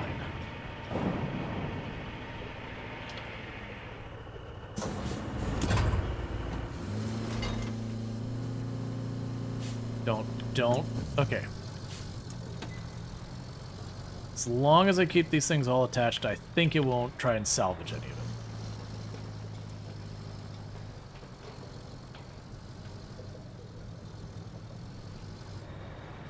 Alright, so I believe we want to exit over there.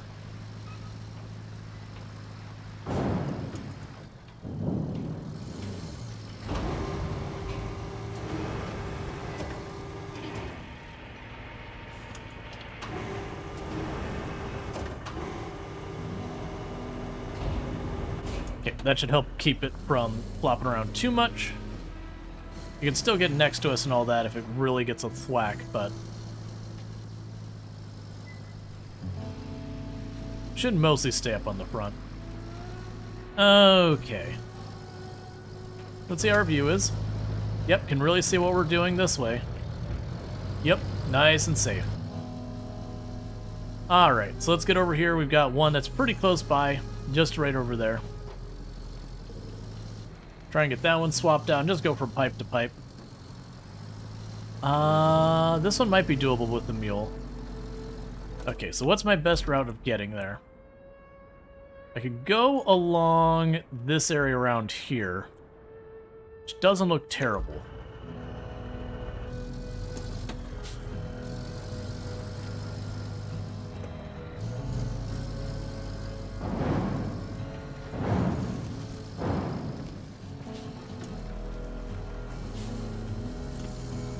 Because they honestly could probably sneak under here.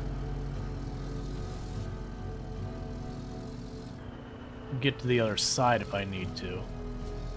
You'll see this doesn't look that deep. It's just hard to tell if these like green clusters are just supposed to be like algae on the top of the water, or like it's supposed to be just the muck.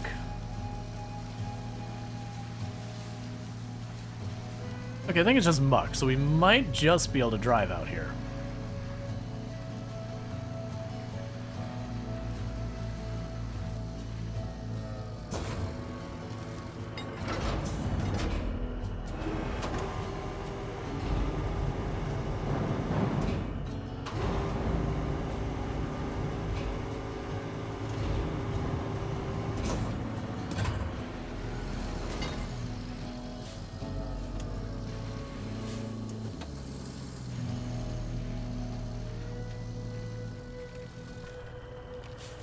Okay. So you can just scooch on along here.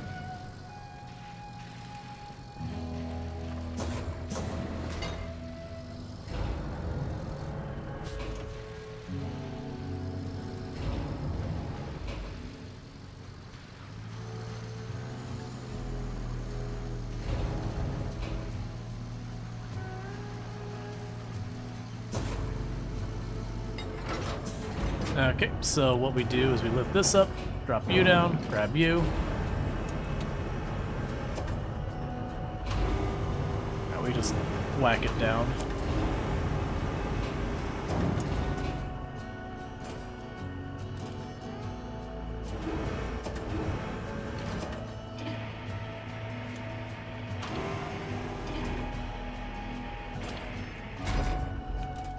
Alright, that's that one done. Okay, so next marker is up here on this ridge. So my best bet to probably get up here is to go up to this pumping station, go up this way, out and around, up here, follow this track, and I'm willing to bet that leads to all three of the others. But step one is not rolling over into this mud.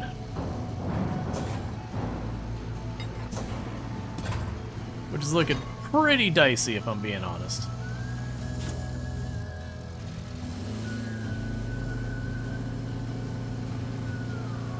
I don't think we can actually fit under here like I said we might be able to. So it might be one of these ones like retreating back out the way we came in.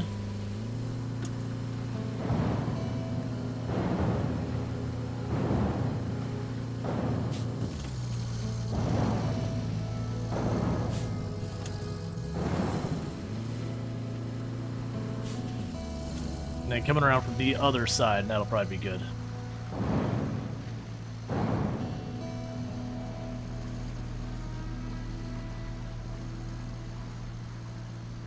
Alright. And also, that looks like the last pipe I need to replace for this objective.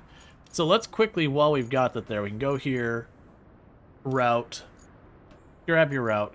So I need to get you to the pumping station.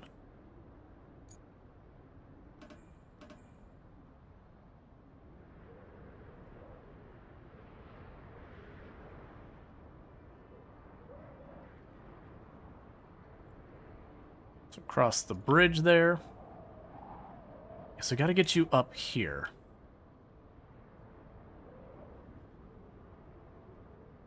And those roads are all terrible over there, so I honestly think we're gonna probably have to make some type of road for it. Yeah, I'm gonna have to make something for it. Yeah, because up here, there's no road. It's not really a good place for me to cut these across the middle here. Those are tiny little trees. I doubt very much it's going to work. But I'm not ready to deal with that problem right now.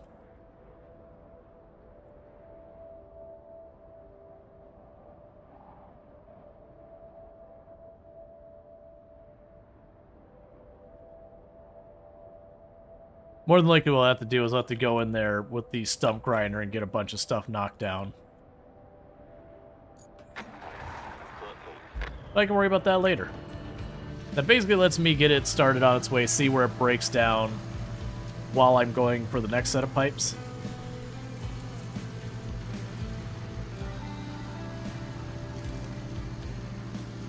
But realistically, I'm either building a road that goes around that edge, or I'm chopping down the trees and probably still building a road to get over it. It really depends on what vehicles they send. If they send some of the vehicles that have like all-wheel drive and all that, it'll be nice and easy. If they do send something like a Wayfarer, it's totally doomed.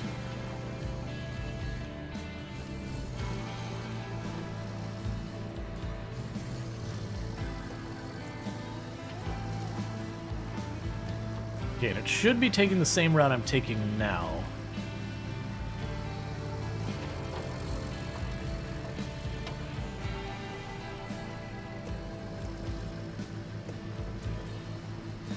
So we got this big pool here.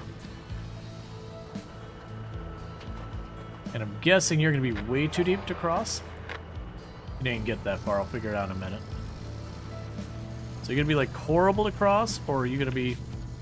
You are going to be surprisingly lumpy to cross, which is not the problem I was expecting to have.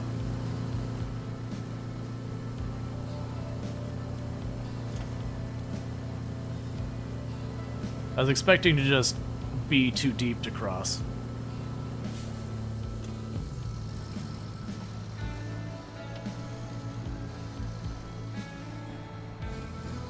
Alright, let's get over here.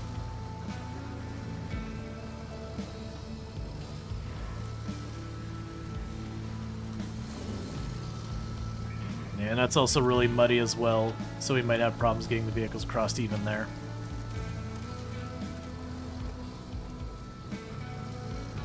Alright, so let's go check on that route. So you got stuck along here. Yeah, so you hit that pole.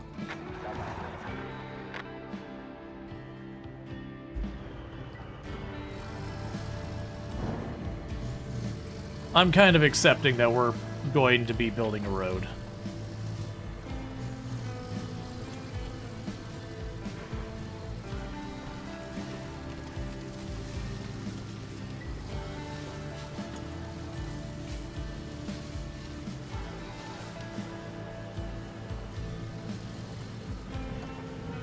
It looks like this place you can cross over here.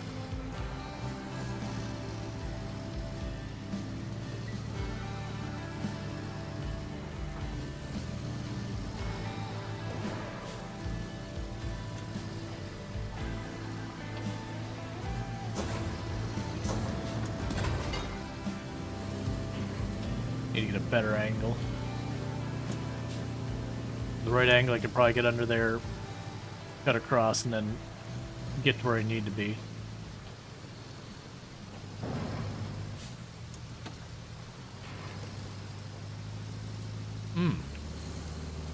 Okay, that's not going to be able to get under there. We got to go around. That's fine.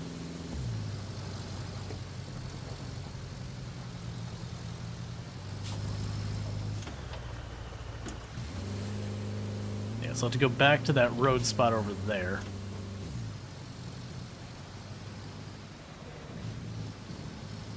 Question is, where do I want to build the road?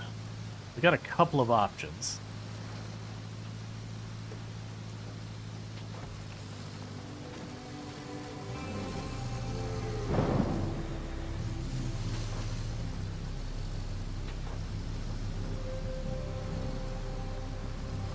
Alright, so with that, I need to... Oh, I need to be going all the way down that way. Let's take our chances taking this road to the right. It looks like it might go up towards that middle pipe break. And if so, then I can just take this up, we turn around from the other side and deal with it.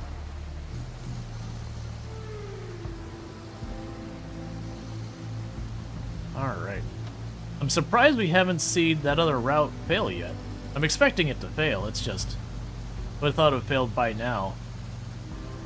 Unless it did manage to just shove its way through those trees and just get across, which would be amazing if that did work out. Because that's definitely a play I have low confidence in, but it's like, it's the only way it's going to make it without me doing more work, so... There it is. I'm going to guess it's probably stuck right where those trees were. Because the odds that I managed to, like, maneuver it between a group of trees successfully from looking at it from above, just quick guesswork kind of thing, is pretty low.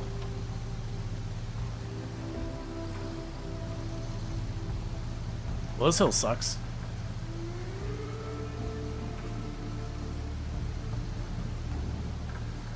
It's just mud the whole way.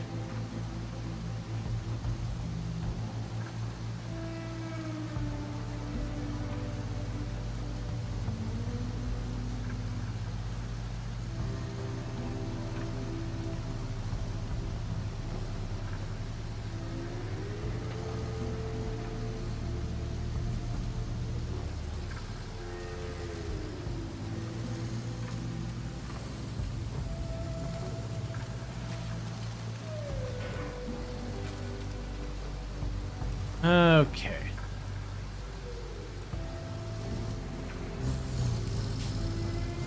As there's that one, we'll have to come back for it. I'm betting if we could get close enough to the pipe, I could probably just follow the pipe along the way. Because I vaguely saw that there was, like, effectively a road that goes right here along the pipe.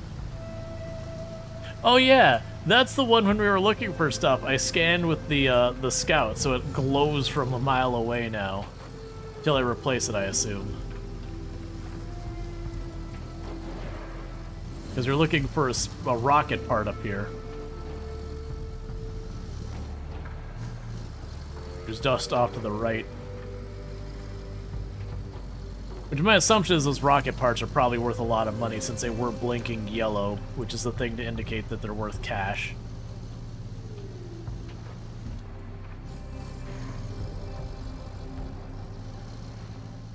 Yeah, we even took the time to move this here. Oh, no, I'm sorry. The part wasn't over here. It was over on the other side there.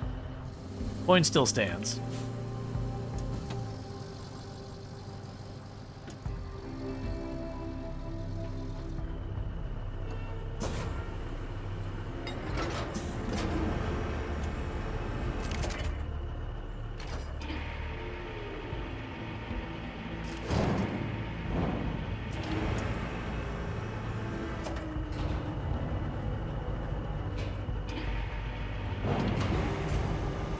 Sure, we'll go with that.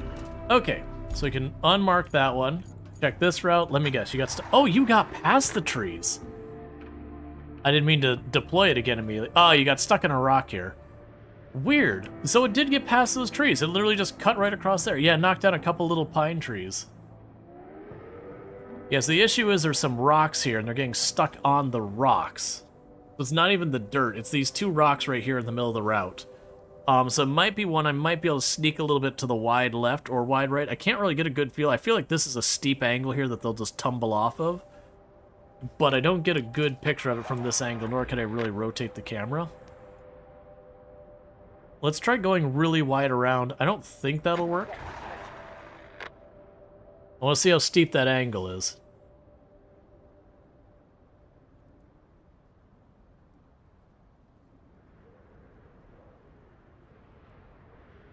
Honestly, that's probably okay. If nothing else, they're pushing the rocks out of the way now.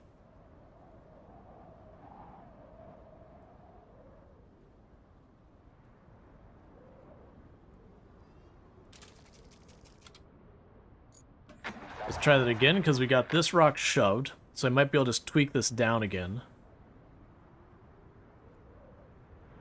Yep. Okay, alright, so with that said, nope, don't unstrap those just in case. Alright, so now we get back on this road and start heading back up towards the next length of pipe we need to replace.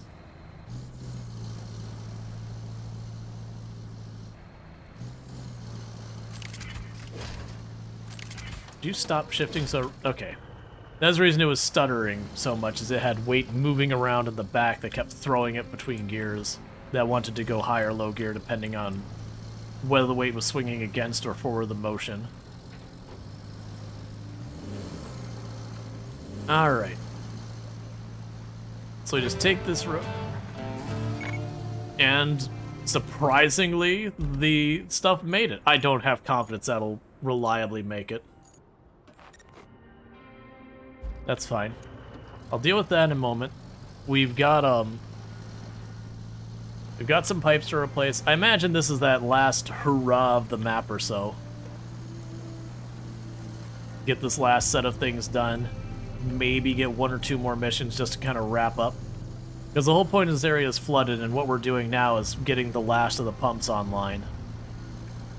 So I would assume once the pumps are online, like all of them, that's kind of the end of the road on this one.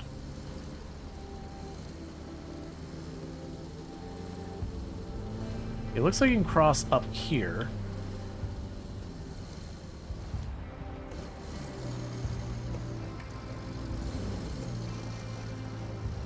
And you want to be probably on the left side here, if possible.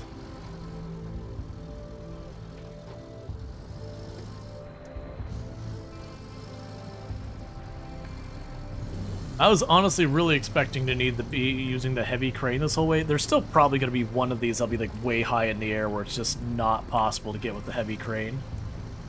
Or without the heavy crane. If it happens, it happens. Okay, so here's the curious one. So this one's fine, but the next one's up on that rock slide, or rock face, whatever you want to go with.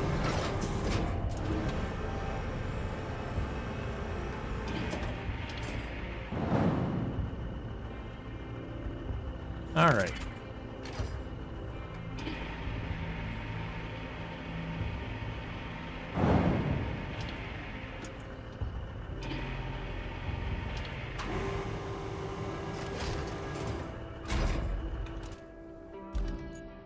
Okay. So yeah, needless to say, we can't drive forward. That is a steep cliff. That looks utterly cursed. It looks like we're just going straight from the bottom of the hill. That really does feel like heavy crane kind of territory. Regardless, I'm going to get this into the area, and if we can get close enough to make this happen without the heavy crane, great. If not, we can just grab the heavy crane and drive it right over. I'll have to be fighting up all this garbage.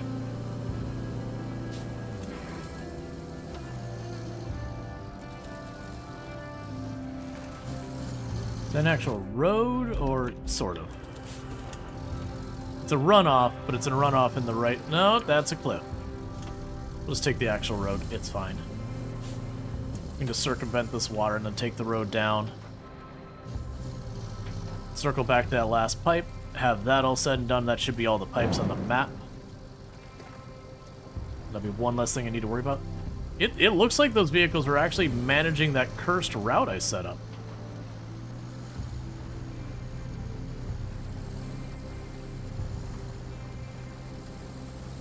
I've got 2 packages up there I'll have to haul. I suspect they're big ones.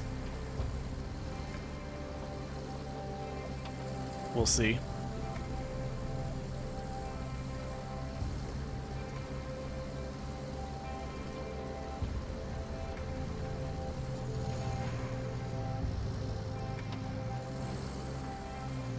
Okay, and there is a route that goes along the right side here. This will also let me get eyes on where I'm turning these objects in to get a feel for are they big objects or little objects. If they're little objects, I'll just take the mule and bring it. But there are 2 things like the transformers. I think it'll be a 2-tripper, unfortunately. Maybe grab the really big cargo truck and the heavy crane, load up the heavy cargo truck using the crane, and then bring the other one with the crane.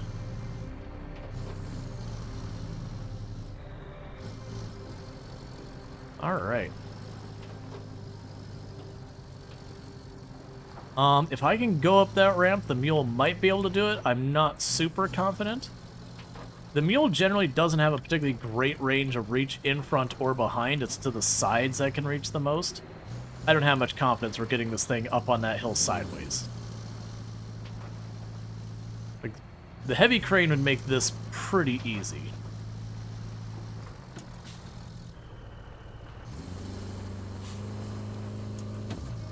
So I think the reality is I want to go to the right of this big rock in front of me.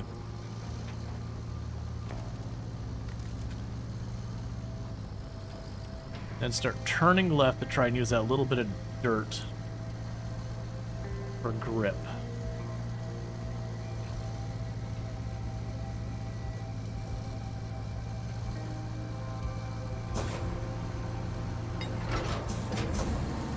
I was kind of hoping that'd lift us more.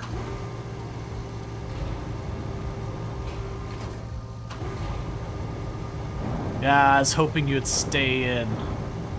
Sometimes it takes a lot of force to get those to move. And I was really hoping in this particular case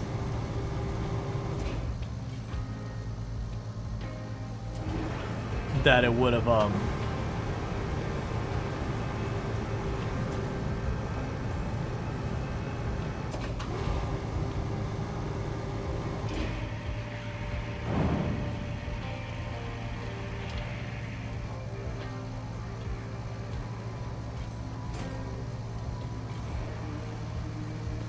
This is getting worse before it's getting better.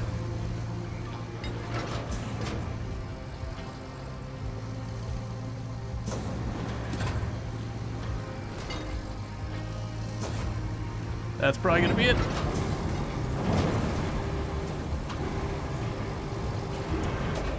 Too late. That's fine.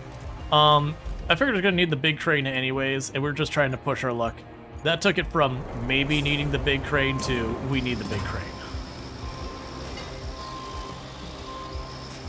Because if I managed to climb up that ledge, we could have gotten away with it without the big crane. But you can see it was already pretty dodgy. That's fine. We'll just take this, pick the mule back up, grab the pipe, put it in place. Then that's all said and done.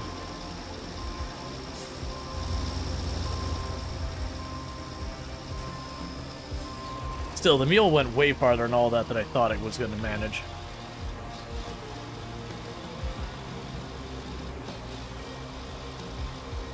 I'd really hoped a lot of times when I've gone to pull those pipes, it takes a little bit to fight them out. So I was hoping I could just kind of tug on it enough to pull the mule up that next little ledge. But then it popped out cleanly and instantly, which didn't make that work.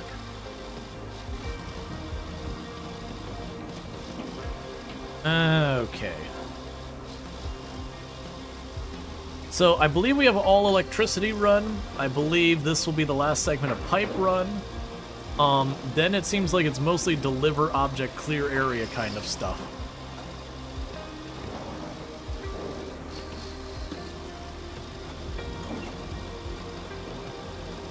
Which it's fine, with the clearing objects, there's a good chance they needed the heavy crane here anyways.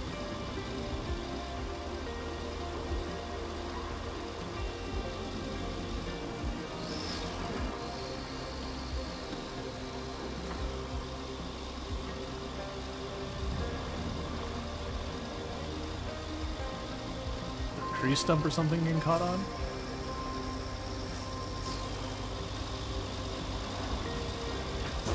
That's fine, we can lift this up. There we go.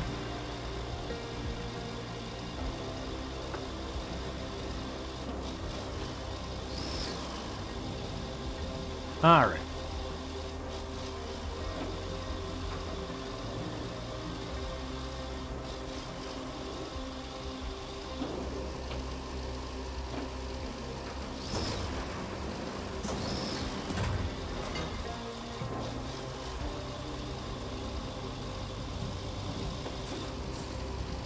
I just remembered we had to go around this way. That's fine. Cool. Yeah, so we got 2 things of cargo we need. We'll clean up this area. We'll get the pipe in place.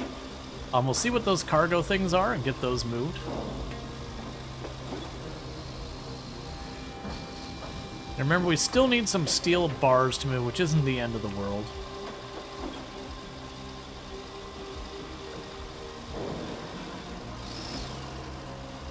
Okay.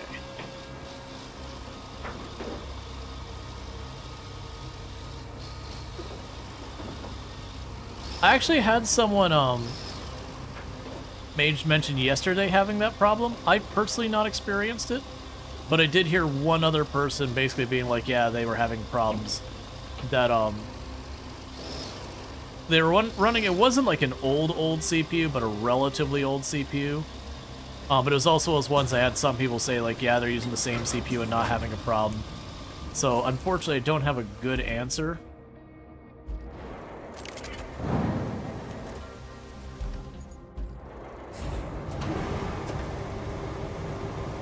Honestly, we might be able to get away like this.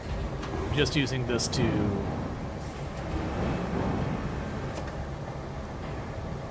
lift you up in your wheels. I don't think it's going to stay there. I think it's going to roll down the hill again.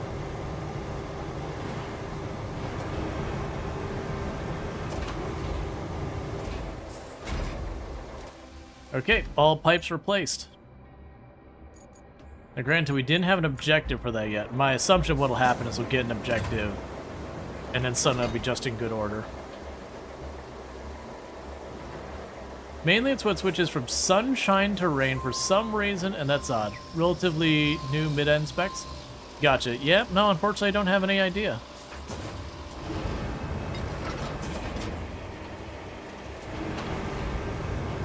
Because, like, the system requirements of the game aren't super high.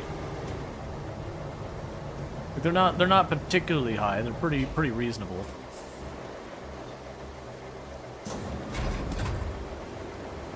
Okay, so that's where the parts are getting dropped off. Can I see what we're dealing with? No.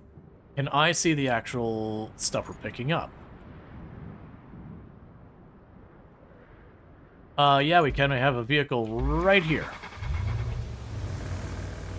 It can't haul them, really.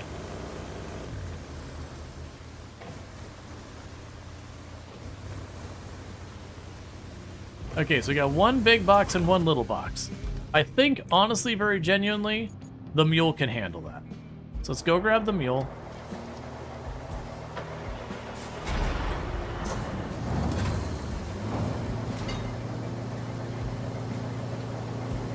Because the big box I can put in the back, little box won't be that hard to manage on the front.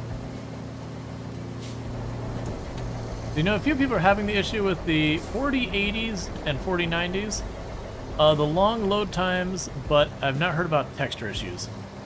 Yeah. Yeah, I can't answer. Usually, like, the typical triage I'd recommend is always the classics of, you know, are your drivers up to date? That kind of nonsense, which doesn't always help, but, you know, it's kind of one of those things that it's easy for someone to do. Hi. You look sleepy. I love you. You sleep well. Be careful on the stairs.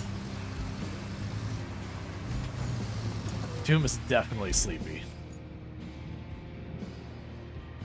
Alright, we don't have a great route to the backup power pump.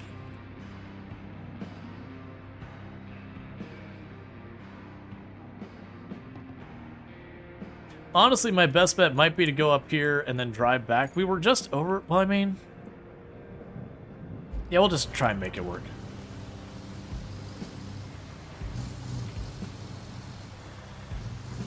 They're pretty used to AMD, to be honest. It's gotten better over the years substantially, but they still have their issues for sure. Yeah. It happens.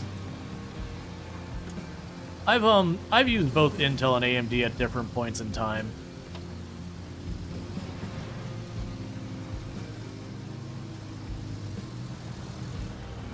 Alright, so we cross over there. I should be able to get to the other side. Relatively easy. It's pros and cons.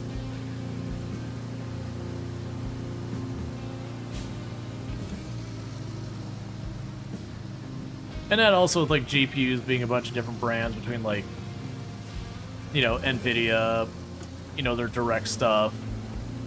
Like, where other ones make cards from, like, ASUS or whatever.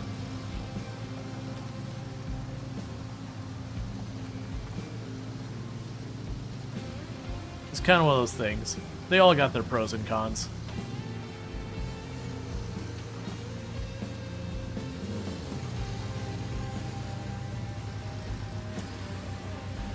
Did a tree stump or get whatever? It looks like I crossed over here a couple times. Like, this is literally, I think, the route my trucks are making, and if they're making it, this thing better be able to make it. I'm gonna cross here. I'm gonna try and climb up that mountain, get the 2 package loaded, then I gotta cross back, which is gonna be the hard part. And I suspect it'll be one of those things that'll get close-ish to where I need to drop these off. And then we'll need to have cleared the path to let the vehicle through. When we get there, that's fine.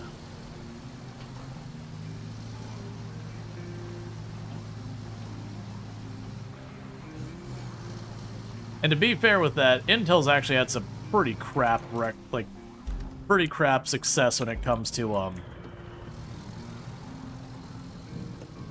drivers recently. There's been a lot of really bad, dodgy NVIDIA drivers lately.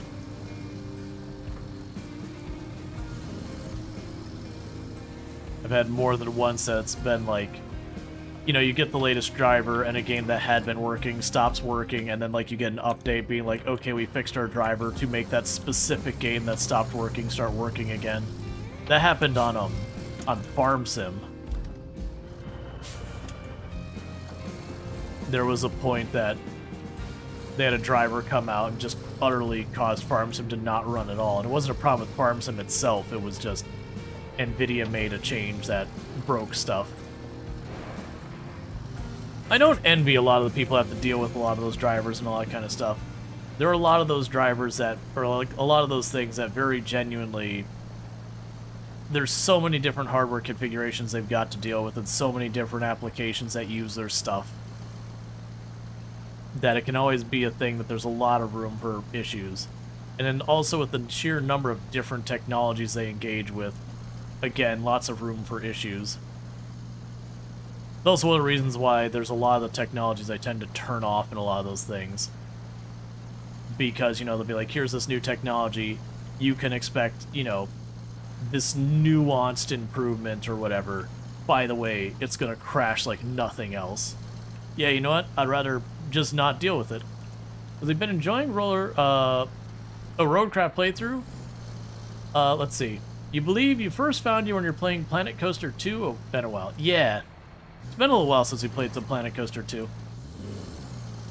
You hate that when it's Game Ray Driver comes out for the game you're playing, and it tanks your FPS for another game? Yup. Alright, so this will bring us up here to these two packages. The big package I'm thinking we put in the back. If I can get both in the back, that would be the dream. Realistically, I think is we're putting the big package in the back, and then the little package I'll hold out in front of the vehicle. Oh, actually, those might not... Oh, okay, those are both... I thought it was bigger than that. Yeah, we can just chuck both of those in the back. But yeah, no, it's for me, it's stuff like... You know, there'll be things like, it's like, we have the new version of ray tracing. And you're like, I don't care about ray tracing. Ray tracing is the thing I do to get the tiniest little improvement in my shadows and lose about 30% of my FPS. And I just don't care about shadows that much. I'm also not someone who needs a game to run at 180 FPS or anything like that.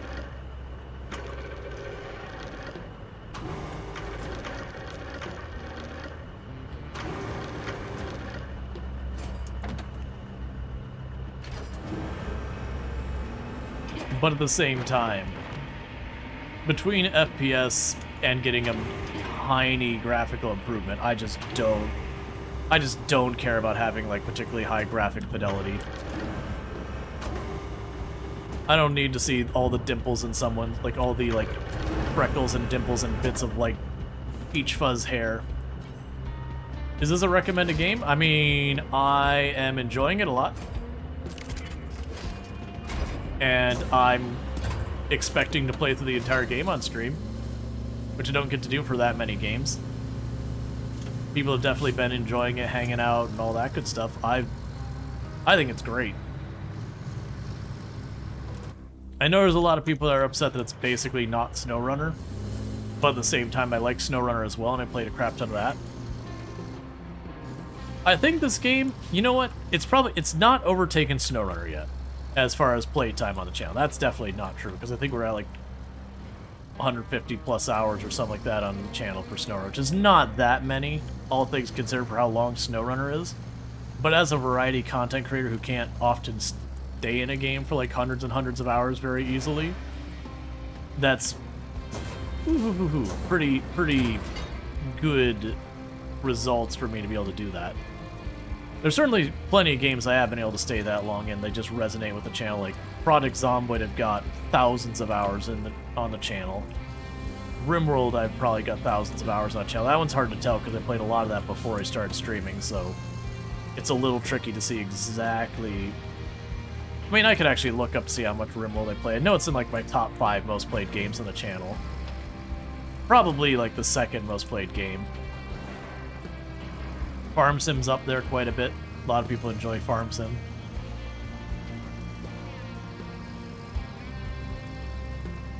SnowRunner tends to be that game that, like, people get really excited and itching for me to play. I play for, like, 2-3 days, and then they're ready to watch me play something else and not no more SnowRunner. Like, they like it, it's just, they kind of get tired of seeing the same thing quickly.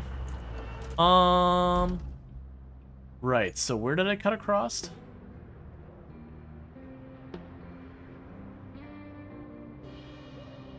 Oh, we cut across here. Okay. I'm guessing this is not as deep as it looks from my angle, because I am seeing ground there.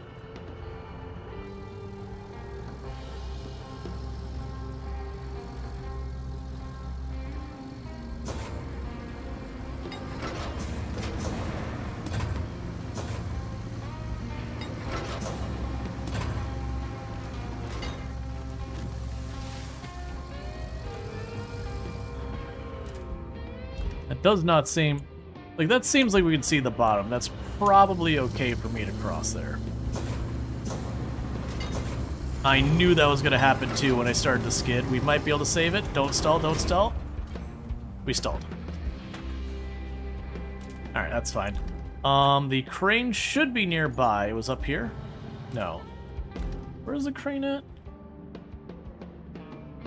Crane's right here.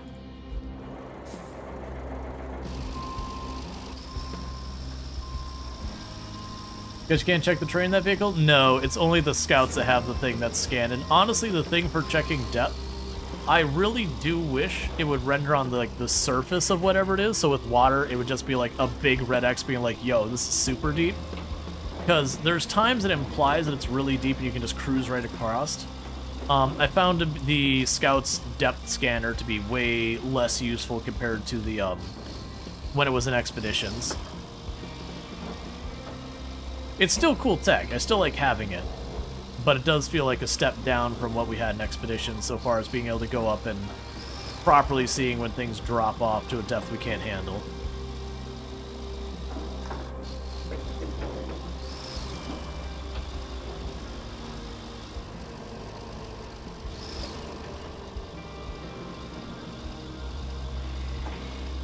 So honestly, with this, I could probably just take it to this side, which is where I wanted to get to anyways.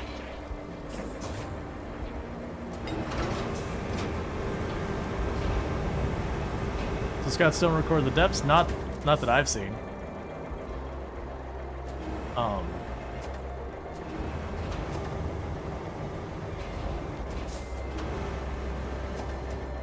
Oh, I see. I don't actually have access to that corner.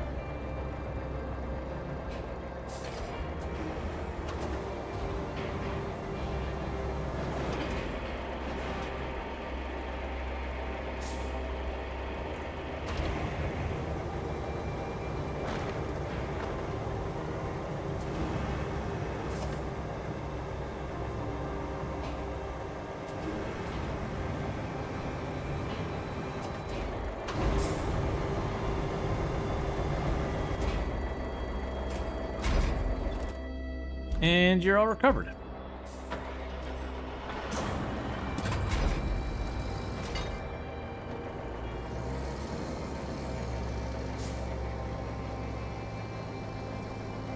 Yeah, I can understand why they don't have it. I feel like that'd be a ridiculous amount of information to save and present. There's a lot of quality of life the game could use. Like, I miss having the routes you had in SnowRunner so far as being able to, like, be like, I want to go this way, this way, this way. And that's not me asking, being like, oh, I need this to be SnowRunner. It's like, no. Independently of this game, being able to be like, okay, I need to go around here and then this way and all that would be really nice to do versus having to, like, do, like, the T setting marks. I think it'd be very nice to have the ability to, like, set her out. Yeah, no, that's the whole thing. Like, the routing in SnowRunner was very, very elegant and very clean.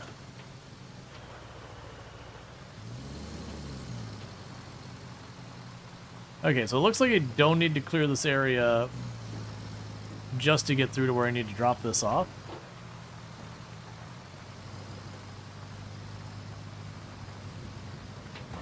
Just cruise on through.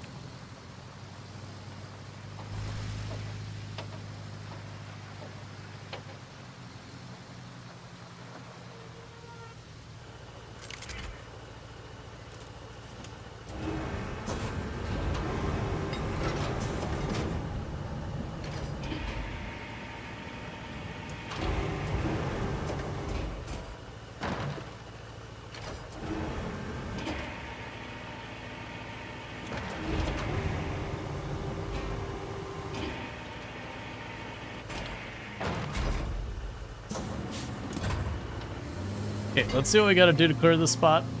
Hopefully I don't need the big crane, because we got this right here. If I do, I do, but that's fine. There's another big crane over there. I don't think this big crane can reach it. Yeah, no, it looks like it's over here pretty far. Yeah, you're not gonna be able to reach it, I don't think. I'm also not sure what in there is blocking the way. I'm assuming it's these containers. Be able to reach that back area. If it is, I mean, that's big crane. Let's scrap the big crane. It's fine. It's right here.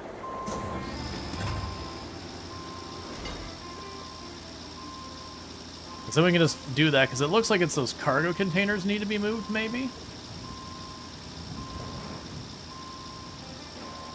If not, if I'm bringing in the big crane that's overkill, that's fine too.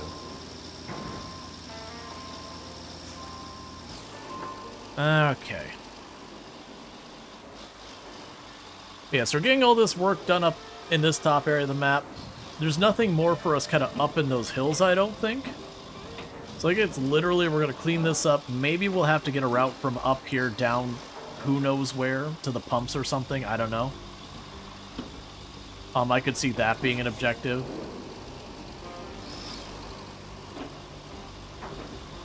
Okay, so what here actually needs to move? Is it these boxes? Alright.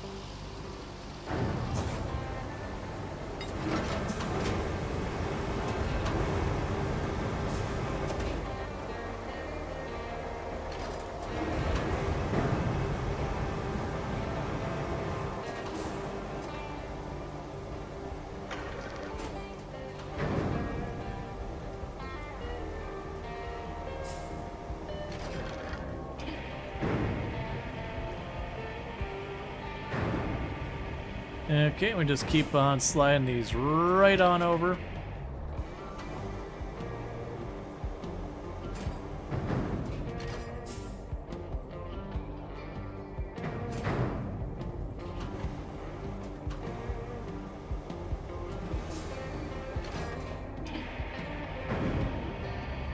Okay.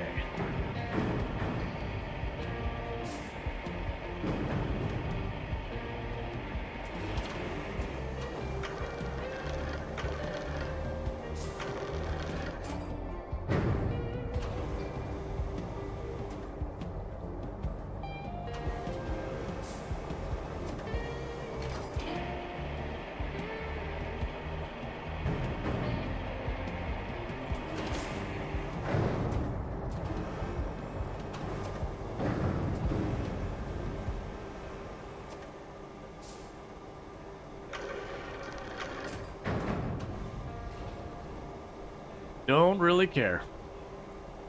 I could take the time to clean it up nice, but I just don't need to.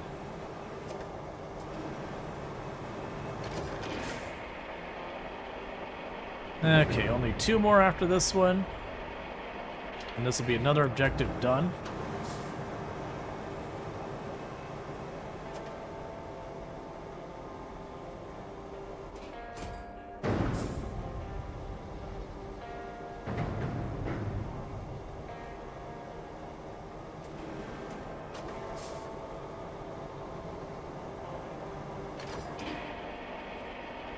All right.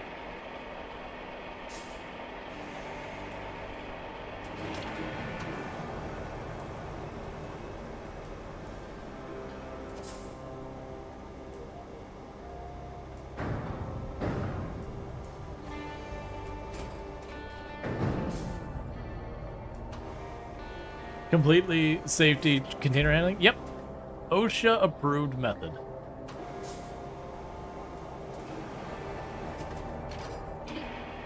OSHA says she likes the way the containers make a loud bang sound every time they bump into something.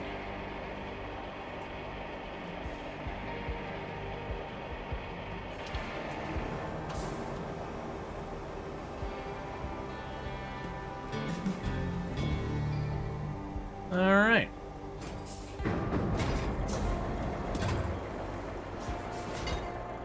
Yeah, so I see that there's a truck drop-off point right there. So let's get you out of the way for a second. Alright, so we got 1 side objective and 1 main objective. So I need 7 steel beams over here. Okay. And I need 25 wood in the sawmill. Okay. Well, we're going to start with the steel beams, because that's actually like a main objective kind of thing. And I've got to get them here and here. The only thing so that's the one that needs 2, and that's the one that needs 5.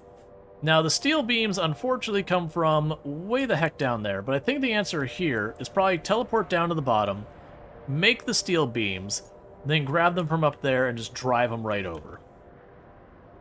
Versus crossing the whole freaking map. Do I have a vehicle down by steel beams? Of course not. That'd be too easy.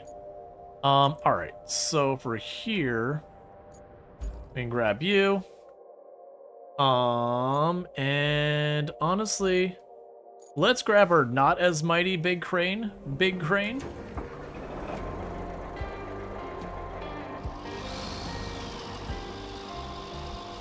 And I believe this is the one I need to go, yeah, down south and on over. Alright. Do I have anything conveniently here Made out of a crap ton of metal. Does not look like it. Do you have a favorite vehicle in the game? Not really. There's some interesting vehicles,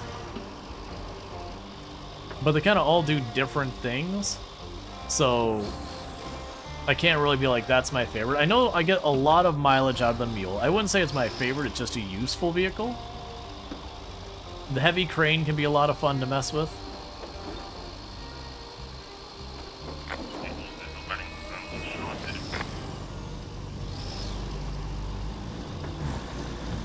That's fine.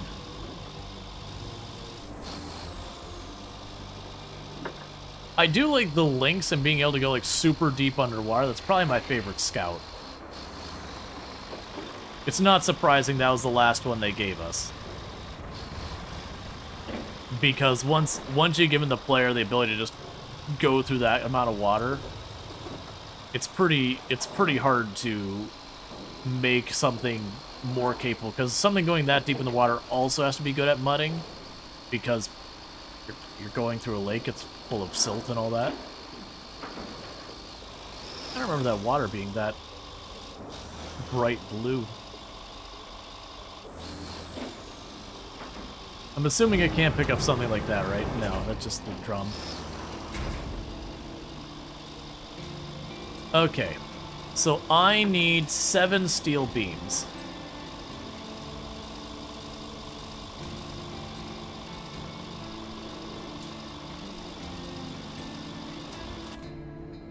And the steel beams are up here. Let's see if down here we've got anything like cars. There we go.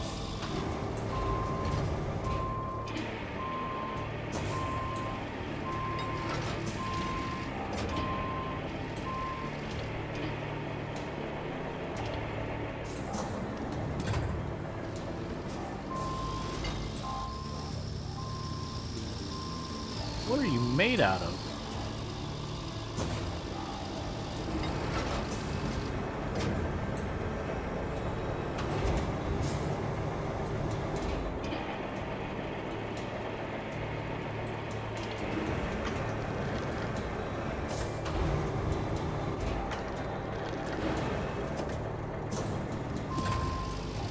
I think maybe it's just getting stuck in those wood planks it was sitting on.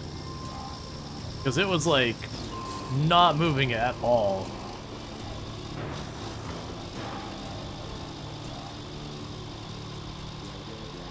Okay, so there should be a couple of steel beams in itself.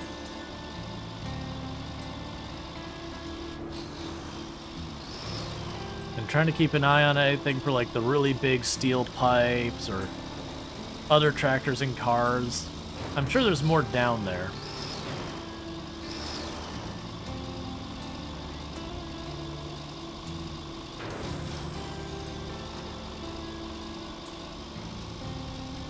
I also realized I'm still gonna have to bring the mule over here, which is fine.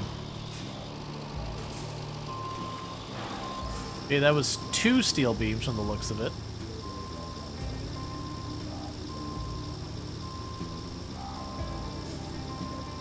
I got one of the shovel heads here. I believe those are relatively okay metal.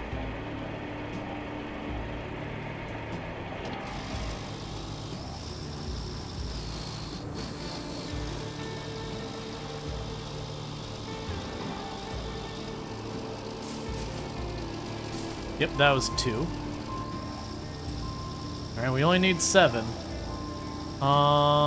Anything else that isn't absolutely terrible? Because the steel drums are awful.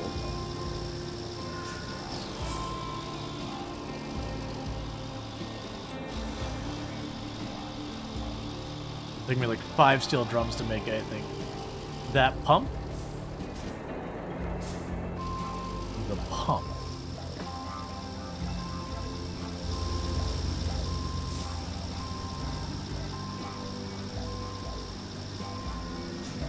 Not sure where you saw the pump. Oh, the big tank? A lot of big tanks you can't pick up, unfortunately. Oh, we got another Yeah, with that, I can probably grab a couple of drums to finish it off.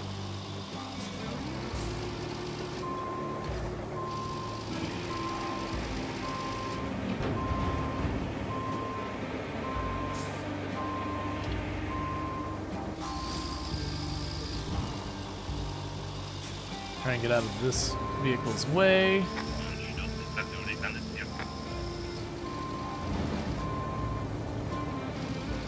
Okay.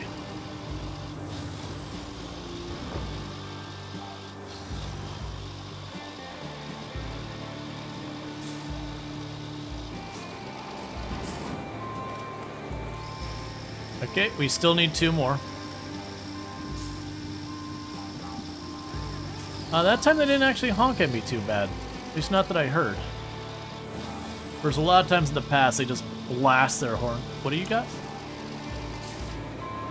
Oh, I think that's concrete. That's not going to do us any good.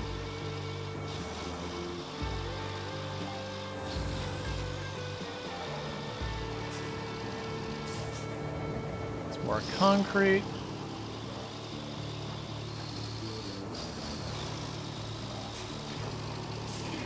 I don't remember how good or bad you are. Can't imagine it's amazing, but it's probably better than a steel drum. Have you found the 1.5 changes better? So most of the issues it fixed, I didn't really notice too much. They definitely made the asphalt paver better, so far as not just sliding all over the place when you're trying to drive up on sand. But I honestly didn't have too much of a difference anyways. But, I haven't really had much better or worse with the AI. I didn't seem to particularly have too awful of a time with the AI before the update. Like, they would get stuck and I'd have to fix it. But it always felt like it's, you know, stuff pathing that I was dealing with already. That was awful is what that was. That was not worth my time. Okay, some more drums over there. Yeah, we've been taking a lot of steel beams from down here.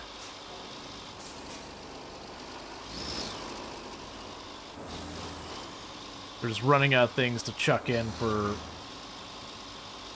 salvage. You know, a chance to play before it changes? Yeah, there's definitely nothing that was, like, bad it did.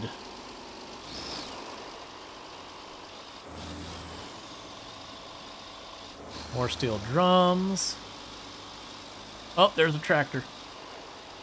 That should take care of the last I need.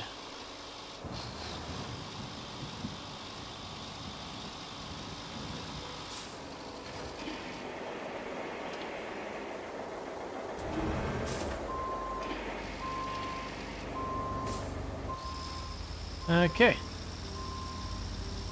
These tractors are relatively good. I want to say they'll give me like 3 steel beams out of 1.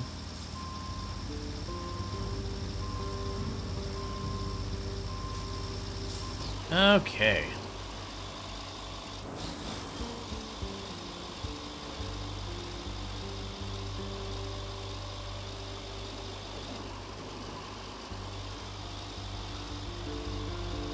Just ride up this hill, get these. Then what I'm going to need to do is grab the mule, load them up. I'll bring them to storage, so I don't have to drive the entire length of the map in the mule. Just, you know, round the corner, then go back up to top, then pick it up on the other side and move where I need them.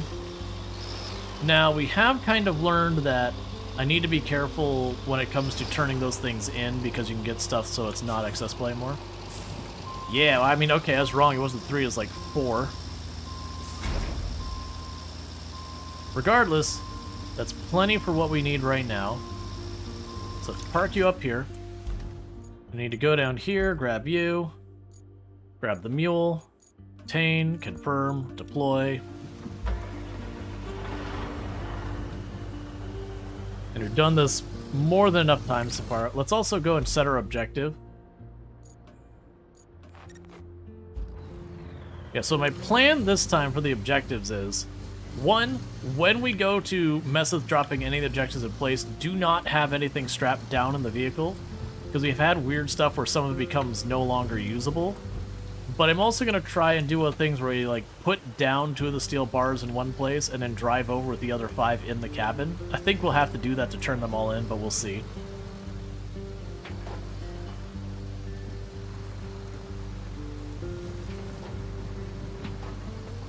Okay. We'll just grab all 9 of the steel beams, load them up, drive them back over to base to drop off at the warehouse, get those 2 power towers online.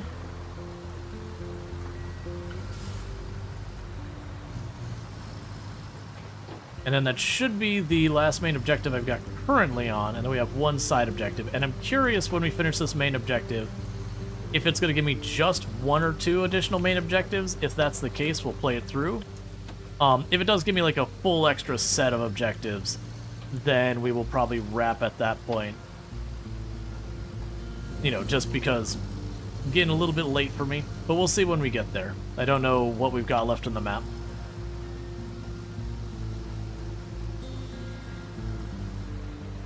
Okay, so just go right over here.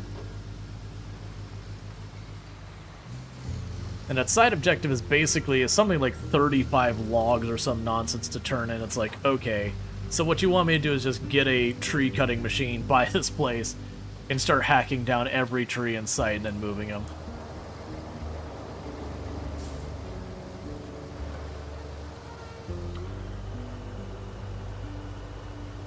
Okay, we've got all the steel beams in position here.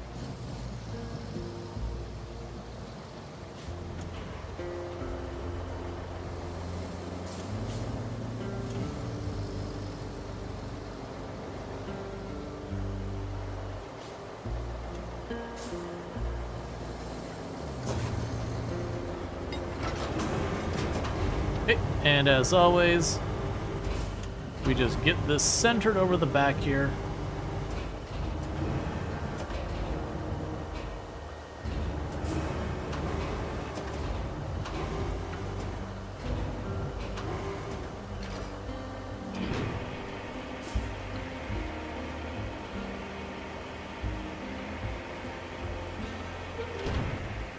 Inch it forward, but always are good. Okay.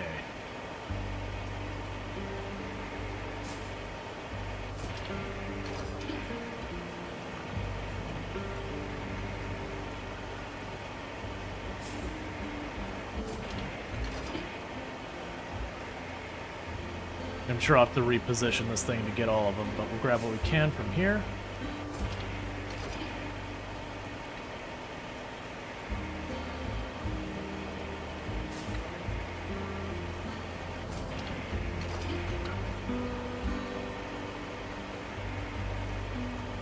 Honestly, even reaching that far surprised me.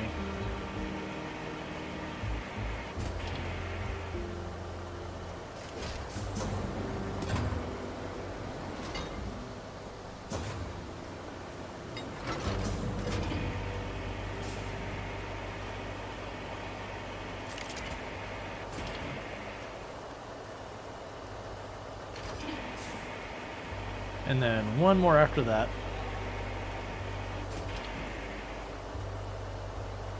Nope, skipped right over it. Alright, and that's going to be 9 that we've got on board, so now we just need to get those back to base.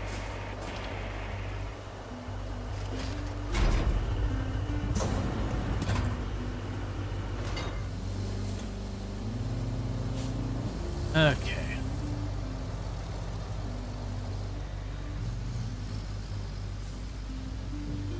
Then from there, we teleport to the top, we grab 7, I drop 2 on the pad for the 2, and then we grab the other 5, drop them on the pad. Well, I mean, we'll just drive over the pad to the 5 and it'll count it. And that should get the power all back online, and then we'll see what it tells us to do next. That was where I wanted to turn back there, so let's go actually make that turn.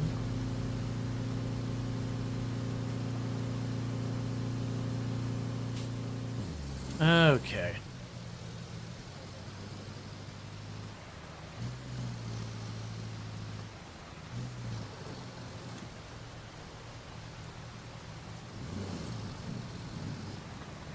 And And since I can't probably drive down the ledge that we've been driving down, I'll have to take the other route in. It shouldn't be a problem.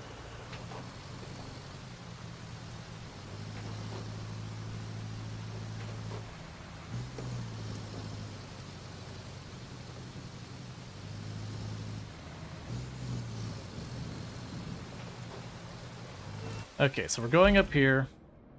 So I can't really go around this way and expect it to go too well. I'd have to go the whole way around. Yeah, so we're gonna take this dirt road I hadn't taken in a good long while. It'd be a low gear kind of situation, but that's fine.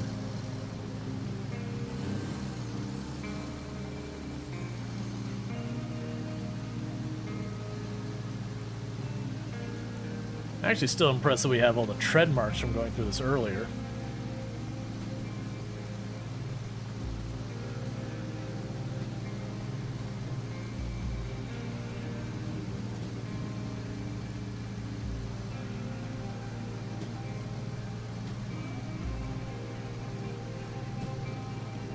Okay.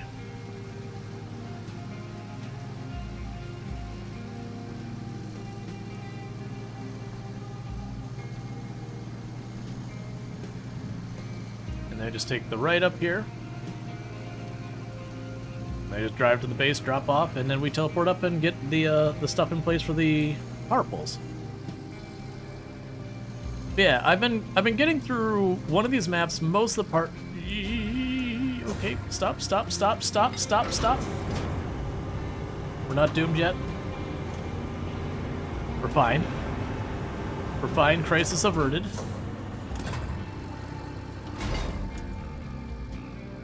Okay. I failed to realize how incredibly off balance our load is. It is very much leaning harder to the right than I gave it credit for. But it's fine. We made it work. It was super cursed, but it worked.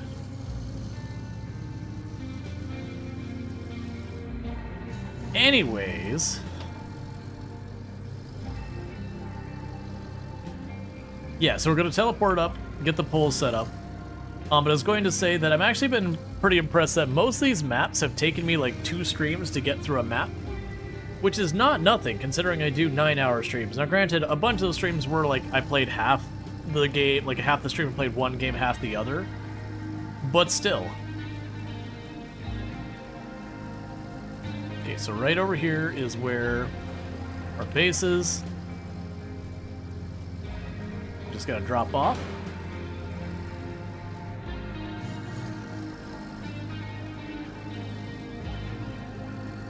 Right here.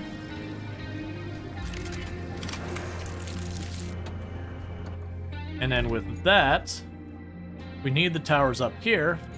They've got the industrial base right there.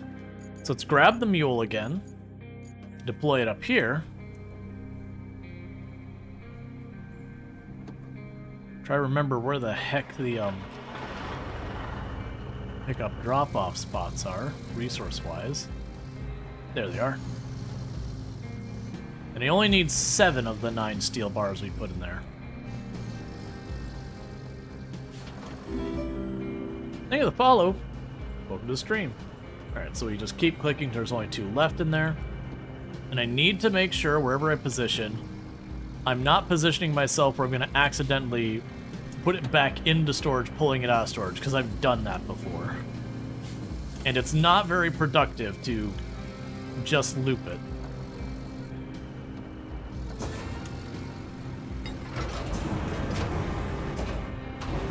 Alright, same as before. I want to get this roughly centered over the bed.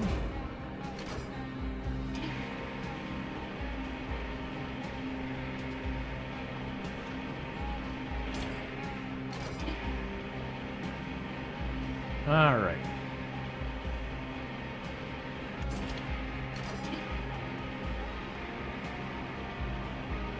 Steel beams are definitely my favorite for loading in the mule. Just because if you get that positioning right, they just go in like butter. There's no wibbly wobbling the crane again and again and again.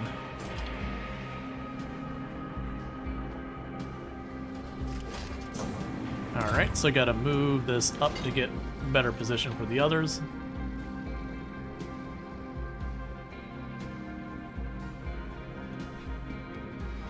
Okay, and I need my bed to be farther back than that.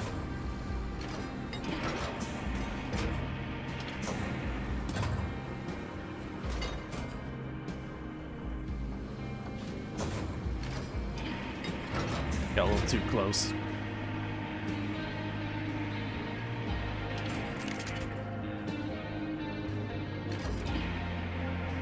All right.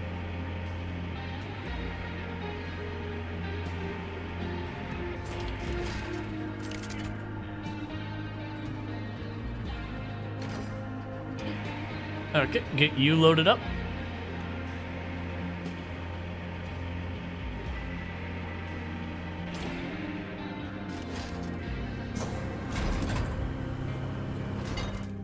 Okay, so we need to go out here to the east. And then when we exit to the east, there's one that needs 2 on one side of the bridge and one that needs 5 on the other side of the bridge. Well, past the bridge. Was it east or west? West. It's west. It's the other east. Okay.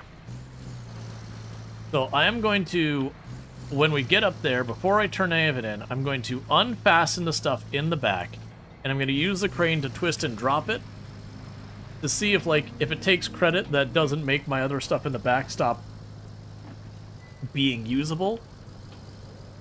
I'm going to guess we have to put the 2 beams in place and they won't do anything at all until I get the other 5 beams in place, which would be fine if that is the case. I don't want to take my chance of needing to redo it. Okay. So we're going in the mud in front of me, then we're taking a left between these tree stumps, and that should take me up to the first spot.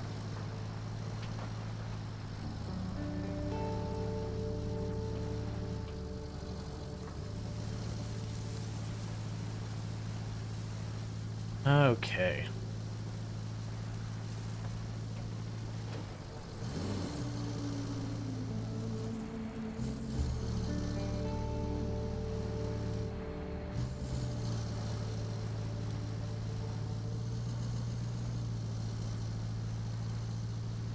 It's interesting we already have the power pole, and it's like, you need to bring me more steel. I'm guessing we're running wire from one side to the other. Okay. So we're not going to pull into the circle yet. Gonna park right here. Gonna deploy these. Gonna unlatch that.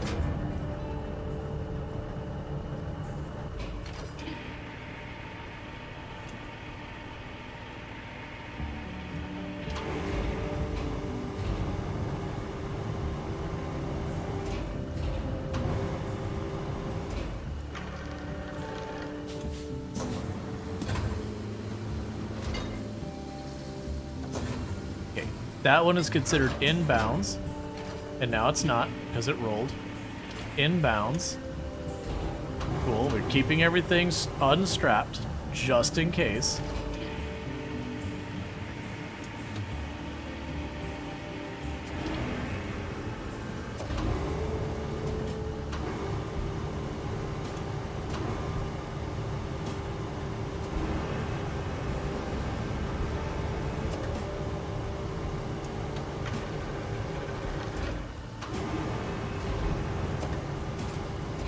Cool.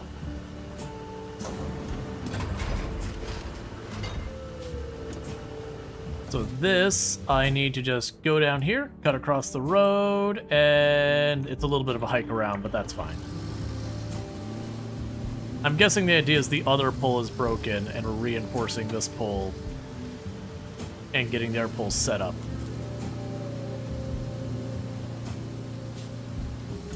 Okay, so this should be fine if I just drive into the other one. Is this the right way?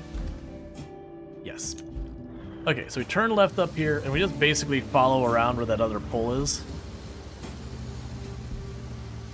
until we have a path up.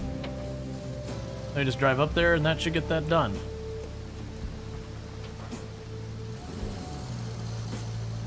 Oh, there's another tree stump here.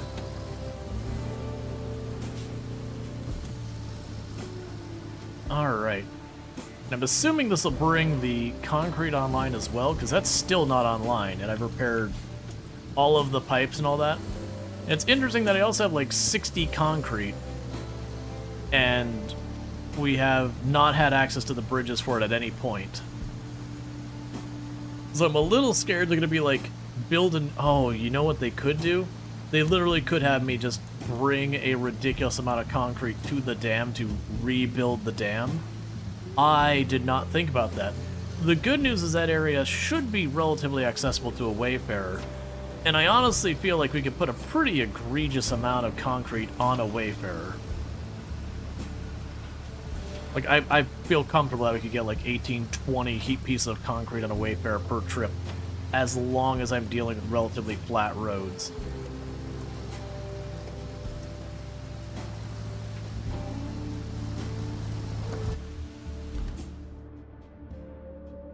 So your path up here is down along the warehouse.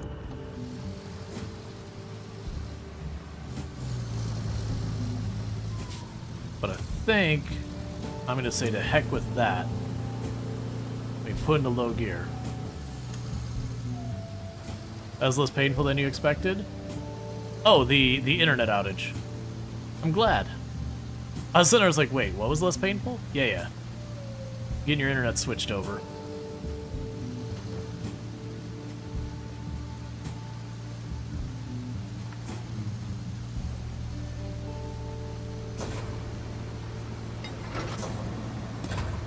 Seems like you like the delivery. Oh, no, the issue is I did all of the road building earlier in the game. And I don't have that many more places that it'd even be worth considering a road. That we've done a lot of road building. Because a lot of these areas I'm at right now, I'm delivering just one time. Because it's just out in the middle of nowhere, and then that's that. But yeah, I know we did a lot of road building on this map.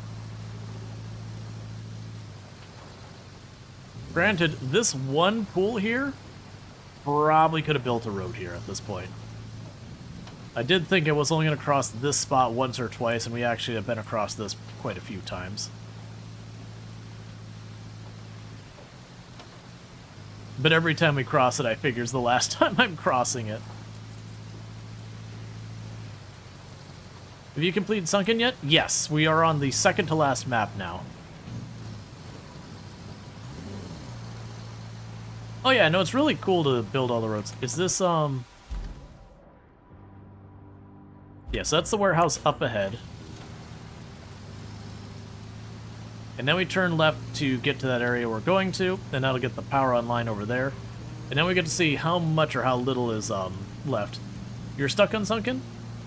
Gotcha. If you just take your time and, like, build your roads and bridges, you can make that happen. If you're looking for just, like, if you're looking for more than just the primary objectives, it is just a thing to work at and try and figure out where you can put roads of your own to fix stuff. Like, Sunken definitely had a couple of routes that they didn't tell you to build roads on, but it really helps to take the time to, you know, build up the sand, put down the pavement and everything. Especially all the ones that use the semi-truck, the Wayfarer. That Wayfarer can't handle crap for terrain.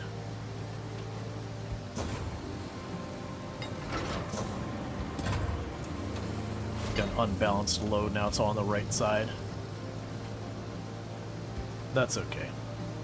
We just gotta get up this hill. And then that'll be this objective done.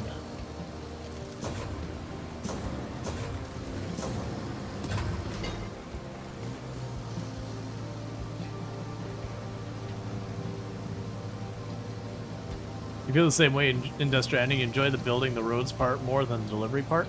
So I never played Death Stranding, and it was interesting to me because I was talking to another person who was like really big into it, and all of the marketing material I ever saw for Death Stranding was just the person walking across the map. And it was just one of those things that a lot of people were like, that's not what the game was. It's like, then why the hell did they market it that way? Like, I didn't even realize there's vehicles in the game, because literally I had never seen footage of the game that didn't involve walking. And I've been told the vehicles are actually pretty solid in the game, too.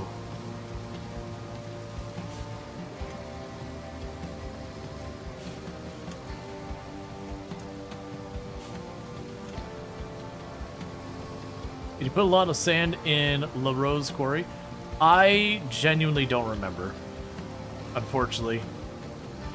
The VOD's still there if you want to check it, but unfortunately I don't remember which quarries I did what for or anything like that. That's been a number of maps ago.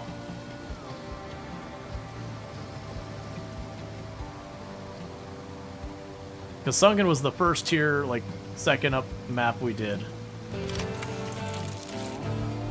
Okay, and we repaired the power here.